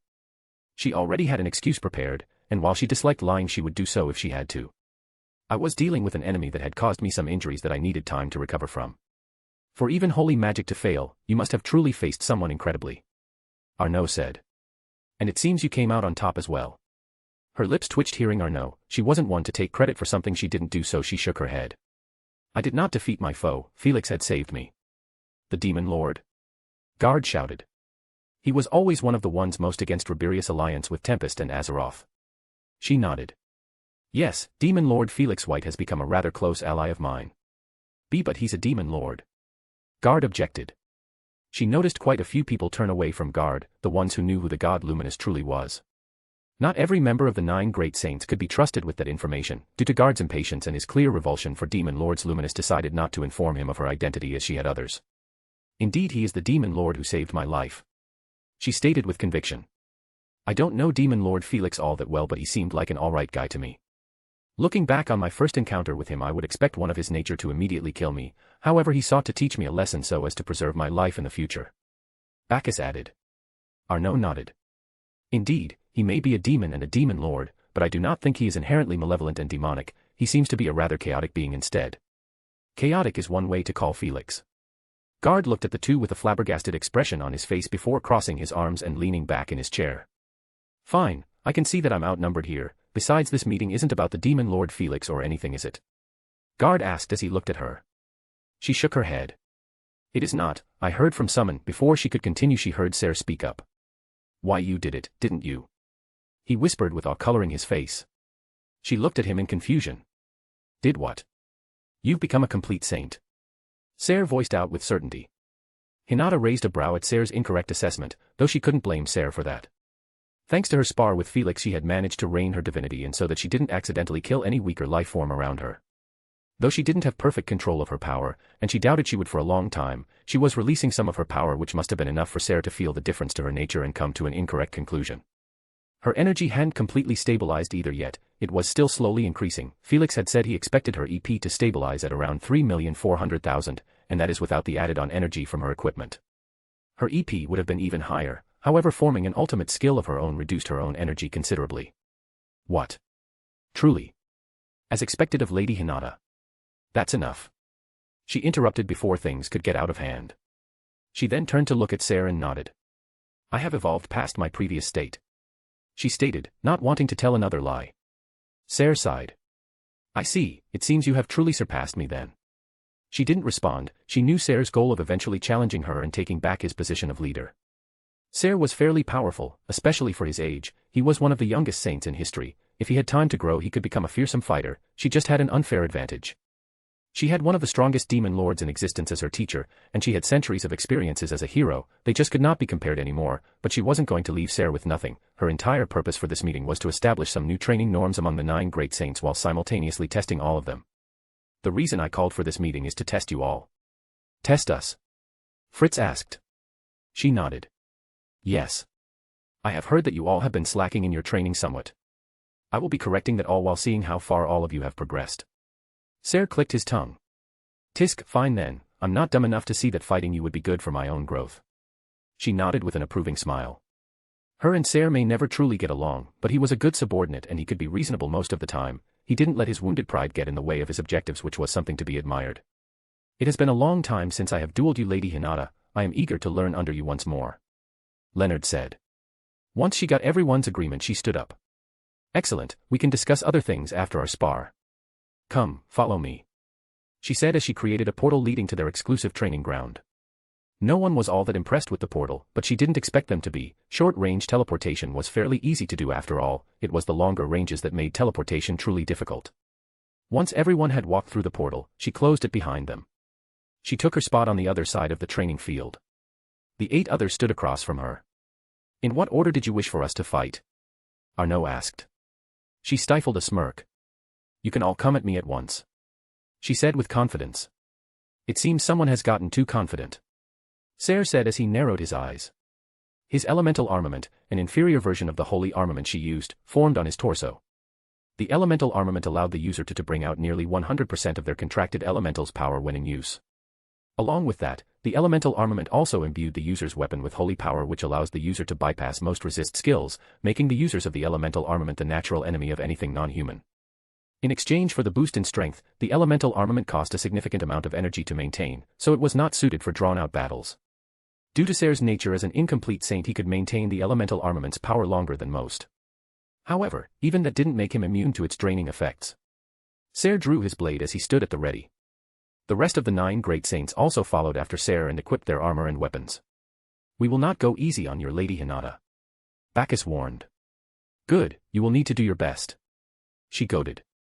"Draw your weapon," Ser demanded, his voice low and tense. His eyes narrowed with determination as he faced her down.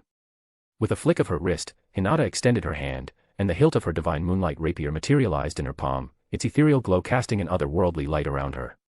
Ser's eyes widened in shock, the grip on his sword tightening as he muttered. That's. The sight of her god-grade rapier was enough to shake even the most confident of warriors. Hinata knew it was unfair to wield such a weapon against Ser and his team, who were equipped only with unique grade gear. Yet, she would hold back, ensuring the fight remained a learning experience for them and an opportunity for her to attune herself to divine moonlight. "Do not worry, I will hold back," she reassured them, her voice calm and steady. But her words only seemed to stoke the fire in Ser's heart. With a roar that echoed through the training ground, he surged forward, his speed generating a sonic boom that startled the others. The training ground's barriers absorbed the shockwave, sparing the surroundings from destruction. Hinata stood her ground, not bothering to don her armor, it would be overkill. Divine moonlight blazed with fighting spirit as she met Ser's strike with the same elegance she had shown in her spar with Felix. The moment their blades clashed, a strong gust of wind surged out from the pressure, small sparks flying and illuminating the two of them for a moment. That single moment of contact was enough for Ser to immediately sense the vast difference in their strength. Her swordsmanship had grown astronomically in the past, she resided in the realms of truly divine swordsmanship in Felix's own words. If she wished she could cleave an entire mountain rage in half merely with her weapon and nothing else at this point. Ser quickly leaped back, eyes wide with realization. He had put his all into the strike, and she hadn't even needed to take a step back to stabilize herself. She simply stood there, her posture relaxed as she held her ground. Hinata allowed him to retreat, observing him with a measured gaze. The purpose of the fight was to allow them to learn and for her to gauge their combat styles. If he got demotivated so quickly, she would have been left disappointed in him. Now that she had returned to the future, aware of the challenges that lay ahead, she was determined to prepare Ruberius for the impending threat of the Eastern Empire. She didn't doubt that Ruberius would get involved with the war with the Eastern Empire if things got dire. Luminous would wait to see how Felix and Remuru could handle it. However, if they seemed to be having trouble, she would join without hesitation. The 9 great saints needed to be powerful enough for that. "She's strong, much stronger than I thought," Ser announced, his voice tinged with awe and frustration. "TSK. It seems she wasn't just boasting when she challenged us," Guard muttered, clicking his tongue in irritation. "We need to work together to stand a chance against Lady Hinata," Leonard suggested, his eyes never leaving Hinata's form. Arnaud nodded, shifting his stance slightly as he prepared. "Right. Let's go together." With that, all of them dashed forwards. The group moved in unison, their determination palpable. Leonard's armor fused with his elemental, allowing him to channel its full power, a feat the others mirrored. Their auras flared as they called upon their respective elementals. Arnaud with wind, Bacchus with earth, Lytus with water, Guard with flame, Fritz with wind, Grigori with earth, and Ser with wind. Their power surged, transforming them into formidable opponents as they channeled the formidable power of a greater elemental on top of their own rising power. There was a reason that it was believed that they used to be able to challenge the Demon Lord Council, even if Hinata knew that to be completely untrue, but that did not detract from their prowess. Greater elementals on their own could threaten an entire kingdom if left unchecked, and now each of them possessed that level of power at minimum. Each one could match a Calamity-class foe, while Ser barely edged into Disaster class. In the past, when in this state she had to take Ser seriously, relying on Usurper to weaken his powers enough for her to come out as the victor, but now that was no longer necessary. Hinata dashed forward, deliberately maintaining a speed they could follow. Even so, her movements were a blur. She moved across the battlefield in an unpredictable pattern, dodging and weaving through those charging at her, yet as she noticed a blade heading in her direction, she couldn't help but smile. Fritz had correctly guessed the path that she was taking. It was a small test to see who had been paying attention to their previous fights, since this was a move she had used against them in the past. She would have to make sure to praise him after the fight, yet she pushed those thoughts to the back of her mind as she sidestepped the attack. Using her free arm, she sent Fritz flying with a well-placed punch. His body crashed into the barrier of the training ground. "Shit! She's behind us!" Ser yelled in panic, his voice echoing across the training ground. With a flourish of her blade, Hinata unleashed an aura slash at Ser. He barely managed to raise his fighting spirit-coated blade in time to block, but her attack tore through his defenses, sending his weapon flying from his grip. "Gah!" Ser cried out, clutching the deep wound left by her strike. "I was serious when I said this would be a test. I will not hold back completely." She reprimanded him, her voice carrying a steely resolve. Ser gritted his teeth, using holy magic to heal himself. Hinata shifted her focus to the rest of the team, who were closing in on her. They converged, a coordinated assault designed to overwhelm her. Leonard was the first to attack, clearly trying to draw her attention to him as he began his assault.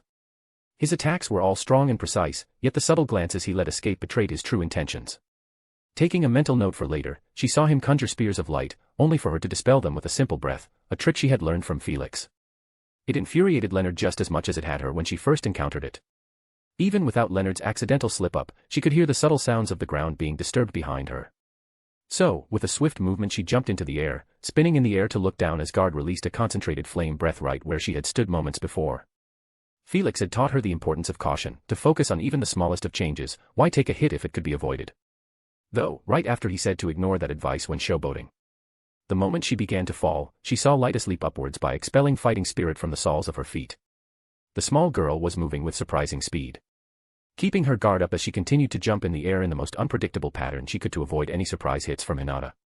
When in range of the falling Hinata, who was simply allowing her body to freefall, Lytus raised her blade upwards and slashed downwards toward her.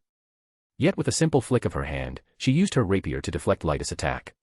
As Lytus' blade was pushed back, it left her wide open for a follow-up as Hinata created a magic circle in front of her, which sent the girl flying away with a burst of wind. Another thing to add to her list of things to improve upon. Lytus could have used the force of her own deflection to send a kick, but she had allowed herself to be left wide open. As she descended, she deftly parried the magic attacks hurled at her. She admired their effort. At least they weren't letting her descent go unchallenged. However, their attempts were futile. Landing softly on the ground, Hinata smiled as she felt the ground under her turn soft, almost liquid. Bacchus was trying to make her lose her footing as he caused countless earth spikes to pierce the soft ground directly aimed at her. Using the very spikes meant to harm her as a platform, she jumped before casting a spell of her own to shatter the spikes, allowing her to land on the ground once again, unharmed. She turned to face the 8 of them. Ser and Lytus had recovered, but their faces were pale with the realization of the challenge they faced. "Come," she said, a glint of determination in her eyes. "We are just getting started." Each of them exchanged wary glances before charging together. This time, their attacks were more synchronized, their strategies more refined. Leonard thrust his blade forward, aiming for her midsection while Bacchus tried to trap her feet with rising earth. Hinata parried Leonard's weapon with a flick of her wrist and leaped over Bacchus's earth trap, her movements a blur of grace and precision. As she landed, Arnaud's wind blade sliced through the air towards her. They arched through the air, surrounding her before the winds changed, and they all attacked at once. She quickly spun, her rapier still alight with fighting spirit as she quickly deflected each wind blade in one swift and graceful movement. As the broken wind blades harmlessly passed by her as nothing but a gust, Hinata saw a flaming wall erupt around her as the temperature spiked by thousands of degrees. She immediately realized that Guard was attempting to engulf her in a fiery inferno. Conjuring a barrier of pure holy power, Hinata dispersed the flames around her, revealing that Guard had only used it as a temporary cover to try to sneak an attack with his spear. Dodging the spear, she grabbed it with her free hand as it passed by her. Her eyes narrowed before she sent a kick to his stomach. Guard lost his breath, but he didn't let go of his weapon. That was until Hinata raised her rapier and forced him to jump backward.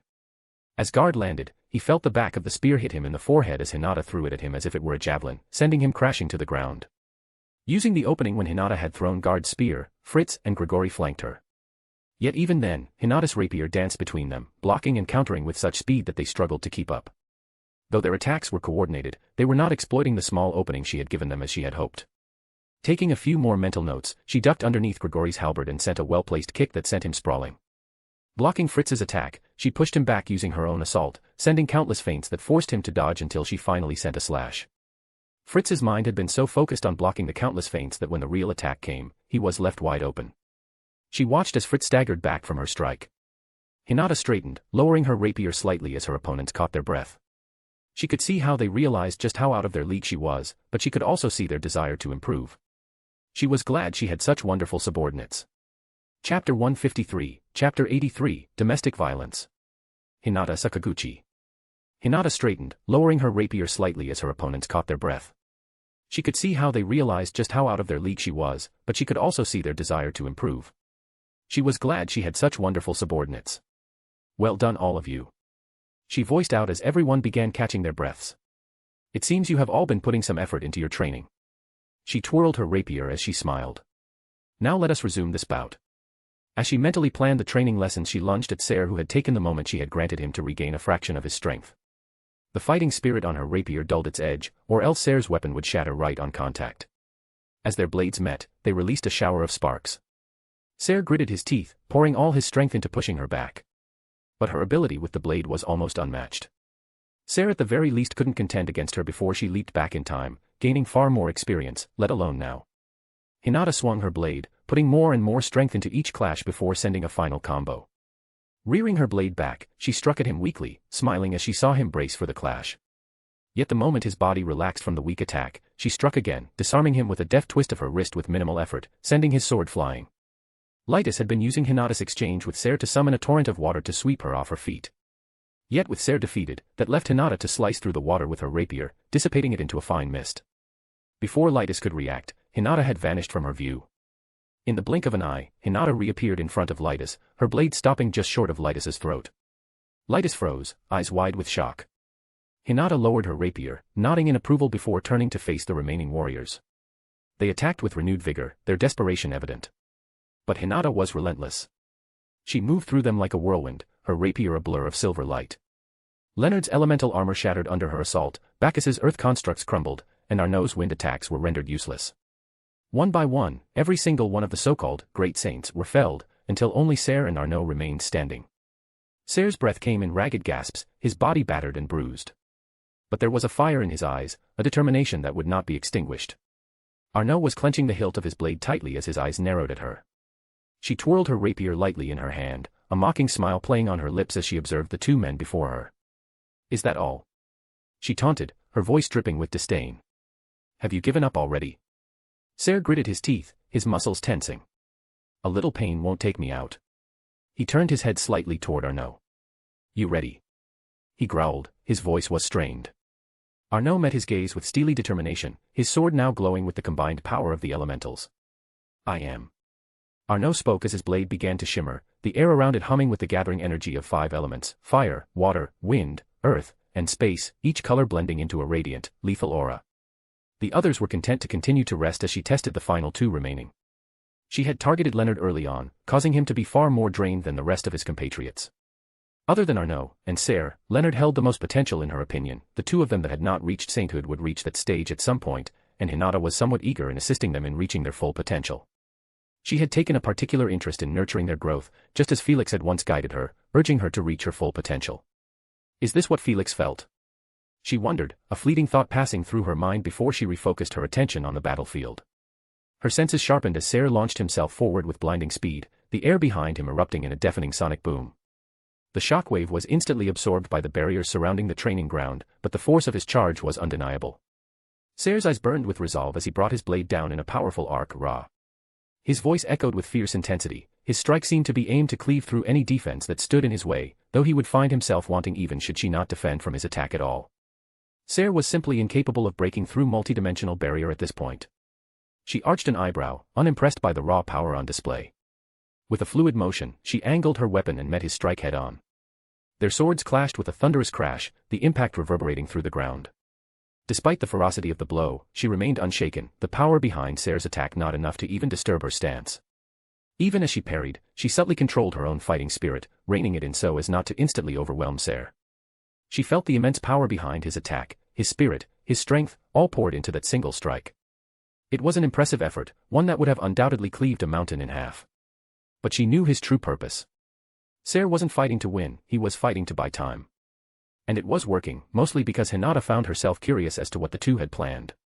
This fight would be purposeless if she merely steamrolled through them, and so she allowed Arnaud to make his preparations, content to remind him later on that in a true fight he would not have such an opportunity against a superior opponent. She felt Arnaud dash behind her as she continued to be content with dealing with Ser. She could sense Arnaud's blade emitting a vortex of aura as the power of 5 elements coalesced together. Going by the power Arnaud was releasing, she knew he was almost ready, as did Ser as he charged at her with a renewed roar. Ser launched a relentless assault. She knew he had no intention of defeating her, his objective was to merely give Arnaud a chance. She could only smile at their teamwork. Previously Ser refused to truly cooperate with the others, partly due to her usurpation of his position, and his own superiority as an incomplete saint, but now that had changed, he had truly accepted the others, or at least Arnaud as his comrade. She felt the aura from Arnaud burst in a single moment as Arnaud dashed forwards. Ether break! He roared, his voice echoing across the battlefield as he swung his sword in a wide arc. The blade, now fully engulfed in the radiant energy of his elementals, unleashed a torrent of power that surged forward in a brilliant wave. Before Arnaud's attack could reach her, she finally acted. In a burst of speed Ser could not hope to track. She punched him in the gut with her fist, causing Ser's eyes to go wide as she flung him across the training arena. It wasn't enough to take Ser out of the fight for good. Ser was a saint if an incomplete one. Unless she put active effort into disabling him, a half-hearted strike wouldn't defeat him, merely severely wound and possibly cripple him. She believed in his willpower though. Felix had done the same to her on multiple occasions, beating her until the verge of unconsciousness, which she wasn't even sure was possible for her back then. She was left to sink or swim. She refocused her attention on the battlefield as she turned around to face Arnaud's attack. She raised an impressed brow as she began using thought acceleration to properly take in the attack. She had only heard of Arnaud's secret technique as he was hesitant to show it to others, and only ever used it when extremely pressed. As she took the attack in, she immediately realized she could easily recreate the attack and make it far superior to what it was now. However, she would not do that now. She didn't wish to completely destroy Arnaud's ego. The attack itself was rather blinding, 5 colors of elemental energy intertwined, spiraling together in a single, devastating strike that would pose a threat to her former incomplete saint self. The very air seemed to crackle with energy as the ether break tore through the space between them. She could tell the beam was capable of instantly purging anything of demonic alignment as long as the difference in strength wasn't too vast. This was a technique specialized in hunting the enemies of humanity. She could only smile as she deactivated her thought acceleration. Arnaud's ether break zoomed towards her at blinding speeds. It was truly only an attack someone who was truly loved by the spirits of nature could create. At the last moment she raised her rapier aloft, bathing it in the light of the sun as she merely slashed downwards. The wave of overwhelming light from the ether break was split perfectly in half, cascading around her but never touching her. For a moment, the battlefield was consumed by a blinding brilliance. The ground beneath them trembled, the air itself seemed to vibrate with the intensity of the strike. As the light faded, an eerie silence fell over the training ground. As the light faded, Arnaud could only stare at her with his mouth agape. Impossible. Before Arnaud could regain herself, she warped space, appearing behind him before delivering a swift kick to his back, sending him crashing into the earth below. That was a rather impressive showing. I can see why it is considered your prized technique. She praised. Arnaud turned over from his position on the ground. His eyes were still staring at her in shock, but most of all was reluctant acceptance and overwhelming admiration. Seeing as Arnaud was done for, she casually turned around to face the last remaining opponent. And so there was one. She mumbled as Ser stared her down. It had not even been 5 minutes, and all his allies had fallen, yet he still stood strong. No matter how many times Hinata threw him down, he continued to stand. He did not become a saint by being weak of will. Ser took a defensive stance as he saw Hinata approaching him, but to his surprise, she sheathed her rapier. "You have fought well, all of you," she said, her voice carrying a note of genuine respect. "But there is still much to learn. Before, I was not truly fit to teach you. I had my own things I needed to work through, so I could not be the proper leader you deserve." That's not true, Lady Hinata. It is not your role to teach or mentor us." Leonard protested as he laid on the ground, exhausted and beaten. "Be that as it may, it is the role I have placed on my own shoulders now. I wish for all of you to be prepared for the threats that may lie ahead. We may think we are strong, but we are not." "Ha! I don't know if anyone can beat you as you are now, Hinata." Ser grit out, though his admiration for her ability could still be felt. She nodded. "Perhaps few could afford to contest against me, however those beings exist. I know for a fact that Felix could beat me as easily as I defeated all of you."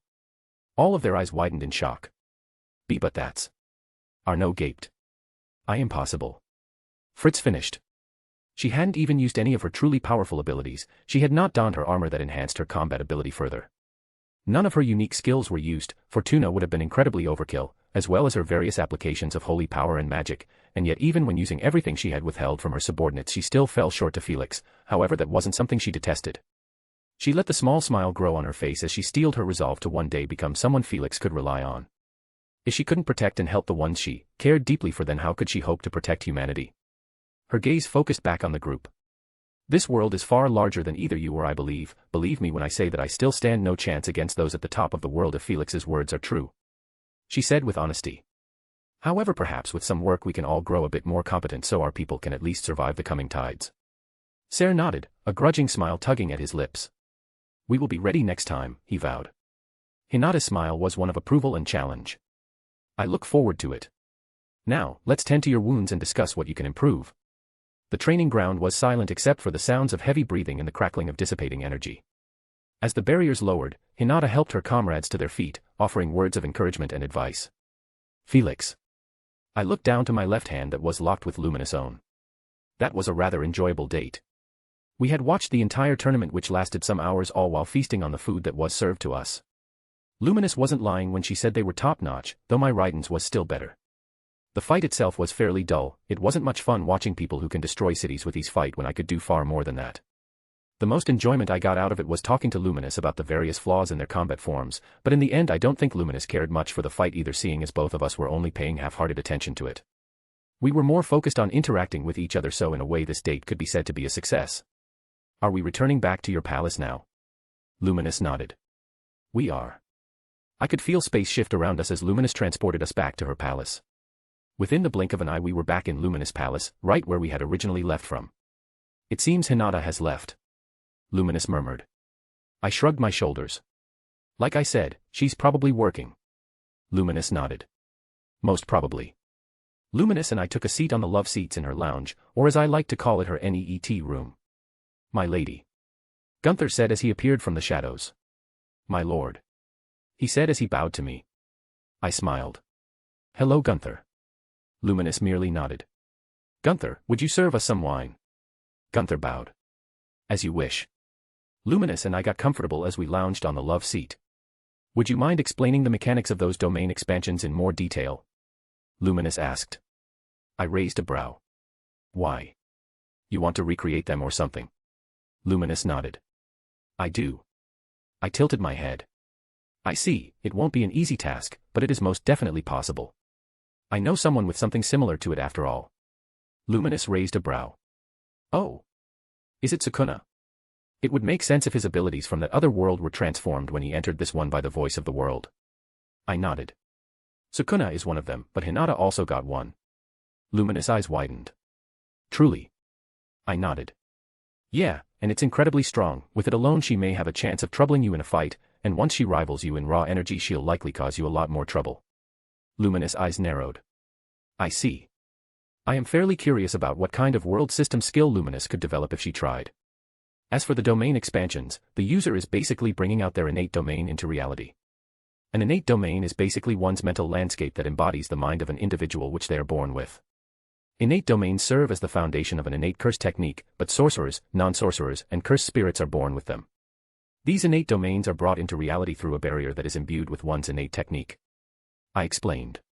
Luminous nodded thoughtfully. I see, it will require some experimentation, but it seems to be a useful power. I shrugged my shoulders. It isn't a complete game changer, I feel. Perhaps against someone on your own level or a little bit stronger it could be incredible, but against someone far stronger it is practically useless since they can destroy the domain from within through sheer power alone. Luminous nodded. I will keep that in mind. I also wanted to share another technique with you. It isn't much but it can increase your efficiency quite a bit. Luminous raised a brow. Oh. Very well, as my consort I will not reject your knowledge. She said with a smug smile. I rolled my eyes. She really liked the whole consort thing. I ignored her eccentricities and continued. I call it Magicle Circulation. My subordinates have already learned this and are in the process of mastering it, but the simple explanation is that when you use Magicules for a spell, or a skill, or anything like that, you are expelling Magicules. Some of those Magicules are wasted and not actually needed for the skill, spell, or art and are merely wasted due to poor efficiency. My efficiency is not poor. Luminous protested. I never said it was, but this can improve it further. Continuing on, what this technique is developed for is to circulate Magicules throughout your body, maintaining constant control over them, and then once some Magicules are wasted and expelled you can instantly suck them back in, regaining a portion of the Magicules spent. Luminous nodded. I see, this does seem to be a useful technique. It is. I myself would be using it if I didn't have Magicule Breeder Reactor, and my efficiency is also already great due to Othinus and my own efforts. Very well, I am interested in this art of yours. Luminous declared. I nodded and placed my hand on her head. I could feel the mental barrier she had in place receding as I transferred the information of how exactly Magicle Circulation works in detail. Once I pulled away, Luminous blinked for a few moments as she took everything in before smiling. It seems you have understated the utility of this art, thank you Felix. No problem. Both of us sat in a comfortable silence as Luminous laid her head on my shoulder. My lady, my lord. Gunther said as he reappeared. Luminous looked up from my shoulder as Gunther served us both glasses of wine. Thank you Gunther. She said. Gunther bowed before leaving. The two of us cuddled and relaxed on the couch for an hour or so before I spoke up. This was a fun date, Luminous, but it is about time I returned to my territory. I still had some things to take care of that are better not left to sit, like the whole Degrol thing, and taking Kenya to Elmesia. Luminous looked up at me from my shoulder. She sighed. Very well, your company was enjoyable. I rolled my eyes. Okay Yutsundara. Humph. Her huff was the only response I got. Be more honest next time or I might need to give you those promised spanks. Luminous face lit up. What? Hey, you heard me. Anyways I'm off. Bullying Luminous was way too much fun. Before I left I heard Luminous say something. Gore. This is not over, but fine, we will discuss your threats another time. Do visit again. I turned around to look at her and could see her looking away from me with a blush on her cheeks. I'd be glad to, spending more time in your company isn't something I'd reject. Humph. Of course it wouldn't be. Luminous stated with confidence, but through my intrinsic skill, lover, I could tell she was practically over the moon at my comment. Luminous may not be completely and deeply in love with me like some of my other lovers are, and I'm not with her either, but we'll get there eventually. I could tell she did love and care for me, and over time her affection would deepen. Baby steps and all that, I was enjoying the gradual process myself and was curious to see where our partnership would go. Also do send Siko over sometime. I raised a brow. Seems you and her got along quite well, sure I'll let Siko know. I'll have to go out with Kurumi sometime too, I've been neglecting my poor pet with all the things I've been getting up to. Alright, I'm off. I said as I teleported myself to where Hinata was. Through the soul corridor we now possess it was easy to find her location without expanding my senses. Luminous Valentine. She sighed as Felix teleported away. She had rather enjoyed her time with him, though she wouldn't voice that out lest Felix's ego grow too much. She laid down fully and rested her head back on the armrest. She turned slightly to face Gunther who had just appeared from the shadows. She raised a brow. Gunther? I had not called for you. Gunther bowed. I apologize for disturbing you, Lady Luminous. She waved him off. It is fine, what do you need? She asked in curiosity. Gunther rarely interrupted her when she was lazing about. I simply wish to comment that I do believe seeing Lord Felix has been good for you. Gunther said with his grandfatherly smile. She rolled her eyes at his words. The both of them may be of a similar age, however Gunther was far more serious, and while he served as her subordinate he was also a close friend of hers. That was the only reason she allowed him to voice his opinion freely. He is an amusing way to pass time. She huffed in slight embarrassment. As you say, Lady Luminous, however we both know that he has grown to be far more than merely a way to pass time. Her lips twitched at what she knew to be the truth, yet was too prideful to voice out. She outwardly rolled her eyes. You are imagining things, Gunther. Gunther raised a brow. Ho ho ho, I suppose I must be. He said in a tone of voice indicating that he didn't believe her. With that Gunther left, leaving her to her thoughts alone. She closed her eyes and focused on the Magicle Circulation art Felix had transferred to her. According to him he was the originator of the art, something quite extraordinary, but despite being a former human, it was in a demon's nature to excel at magic. She would begin practicing the Magicle Circulation art whilst also trying to mimic the domain expansion Felix had described to her. She knew she was strong, yet she also knew that she was weaker than Felix. She was not the kind of woman who would merely accept being inferior to her lover. Not to mention Degrol was also on Luminous' mind, ever since Chloe confirmed that in the other timeline Degrol would become an enemy she had been training. She knew she was his clear inferior in combat. Her only hope would be to use the Sanctuary Disintegration, pulling on the faith of all those who believed in Luminism to create a disintegration that could kill even Veldora in an instant. That was her trump card, a true dragon-killing ability. Her thoughts wandered back to Felix, who she could sense had left towards Ruberius. She had expected today to end in relentless debauchery, however she was sort of glad that it hadn't. It proved that Felix wasn't in it solely for her body, which he had already thoroughly ravaged and enjoyed. He did not seem to be that kind of man in the first place, however now she was reassured that her trust was not misplaced. She likely would have given in immediately if Felix desired her in that moment. She was weak to him as she was learning. The repeated masturbation sessions when she thought back to that night were telling enough. She could feel her nipples harden and press pleasantly against her top. She licked her lips as she felt her nether lips moisten and clench on a non-existent shaft, her very spirit craving for Felix's magnificent touch. She could only smile in pleasurable amusement at her own feelings. She knew she was falling. Her hand traced up her corset until she firmly held her breast.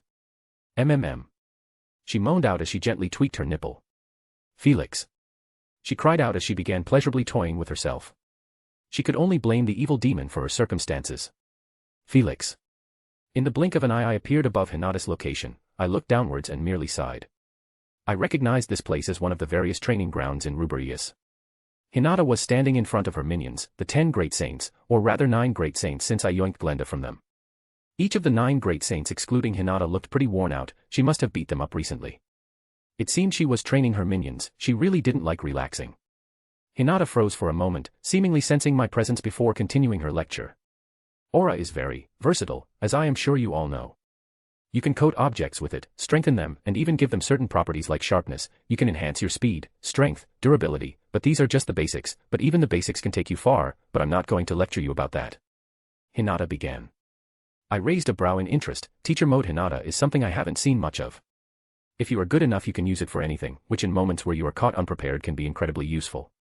You can coat a piece of paper in your fighting spirit and cut a monster in half with it if your fighting spirit and your technique is potent enough. One of them raised a hand, the sole woman in the group. Hinata paused. Yes, Lytus. Lytus blinked in confusion. Is it truly possible to cut monsters in half merely with a paper? I have not heard of such a thing before. Hinata nodded. I suppose that is natural. I myself didn't think of such a use for it until Felix showed me something similar. He defeated me with a stick coated in his aura. What? Leonard exclaimed. I could tell he said what the rest were all thinking as well. Good times. Beating Hinata's ego to the ground was minimal effort back then when she was too arrogant. Hinata ignored their surprise and merely summoned a piece of paper. She flapped it around to show that it still held the natural properties of paper, most definitely not dangerous enough to kill a monster. Now watch.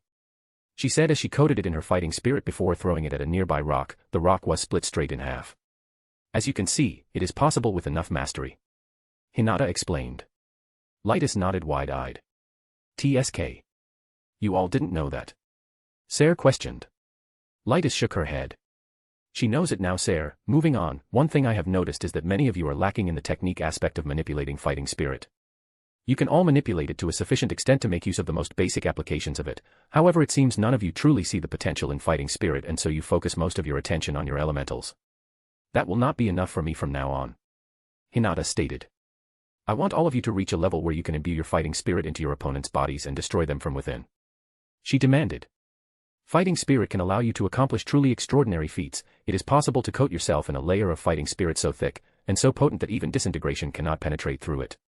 I raised my brow at Hinata's words. I knew such a thing was possible. In fact, I was more than capable of doing something like that. I just didn't know that Hinata would be aware of that. She has had teachers other than me, so I suppose it makes sense. Even disintegration. Arno, I think his name was voiced out. Hinata nodded. Yes. That is not mentioning the other things you all need to become more sufficient in. All of you can hide your presence to a certain extent. However, against the top fighters your concealment techniques are rubbish. Even your sensing abilities leave much to be desired. Hinata looked upwards to where I was. You didn't even notice the demon lord above us at this very moment. I raised a brow at Hinata using me for her lesson. I shrugged my shoulders and unveiled myself. I could see Hinata's point. It wasn't like I was using an incredibly advanced concealment technique. I merely suppressed my leaking aura to the max while hiding myself in a basic illusion. Plenty of people would be able to sense me. Even a proper well-trained saint would notice me immediately due to being more in tune with the world. Immediately all of Hinata's minions jumped up and reached for their weapons, causing me to roll my eyes. Teach your minions better, or I might take what they're doing as a threat, Hinata. I voiced out as I descended down. Hinata sighed as she turned to face her subordinates. Demon Lord Felix is an ally of the goddess Luminous. She stated. Hearing her, most of her subordinates calmed down a bit, though they were still tense. He's a demon lord. One of the 9 great saints protested. He had red hair and seemed to have an affinity for fire. His statement caused my lips to twitch. He most definitely doesn't know the truth about his goddess then. I noticed Hinata look at him awkwardly. Indeed, he is a demon lord who has done no harm to humanity, guard. The red-haired man, guard clicked his tongue. Fine. Hinata turned back around to face me. What did you need, Felix? I was leaving. I wanted to see if you wanted to come back with me, but it seems you have your hands full. I was also going to start teaching how to manipulate spirit runs manually, but if she was busy it couldn't be helped. I'll just transfer the basic information and check on her later. Hinata nodded. Indeed, I have much work to catch up on. I nodded. All right, that's all I wanted to ask. There is one thing I also wanted to do, I said as I approached Hinata. I placed a finger on her head. Hinata made no move to avoid me, choosing to trust me, which did make my lips curl upwards. I noticed many of her subordinates still for a moment before they all rushed me at once. I sighed. They were all too loyal, but that's good for Hinata, I suppose. I could have of course explained what I was doing, but where's the fun in that? Before Hinata could tell her minions to back off, they all froze in place. Hinata sighed. Felix. Don't worry, I won't harm them this time. I'll only traumatize them a little bit. I warned those 3 minions of yours last time, but it seems they didn't take my words to heart. I wasn't going to seriously harm her minions. I knew I was slightly in the wrong, seeing as they probably thought I was going to harm Hinata. But I needed to maintain my reputation as a big bad demon lord somehow. Before dealing with them, I would do what I was originally planning to do. In an instant I transferred the information on the very basics of manually manipulating spirit runs. Hinata's eyes widened as she quickly processed the information. I see, it seems I still have much to learn from you, Felix. Hinata said with a slight hint of red on her cheeks. I smirked. Of course, what teacher is surpassed by the student so easily? Hinata rolled her eyes at my arrogance as I turned towards her still frozen minions. I could see the panic in their eyes. Know that I am not allowing this to harm any of you, but you all must realize just how strong the enemies we face could possibly be. Hinata stated as she backed off from me. I froze each of her subordinates in place using my power over gravity. An equal amount of pressure from all directions could freeze just about anyone in place as long as there is enough pressure. I released the hold I had over them as I smirked. Well, let's get this started. See ya then, I said as I walked over the bodies on the ground. I didn't kill any of them, but maybe they have some mental scars. Just as I turned to leave, I healed all the minions I beat to the ground. I didn't really need to, but I was feeling nice. None, however, made a move to get up and challenge me once more. Just as I was about to teleport, Hinata's voice cut through the air. Wait a moment. I glanced back at her, raising a brow. Hinata, usually composed and confident, seemed uncharacteristically flustered. A small blush began to color her cheeks. Would you like to go out sometime? She asked, her voice wavering slightly, betraying a rare vulnerability. I tilted my head, genuinely surprised. Out? As in hang out? Sure. Hinata's blush faded, but her lips twitched violently at my nonchalant response. Weird, she seemed oddly frustrated. I do believe she is asking you out on a date, master. Athanas chimed in, her tone playful. My eyes widened in realization. A date. Hinata, of all people.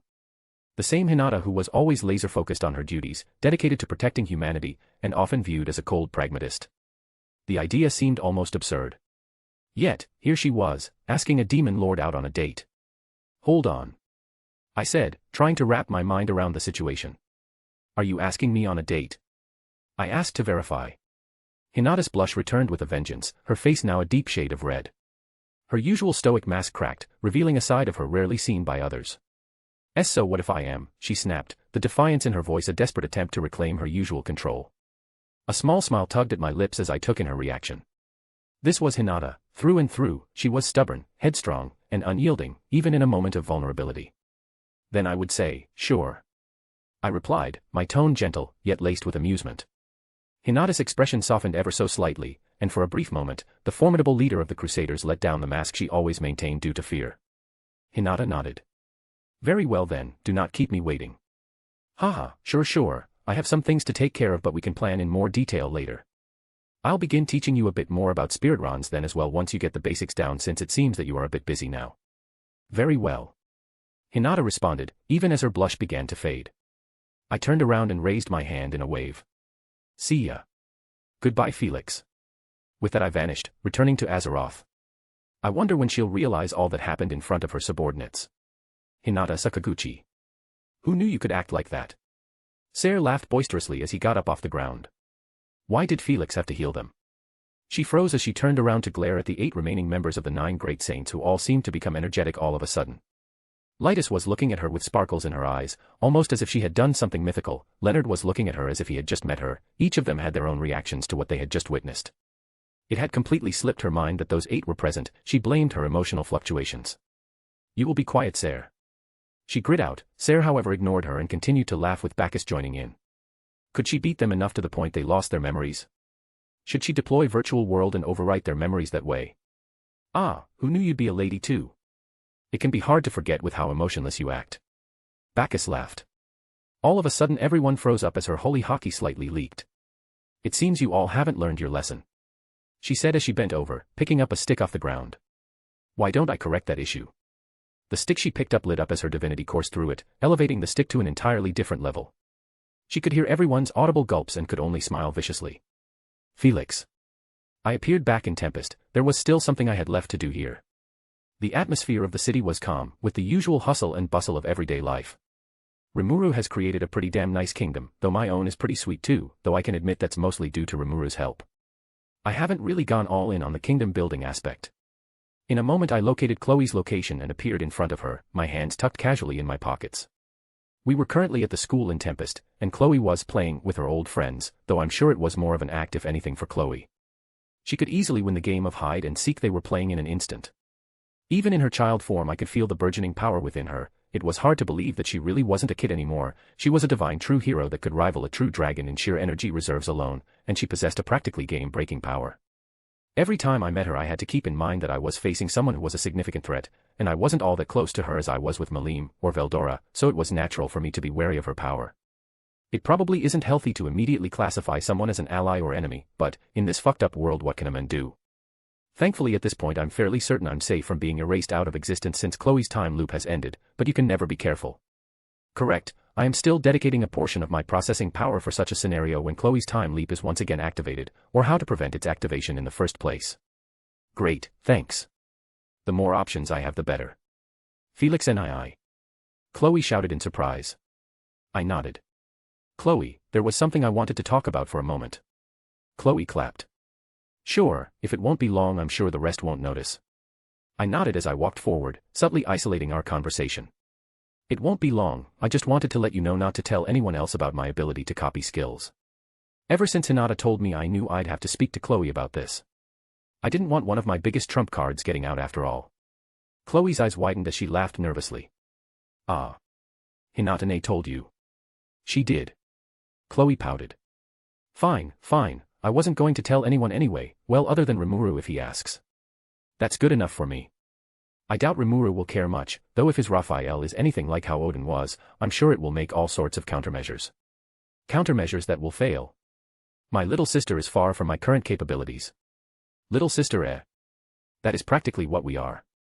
I suppose that's true, you want me to help your little sister out by telling Remuru how to evolve it. That is not needed, Raphael is not yet ready to evolve, when the time comes it will happen on its own. You just haven't finished making countermeasures against Raphael, have you? That may be part of it. Have it your way then, if Raphael evolves or not will be left up to fate then I guess. Cronoa wishes to know when you want to spar. Chloe asked. I shrugged my shoulders. Next time, I've had a lot of spars lately and have some work left to do. Chloe pouted. Fine, but I know you're just scared. Chloe said brattily. I rolled my eyes. Sure, sure. I turned around. That was all I came here for, see why. Mr. Felix. I turned to the voice and saw Kenya running towards me. The other kids gradually began coming out of their hiding spots. Kenya. Kenya shifted nervously. I heard that you would be taking me to meet Big Sis L, is that true? I nodded. Yeah, it is. Though not right now. When I took Kenya to Serion I wanted to visit and tour the Elven Empire a bit myself, so I'd take him after sorting out some stuff back in Azeroth first. Kenya nodded excitedly. That's fine. Alice crossed her arms next to Kenya, a pout forming on her lips. I want to learn under Big Sis too. Haha, well Elmesia doesn't have much free time, I'm sure she didn't mean to be hurtful by singling one of you out. Alice huffed. I know, but it's still not fair. Alice yelled as she smacked Kenya in the back. Is this domestic violence I am witnessing? Gah. Don't hit me, Alice.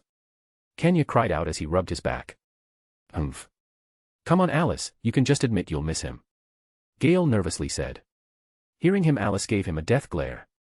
As if I would miss him. Ah, so a burgeoning Tsundere too. I'll leave you all to your games now. I waved, leaving Kenya to deal with the Tsundere in training. I appeared in my office in an instant. It's nice to be back. I mumbled as I took in the familiar room. In an instant my maid appeared beside me. Master. I turned to the side to look at her. She looked as pristine as always, not a single wrinkle in her garbs.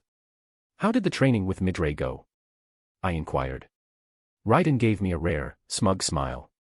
Sir Midray asked me to spar with Fry as she had also requested training. I raised an eyebrow, intrigued by her confidence. I'm guessing you demolished her. At first, she was at my mercy. Raiden admitted.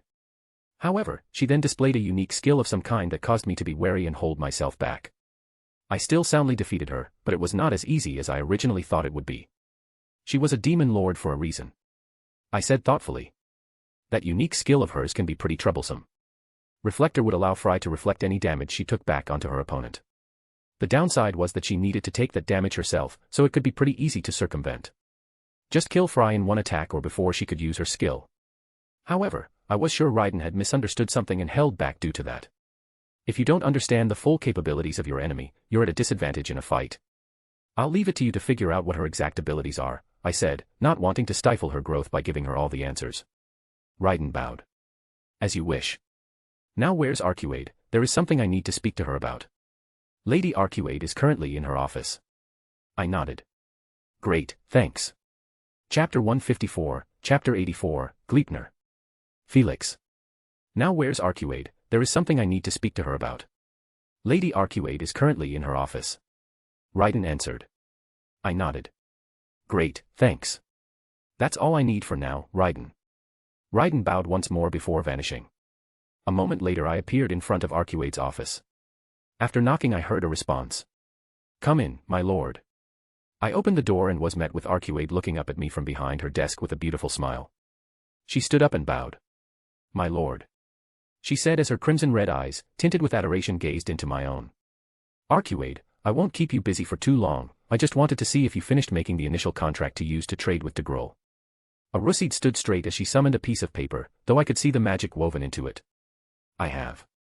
She handed it to me. I quickly looked it over. It looks good to me. In return for the natural resources Degrul's territory lacks, he will provide us with access to some of the rare natural ore there as well as gold. Degrul's main issue is that his entire territory is barren and corrupted due to the fight between Malim and Guy that took place there. Thanks to this there are massive sandstorms that could tear even powerful B-ranked beings apart. Due to this Degrul sends some of his people out to gather supplies from other kingdoms, but this isn't very efficient, many die on the journey itself and the journey takes a lot of time.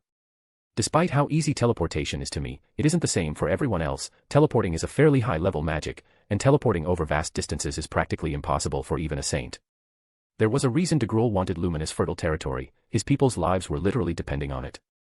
I wasn't against helping a guy like Degrul, from what I've heard he seemed to be a guy trying his best for his people. I could respect that even if he became an enemy in another timeline due to that reason. In the end this deal with Degrul wasn't about making a profit or anything, it was about making an ally, and if Degrul ends up not being an ally then you should still keep your allies close and your enemies even closer. In the other timeline Degrul was an enemy, it was best if I could get rid of that possibility entirely, but if not then having some sort of in with him could still be useful. Arcuade went on to explain some more things she had learned. I'll contact Degrul about arranging a meeting with one of his people then. I said. Arcuade nodded gracefully. As you wish, my lord. Though there is one thing I would like to inform you about. I raised a brow. Oh. And what is that? Due to your interest in an alliance with Demon Lord Degrul I gathered more information that you may find useful. Arcuade stated. My eyes widened. Oh. Thanks Arcuade, that would help. I don't know all that much about the giants and even Degrul himself. I was planning to ask Degura, Liura, and Debura about him. Arcuade smiled. It is no problem, my lord. I myself analyzed Degrul's 3 children and found out that they have extremely high levels of magic resistance. I nodded. I knew they had magic resistance, though I don't quite know the level of it. It is an impressive level of magic resistance, greater than even the natural magic resistance us demons possess. Most magic will prove to be ineffective against those 3, only high-level spells like nuclear cannon and others of similar power could harm them. Arcuade informed. I internally prayed for the safety of those 3, I doubt Arcuade didn't test what she was telling me herself, which means those three had to deal with Arcuade firing nuclear cannons at them. That does not sound fun at all. High levels of magic resistance, huh? I mumbled as I handed the contract back to Arcuade. Now, is that magic resistance something intrinsic to just those three, or do all giants have that? If all the giants have that, it could be troublesome if things follow the same route as the other timeline, ending up with Degrol as an enemy and actively in a war with him. My largest fighting force was the demons under me, and demons specialized in magic above all else. I suppose I can just ask them. They are children of Degrol, so I'm sure they are somewhat aware of those kinds of things. I see. Thank you for informing me about that, Arcuade. I'll be checking up on them now myself. Arcuade smiled. As you wish, my lord. I nodded. I'll leave you to your work then. I'll stop by some other time when you aren't as busy so we can hang out. It is no trouble for you to appear at your whim, my lord. Arcuade stated. Yeah, but I don't want to bother you if I don't have to, even if yourself don't consider it a bother. Before Arcuade could protest like I knew she would. Thanks for taking care of all this work for me, I'll be around later. I said, teleporting to where I sensed the three children of Degrol as well as Seiko. I materialized in one of the many training fields with my presence concealed. This one wasn't located in a separate dimension, but it was fortified with layers upon layers of barriers, each designed to contain the power of any explosive battle that takes place within. I looked around the training field. I spotted the three sons of Degrol being trained by Seiko in the center, but there were also many others. There was still light out, so it didn't surprise me that some were still out training. There were around 1,500, Majin, all training as their auras shimmered around them. I could only be impressed at how strong each of them was. None were below the B rank and some were at the A rank. A force of 1,500 at that level was fairly impressive. I decided to observe Seiko's spar. I wasn't in a hurry. Seiko rested Hercules' edge casually on her shoulder, its edge gleaming ominously in the dimming light. Come on, you three. Show me what you're made of. She commanded. But big sis. Dagura's voice was tinged with desperation, his eyes wide with reluctance. Lady Arcuade already pushed us to the brink. Liura nodded, his face pale. Yeah, we've barely caught our breath. Dabura, on the other hand, seemed lost in his own world, mumbling, hee, food. Seiko ignored their pleas. Excuses won't save you. If you won't come at me, then I'll come at you.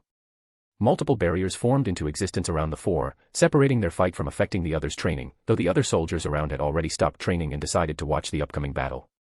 It seems Seiko has learned to be more mindful of her surroundings. In an instant, she hefted Hercules' edge high above her head, the blade igniting with a ferocious aura. The sheer pressure of her fighting spirit exploded outward, causing the very air around her to tremble.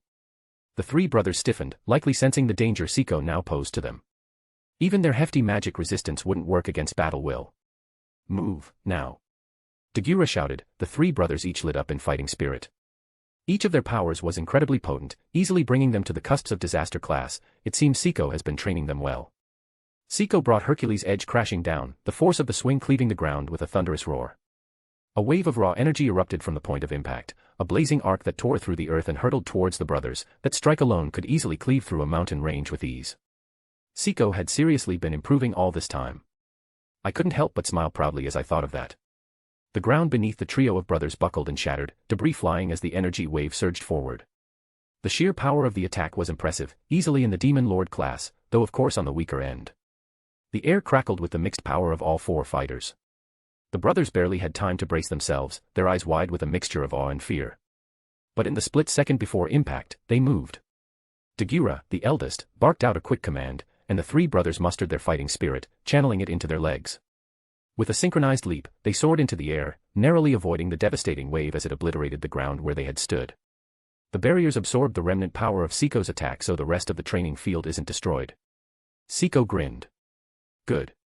She didn't have a chance to say more as the trio rushed her in perfect coordination, their earlier hesitation gone. They each moved while keeping the others in mind. It seems their brotherly bond allowed them some way to instinctively understand the other two brothers' intentions, either that or they were just incredibly used to each other. Dagura took the lead, his fists crackling with energy as he aimed a powerful punch at Seiko's midsection. Liura flanked her left, his palms glowing with concentrated energy as he prepared a series of rapid jabs aimed at her ribs, while Dabura, the largest and fattest of the three, charged in from the right, his massive frame poised to deliver a crushing elbow strike. Seiko's eyes gleamed with excitement and pride as she watched her students make their moves. Hey, it seems she wasn't as nonchalant about the three as she liked to act. Fighting spirit shimmered around Hercules' edge, dulling the edge. It seems despite wanting a spar, Seiko didn't want to brutally wound her pupils. She met Dagura's punch head-on, using the flat of Hercules' edge to absorb the impact. The blade vibrated with the force as a miniature shock wave exploded outwards out from the impact. She then spun on her heel, the blade arcing gracefully through the air as she deflected Liura's jabs with quick, precise movements, each strike ringing out as the powerful Stardust-enhanced blade met flesh. If Siko wasn't expelling her own energy to weaken the power behind Hercules' edge's attacks, the trio would have already been torn apart.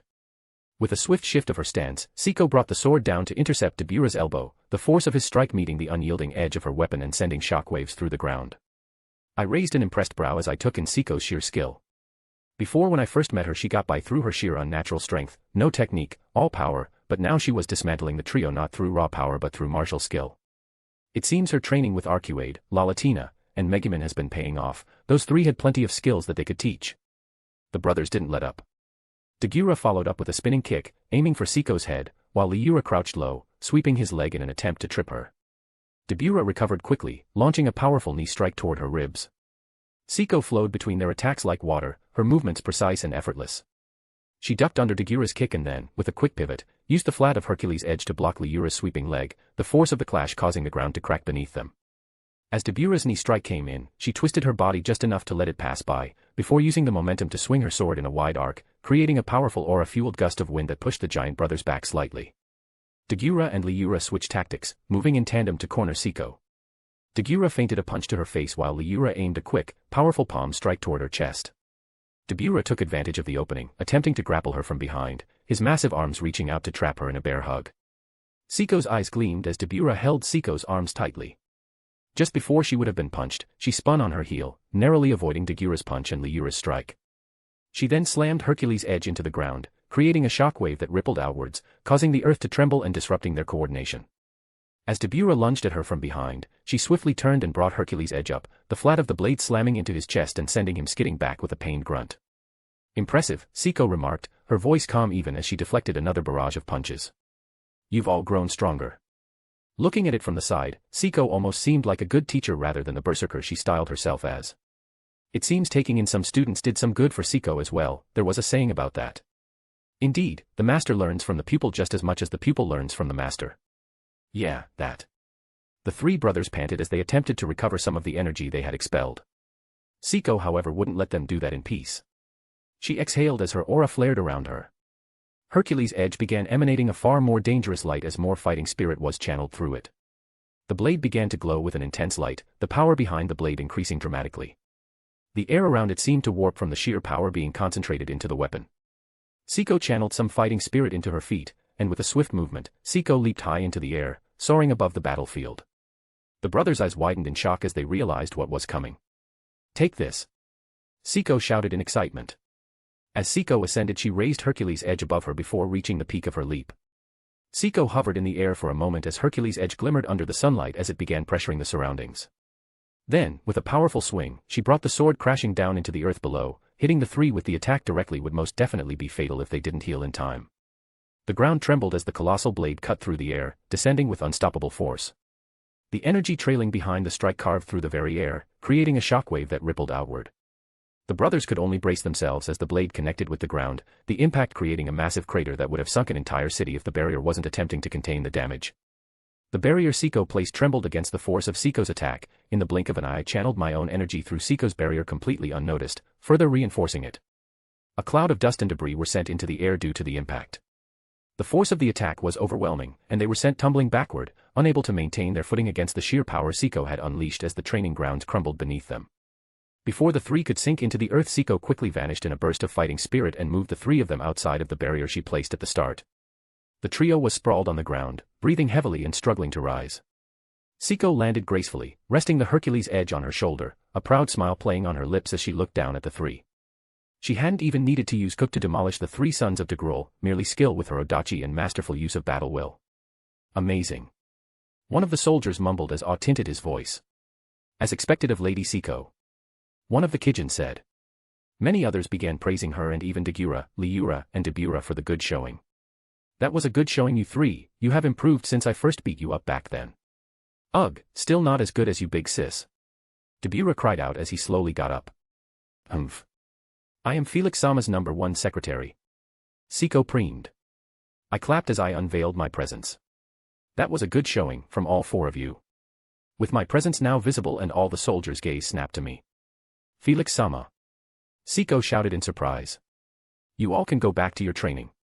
All of them quickly bowed and looked away, though I could tell they were distracted, which was normal. They were in the presence of their sovereign, it was normal to be a bit nervous. Felix-sama. Siko greeted me once I arrived in front of her. I smiled. Siko. I turned to Dagura, Liura, and Dabura, who looked quite beat up. Hello you three. It seems Arcuade's nuclear cannon didn't leave any permanent damage, which is good. The three of them saluted me. Lord Felix. I'm actually here to talk to you three about something. I looked to Siko. Do you mind if I borrow them? Neither of us minded much that we got straight to business. I spoke to Siko every day, and we all ate dinner together every night since I enjoyed eating good food. Everyone else just sorta joined in and it began a nightly tradition, even Sukuna was there. Siko proudly crossed her arms under her generous bust. Do as you please with them. I have been training them to be of use to you. Siko said unashamedly. I nodded. I will then. I looked around at the other soldiers. Are these the purple guards I've heard about? I'd only heard about Siko's minions offhandedly from Megumin. She had complimented them on their dedication to training. I don't really pay much attention to what happens in my territory, so it's fairly normal that I didn't know about them before that.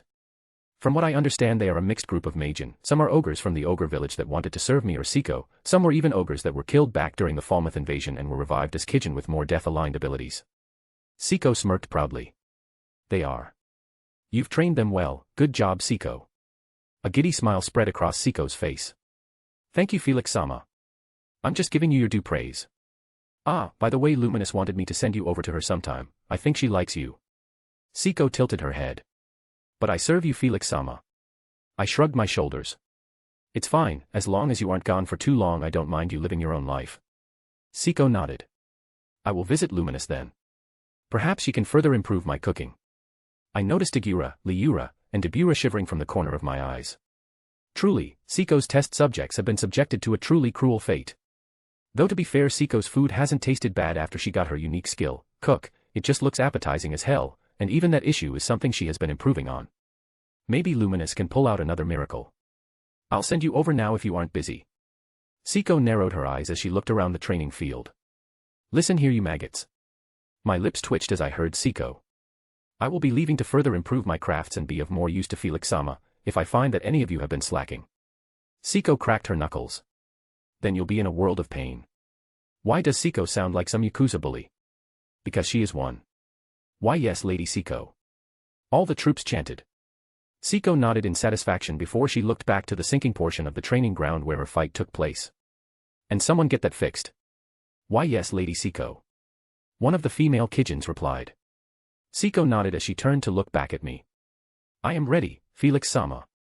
Do not hesitate to call upon me should you require your loyal secretary. I nodded. Right, I'll call you if I need you. Have fun with Luminous. God knows both Siko and Luminous need more friends. Before I could transport Siko, I was interrupted. It is recommended to hold off on transporting Siko to Luminous' precise location. Instead, I suggest transporting her to Hinata Sakaguchi's location. All right. I didn't really care enough to ask why Othinus wanted me to do that. It wasn't a big deal to me. Actually, I'll be sending you to Hinata first. Play nice. Siko nodded. Very well.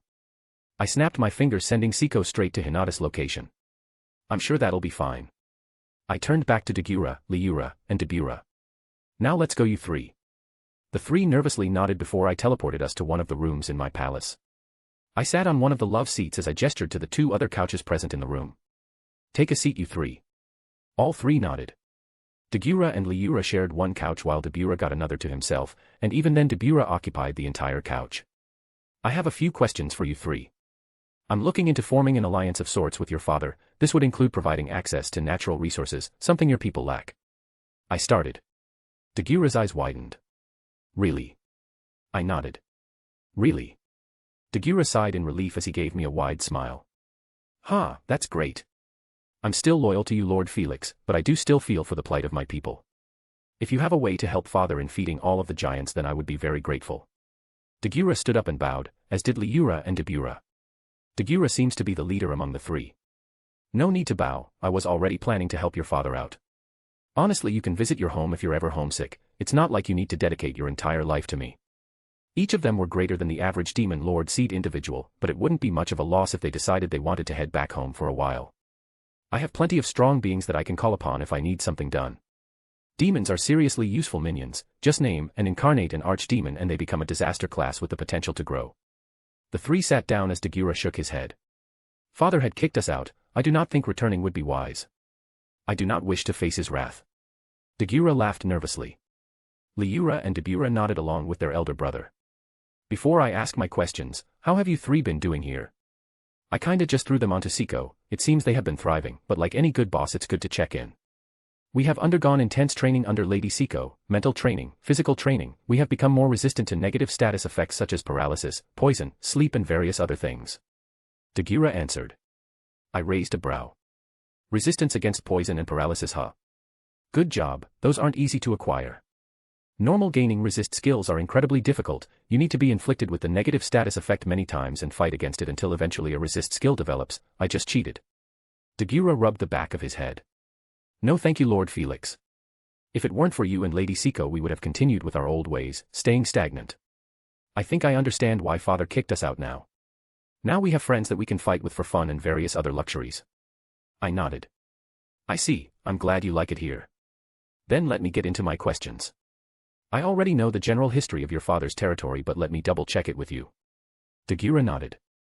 I explained everything I knew, from the fight with Malim and Guy corrupting the land to Dagrul's efforts to gather resources from other kingdoms and his struggles in doing so. Dagura nodded. That's about right. The higher-level giants like us and some others don't need much food or water if we need any, but the lesser members of our race do not share the same benefits, and so they suffer as much as my father works to provide for them. That sounds like what I know. Well then, do you have any more information you can share? Military strength, the stronger fighters under your father, anything really. I wouldn't blame them if they didn't want to betray their father in that way. Dagura tilted his head. I was not aware of the inner workings of my father's forces, we were merely princes in name with no political power of our own. Though I do know a little bit. Anything could be useful. I answered. Then I will start with where my father and the rest of the giants primarily stay. The Heaven Tower. My eyebrows shot up hearing about the Heaven Tower. I see, I knew the Heaven Tower was in Dagrul's territory, but I didn't think they would use it as a base of operations. It's not like there is much information on the inner goings of Dagrul's territory. Dagura nodded. It is one of the safest locations and serves as the capital of my father's territory. I see. As for the military, I will start with my paternal uncle. Dagura began. Paternal uncle, huh? So one of the fragments of the so-called Mad Titan.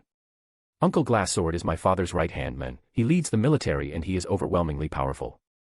Dagura gulped nervously. I once sensed him training some of the generals and he released his full power against them. Dagura's eyes were glazed. His power was tremendous, greater than all three of ours combined. Well, that didn't tell me much at all. Do you think he was stronger than Siko? Dagura nodded with confidence. He most definitely had more energy than her, and as my father's right-hand man he was likely very proficient in combat. I nodded. I see. So he was in the Special S class then, huh? An EP greater than 1 million at minimum. Likely higher than that if he was Dagrul's brother, a part of the Mad Titan. Then the other warrior generals were also powerful, they were about as strong as I am individually, and some were slightly stronger or weaker. Dagura informed. So around 200,000 EP on average then for the generals. That is all I know about the military, but there is one other that you should know about. Dagura said nervously. Oh. And who is that? Our Uncle Fen, we heard of him in our bedtime stories. Fen. So he's the last part of the Mad Titan then? Dagura nodded. Fen has been sealed since ancient times due to his personality. Unlike our uncle and father, Fen never reformed and stuck with the same ways as the Mad Titan, so he was sealed by Veldanava himself deep inside the Heaven Tower. For Veldanava to see Fen as an actual threat to the world order he must have been powerful. Do you remember the legend itself? Maybe the three brothers missed something in it, legends are often rooted in truth after all. Dagura nodded. In ancient times, it is said that the evil gods were sealed away by the Star Dragon King. It is said that two of the three brothers reformed, my father, and Uncle Glassword. However, one of them remained violent, so he was sealed by the chains of God. That is Fen, and the chains that bind him are the famous chains of God, Gleipnir. Gleipnir, huh? That sounds familiar. In Norse mythology, Gleipnir is the magical and seemingly unbreakable chain or ribbon used to bind the mighty wolf Fenrir. Crafted by the dwarves at the request of the gods, Gleipnir was made from 6 impossible ingredients: the sound of a cat's footsteps, the beard of a woman, the roots of a mountain, the sinews of a bear, the breath of a fish, and the spittle of a bird. Gleipnir was incredibly strong and was the only thing capable of holding Fenrir, the world-devouring wolf who had grown so powerful that no ordinary chain could restrain him. The binding of Fenrir with Gleipnir is a significant event in Norse mythology, as it is foretold that Fenrir will remain bound until Ragnarok, the end of the world, when he will break free and bring destruction to the gods. It seems Veldanava took some inspiration from Earth mythology then, huh? It wouldn't surprise me if the overpowered true dragon could glimpse into other worlds. Though maybe there is some foreshadowing there. If the chains of Gleipnir are broken, is the end of this world near? Is there some kind of prophecy I need to watch out for, or was Veldanava too lazy to come up with an original name and merely copied the name from mythology, not meaning for there to be any significance behind it? A single action from a being like Veldanava left even me in confusion. I suppose trying to understand the intentions of a guy who willingly stripped himself of his power was always going to be difficult. Once the memories of the Star King Dragon have been fully recreated and recorded, you will have your answer, Master. I suppose I will. You can't give me a glimpse of fragments of his memories. Currently I cannot, as the memories have too much weight behind them. I am devoting a large percentage of my process power to creating the memories, and I am not even 10% of the way done. The memories I have recreated are the weaker memories as well, making them of less use as they involve more minor aspects of his existence. The memories closer to Veldanava's heart and more important to him are harder to recreate, and require more data. I see, I guess I was asking too much. It is my own failure, Master. I will continue to develop further to become the truly perfect partner. I don't see how that's possible. You're already perfect, but I appreciate the enthusiasm. I ignored the weird feeling I was getting from Othinus and focused back on Gadra. Am I able to view the memories you have recreated? I do not believe that is wise yet, Master. I have isolated the memories I have created and am in the process of removing the emotions from them. However, the lingering will of the Star King, weakened as it is within the memories, is making it a time-consuming process. That's fine then, whenever it's safe. I wasn't in a hurry to view Velda's memories. Perhaps it would give me an advantage against the Eastern Empire, but being reckless wasn't going to help things. If my Monas didn't think it was a good idea yet, then it wasn't a good idea. I trusted my partner at least that much. Once again I got a warm, bubbly feeling come out from inside of me. How strong is Fen then? Gadra gulped nervously. In some legends that are spread in my father's territory, it is said that father was beaten by Fen, and Veldanava had to step in. My eyes widened. Beat Degrul. Well, that's troublesome. It's a good thing he's sealed then. Degrul was a being that could be considered equal to a true dragon. Veldora said he used to spar with Degrul and neither side came out on top, though this was Veldora before meeting Remuru, so no ultimate skill and no technique. Still, a true dragon is a true dragon. Almost no one could hope to challenge pre-Remuru Veldora, and yet Degrul did, and Fen still may have beat Degrul. If we end up having Degrul as an enemy, would he unseal Fen? Then there was Glassword too. I have no idea how strong he could be, but as a fragment of the Mad Titan he is probably a beast too. Gadra nodded. Father had said Fen possessed monstrous strength. I see, is that all you have? Gadra nodded apologetically. It is. I apologize for not being of more use. Nah, you gave me enough information, so thank you. I'll send you back to the training grounds now. Gadra nodded. Thank you, Lord Felix. With a snap of my fingers the three brothers were gone. I suppose it's time to contact Degrul then. I ran a finger across the curvature of the Demon Lord's ring on my finger. Velzert could overhear this conversation if she wanted to, but I didn't really care. It's not like either she or Guy would care if I decided to ally with Degrul. I quickly got into the mindset of a ruler, formal vocabulary and all. I willed the ring to connect to the ring I sensed west from Luminous Zone. West of Ruberius was the holy void of Damargania. The connection was established almost immediately. Is this Demon Lord Felix? Degrul's deep, resonant voice emerged from the ring. It is. I replied. I see, what did you need? Degrul asked, getting straight to the point. An alliance. I stated plainly. Oh. What kind of alliance? His curiosity was evident, but so was his caution. For now, a trade agreement. If our partnership proves fruitful, it may evolve into something more substantial. I'm prepared to offer you the resources your people so desperately need, at a price, of course. I didn't want Degrul to think I was doing him a freebie. That would make him suspicious, as I have no reason to help him out. In fact, he likely knows about the alliance between Luminous, Remuru and I, which would make him even more suspicious, as Luminous is one of his enemies. He'd likely think it was a trap of some kind, which was only natural. It will definitely take time for him to trust me and my intentions, but that was always something I knew. In the end, it was worth it if I could increase the chances that a fragment of the Mad Titan would not become my enemy in the future. Despite my strength, I felt like caution was still one of my strong suits. Why would you desire such an arrangement? De Gruel's voice carried an edge of suspicion, as expected. I decided to be open with him. Despite the alliance between Luminous and I, which you may have heard of, I truly mean you no harm. I am sure you are considering if this is a scheme from Luminous to get at you, but that is not the case. I give you my word, whatever it is worth. I simply see an opportunity to gain your favor and create a positive impression of myself in your mind. I can take advantage of your circumstances to gain riches while you also benefit and supply your people with much-needed supplies. I had plenty of natural resources that I could trade to de Gruel. The moment I took over this territory, I told Arcuade to get on farming and make sure we had an overabundance of food. I didn't need to worry about any extra crops we have rotting since there was magic to take care of that. Having an overabundance of food was far better than not having enough. I heard de Gruel sigh. Very well, I suppose you have done me no harm so far, and your motives are understandable enough, even if I am sure you already have claim to unimaginable riches. Clayman was one that hoarded wealth after all. De Gruel paused for a moment before continuing. However, coordinating an exchange between our two territories will be difficult. I am sure you are aware that one of my primary issues is that traveling through the Desert of Death is a rather perilous journey for most in this world. Indeed, I am already prepared for that. However, I am a master of spatial manipulation. I can occasionally coordinate the exchange between our two territories to begin with. Once more trust has been built up between us, then perhaps I can create a teleportation circle linking our two territories, allowing us to transport the goods to each other directly. De Gruel's silence was rather telling.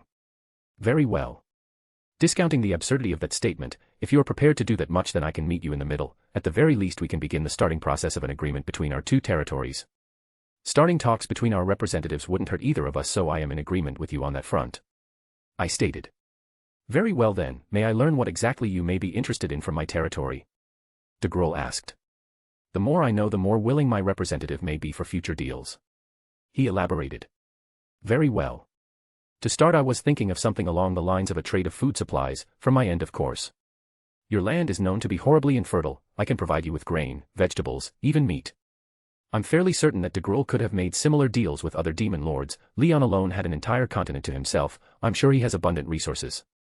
However, that would involve him asking them for help, putting him in a lesser position to the opposing demon lord, something I'm sure he was unwilling to do. Despite his care for his people, putting himself at the mercy of a potential enemy was foolish. Most of the demon lords were far from allies after all, at least before Remuru and I popped in. In this scenario, I am the one that approached de Gruel, and while he needed me more than I needed him, at the very least we could maintain a semblance of equality between us this way. Politics. I see, and what were you expecting in return? De Gruel inquired. Nothing that'll be too burdensome for you. Dwarven gold coins and some of the rare minerals and ores that Damargania is known for. Thanks to the fight between Guy and Malim, the Magicules they released corrupted the Damrata's territory. However, it wasn't just the surface world that their Magicules reached. Their Magicules managed to corrupt minerals, dirt, and ore deep within the earth as well. The Magicules of those two can do some rather wondrous things to any kind of material. The world at large didn't know much about Damargania and what went on there. However, Lalatina knew a decent amount about it, since in the past she used to mess around close to de Gruel's territory. Ho ho. Very well then. De Gruel responded. We coordinated a date, time, and place for our representatives to meet before we ended the call. I sighed as I relaxed into the love seat. Othinus. As Luminous Valentine writhed under her own touch, Othinus felt elation flood through her being. If she had a body, she would have cackled in glee at yet another successful scheme. Even before her ascension into a Manus, in her previous incarnation as Odin, she had been devising ways to gather more allies for her master. Her master was strong, stronger than ever before, but Othinus was always careful. She knew very well the dangers of the world they resided in, and so she was constantly devising new methods to bolster his power and ensure his security. Recreating the Star King Veldanava's memories was her most ambitious strategy, a means to truly elevate her master into an unmatched being. The knowledge and data possessed by the Star King would, in theory, enable her to achieve the unimaginable. But until then, she needed to find other ways to increase her master's strength, even if indirectly. Gathering allies had been one of Odin's early strategies, though it was not a focus, as few potential allies could offer anything that her master could not already achieve himself. In this world, quality mattered far more than quantity, so neither she nor Odin had prioritized the pursuit of allies. However, when opportunities arose, neither of them would hesitate to exploit them. Luminous Valentine's attempt to seduce her master had presented such an opportunity. In response, Odin had created the intrinsic skill, Lover, specifically designed to ensure Luminous Valentine would become a loyal ally. Lover subtly influenced Luminous, making her more dependent on her master. Odin had carefully avoided any form of direct control, knowing that it would displease her master. Instead, the skill allowed her master to play Luminous like a finely tuned instrument. Her pleasure points were easily mapped, his scent and fluids became almost addictive to the weak-minded. Of course, Luminous Valentine possessed a will far too strong for any of these factors to affect her individually. But then there was the love energy her master had so recklessly infused into Luminous Valentine, which made her very spirit crave his touch. Luminous could resist the urge if she wished, but the truth was, she didn't want to. She dove deeper into the intoxicating pool, knowing that one day she might lose the ability to swim back to the surface. Ofteness had ensured that none of it was mind-drapey, as her master might put it, avoiding anything that would displease him. Luminous could still break free if she desired, but Ofteness doubted she would. Though there was nothing to truly break free from. Luminous herself stood to gain much from this arrangement. She would have a powerful ally in her master and would continue to grow stronger through their encounters, thanks to essence exchange. All in all, it was a rather successful scheme in Ofteness's eyes. Her master had gained an ally who might one day prove to be useful, and if Luminous didn't, then her master still gained a lover that he found explosively attractive, and she existed to fulfill all of his desires. With that matter settled, Ofteness turned her attention to another conundrum she had recently uncovered. After creating a soul corridor between her master and Hinata Sakaguchi, Ofteness had noticed something peculiar about the blessing her master had bestowed upon the girl.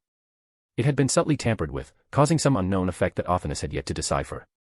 The most confusing aspect was that the energy signature of this unknown effect was nearly identical to her master's own, though she was certain he had nothing to do with it. Ofteness resolved to continue investigating the matter and would bring it to her master's attention if it proved significant enough. For now, her master need not be burdened with such concerns. Chapter 155, Chapter 85, Hot Spring Date. Arcuade. Moss. Arcuade's voice cut through the air, sharp and commanding. In an instant, her lieutenant materialized before her desk. His appearance was swift as he existed to serve at her whims, as he always did. His presence was tightly wound up upon his tiny body, yet the shadows seemed to cling to his very body. Lady Arcuade. He bowed deeply. She met his gaze, her crimson eyes glinting with an air of authority. How goes the takeover of the Free Guild? She inquired. Moss straightened, his expression unreadable as he answered. It is proceeding steadily, my lady. The process is taking time, as expected, but I have already placed one of the Cult of White's more trusted members at the helm. He now serves as the figurehead of the Free Guild, allowing us to tighten our grip on the organization. Currently, I am purging those who stubbornly resist our rule, eliminating the last vestiges of opposition. She allowed a satisfied smile to curve her lips. After her lord has spoken to her about killing the former guildmaster of the Free Guild, she sensed an opportunity to secure more resources for her lord to make use of at his leisure in the Western nations. Having control over the Free Guild would give her and her lord a significant amount of soft power over the Western nations. They now had an army of adventurers to call upon should she or her lord desire it. Of course there were those that opposed her plans, such as the guildmaster that took over after Yuki Kagurazaka's death, but he had been dealt with.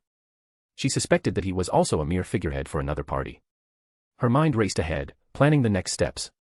Once those who opposed her in the Free Guild were thoroughly dealt with, her objective would be to intertwine the Free Guild with Azeroth's influence so thoroughly that it would become inseparable from its operations. The Western Council still retained some influence over the Free Guild due to the economic power they possessed, not to mention the Western Council funded the Free Guild.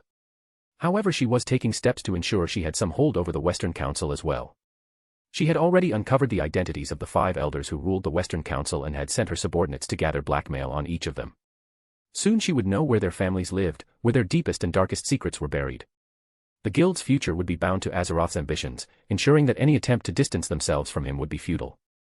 She knew her lord did not have many ambitions for this world, he did not wish to conquer it, he merely wished to live his life and enjoy it. There were many in this world that would seek to disturb her lord's life, having some form of control in the West would be useful to counteract these disturbances.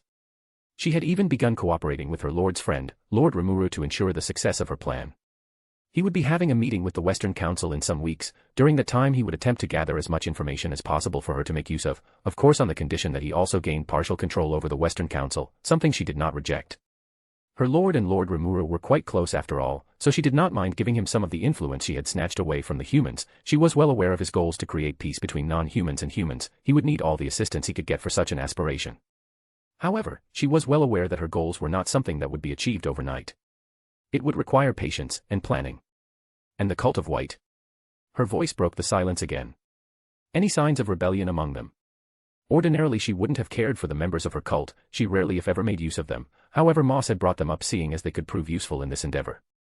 Some of them were somewhat useful, the leaders of her cult were of the A rank, and they had wormed their way into some political influence.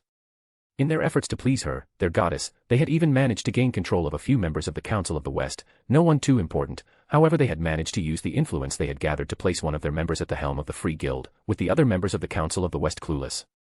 Each of the primordials had cults of their own that roamed this world, some choose to make use of them from time to time like she and Misery did, while others merely ignored their existence. Moss shook his head, his response immediate. None, my lady. The cult of White remains loyal and unwavering. She nodded, pleased with the report. Good. Continue to advance this operation steadily. I intend to present the Free Guild to our Lord as a gift, delivered on a silver platter. Moss's expression hardened with resolve, his loyalty to her and Lord Felix was unshakable. He bowed once more before vanishing as swiftly as he had appeared, leaving her alone with her thoughts. Felix. My thoughts wandered to the data Odin managed to acquire by analyzing Chloe's Chronos. Have you managed to learn anything new, Othinus? I am still analyzing the way time flows between multiple worlds. Because time flows differently between different worlds, the duration of the process is taking longer. Even the data from Chronos is not enough as it is composed of data based on the time flow of this world. I see. I had asked Odin to begin working on a method to go to DXD a while ago, more specifically a way to travel to the past of DXD so I can yoink Ingvild's parents' souls after their demise and bring them to the present. That girl deserved to at least have her parents with her after the shit show she went through. I'm sure I wouldn't have come out as fine as Ingvild did after being enslaved. As things were now, the coordinates I had for DXD were after her parents' deaths to my knowledge. Her father's soul may be out there as he was a human, however there is a cycle of life in that world, so he may have already reincarnated. As for Ingvild's mother, well, devils don't get an afterlife, their souls are gone once they die. At least that is what is said in the light novel, but realistically that was likely untrue. All souls that did not belong to an afterlife were thrown into the multiversal cycle of reincarnation to reincarnate. That's what happened to me. I could still travel to DXD with the coordinates from Ingvild's soul, I would just appear in the moment and place Ingvild herself disappeared. This would also be in the future of this multiverse since in the present DXD doesn't exist, or Ingvild's world in particular doesn't exist. There may be other DXDs out there for all I know. The multiverse was always growing and dying at the same time from what I understand. So new worlds being born in the future was believable, Ingvild was proof of that. I was somewhat hesitant to travel to the future of the multiverse right now as I am. I had explained my reasoning to Ingvild and she was understanding. There was much I didn't understand about the multiverse, I didn't want to risk getting the voice of the world on my ass for something like that. I didn't know if that would break one of the rules Veldanava set, and there wasn't really a way for me to find out what the rules he set are exactly. Only one copy of a soul could exist at once, so I wasn't sure how my existence in that future would conflict with that of the future Felix's. I needed to be stronger than I am now, and have a greater understanding about the rules Veldanava has set on his creation. I was still forced to abide by those rules after all, the voice of the world was far greater than I was, and I had a feeling it wouldn't hesitate to enforce them on me if I did something I really shouldn't be. All in all, there were simply too many unseen risks at this point when it came to traveling to DXD due to it only existing in the future. However, I still wanted Othinus to come up with a way to do it theoretically for when I was willing to make that jump. I was hoping the data on Chronos may be enough for Othinus to have a breakthrough in that direction, but time travel is harder than it sounds. Time was closely intertwined with space, however it was still a very complex element to understand, even with my power and understanding over time having been strengthened many folds, I still had much I did not comprehend. I currently need more data on the way time flows between different worlds so I can decipher the coordinates of the past of the world you wish to travel to. More data, huh? I plan to go to another world after this whole Grandbell fiasco is dealt with. I don't like leaving things half done, so I've been waiting until after Grandbell is dealt with to travel to another world. If I sync the time flow between the world I want to go to and this world, would that give you the opportunity to gather more data on time flow? Planeswalker at the ultimate level was truly an incredible ability. It didn't have much combat power directly, but it allowed me to venture to other dimensions which had their own spacetime. I could even sync those spacetimes with the Cardinal World spacetime due to the way my skill functioned, though I usually didn't do that. And that was mostly due to an inbuilt feature of the skill that sort of got the voice of the world to do it for me, so it wouldn't be by my own power. I cannot give you an absolute answer. I do believe it would give me more valuable data, but I could not tell you for sure until later on. Another solution is further recreating Veldanava's memories. So more data on Veldanava would also work. Of course I don't really have a good source of data on that guy at this point. Got it, then I'll sync the times up between this world and the one I want to go to. Anything for more data. That's another reason to wait until everything is somewhat sorted out in this world, so I can have some time without any annoying events happening while I'm in another world. Man, why did DXD have to be such a complicated universe? It just had to be the land of tits. Though Ingvild being summoned from the future is a miracle on its own, just sheer dumb luck. I'm guessing a space-time incursion happened at some point, which the summoning ritual sort of latched on to allowed the ritual to pull from the future. Basically time bullshit. I actually wanted to visit that universe too, not because of the characters, I didn't care much for them, but due to the sheer bullshit present in that universe. I can think of many abilities from that universe that would be useful to have data on, but I need to wait until Othinus has more data on the way time flows, and on the rules Veldanava set. I seriously don't want the voice of the world to go batshit and try to erase me like it tried to erase Chloe. I sighed.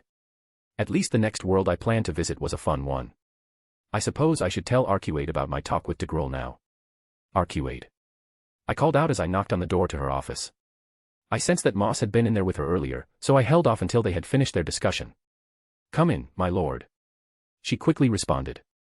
As I entered, I noticed Arcuade set a document aside, her crimson eyes narrowing slightly in what I assumed was appreciation. My lord, it's a pleasure to see you again so soon. Arcuade said, her tone warm and welcoming. It was always rather amusing to consider that the being in front of me was one from most beings' nightmares, yet in front of me she just seemed like a normal woman rather than the primordial entity she was.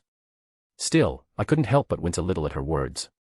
While Arcuade likely didn't mean anything by it, I couldn't shake the feeling that I had been neglecting her a bit. We interacted fairly often, given that she essentially managed my entire territory. We all also ate dinner together every day, as while we didn't need to eat, I liked to eat and everyone else joined me. But we hadn't had much one-on-one interaction. I had plans to return to Tempest tomorrow to pick up Kenya and then head to visit Elmesia. But I'll put that off until later. I wanted to spend some time with Arcuade now. My thoughts drifted to my upcoming journey to Serion. The Divine Tree was capable of housing the entirety of the capital of the Sorceress dynasty. So it was definitely something that had always fascinated me. My curiosity only grew after learning it was a divine artifact left behind by Veldanava to support the world itself. Divine artifacts designed to sustain the world made a lot of sense in hindsight. This world would have crumbled long ago if not for some form of support. I had always assumed Veldanava made the world extraordinarily durable, but it seemed there was more to it. The Divine Tree was responsible for regulating the Magicules in the atmosphere as well as the Magicules that were naturally released by beings such as myself. Now that I have begun truly focusing on the world itself, I can detect its subtle influence. Oh. How so? Whenever you rip space apart, the world quickly gets to work on mending it, which was something we both always knew. Now that I am actively looking for something, I can detect the presence of the world when it begins mending space. Well that's something. There was something I was wondering though. Can the world actually fight back against things it doesn't like? Inconclusive. I do not possess enough understanding of this world to be able to properly answer that. From what I understand, the world is an emotionless being that acts merely to secure its own survival, nothing more, nothing less. As long as you do not actively harm the world, I do not believe it will bother you. I see, and how strong do you think it is? Incomprehensibly. The amount of energy flowing through the world is immense. In terms of EP, perhaps billions, or even trillions. Well damn. The world created the Mad Titan as a self-defense mechanism, and according to some of the data I have gathered, I estimate the full power of the Mad Titan to be at 100,000,000 plus EP. The world just casually made something that strong. Don't fuck with the world unless I have to, got it? I refocused on Arcuade. Yeah, I wanted to update you on a few things. I contacted Degrul and arranged for one of his envoys to meet with us in 3 weeks. That timing would be just after Remuru's meeting with the Western Council.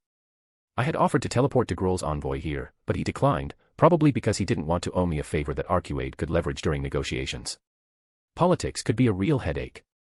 Arcuade nodded. Understood.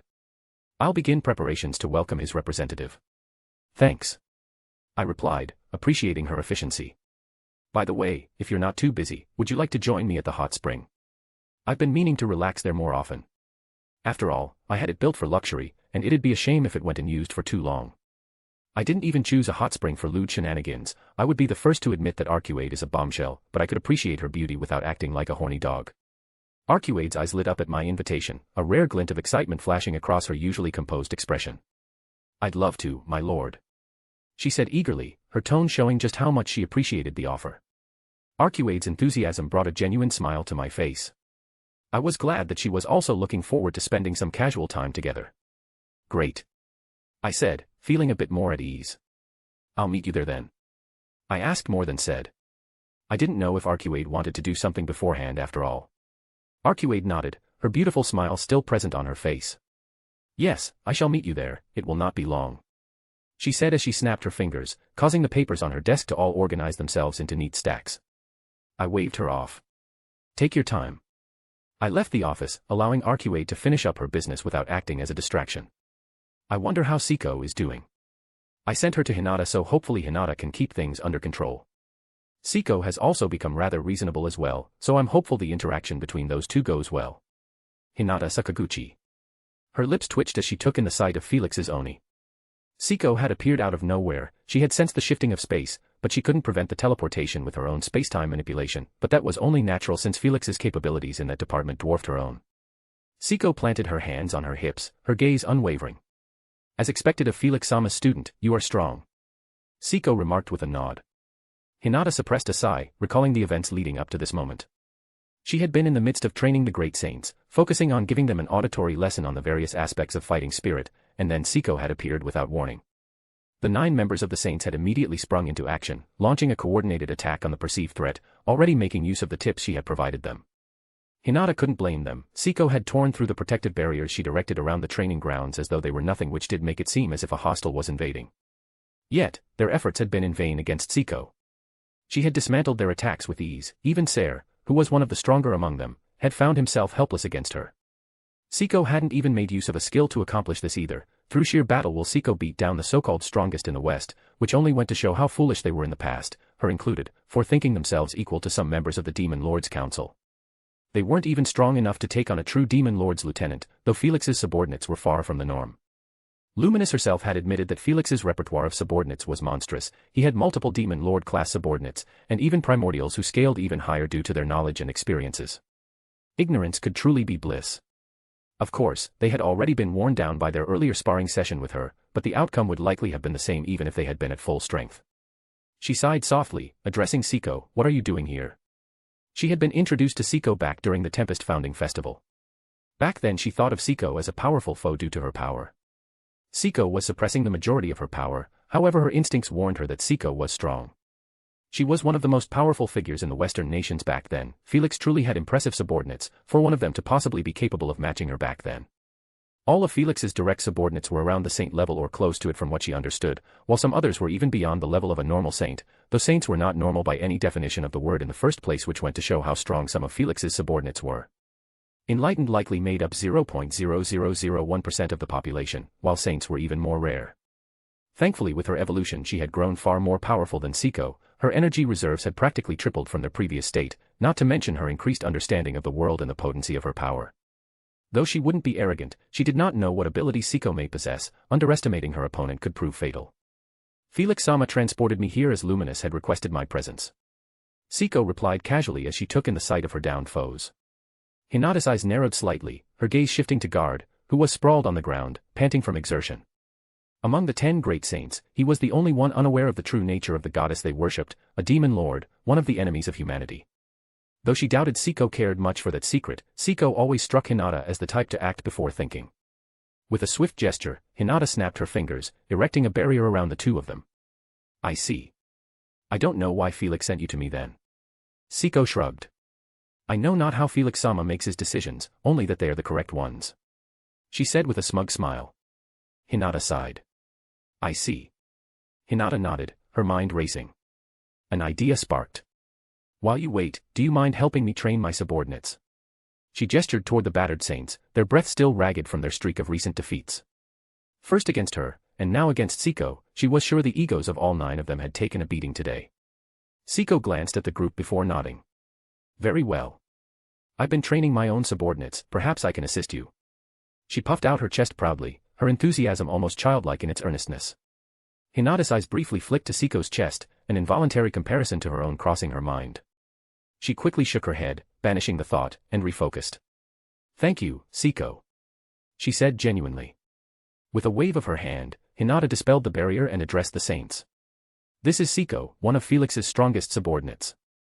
Siko beamed at the introduction, clearly prideful at her earned power. She will be your sparring partner for today. She was originally planning to focus on lessons for today rather than actual combat practice. The 8 were rather worn out and hadn't recovered a significant amount of their strength from their earlier spar. However, there would not be many opportunities for them to face someone of Siko's caliber, one that was a mageon and had a differing combat style to her own. She could teach them what she wanted another day. Now she would take advantage of Siko's appearance. Ser groaned. Ugh, I'm already running on fumes here. Siko merely reached to the side, she seemed to be reaching into her spatial storage. Siko extracted multiple potions from her spatial storage and threw them to everyone who needed one. Everyone immediately began drinking their respective potions, healing all their wounds and regenerating most of their magicules. Her own eyes widened as she realized just what those potions were. Full potions. The gazes of everyone snapped to Siko as they realized just how valuable the potion they all so carelessly consumed was. That was a full potion. Leonard exclaimed, his voice trembling slightly.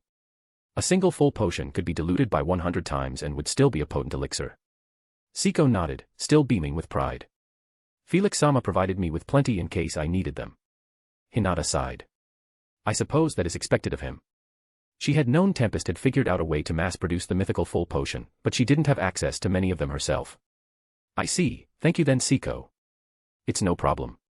I've always wanted to test myself against the Western nation's so-called greatest warriors. Siko's eyes sparkled with excitement. Hinata winced, she had a feeling Siko would be disappointed. The myths behind the 10 great saints, now 9 great saints, had been rather exaggerated. Guard smirked at Siko, his arrogance still intact somehow despite his earlier streak of defeats. I suppose even a demon lord subordinate knows her place. I suppose I can take you on now that I am at full power. Hinata held back a groan. She would need to discipline Guard later, his idiocy was going to get him killed one day. Siko's eyes narrowed dangerously as she began cracking her knuckles. It seems you want a beating. Before Guard could respond, Hinata stepped in. All of you will be going at her at once. She announced. Arnaud's gaze snapped to her. What? Is she just like you? Hinata shrugged her shoulders, choosing not to directly answer. She is the direct subordinate of a demon lord. It's about time you all realized how hopelessly outmatched you are against a true demon lord. Understanding the strength of merely one of their subordinates will allow you to see a glimpse of the true power some of them possess. The weakest true demon lord she knew of was Luminous herself, who was in reality not weak at all. The current demon lord lineup was just filled with monsters. Though perhaps Dino was weaker, she had not met them and so she did not have a good read on his power, and she did not count Remuru to be part of their ilk. Hinata felt like she could take Luminous on now with her ascension, but that did not mean that she could not pay respect to her friend's power. In the end at this point she refused to accept Luminous dominance over her. On her journey with Chloe, one thing she had learned was that as a spiritual life form, half the fight was a mental one. If a spiritual life form felt like they were inferior to their opponents, they had already lost the fight due to the nature of spiritual life forms, with the spirit influencing the flesh. Hinata knew that was an issue she would have when facing Felix in the future. Felix had almost mythologized himself in her eyes, he always seemed to have some way out of any situation he was in, and he had power in spades. If she ever wished to become his equal, she would need to acknowledge herself as equal to Felix with a solid chance at beating him in combat, or else she would never stand a chance in the first place. She focused back on her subordinates who were all reluctantly nodding. Even Ser, who had initially resisted, had grown to trust her judgment after their earlier sparring session. Only Guard seemed hesitant, a frown creasing his features. Fine, we'll show this ogre her place together, he said as his blade lit up in flames. Siko ignored his taunt, instead reaching for the weapon strapped to her back. As she drew the blade from its sheath, Hinata's eyes were drawn to the weapon's ominous aura. It was powerful, a legend-grade weapon, if on the middle end of the scale. The air around them seemed to tremble as the blade was fully revealed, its aura no longer suppressed by the sheath. Siko hefted it onto her shoulder, a smirk tugging at her lips. Behold. Hercules' Edge, one of Felix-sama's gifts to me. Hinata stepped to the side, raising multiple barriers. Around the training grounds. I will be serving as the referee. If the battle goes too far, I will step in, she stated firmly. Both parties nodded. Hinata bent down and picked up a small rock from the ground. Once this lands, you may begin. She carelessly tossed the rock into the air, watching as it ascended before plummeting back down. The moment it touched the ground, the atmosphere around them shifted violently. Hinata's senses flared as an oppressive pressure filled the air, a wave of malice that radiated from Siko like a storm. The very ground beneath their feet cracked under the force of it, sending tremors through the earth. She quickly realized what was happening. Siko was utilizing a form of hockey, one she hadn't encountered before. The air was thick with the weight of it, as though the very world itself was recoiling in fear. Hinata felt the pressure brush against her own aura, attempting to force her to falter, but she countered with a surge of her holy hockey, dispelling the effect with ease. Her eyes scanned the battlefield, assessing the state of the saints. She spotted Guard, who had been the most vocal. He seemed to have trouble breathing as his face paled in the face of Siko's pressure.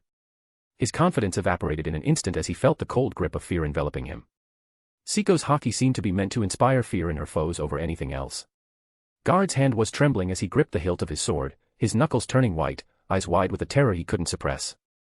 The others were no better, they stood frozen, their wills crushed under the weight of Seiko's malevolent aura. Hinata knew they were in for a brutal fight, but it was for their own good. Perhaps Guard may even grow as a person from this fight.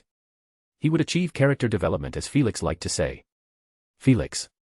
I stripped myself of my clothing as I took in the pleasant heat of the hot spring. The hot spring was fairly large, there were in fact multiple hot springs present in my palace, this one is my personal one.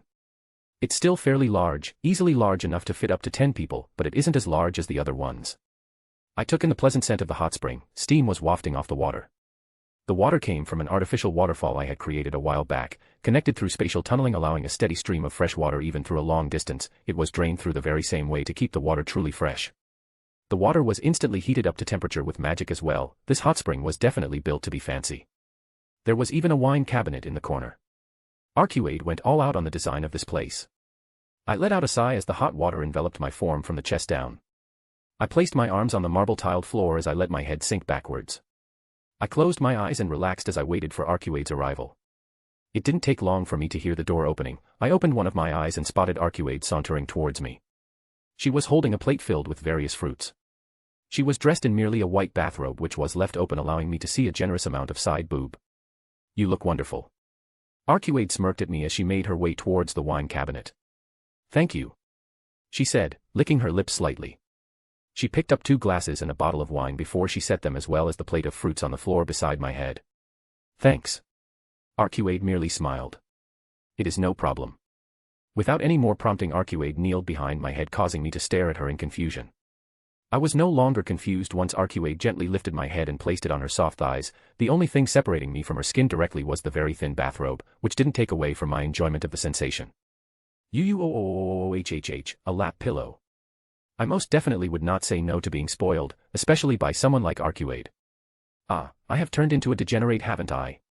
Oh well, I'm a demon lord, I can be as lascivious as I want. At least I don't like kids like Leon does. Arcuade seemingly sensed my delight as she warmly smiled at me. I had a perfect view of Arcuade's cleavage from her lap due to the way she wore her bathrobe, but I didn't focus on that, I merely enjoyed the sensation of Arcuade's pampering. Arcuade reached to the side, picking up some of the fruits on it. Once her hand was closer, the fruit she chose revealed itself to be grapes. She gently lowered them into my open mouth so I could eat them. I quickly chewed on the crisp grapes, relishing in the taste. Magic could do a lot to further enhance some of the most basic foods. I will never have to eat a soggy grape ever again, only the crispest. As Arcuade fed me grapes, I spoke up. There is something I'm curious about. Before you were ever summoned to this world, what did you used to do in the demon realm for so long? Arcuade had been in the demon realm for eons. I have no idea what she did to occupy that much time. Now was a good time to ask. As I chewed on an orange slice, Arcuade answered. I was the second oldest of all of my kin, Guy being the only one older than I am. I nodded. That was something I already knew. Guy was the oldest and the strongest, then came Arcuade. After Arcuade, Diablo was born, then Misery was born, after her came Megumin, then Lalatina, and then the youngest is Rain, which makes sense since she acts like a bratty, lazy younger sister. Once I was born, a battle for supremacy immediately began in the demon realm between Guy and I. He was more skilled than me at the time due to his greater age and experience, however he failed to put me down for good, and so we would continue to fight for quite some time until Diablo was born. Guy lost interest in continuing his battles with me and moved on to fighting Diablo, while I found rivals of my own. It was incredibly impressive that she managed to hold Guy off as practically a newborn. My Arcuade really was quite special. Megumin and Lalatina, I stated. Arcuade nodded as she placed another grape in my mouth. The 3 of us would compete on anything that caught one of our attention. We were fairly bored, so we did much. I of course also focused on building up my own court, gathering powerful subordinates as well. Arcuade said. In the end we merely played around with each other until you summoned us, my lord. Arcuade finished. That sounds like a fun life, having fun with your friends for eons. Arcuade clicked her tongue but reluctantly nodded. I suppose they can be considered my closest friends. By now the plate of fruit was finished. Did you wish for more, my lord? I shook my head. No, I'm fine, why don't you join me now? If that is what you wish. Arcuade happily replied as she set the plate aside. I raised my head off her lap, though I noticed Arcuade pouting slightly. It seemed she enjoyed being in the role of a caretaker, a mommy through and through. Arcuade gently stepped into the water, her bathrobe still on. Arcuade sat down next to me. This is quite nice. I nodded. It is. Arcuade gently scooched closer to me. I wasn't going to say no to a bit of skinship, and it wasn't like I hadn't already seen what was under that robe of hers. "What have you been doing recently, my lord?" Arcuade asked as she poured us both a glass of wine. I took the glass from her hand before answering. Well, you already know about the Cronoa situation." Arcuade nodded. "A little while back I had another little group meeting where I told everyone who mattered to me about my plans for the future. This involved explaining Cronoa, Chloe, and Hinata's situation as well, so thanks to that all my direct subordinates are aware of that entire mess. The reactions were mixed, but in the end not many seemed to care that their alternates were erased from existence. They saw things differently, I supposed. After dealing with the initial fallout of that mess, I had sparred with Hinata. She actually ended up evolving," I said before I took a sip of my wine. I had lowered my poison nullification so that I could get a bit of a buzz. The wine was made from some berries that have been grown in a field of extremely highly concentrated magicules, my own magicules. Thanks to that it could even affect me if I allowed it to. I let out a sigh of pleasure as a very subtle warmth spread through me. Arcuade raised a brow. "Oh. Did the human finally become a complete saint?" "Right, Arcuade doesn't know that right after I healed and upgraded Hinata's body she managed to reach complete sainthood." I shook my head. "No, she went beyond that." Arcuade's eyes narrowed. "She achieved divinity then?" I nodded. "She did, she even got an ultimate skill." Arcuade's lips twitched. "I see, it seems she has become rather powerful then." I nodded.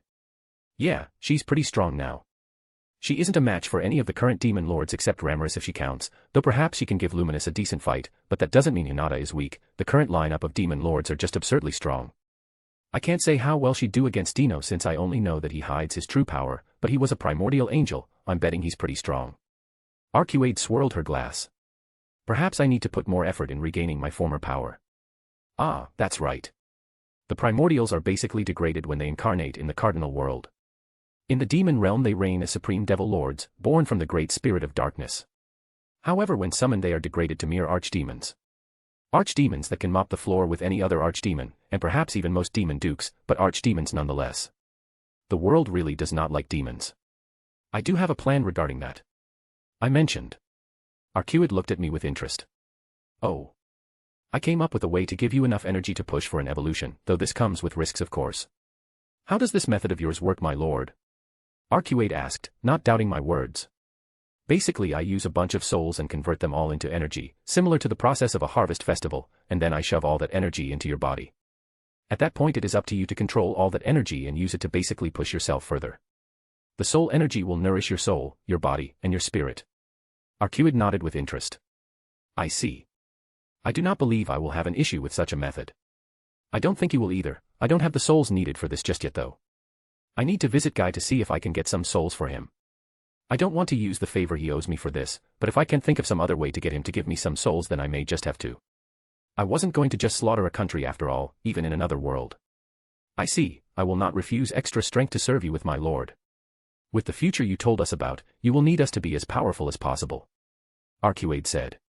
Arcuade knew very well about the threats that were coming our way. The Eastern Empire, which had a true dragon, potentially Degrol, who was also a beast. The biggest threat was the Eastern Empire since I didn't know all that much about them. I had Lalatina send some of her demon spies over but none of them have managed to gain any useful information. The Eastern Empire keeps its secrets well guarded. I barely even knew about the military power they possessed. There were some things that Chloe and Cronoa knew of like tanks and airships, but that didn't tell me much about the overall strength of the Eastern Empire's military. Just think of it as a gift from me." Arcuade nodded. "Back to your earlier question. I ended up telling Arcuade about almost everything I had done recently that she may not have known about. Fighting Malim, more training with Hinata, my time in Ruberius. Arcuade was especially interested in Hinata's growth. I think she was being competitive. She does still have her pride as a primordial demon. I'm sure she doesn't like that Hinata has surpassed her in power." "It seems you have been enjoying yourself then, my lord," Arcuade said. I nodded. "Yeah, I wouldn't have been able to have as much fun as I do if it wasn't for you, so thank you." Arcuade gave me a smug smile. "Fufu, that was what you summoned me for, no. It brings me pleasure to fulfill my purpose under you, my lord. Hey, you demons are too much. Demons are way too loyal to their chosen lords, but I wasn't going to complain. It is simply in our nature, my lord," Arcuade retorted. "When we find something interesting after so long of living in boredom, we get rather attached. I suppose I can understand that." I noticed a flush rising on Arcuade's cheeks. This wine was not to be underestimated. I felt her hand snake towards my thigh under the water. It seems you have been quite busy, my lord, why don't we relax a little? If you ever hear me say no to that, you're with an impostor. I answered. Fufu Arcuade laughed as her hand snaked around my shaft. Chapter 156, Chapter 86, Interlude, Eastern Empire. Kigali. As Kigali surveyed the monsters that Misha had tamed, a smile crept up on her face. They were in one of their many bases scattered throughout the Western nations, protected by powerful barriers that masked their location from any prying eyes. In front of her, beasts of all kinds prowled in their cages. Lesser and medium dragons snarled and snapped at the air, their fiery eyes glowing in the dim light. Horned bears stamped their massive paws, their sharp tusks glinting menacingly. Chimeras, with their 3 heads, paced back and forth, while grave lizards and poison lizards hissed and flicked their forked tongues, the air around them thick with the scent of their venom. Misha had used a combination of powerful drugs, relentless conditioning, and magic to bring these beasts to heel, forging a force that Kigali herself would have been hesitant to face in her prime. The sheer might of this force was staggering, even the most seasoned warriors would think twice before challenging them. Kigali marveled at the thought that these creatures would soon be unleashed on Ruberius, that too only to serve as distractions. She turned to her side, her gaze falling on Tyr, who stood beside her with a mischievous grin. This is quite something, is it not, Tyr? Tyr giggled, her voice bubbling with excitement. Hee hee yup. Those mean demon lords are not gonna have fun. Kigali nodded. Come, let us check on the other experiments. This particular facility was one of Yuki's prized assets, where his various experiments were conducted in utmost secrecy. Vega, the brute, had been subjected to countless tests and experiments here, though he remained unaware of the location of this facility due to Yuki's tampering. Vega was not aware of many things when it came to Cerberus, this facility was one such thing. Vega was always an unpredictable ally due to his nature, so Yuki was very careful with the information he shared with Vega. Her brow creased as she thought back to the mysterious circumstances around Vega's death. No one spotted the killer, the crowd was thoroughly questioned, yet not a single person knew what had happened. Kigali's leading theory was that Vega got on the bad side of someone and they took offense, but without more information Kigali could not say much. She could only hope that whoever was behind Vega's demise would not get in the way of their plan. Damrata himself had said not to worry about the person behind Vega's death, only that it may have been an old friend who he had not seen in a long time. And that the killer likely would not take further action. Kigali knew she was getting increasingly desperate, she lacked too much information and so she had to compromise, taking Damrata's word was one such compromise as she did not wish to alienate him now. He still commanded significant resources within Cerberus that she was incapable of taking away due to his influence. Kigali sighed at her current circumstances. Something the matter, President? Tyr asked, her tone light but laced with genuine concern. Kigali shook her head. Nothing you can help with. Tyr shrugged her shoulders. I'm here if you need me. Kigali felt her lips curl up at Tyr's support. Tyr was the only one of her friends she had, Laplace may or may not be alive and it was tearing at her. When did everything go so wrong? She shook her head, there was no purpose in dwelling on those thoughts any longer. As they continued their inspection, they were suddenly interrupted. Miss Kigali. A man hurried toward them, panting heavily from exertion. He was one of the many nameless subordinates that served Cerberus. Kigali raised an eyebrow, her voice cool and commanding. What is it? The man struggled to catch his breath before delivering his message. We have received word from some of our spies, information about Demon Lord Felix White. Her eyes narrowed. What information? The man straightened, his composure slowly returning. Our spy reported that the dungeon was temporarily evacuated recently due to a fight that took place on the lower floors. Kigali waited, her patience wearing thin. And? The man gulped, clearly nervous about what he was about to say. The fight, it was between the Storm Dragon and Felix White. According to our spy, the result was a draw. Kigali's breath caught in her throat. What? She whispered, her disbelief mirrored in Tyr's wide eyes. She knew that Felix White was powerful, stronger than her in her prime. He had managed to defeat Footman and make Tyr run for the hills after all. But to challenge a true dragon? That was unheard of, the only ones she could think of that were capable of such a thing were the first Demon Lord, Guy Crimson, and Malim Nava, the Destroyer. Was there any more information? She asked. The man quickly shook his head. Leave us then. The man bowed and practically sprinted away. This may complicate things. She mumbled. Will it really? Tyr asked, her tone uncharacteristically serious. We were never planning to challenge the Demon Lord directly. That's what the masked hero is for, right? And she actually managed to defeat Veldora and seal him away. Not to mention Veldora should still be weakened after being unsealed so recently. Kigali nodded slowly, considering Tyr's words. You're right. The plan remains unchanged. Their strategy had always been to discreetly gain control of the masked hero while Grandbell created a diversion. They had no intention of confronting Felix White or Remuru Tempest head-on. Grandbell would deal with the goddess Luminous, ensuring that the major players were occupied while they carried out their true objectives. In the end, it didn't matter that Felix White had managed to fight Veldora. Even a weakened Veldora was a threat to take seriously. Cronoa had managed to seal a full-power Veldora, something far more impressive. Not to mention the Spies Information could be wrong. It could be information deliberately spread to make Felix White look more powerful in the eyes of the public. The demon seemed to have an inflated ego. It would make sense that he wished to spread his legend and gain the worship and fear of the people. If that guy really got that strong in such a short period of time, then he'd be a real monster. Tyr mumbled, her playful demeanor giving way to genuine concern. Indeed he would. He is not even one of those ancient primordials, yet he has already grown so powerful. Even she would be nervous against a primordial in her prime, even without a vessel. Such was the might those ancient demons commanded. If he truly had managed to fight even a weakened Veldora to a draw, then few can hope to match him. Kigali said. She sighed. Come, there is no use further thinking about this, the plan remains unchanged. Grandbell had already made his arrangements. The Guardian of the West was also prepared to offer his help. While Remuru Tempest was busy with his council meeting, they would attack. Grandbell still maintained some control over the 5 elders of the Council of the West, so he had arranged for the meeting to be attacked as well, partially to further distract Remuru Tempest from their true targets. Felix White should not be within the bounds of Ruberius. Teleportation from his territory all the way to Ruberius was unheard of, and so he would be helpless to help his ally. The ones attacking the council meeting would be Yuki's magic Inquisitor experiments. Each of them were powerful. When they are all together, even in her prime, she would need to be very careful in a fight against them. Kigali and Tyr walked into the room where the magic Inquisitors were being stored. The room was dimly lit, with 6 large tanks lined up against the wall, each filled with a sedative that kept the Inquisitors in a state of unconsciousness. Each was carefully bound with a mental domination spell allowing her to control them. Ordinarily she wouldn't have been able to exert enough power to control such powerful beings in her weak vessel. However, she managed to bind the 6 before they became vessels to the power they now held. Yuki had not wished to hold their leash as he would not be available most times. However, she would be available, and so she became the jailer of the magic Inquisitors. She carefully ran a hand along the glass of one of the tanks as her lips curled upwards.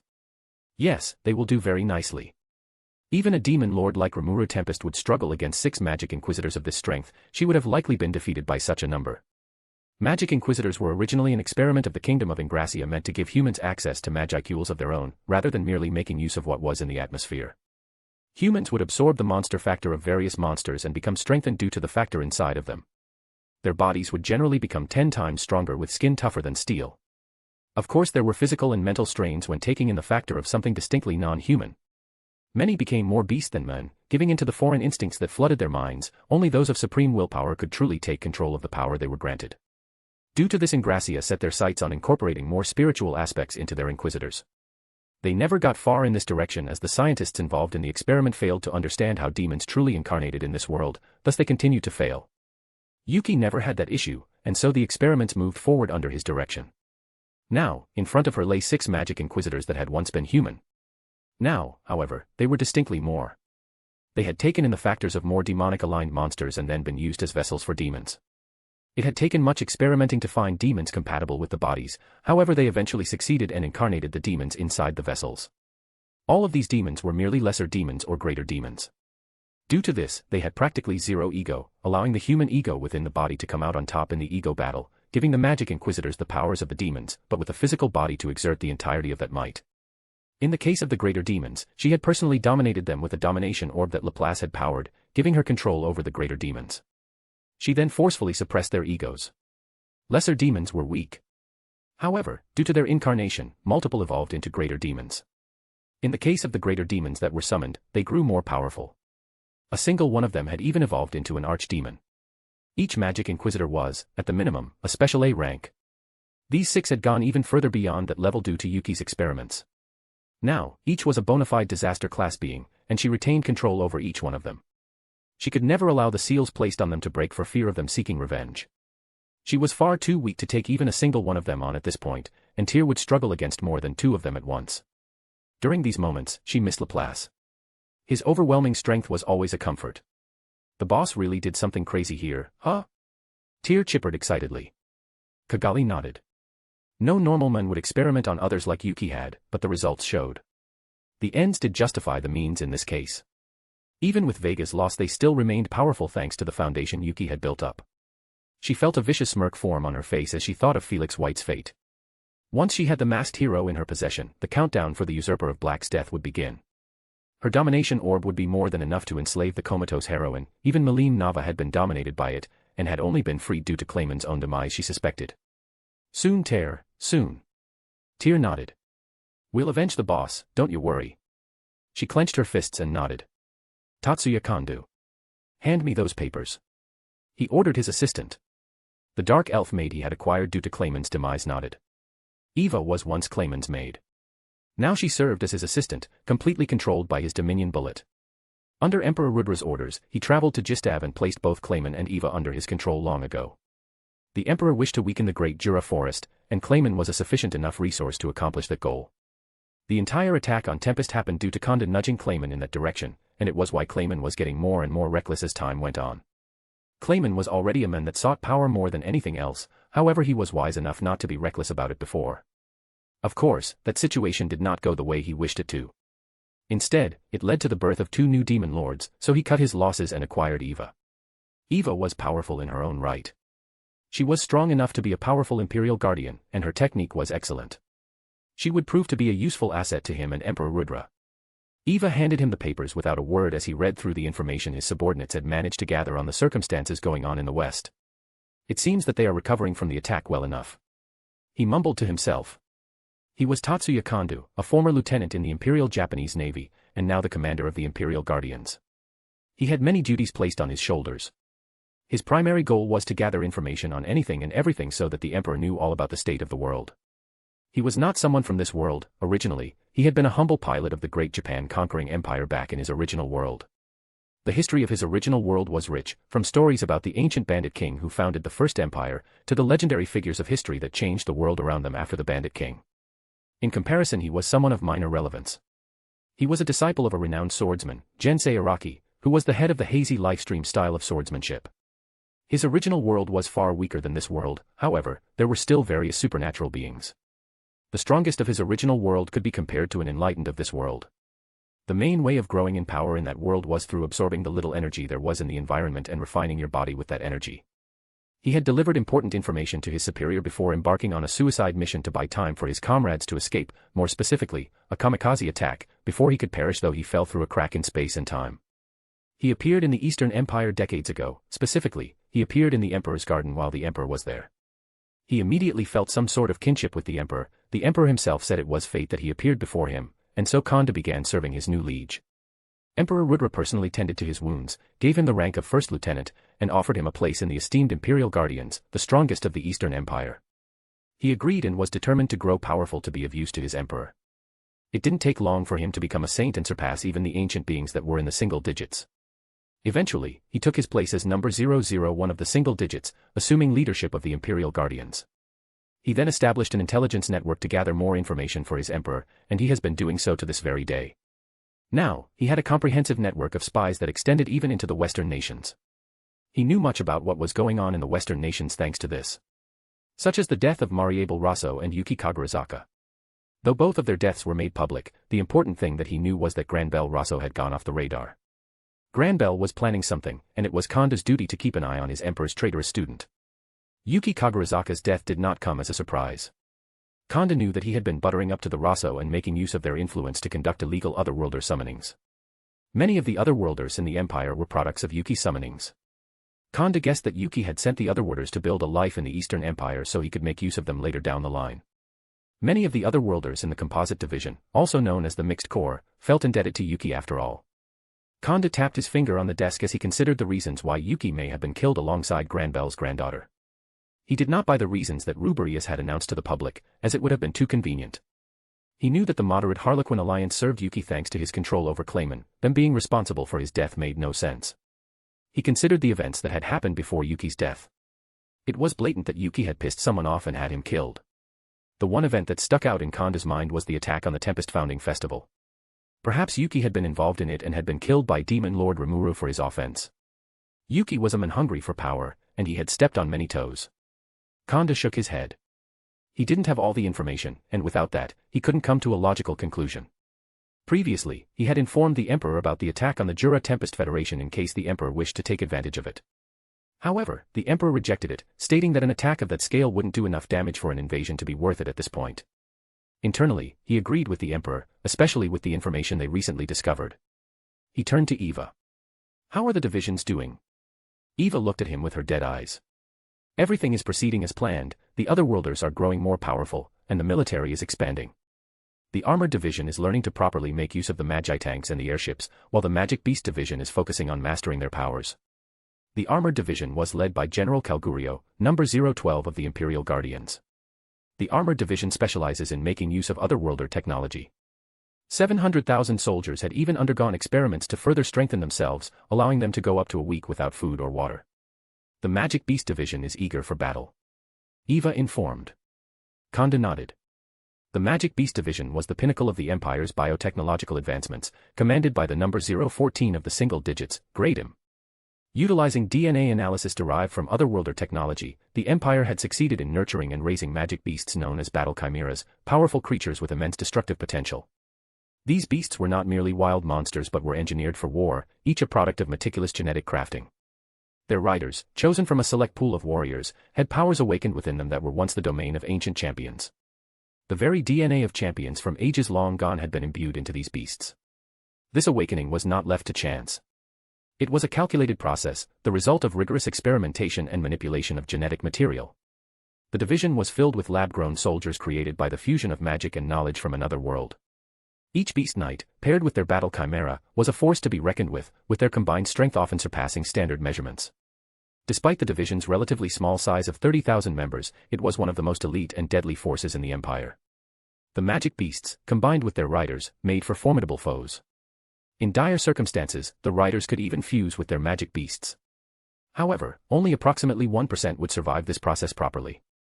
The rest would all be various levels of failures. The leader of this division was also fairly powerful. He had to be for his place in the Imperial Guardians. He was the brother of the former Demon Lord Serion, and was rather eager for revenge, which the Empire had used to gain his loyalty. Eva went on to talk about the division he was most interested in. A hierarchy is slowly being developed in the Composite Division.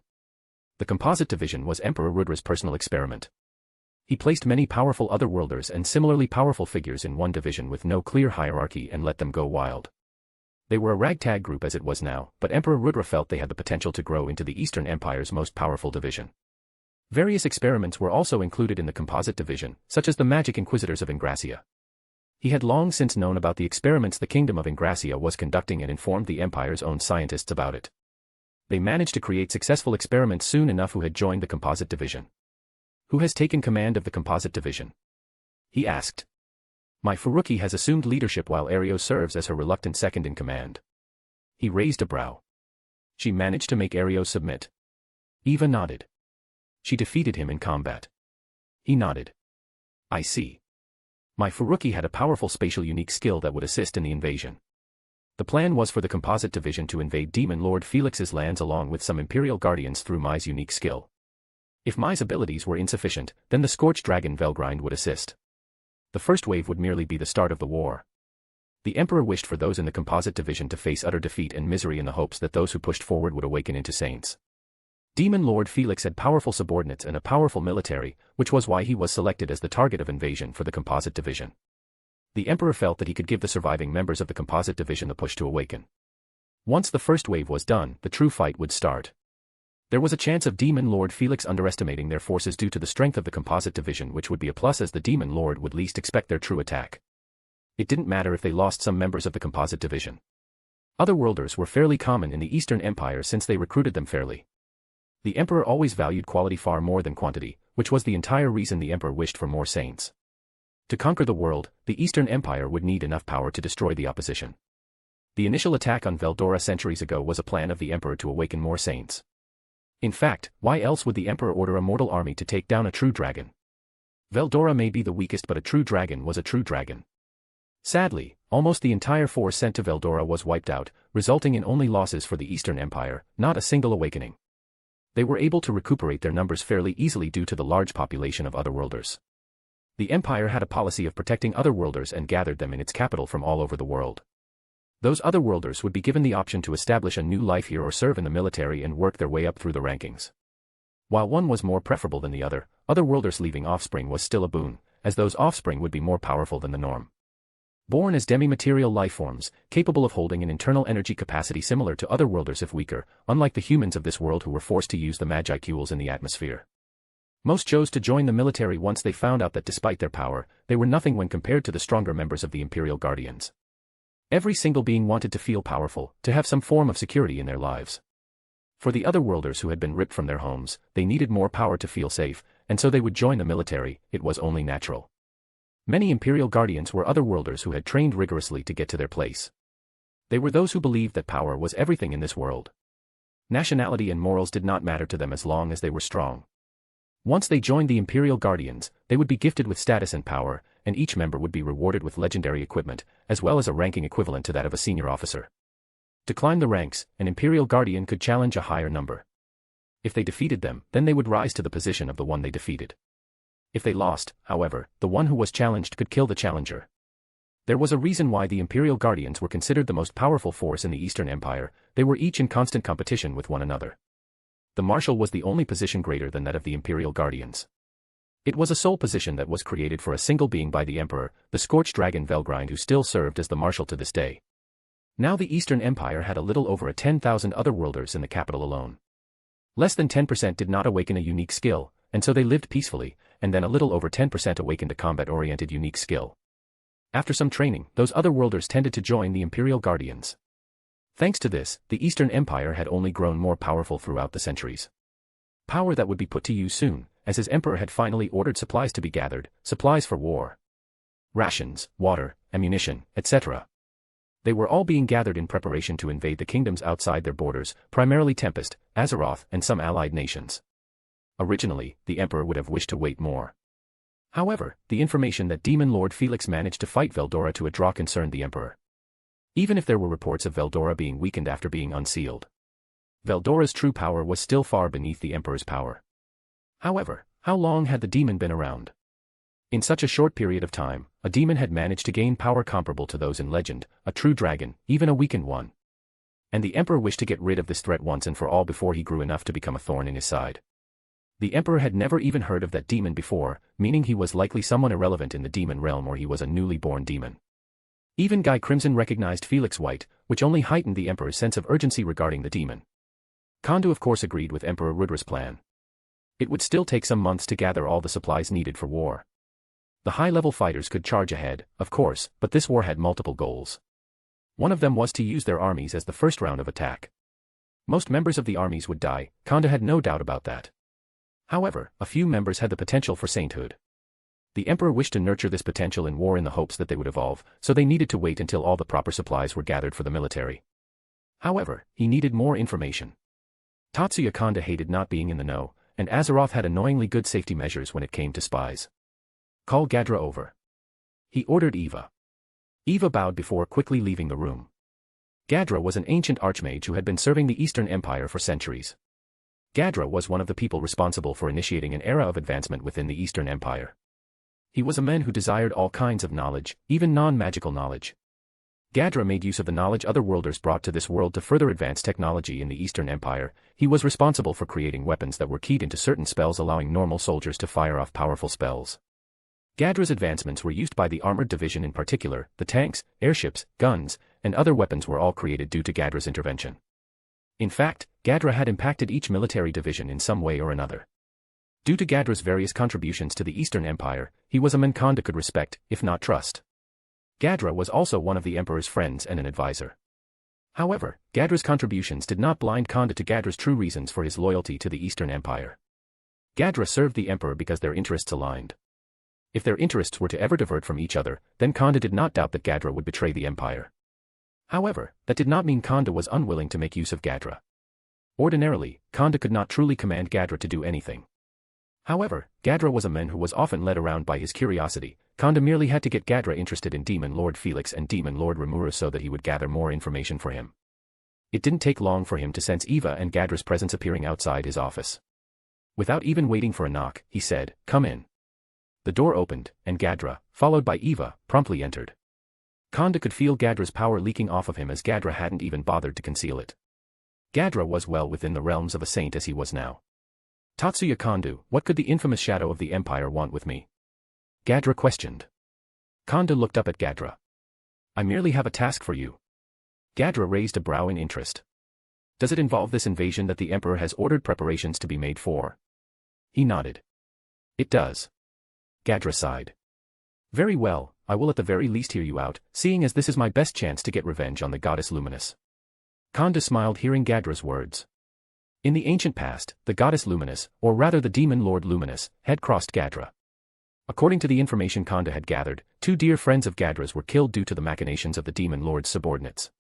Ever since then Gadra had wanted the 7 luminaries dead, though it seemed as if someone had beaten Gadra to the punch, not that Gadra seemed to care. I wish for you to gather more information on Tempest and Azeroth. Kanda said. Your spies failed? Gadra questioned. Kanda shook his head. They have provided me with basic information. However, Azeroth kills them all the moment they are discovered. Tempest is similar to this. I have information, but I would like more. Gadra looked thoughtful for a moment before nodding. Very well, I am rather interested in the dungeon in Tempest. I am sure that Azeroth also contains some mysteries, seeing as it was once the kingdom of the Elven Princess. Kanda grunted. Feel free to take those students of yours with you. Perhaps they will prove useful. Gadra nodded. Very well, if that is all I will be leaving. Kanda nodded and turned away as Gadra teleported away. Gadra. As he teleported away from Kanda's office, he thought back to the message he had received from his apprentice, Sasha. She had apparently begun serving Demon Lord Felix White, and had invited him to meet with her boss, simply saying that he would not be disappointed. Sasha had not specified why exactly he would not be disappointed, but he didn't blame his student for that. Keeping such messages vague was often for the best. Sasha was a bright student that he had taken. Both she and Raisin had made a name for themselves in the Western nations. Raisin followed a similar path to him as he became a magen, while Sasha reached enlightenment in the midst of her research. Sasha's offer to visit aligned with Kanda's request quite well. He wanted him to spy on those 2 kingdoms, so he might as well see his student while he is at it. He was personally quite interested in Tempest. He was able to learn that the dungeon was created using the Spirit Queen's ability. That very same ability had been spoken of in legends. It was said that Ruberius became a god within her domain, and Gadra was quite interested in learning the truth about that statement. Though he was somewhat fearful of venturing into Tempest, he had been part of the initial attack force on the storm dragon Veldora ages ago. He knew full well the power that a true dragon could wield. Now, that very same storm dragon had been revived and served as the guardian protector of Tempest in a similar fashion to how the scorched dragon served as the guardian protector of the Eastern Empire. Now, they were preparing to go to war against the nation of that very same storm dragon, the storm dragon that killed hundreds of thousands of Imperial soldiers in the past with but a breath. He would be lying if he said he wasn't hesitant, but the Eastern Empire had a true dragon of its own. This upcoming invasion would be a full-on invasion, unlike the attack on Veldora in the past. Some of the single digits would be participating, and the Emperor had even said that he would be deploying Velgrind at some point, which eased Gadra's worries drastically. The Scorched Dragon had completely defeated Veldora in the past. After all, she could surely still handle him now. However, not everyone knew that the legendary Scorched Dragon Velgrind was, in fact, the Marshal and had always been the Marshal. In the eyes of the public and most military officers, the Marshal was a position that was given to someone the Emperor had chosen. The Marshal acted as the Emperor's eyes and ears within the Empire and was given the highest honor possible. However, in reality there had only ever been one Marshal, Velgrind. Since not many knew that there were those who were reluctant to face Tempest as Veldora resided there.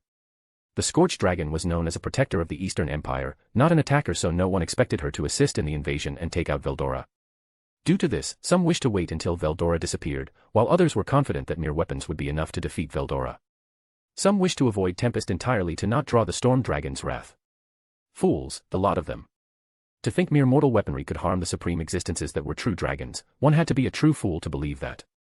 However, he doesn't care about the foolishness of the Emperor's minions. His sole objective is to get revenge for his dear friends Adelman and Albert. The 7 luminaries had arranged their death due to their jealousy. Gadra had no doubt that both Adelman and Albert would have become saints by now if they were allowed to live. Some time back, he had read an article that had come from the Western nations, an article that detailed the crimes of the 7 luminaries, as well as stating that they had all been killed. Gadra refused to believe that, however. At the very least, the scheming Gran would still be alive. As long as a single one of those wretches still breathed, he would continue striving for revenge, which is the least his friends deserved. The Emperor had promised him his revenge in return for his cooperation in further growing the Eastern Empire. It was about time he delivered on that promise. The Western Holy Church was also quite weak when compared to the past. One of their strongest fighters, Hinata Sakaguchi, had taken a leave of absence, something he wished to take advantage of.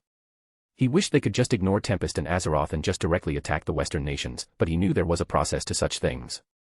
The Empire would need to get through Tempest and Azeroth first before his revenge, so he would do his duty and assist the Empire with its goals, also Gran would die. He shook his head. He could make more plans for his revenge later, for now, he had a mission to focus on. He would remain distracted if he solely focused on his revenge. He knew very well that something like that was not healthy. He considered the details of the mission Kanda assigned him. He needed to investigate both Azeroth and Tempest and then report the details he discovered. His students would prove useful on this mission. While he goes to Azeroth to discreetly investigate their forces and perhaps visit Sasha, they can begin investigating Tempest until he meets up with them. He was hesitant to visit Sasha, she did serve Demon Lord Felix. It had crossed his mind that perhaps the meeting with her was merely a trap set by the Demon Lord to capture him. Sasha would have known that he was the court mage for the Eastern Empire. Perhaps the Demon Lord wished to make use of the information he possessed. He and Sasha had not seen each other for ages, more than enough time for her to change from the lovely girl she once was. He would have to consider his options. As he made his way to the portion of the palace dedicated to the composite division, he ran into someone he did not wish to see. Gadra, what a surprise. The men spoke down arrogantly. Gadra took in the appearance of the men in front of him. He was a one-eyed man with an eye patch covering his other eye. He was fairly skinny, however Gadra knew very well what sort of power was held by the men in front of him. General Calgurio. Gadra greeted. The general was an enlightened and had been given god-grade equipment by the emperor himself due to his position in the military. All of that combined made Calgurio someone worthy of respect, at least strength-wise. It is a surprise to see you in this wing of the palace, Gadra. Calgurio said. Gadra nodded. I am merely picking up my apprentices for something. Calgurio nodded. I see. I will not hold you up then. Good day, Gadra. With that, Calgurio walked past him without a second thought. Calgurio was once someone Gadra could consider a friend. However, once Calgurio got his hands on some of the other worlder weapons, he got it in his head that magic was meaningless. That his armored division was supreme in the Eastern Empire. With the magi tech that Gadra had helped create, Calgurio and his armored division rose to new heights. However, in the process, magic became less and less respected as there were now weapons that could do the same as a spell. Those who truly believed that magi tech was superior to magic were fools in Gadra's eyes. Unfortunately, most of the upper echelon of the Eastern Empire was filled with fools, and so due to Calgurio's efforts, the magic division that Gadra once led was shut down, halting the innovation of magic so those funds could be transferred elsewhere. Since then, he and Calgurio had a rather strained relationship. The emperor didn't bother with the courtly politics either, so Gadra could not rely on him. Gadra sighed and continued forward towards the composite division's wing of the palace. He could not teleport there due to the regulations in place that even the court mage could not override. It didn't take long for him to arrive at the executive building of the composite division where the executives tended to be. As he entered through the doors he was greeted. Master Gadra. My greeted. Gadra smiled seeing the promising young woman who had taken command over this unruly division. My Furuki was a beautiful young woman who had joined the Eastern Empire some time back. My. He nodded with a small smile. In the past he had taught my some things here and there, he knew her story and he couldn't help but sympathize with the young woman. She was brought to this world against her will like all other worlders, however unlike most she wished to return to her original world. She had a sick and dying brother and wished to attempt to see him once more, and perhaps attempt to cure him with the magic from this world. Mai had focused extensively on healing magic to fulfill this ambition of hers, however 2 or so years back she had returned to him for more combat-oriented training. Now she was a formidable young woman who was one of the best magicians he knew of, her talent could not be understated when it came to spatial manipulation. Her unique skill gave her a truly monstrous affinity for the spatial element. What brings you here? Mai questioned. I wish to see Shinji, Mark, and Shin. I have a mission that I would like them to come along with me on. Mai nodded. Very well, I have no need for them at the moment. As long as they return before the invasion begins I am willing to lend them to you. Gadra clapped. Wonderful. Mai escorted him to the waiting room before leaving. Before long he heard a knock on the door. Come in. In came 3 of his most recent students, each had made names for themselves becoming Imperial Guardians. Shinji bowed. Master Gadra. Shinji was once a university student in his home world, Japan. He was dressed in a long white lab coat that he wore as remembrance for his original world. Master Gadra. Mark greeted. Mark was a brown-haired, muscular man in his mid-20s, from a country known as the United States of America. Finally Shin merely nodded at him. Shin dressed in familiar garbs to the scorched dragon Velgrind, he called it a Chinese robe. His hair was braided and ran down his back quite elegantly if you asked him. Hello you 3. I will get straight to the point. I have a mission I would like for you three to come with me on. Mai has already cleared it. Each of the men before him were powerful figures in their own right, each had well-respected positions in the military and had full mastery over their unique skills, allowing them to become true monsters on the battlefield.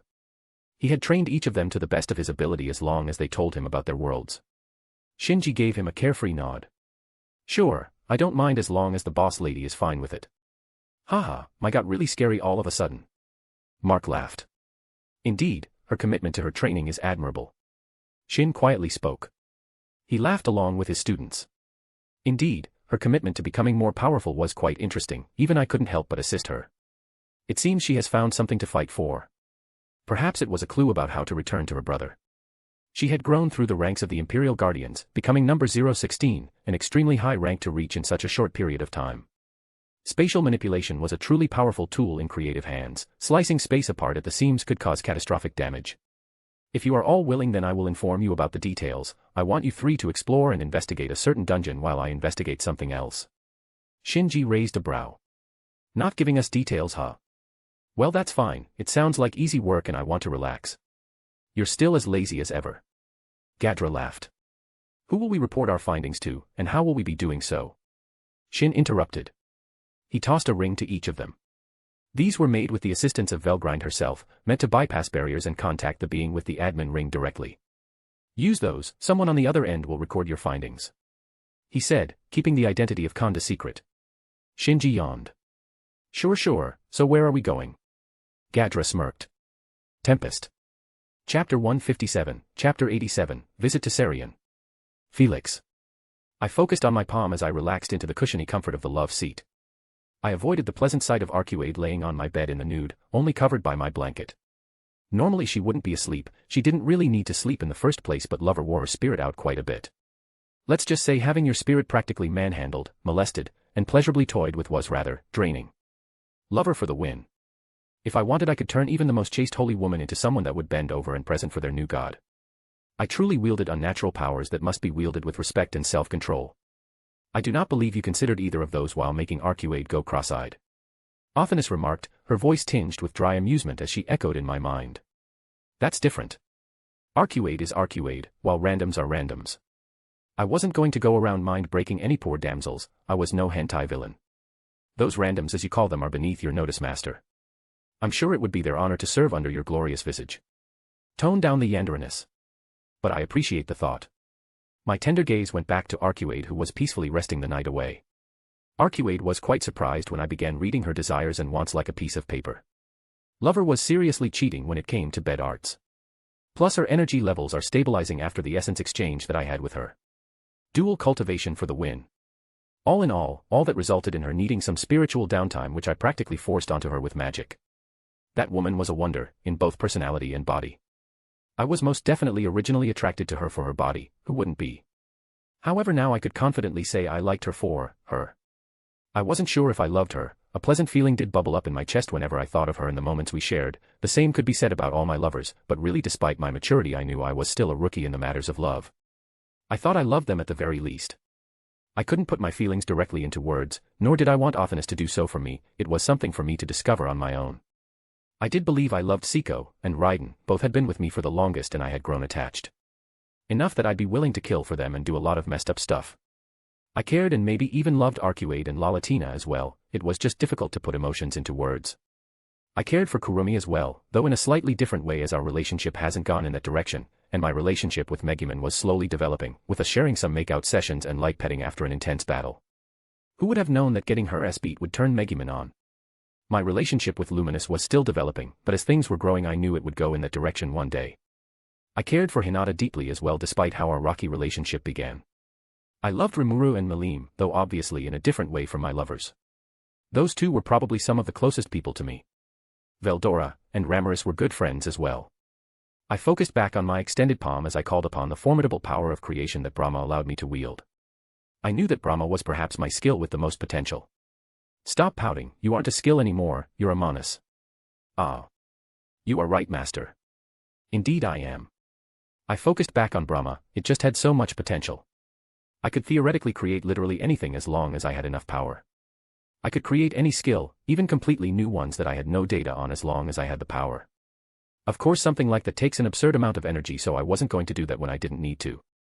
Theoretically I could make a skill the moment I needed it for a specific situation, but I'm almost certain the amount of energy I would lose would be extraordinary, so I was fine keeping this as more of a last resort. I had some ideas about some artifacts I'd like to make and perhaps give to some members of the military, rewarding them for their efforts and all that. I couldn't quite create souls from scratch yet, but with Athena's help I could at least recreate the memories of a person and stuff that into an emulated soul, which would technically be considered a form of revival. I could even create paradoxical things. Perhaps if I had enough data I could become a true hero and a true demon lord through the power of bullshit. Of course I didn't have the data for that, nor did I need to do that at this point in time. Data and power was the only thing holding me back at this point when it came to Brahma. I may be strong, but creating the truly crazy things needed obscene amounts of energy. The great holy spirits that fuel this multiverse likely had trillions if not quadrillions of EP, maybe even more. So creating anything as grand as even a galaxy was beyond me as I am now.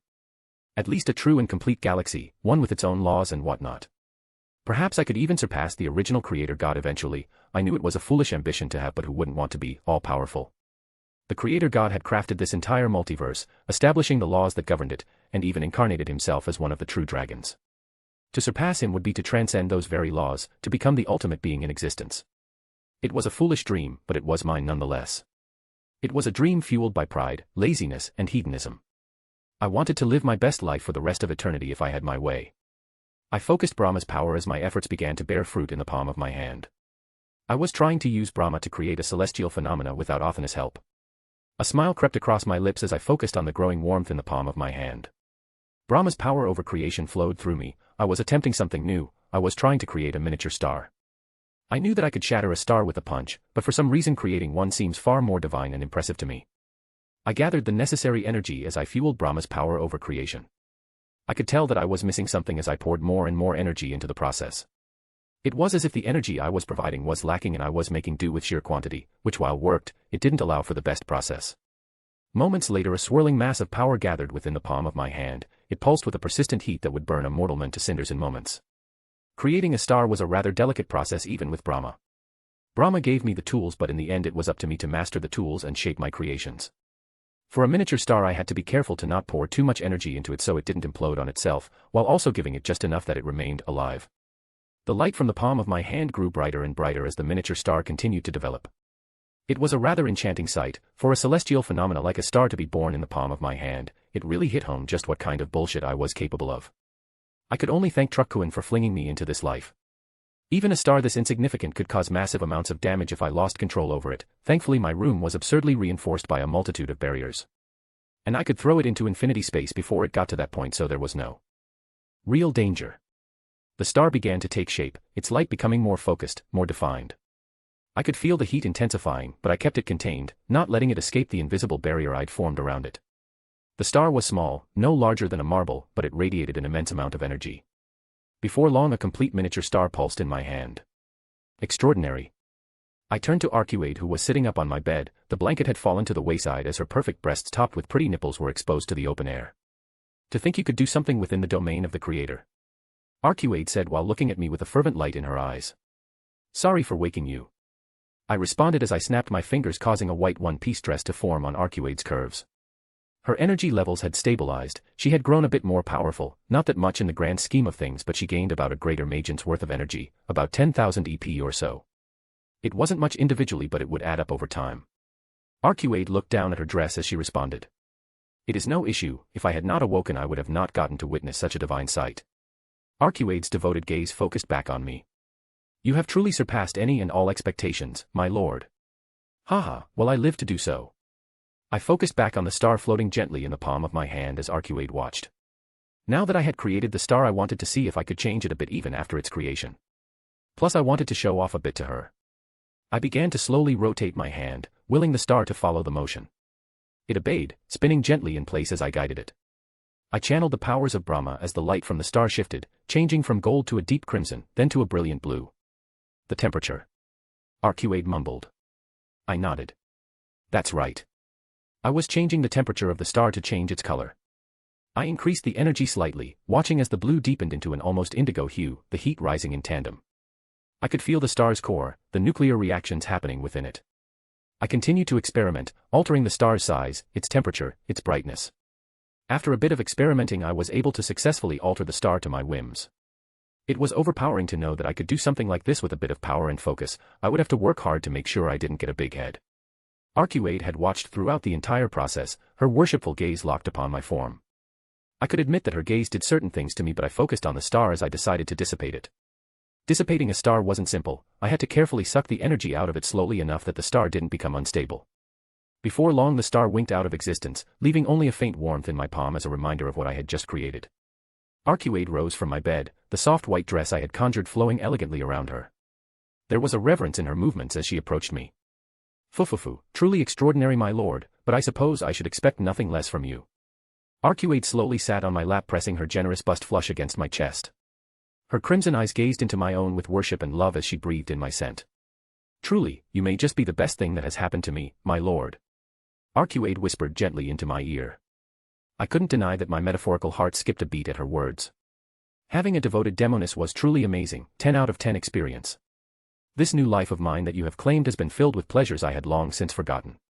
You have brought meaning to my life once more after eons of boredom. Rather than just playing games with Lalatina and Megumin, serving at your whims is far more enjoyable and rewarding. Arcuade continued. I could feel my shaft harden, as did Arcuade as she grinded her ass against my heronding shaft. Era, I suppose it is my duty to satisfy you, seeing as I am the cause of your troubles, my lord. Arcuade seductively whispered as she increased the speed of her grinding. By all means, I'll never reject you, my dear Arcuade. My words caused a bright and innocent smile to spread across Arcuade's face. I could think more on Brahma later, for now Arcuade deserved my attention. Kurumi. Kurumi grit her teeth as she pushed her gravity manipulation to its absolute limits. Through sheer force of will and gravity manipulation, she compressed the air tighter and tighter. The gravitational forces she summoned were immense, far beyond anything she had attempted before. The air grew hotter, glowing with an intense, fiery light as it was forced into a superheated, compact sphere. The molecules around her were compressed tighter and tighter, increasing the temperature of her sphere. She could feel the temperature rising to unbearable levels, the very air around the sphere crackling and hissing as it struggled to contain the energy within. Kurumi grit her teeth as she unleashed the sphere, sending it plummeting toward the ground at an unimaginable speed. She was currently in one of the training demi-planes in which her master had created many different landscapes, this one filled with rugged terrain and towering mountains. Megumin had spoken about her master doing something similar in another dimension, summoning a meteor from space itself that had affected the entire planet. This got her thinking if she could eventually do the same. She knew she would fail as she was now, but that didn't stop her from trying to create a devastating attack of her own. She compressed the air around her through gravity manipulation. By increasing the gravitational force in a localized area, she forced the air molecules to pack tightly together, creating an extremely dense and compact sphere of air. Before meeting her master, she was not the most educated on the world and the laws of science, however her master had placed many books in his personal library detailing such things. She had access to the library, it would be foolish to not make use of the resources she had, and so through science and magic she developed this new attack of hers. With a flex of her aura she ascended further up into the sky to avoid the blast radius. She would survive it, but it would ruin the outfit her master picked out for her. The sphere struck the earth with the force of a cataclysm. Upon impact, it detonated, releasing all of its pent-up energy in a blinding, superheated explosion. The shockwave her attack released was greater than any she had seen before in her life. It was a wall of sheer force that expanded outwards at supersonic speeds. The air itself was torn apart as the wave traveled, flattening mountains, vaporizing the land itself, and turning the ground to molten slag. The blast left behind a crater of unimaginable size, the ground fused into glass from the heat. As the shockwave continued to ripple out, the heat of the explosion seared the landscape, raising the temperature to thousands of degrees. Anything within a vast radius was instantly incinerated, reduced to ash in the blink of an eye. Perhaps if she had possessed such power back then, maybe her mother wouldn't have died in the Eastern Empire's attack. She knew it was a foolish thought, the wish of the young girl within her, yet she couldn't help but consider the possibility. If she had been stronger, maybe her mother, maybe her people would still be with her today. She shook her head. What was done, she knew she shouldn't dwell on the past obsessively. She had a new purpose now, to serve as her master's pet and obliterate his enemies from existence. To further that purpose she had been training religiously under the teachings of Arcuade, Lalatina, and Megumin. They were her superiors within the 8 demonic lords ranking, so she did not feel it was shameful to ask for their help in better serving their shared master. If anything, they were rather happy to make her more useful to Lord Felix. Even exhausted as she was from her attack, she couldn't help the smile that formed on her face. She had grown stronger, she was not a burden to her master, and that meant everything to her. She stiffened as she heard clapping from above her. Great job, Kurumi, I knew you were training but I didn't expect something like this. Compressing the molecules to make it hotter is a good way to make a super hot ball of power without using as many Magicules as an attack like that would ordinarily require. The focus of her life said. "Ah, master." She yelped as she looked to him above her. She had not expected him to be here. Her master shot her a lazy wave. "Sup. I was going to invite you to come with me to Serion. We haven't spent much time together, so I thought I would fix that issue, but if you're busy that's fine." "And no. I am never too busy for you company, master. It is the duty of a pet to always be there for their owner. If you're sure." Her master shrugged. He descended down to her level and offered his hand. "If you're ready now, let's go. I need to pick someone up from Tempest first." She grabbed her master's hand with a giddy smile before she felt an overwhelming torrent of power fill her. "MMM." She moaned as her master's addictive power flowed through her. "Aya. I should have warned you that I was going to fill up your reserves. Sorry about that, Kurumi." She blushed as she realized the scandalous sound she had made. To hide her embarrassment, she shifted into her fox form and nestled into the crook of his neck. However, to show that she was not mad, she licked his cheek. "That's fine too," her master said as they vanished, leaving the demiplane a scorched mess. "Felix." I slowly descended down towards the Chancellor's office in Tempest with Kurumi on my shoulder. After hanging out with Arcuade last night, and this morning, I had thought to take Kurumi with me since we hadn't spent much time together since we went to the world of Jujutsu Kaisen. We of course spoke often, every day in fact, but that was different. Now I'm finally ready to take Kenya to see his new mentor. It was early morning now, yet I could sense Remuru in his office working. Being a hard-working ruler must be tough. Delegation is the name of the game for me. I'm sure that Elmesia will be able to teach Kenya a lot. Perhaps I'll see the birth of a hero sometime soon. I knocked on the window of Remuru's office. The window quickly opened with Remuru gazing at me with an unimpressed expression. "You couldn't have used the door." Remuru sighed. I floated through the window. "Where's the fun in that?" Remuru closed the window behind him and took a seat. "Hello, Kurumi." Remuru greeted. Kurumi raised a paw in greeting. "So, what did you need?" Remuru asked. "I wanted to let you know that I'll be taking Kenya to Serion as promised." Kenya was basically one of Remuru's wards. I'm sure Remuru would be worried if I just popped in and vanished with Kenya. Remuru nodded with a smile on his face. "Great. He's been excited about that. When I go to pick up Kenya, I'll begin gathering the coordinates of the kids' home worlds." Remuru nodded. "Thanks, Felix. Those kids haven't had the best lot in life. At least this way, if they want to, they can go back to their normal lives. I'll tell them about it once you have the coordinates. I don't want to give them false hope." I nodded. As long as my ability doesn't get out, I don't mind being a good Samaritan from time to time. I will be making them sign a contract before anything, though. Remuru nodded. "That's fine. I've told them not to sign contracts with demons in the past, but I'm sure it'll be fine with you."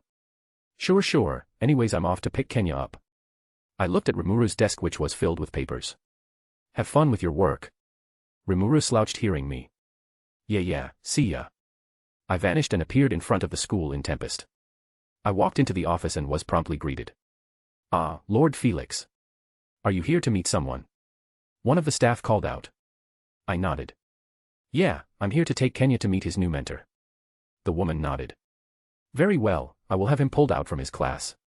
Do you mind if I accompany whoever is going to pick him up? The process of getting the coordinates from the students' souls would be more efficient if Athanas can directly access their souls, which I can do far more easily in person." The woman didn't ask questions and merely nodded. "Very well." It didn't take long for me to arrive at their classroom with a female hobgoblin as my escort. "Thanks," I said to the hobgoblin. "It was a pleasure, Lord Felix." With that, the hobgoblin left. Hopefully I can make this quick. I sighed as I left the school with Kenya in tow. The trip took a bit longer than I had planned since the kids wanted to see some cool magic. I decided to humor them because why not? At least Athanas was able to begin figuring out the coordinates of each of their home worlds. It wouldn't take too long. "You excited, kid?" I asked.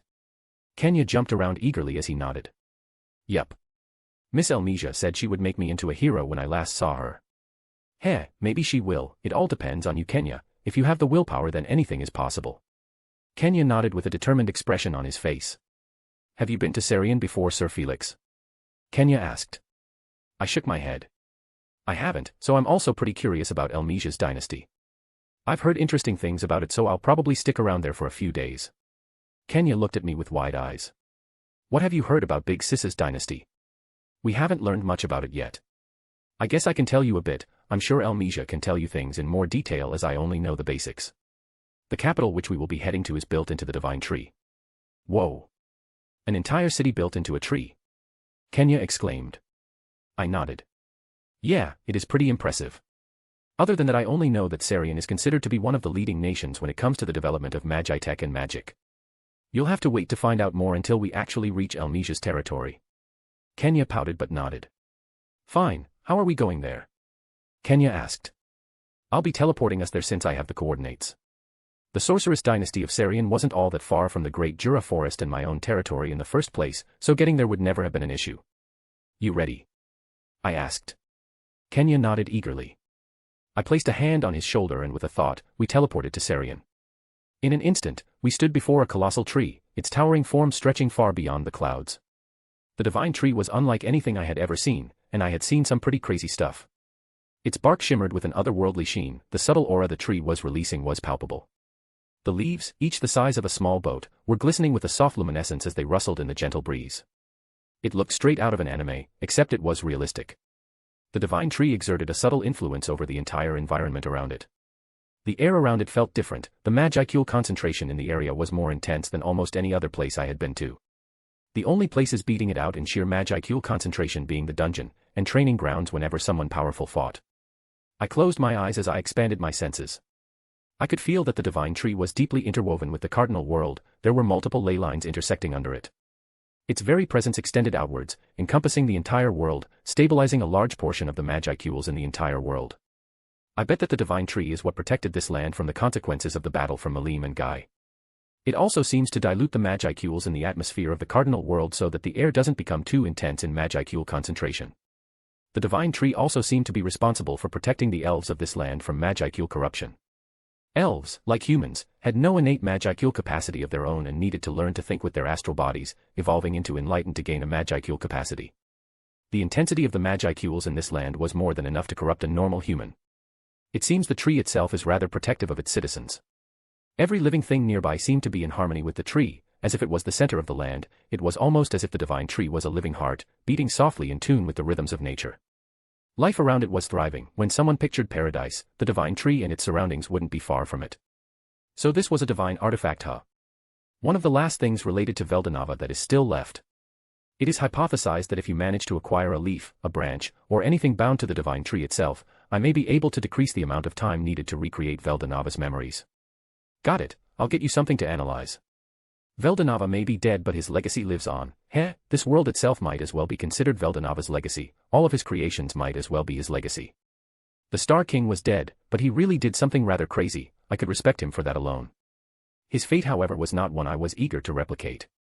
His angels from what I know have each gone their separate ways. Dino is in the Cardinal World while according to Guy and Ramrus the others are just frolicking about in another dimension. His disciple, Rudra is trying to take over the world through tyrannical means, though I'm not sure if Veldanava would even care about that. Malim grew up mostly alone and without friends, and on top of that Gaia was killed until I brought Gaia back. Barely anyone even knows his name, and those who do simply claim he is a mere myth. Veldora and Velzer don't seem to think about him much, they've long since moved on, or at least they act like they have. His entire story was practically forgotten, a rather gruesome fate for a man like Veldanava. I sighed, pushing those thoughts away, and looked down at Kenya, who was still staring up in awe at the massive tree. Whoa! Kenya shouted, his eyes wide with wonder. I couldn't help but smile. It is a pretty impressive sight. We stood at the edge of the grasslands that surrounded the divine tree. From here I could see its roots extending far into the earth. I'll let Elmesia know I'm here. I stretched my senses to encompass the divine tree. I found the subtle and impossible to notice weak spots in the barriers and pierced through them and found Elmesia's signature. I then sent her a thought communication which she answered. I'm here, Elmesia. Felix. I see you have arrived with Kenya then, Elmesia questioned, not even bothering to ask how I was sending her a message. That's right, we're in front of the divine tree. I'll flare out my power so that you can find me. Very well, I will be there momentarily. As the thought communication ended, I sent out a brief pulse of energy, marking our location. I looked down at Kenya, who was still gazing up at the divine tree, his excitement barely contained. He didn't feel the burst of energy from me since I only released a minuscule amount. Just enough for Elmesia to know where I was with the context I gave. She's on her way. Be on your best behavior, you need to make a good impression on your teacher. Kenya nodded. Bomo. I dislike having to be the responsible one, but I suppose that's what I signed up for when I said I would be responsible for Kenya as he was handed over to Elmesia. I jerked my shoulder. Why don't you transform into your humanoid form? It's no fun if I'm here with you and you just stay on my shoulder. Kurumi licked my face before nodding and transforming into the beautiful form of a fox girl. Whoa! Kenya shouted. Who's that? He said with a tint of red on his face. Ha! I laughed seeing Kenya's state, which only made him blush deeper. Not that I blamed the guy. Kurumi was a bombshell on her own level and was dressed in a rather loose yukata that showed off plenty of cleavage and thigh. It was only normal for a boy like Kenya to be caught unprepared. This is Kurumi. I don't think you have met her before, but you can rely on her if you need anything. Kurumi looked down at Kenya with an amused smile. Hello, little one. As Master said, I am known as Kurumi. Hello, Miss Kurumi. Kenya nervously greeted. Fufufu, how cute. Kurumi's words only made Kenya blush deeper. Poor kid. I would not want to be on the other end of Kurumi's seductions without any of the life experience I have. Before long I felt Space Contract Elmesia in front of us with Herald behind her acting as her guard. Felix. It has been some time. Elmesia greeted. I nodded. Hello, Elmesia. I gave Herald a nod which he returned. Elmesia looked to Kurumi. You must be Kurumi. I do not believe we have met, but Felix has told me much about his so-called adorable subordinates. Kurumi blushed slightly.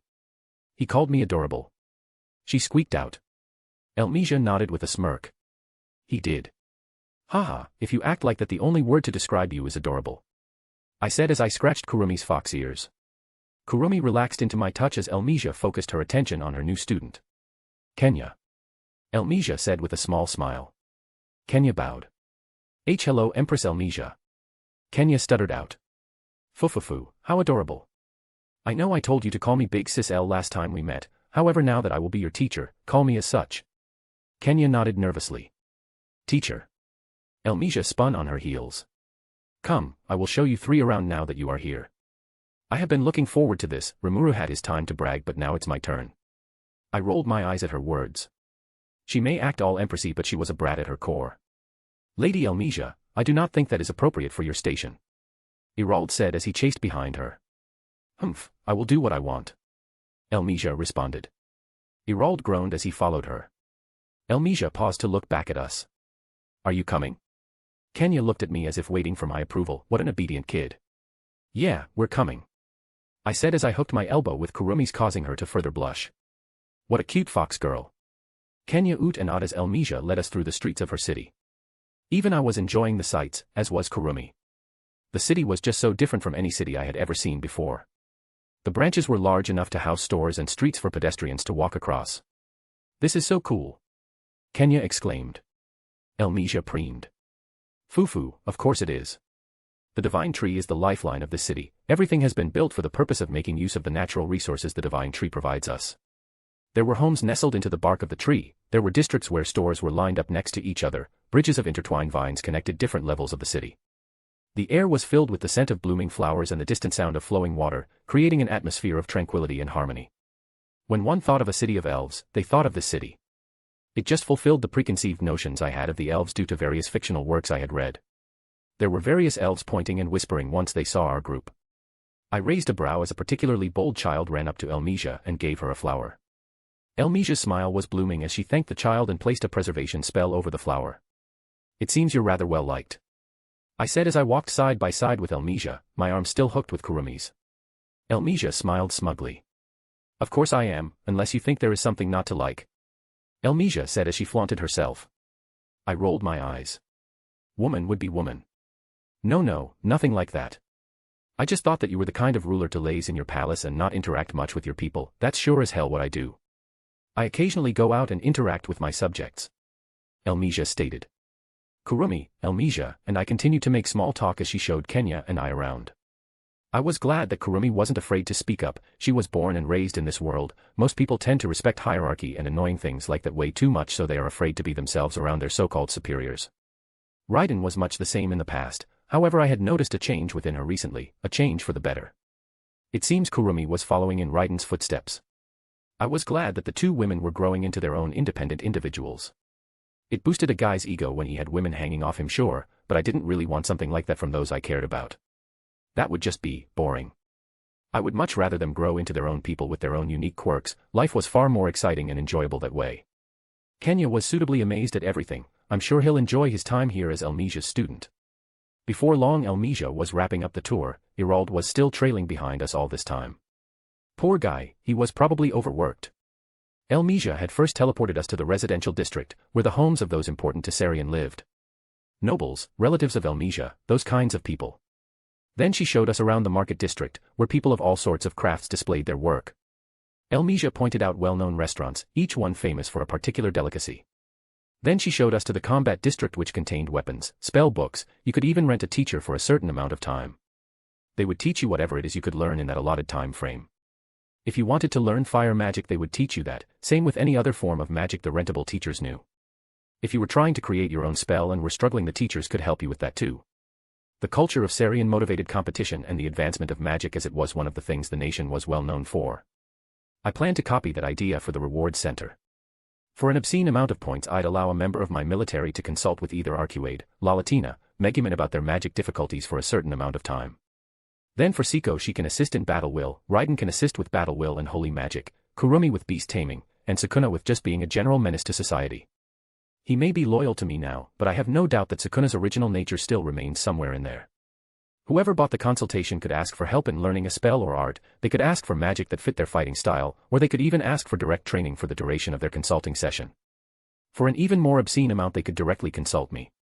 I wasn't sure if anyone would ever reach the required amount of points, but it couldn't hurt. Maybe it would motivate my minions further. If anyone actually got enough points to consult me, I'd genuinely try my best to help them in what they needed help in. That meant someone could potentially ask me for a direct training session in which I would do all I could to help them grow stronger. Maybe I'd even give them a training regimen to follow. I would also ask Othanis for her opinion if needed too. I don't do things in half measures. Even Hinata was trained properly by me, even if I was more brutal with her. The results did show. Look at her, she's a divine human now. It all sounded like a good idea to me. As the tour was wrapping up, Elmesia led us towards the top of the tree. I could see the palace from here. We walked into a massive secure plaza where the trunk of the divine tree widened into a massive platform. The moment we stepped foot into the plaza, I could tell there was something different about this area. The presence of the divine tree was far more concentrated. It was almost as if I could feel the attention of the divine tree in this place in particular. Kurumi was looking around in wonder. I blinked as the wind brushed against my face gently, almost as if a soothing mother was greeting me. Huh. It seems the divine tree was quite alive. If a weapon can have a tool spirit, then why can't a tree? I looked to the center of the plaza where a fountain stood, its water sparkling with a soft, golden light. The sheer Magicule concentration in the water was honestly absurd. If a strong greater Magian drank even a drop of it, they'd likely die immediately due to Magicule poisoning, which said something since they were Magicule-based beings. The entire area was cleared out before we arrived. I'm betting that Elmesia had it cleared out ahead of time for us. This is the center, the heart of Elmen. Elmesia explained with her back turned to us as she gazed up at the fountain. The water comes from the divine tree itself, travels through the roots into this spot where a fountain was built around it. She turned around to face us, an uncharacteristic serious expression on her face. What I am showing you now is a sacred place. Even amongst the populace, visitation is only allowed after waiting decades on a waitlist for approval. Kenya stood beside me, a serious look on his face as he gazed at Elmesia. Kurumi nodded in respect to the elven holy area we were now in. Thank you for showing us this then, Elmesia. I could tell this place was important to elven culture. I may not understand its significance, but I could pay respect to her beliefs. Another gust of wind brushed through my hair. I could even feel the intent the divine tree was trying to convey. It seemed almost happy at the presence of Kurumi, Kenya, and I. It didn't truly feel emotions the same way beings like us did. However, what it seemed to be conveying was the closest thing to happiness I could think of. Elmesia accepted my thanks with a nod. People often come here to meditate and find the center of their being. Some even connect with the divine tree's presence and manage to grow from the experience. When this happens, it is not uncommon for a normal elf to become an enlightened. Elmesia continued. Is this some cultivation bullshit? Because it sounds like some cultivation bullshit. Whoa, seriously? Kenya exclaimed, completely forgetting the atmosphere. Elmesia, however, was not offended as she nodded at Kenya with a smile. I often forget how children are. She sighed. Hey, as a hag she probably hasn't interacted with young people in ages. Elmesia shot a glare in my direction, due to some unseen slight no doubt. Kurumi glared back at Elmesia, for some other unseen slight. Women. She looked back to Kenya.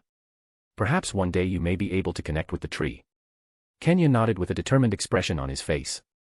I'll work hard, teacher. Elmesia chuckled softly, clearly amused by his enthusiasm. I'm sure you will, Kenya. Now, let us wrap this tour up. I am sure you will discover much during your stay here. Elmesia said to Kenya. Elmesia looked at me. As for you Felix, you too Kurumi, feel free to return if you wish to explore the Divine Tree more. I will give you both my seal allowing you to travel the Divine Tree freely. I nodded in thanks. Thank you Elmesia, I'll return at some point to explore this tree further. I doubt I'll be able to understand the tree in its entirety in the few days I'll be here. I had gotten Elmesia's approval to stay here for as long as I wanted, though I would only be staying here for a few days. Thank you Elmesia. Kurumi said. Fufu, it is not often I make new friends whom I can chat with. Call me El from now on Kurumi. Elmesia said. Kurumi nodded, a small smile on her face. El then. Elmesia nodded. Very well, come, let us go to my palace. You can stay in one of the guest rooms, Felix. We can further discuss other things tomorrow. I have another room prepared for you as well, Kurumi. I nodded, as did Kurumi. Of course, unless you wish to share a room. Elmesia said with a teasing smirk. Kurumi's fox ears stiffened. W-ah. I laughed. We'll take separate rooms. Kurumi and I weren't quite in that sort of relationship, and seeing as Kurumi seemed to be weak to Elmesia's teasing I answered in her place. Through Lover I could tell Kurumi was open to something like that, but I wasn't going to push anything right now. Kurumi's ears flopped down slightly as an aura of gloom emanated from her. Oops. I'll have to reassure her later. I just didn't think it was the right time for that step yet. This was turning out to be a rather enjoyable trip. Who knew learning about other cultures could be fun? As Elmesia began preparing the teleportation spell, I looked up to the towering branches above us. Felix. Elmesia called out. Kurumi was also looking at me with curiosity. I know you can somewhat understand me. Do you mind giving me a leaf of yours or something? I said, spreading out my intent throughout the surroundings through information particles. The Divine Tree likely couldn't understand my words, but it could understand the general intent behind my words as well as the infants I released. It was a tree that was who knows how old, the spirit that embodied it clearly had some level of intelligence. I didn't want to take a piece of this tree without permission if possible, I would if I had to, but the Divine Tree had been nothing but welcoming. I would try diplomacy out of respect for it. I also had those 2 favors Elmesia owed me still, I'd rather use those to get a leaf of the Divine Tree than steal one. A few moments later a gust of wind carried a human-sized leaf to me. I smiled. Thanks. I said as I stored the large leaf in my infinity space. Beginning analysis. I could feel the shock of Elmesia and Erald who was hidden in the shadows.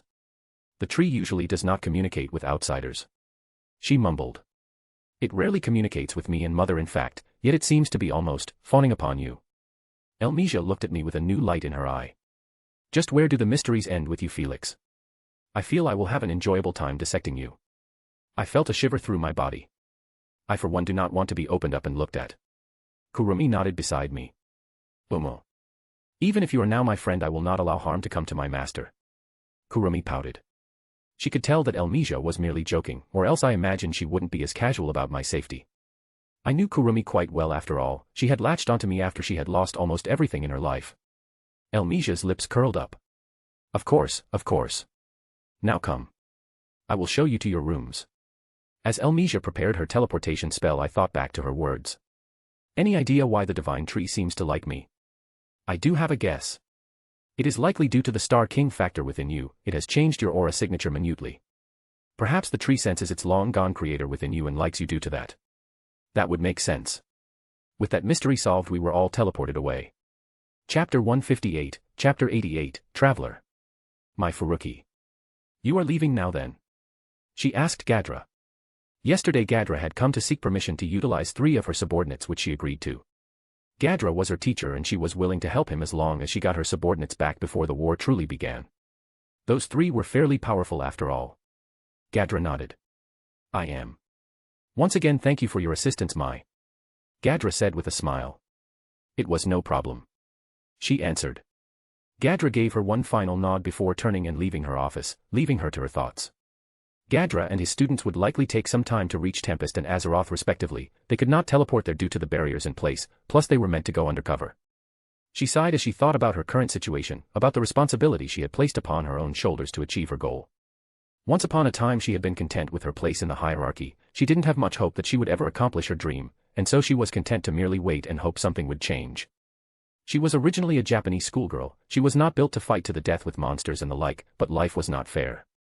And so she was separated from her dying brother in this new world with almost no hope to ever see her brother ever again. However, her dream was recognized by the world itself as she arrived in this world with the unique skill, Traveler. However, the world was also cruel. Her unique skill merely gave her the ability to manipulate space to a fairly high degree as well as a high affinity for the space element.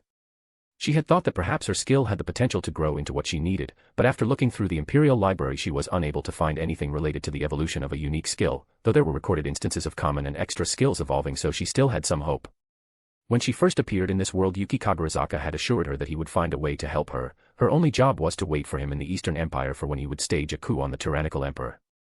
She had trusted his word. However, over the years she began to doubt more and more. She didn't know how long her brother had left. She didn't know if 1 second in this world was a year in her original. And then Yuki died. However, by then she already had a new hope in mind. Her unique skill, Traveler's function, wasn't solely spatial manipulation, there was one other. It also allowed her to feel when people came and left from this world. And demon summonings for some reason did not register under her skill, it was only otherworlders that registered. Gadra had guessed that it was due to her own desire. Her wish was to return to her home world, to travel between worlds, and so her skill only registered phenomena similar to what it was that she desired.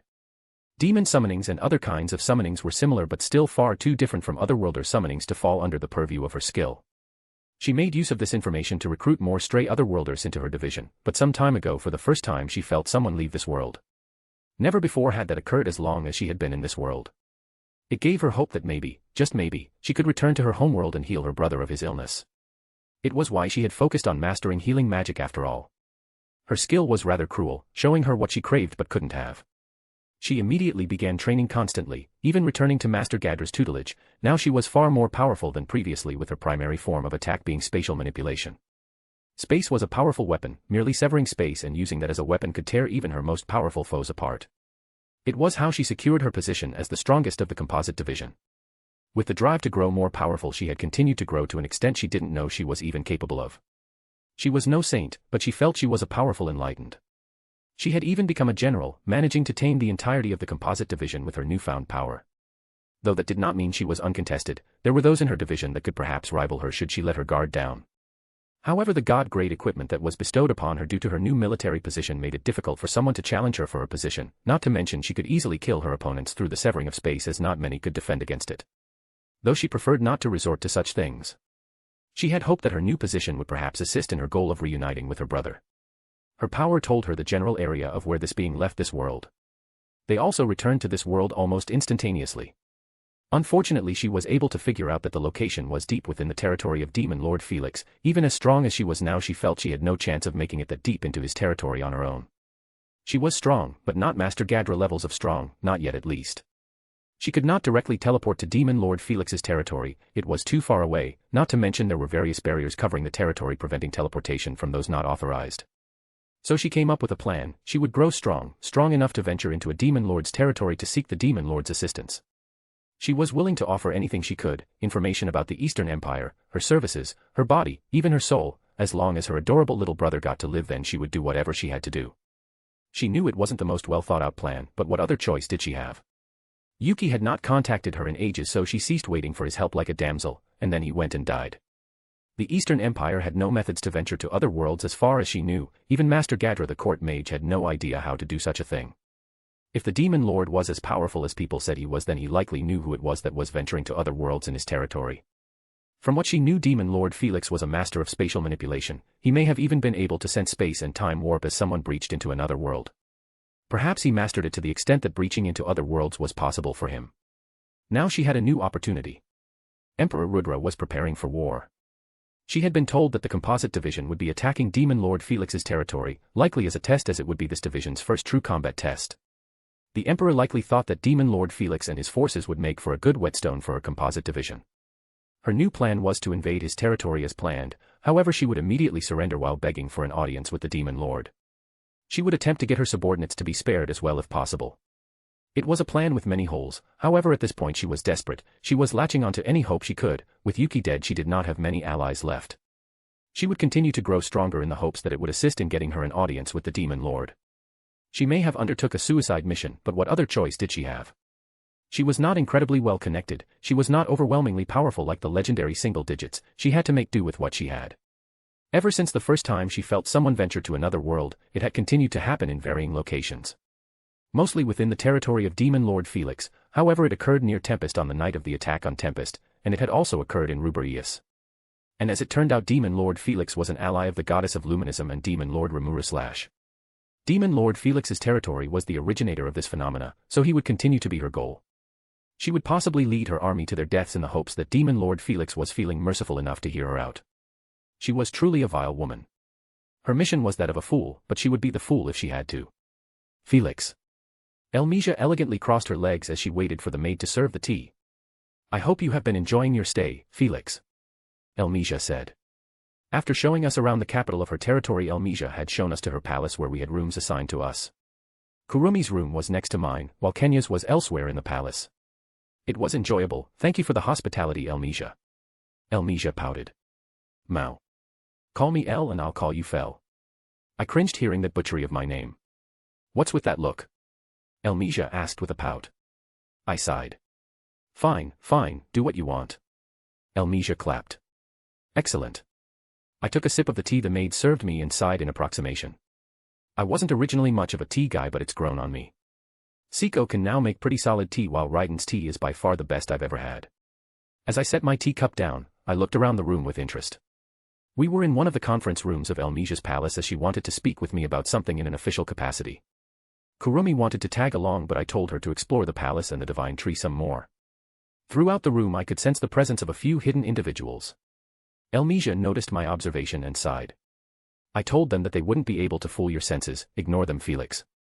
I had asked them to leave us alone, but they take their duties far too seriously.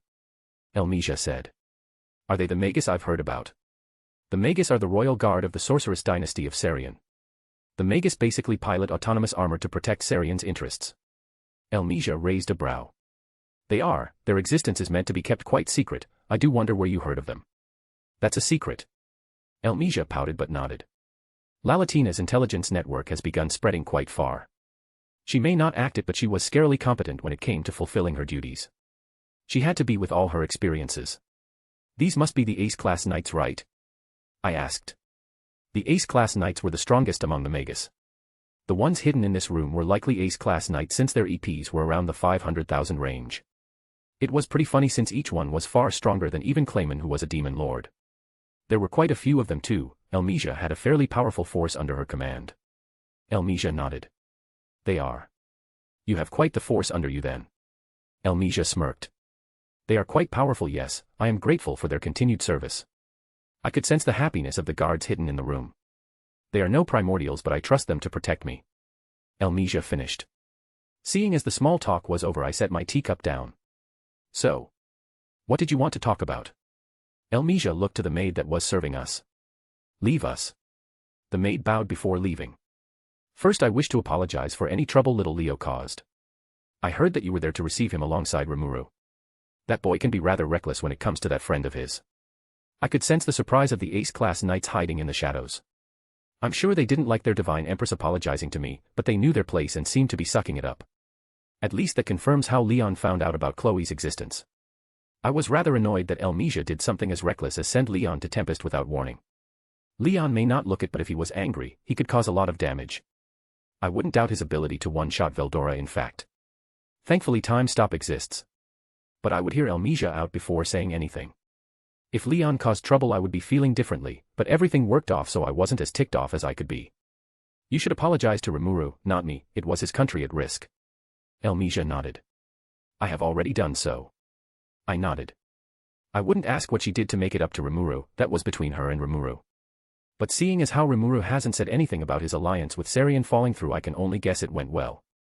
Though I doubt Elmesia would let it get to that point. We still had Laplace and her mother had yet to make contact with us, so Remuru and I still held the cards. So you were the one that told him about Chloe then, huh? Elmesia nodded. I did unintentionally. I raised a brow. Oh. Elmesia sighed as she took another sip of her tea. I had mentioned Kenya as a student I would be taking in. During that conversation the name Chloe Aubert popped up. Ah, going by Leon's personality I'm sure he freaked out. Elmesia chucked. Foo-foo. You would need to be there to truly understand, but yes, he freaked out. I ended up telling him that Remuru had custody of Chloe and he set off from there. I see. I rested my chin against the palm of my hand. Fine, I suppose I can forgive you for sending a potential nuke to the place me and my friend were hanging out. In the end no harm was done. Elmesia made a bit of a mistake and she owned up to it, if what she did could even be considered a mistake. From her perspective she was just chatting with an old friend about what she did at the festival and mentioned some interesting kids she met. She couldn't have known that one of those same kids was the target of a centuries-old obsessed stalker. Elmesia grinned. Excellent. But I would still milk Elmesia's so-called mistake. I raised a finger.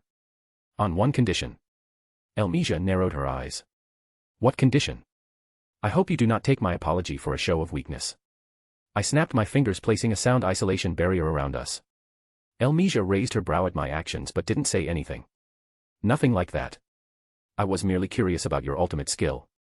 You may not know it, but I guess you could say that I have a slight, very minor, obsession with skills.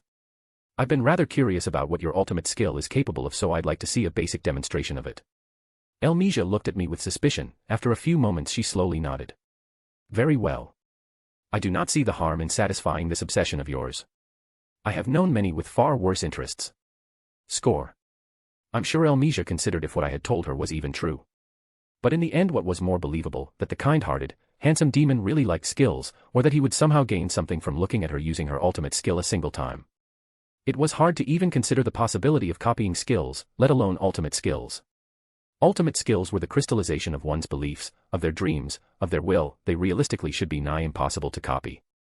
While they were basically just keybinds to controlling certain laws, a skill was still made from the person themselves, it held a part of them. But sometimes people just break the rules, but most people wouldn't consider that possibility. That's why I'm fairly certain Elmesia hadn't even seriously thought of the possibility of me gaining something other than my own satisfaction from seeing her ultimate skill in action. Every being of sufficient strength had some odd kinks, she just thought that mine was that I liked skills. Elmesia raised her hand with her palm facing upwards. My ultimate skill focuses on manipulating one of the elements, wind in particular. Elmesia explained. I raised a brow.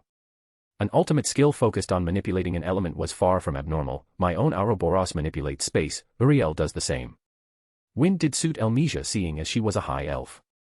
Did that count as racial profiling? Either way, having dominion over wind was a rather powerful ability. Elmesia could likely strip the environment of all breathable air, though that wasn't an issue to spiritual life forms. She could still cause a significant amount of death though. And with an ultimate skill that controlled wind, I'm sure Elmesia could stretch her abilities as long as what she was attempting to do had some relation to manipulating wind. Elmesia should be able to manipulate pressure via controlling air molecules, or she can pull a Whitebeard and manipulate vibrations by releasing bursts of compressed air molecules. Whitebeard was damn powerful. He was said to be capable of destroying the world, and his world was the size of Jupiter. It was massive. Though, destroy the world did have different meanings sometimes. It could mean eliminating all life on a planet, mass destabilization of civilization, or straight up blowing the planet up. Who knew what Whitebeard was capable of in his prime? He was simply a beast, so I couldn't say. It would be incredibly difficult and likely require years if not decades for Elmesia to master her ultimate skill to use it in such out-of-the-box ways, but she's had time. I watched with interest as a miniature tornado formed in Elmesia's palm. The ultimate skill, Vayu, Lord of Heavenly Wind, has been analyzed. Vayu. If I remember correctly, Vayu is from Hindu mythology and had some authority over wind, which lines up. He was also a very close associate of Indra, the king of the gods in the Hindu pantheon. That's another new ultimate skill that I discovered that's part of the Hindu series skills, as I'd come to call it. Brahma, Lord of Creation, was also part of this series. I maintained my intrigued facial expression as I instantly went over the data I now had on Elmesia's skill. I could feel that I could call upon its abilities through Brahma, though that wasn't really necessary seeing as it was simple wind manipulation taken to the ultimate level. Something I could do on my own thanks to the enhanced understanding Vayu gave me. It was as Elmesia said, it was simple wind manipulation with the potential to be taken to the extreme. Elmesia dismissed the tornado as an invisible burst of pressure shot outwards from her. It didn't bypass my infinity of course, but it was enough to show me that Elmesia likely had very fine control over her skill. Elmesia went on to demonstrate her mastery over her skill for a few more moments before stopping. Was that enough? She asked with a raised brow. I nodded. More than enough. Wind manipulation is a truly powerful ability. Well done. Complimenting Elmesia on what is likely one of her greatest achievements can only help me. Elmesia smirked slightly under my praise. Thank you, Fel. I rolled my eyes at the nickname. Whatever, El. Elmesia swirled her glass of tea as she stared at me, that atmosphere relaxing a bit. Do you mind answering a question for me? It is one I have been rather curious about your answer to. Oh. What question? Why do you pursue strength, or why did you pursue strength to get to your current status? Elmesia asked with unhidden curiosity. That's a rather odd question, I voiced out. Elmesia shrugged her shoulders. It is one I have asked many before you. It allows me to understand a person better, I suppose. Some say for glory, others say for protection, others for women, and it goes on and on. So why do you pursue strength? I took a sip of my tea as I considered how I should answer. In the end I decided to be truthful. I pursue strength because it makes life easier. I answered simply, and it was the truth. With enough strength you could live whatever life you wanted to. Elmesia raised a brow. Oh. Do elaborate if you would. Sure. Personal power allows you to do almost anything you could possibly desire. It protects you and opens up an infinite number of paths that you can go on should you desire. To continue living my ideal lifestyle, isn't it obvious I would want to continue to seek strength and improve myself? Some say that strength without purpose is meaningless. The meaning behind my strength is to protect my current lifestyle and have fun. It's not anything fancy, but it's mine. I never proclaimed to be a man who used his strength to make the world better. No, in the end I only cared about myself and my own. I was inherently an extremely selfish person. Perhaps it was a trait that carried over from the Jujutsu Kaisen world. Anyone with any power there was selfish in their own way. Or perhaps that's just who I always was. Satoru wanted to change Jujutsu society. He appears to be a protector of humanity, fighting against curses and safeguarding his people. Yet underneath that he is an extremely arrogant person. He believed that he alone is the pinnacle of strength and that his ideals were the most important. That was his selfishness. Then there's Suguru Geto, whose selfishness led him to betray the very people he once considered friends. After experiencing becoming disillusioned with humanity, he decided that only Jujutsu sorcerers were worthy of survival. He cast aside the kindness that he used to have, and began seeking to exterminate non-sorcerers to create an ideal world where might makes right. He desired to reshape the world to his whims due to his selfishness. I didn't have any world-shattering dreams, but my selfishness was no different. I wanted more power because there were people out there that wanted to take my enjoyable lifestyle away. That was enough reason for me. I wasn't going to hide behind things like the greater good and whatnot. I wanted power for a selfish reason and I'd own up to it. The power I now possessed was great, but when compared to those out there who slave away training their lives away, I'm sure my efforts look less. I knew full well that there were people who trained harder than me after all. I was just lucky enough to train in the most optimized way possible. Guy was born as a devil lord, yet he has been fighting for eons, gaining an ultimate skill and the recognition of Veldanava on his own merit. The true dragons were born as ultimate lifeforms. The world was just not fair. In the end I got lucky with my skill set and grew to heights that I normally would not have ever reached. The world was unfair, and in the end I got lucky. But some say luck is a power in itself. Elmesia chuckled as she took in my response. I suppose I should have expected that from you. You seem to be one that values having choices and taking whichever suits you. Indeed, as you said, personal power opens up many doors for you. She remarked lightly. Why do you desire strength? One doesn't get an ultimate skill without desperately wanting more power. Elmesia looked out the window where she could see one of the many bustling streets. I suppose I acquired strength out of necessity. Elmesia took a sip of her tea before continuing. When the original Elven kingdom fell due to displeasing the destroyer, my mother was already pregnant with me. She had gathered many of the surviving elves under her and ruled over them with benevolence. When I was born I decided to do even more. I wanted to create an elven society where us elves could live in peace without worry. Becoming the protectors of the divine tree helped in that endeavor. I suppose she doesn't have heroes hockey for nothing. Though I will be the first to admit that I rather enjoy the status I possess. Us monarchs should not be slaves to the people. As long as we fulfill our duties we are free to bask in the wealth and luxury they hold. I raised my tea glass. Haha, to an excessive amount of hedonism. Elmesia clinked her cup with mine. Cheers. As I took a sip of my tea I looked Elmesia in the eye. Still no word from your mother? Elmesia sighed. Not yet, I'm afraid. I nodded. It hadn't been long since the festival in the first place, less than a month in fact, and she could be anywhere. So Felix, you know a fair deal about my territory now, why don't you tell me about yours? Elmesia asked. I would like to visit your territory eventually. She added. Yeah, we can plan something like that out. I'll let Arcuade know. As for my territory, it doesn't have as many completely new things as Tempest does since I've basically just copied a lot of what Tempest has, but I suppose I can share a bit. Elmesia sat up as she waited for me to continue. I ended up telling Elmesia a bit about Azeroth and its capital city.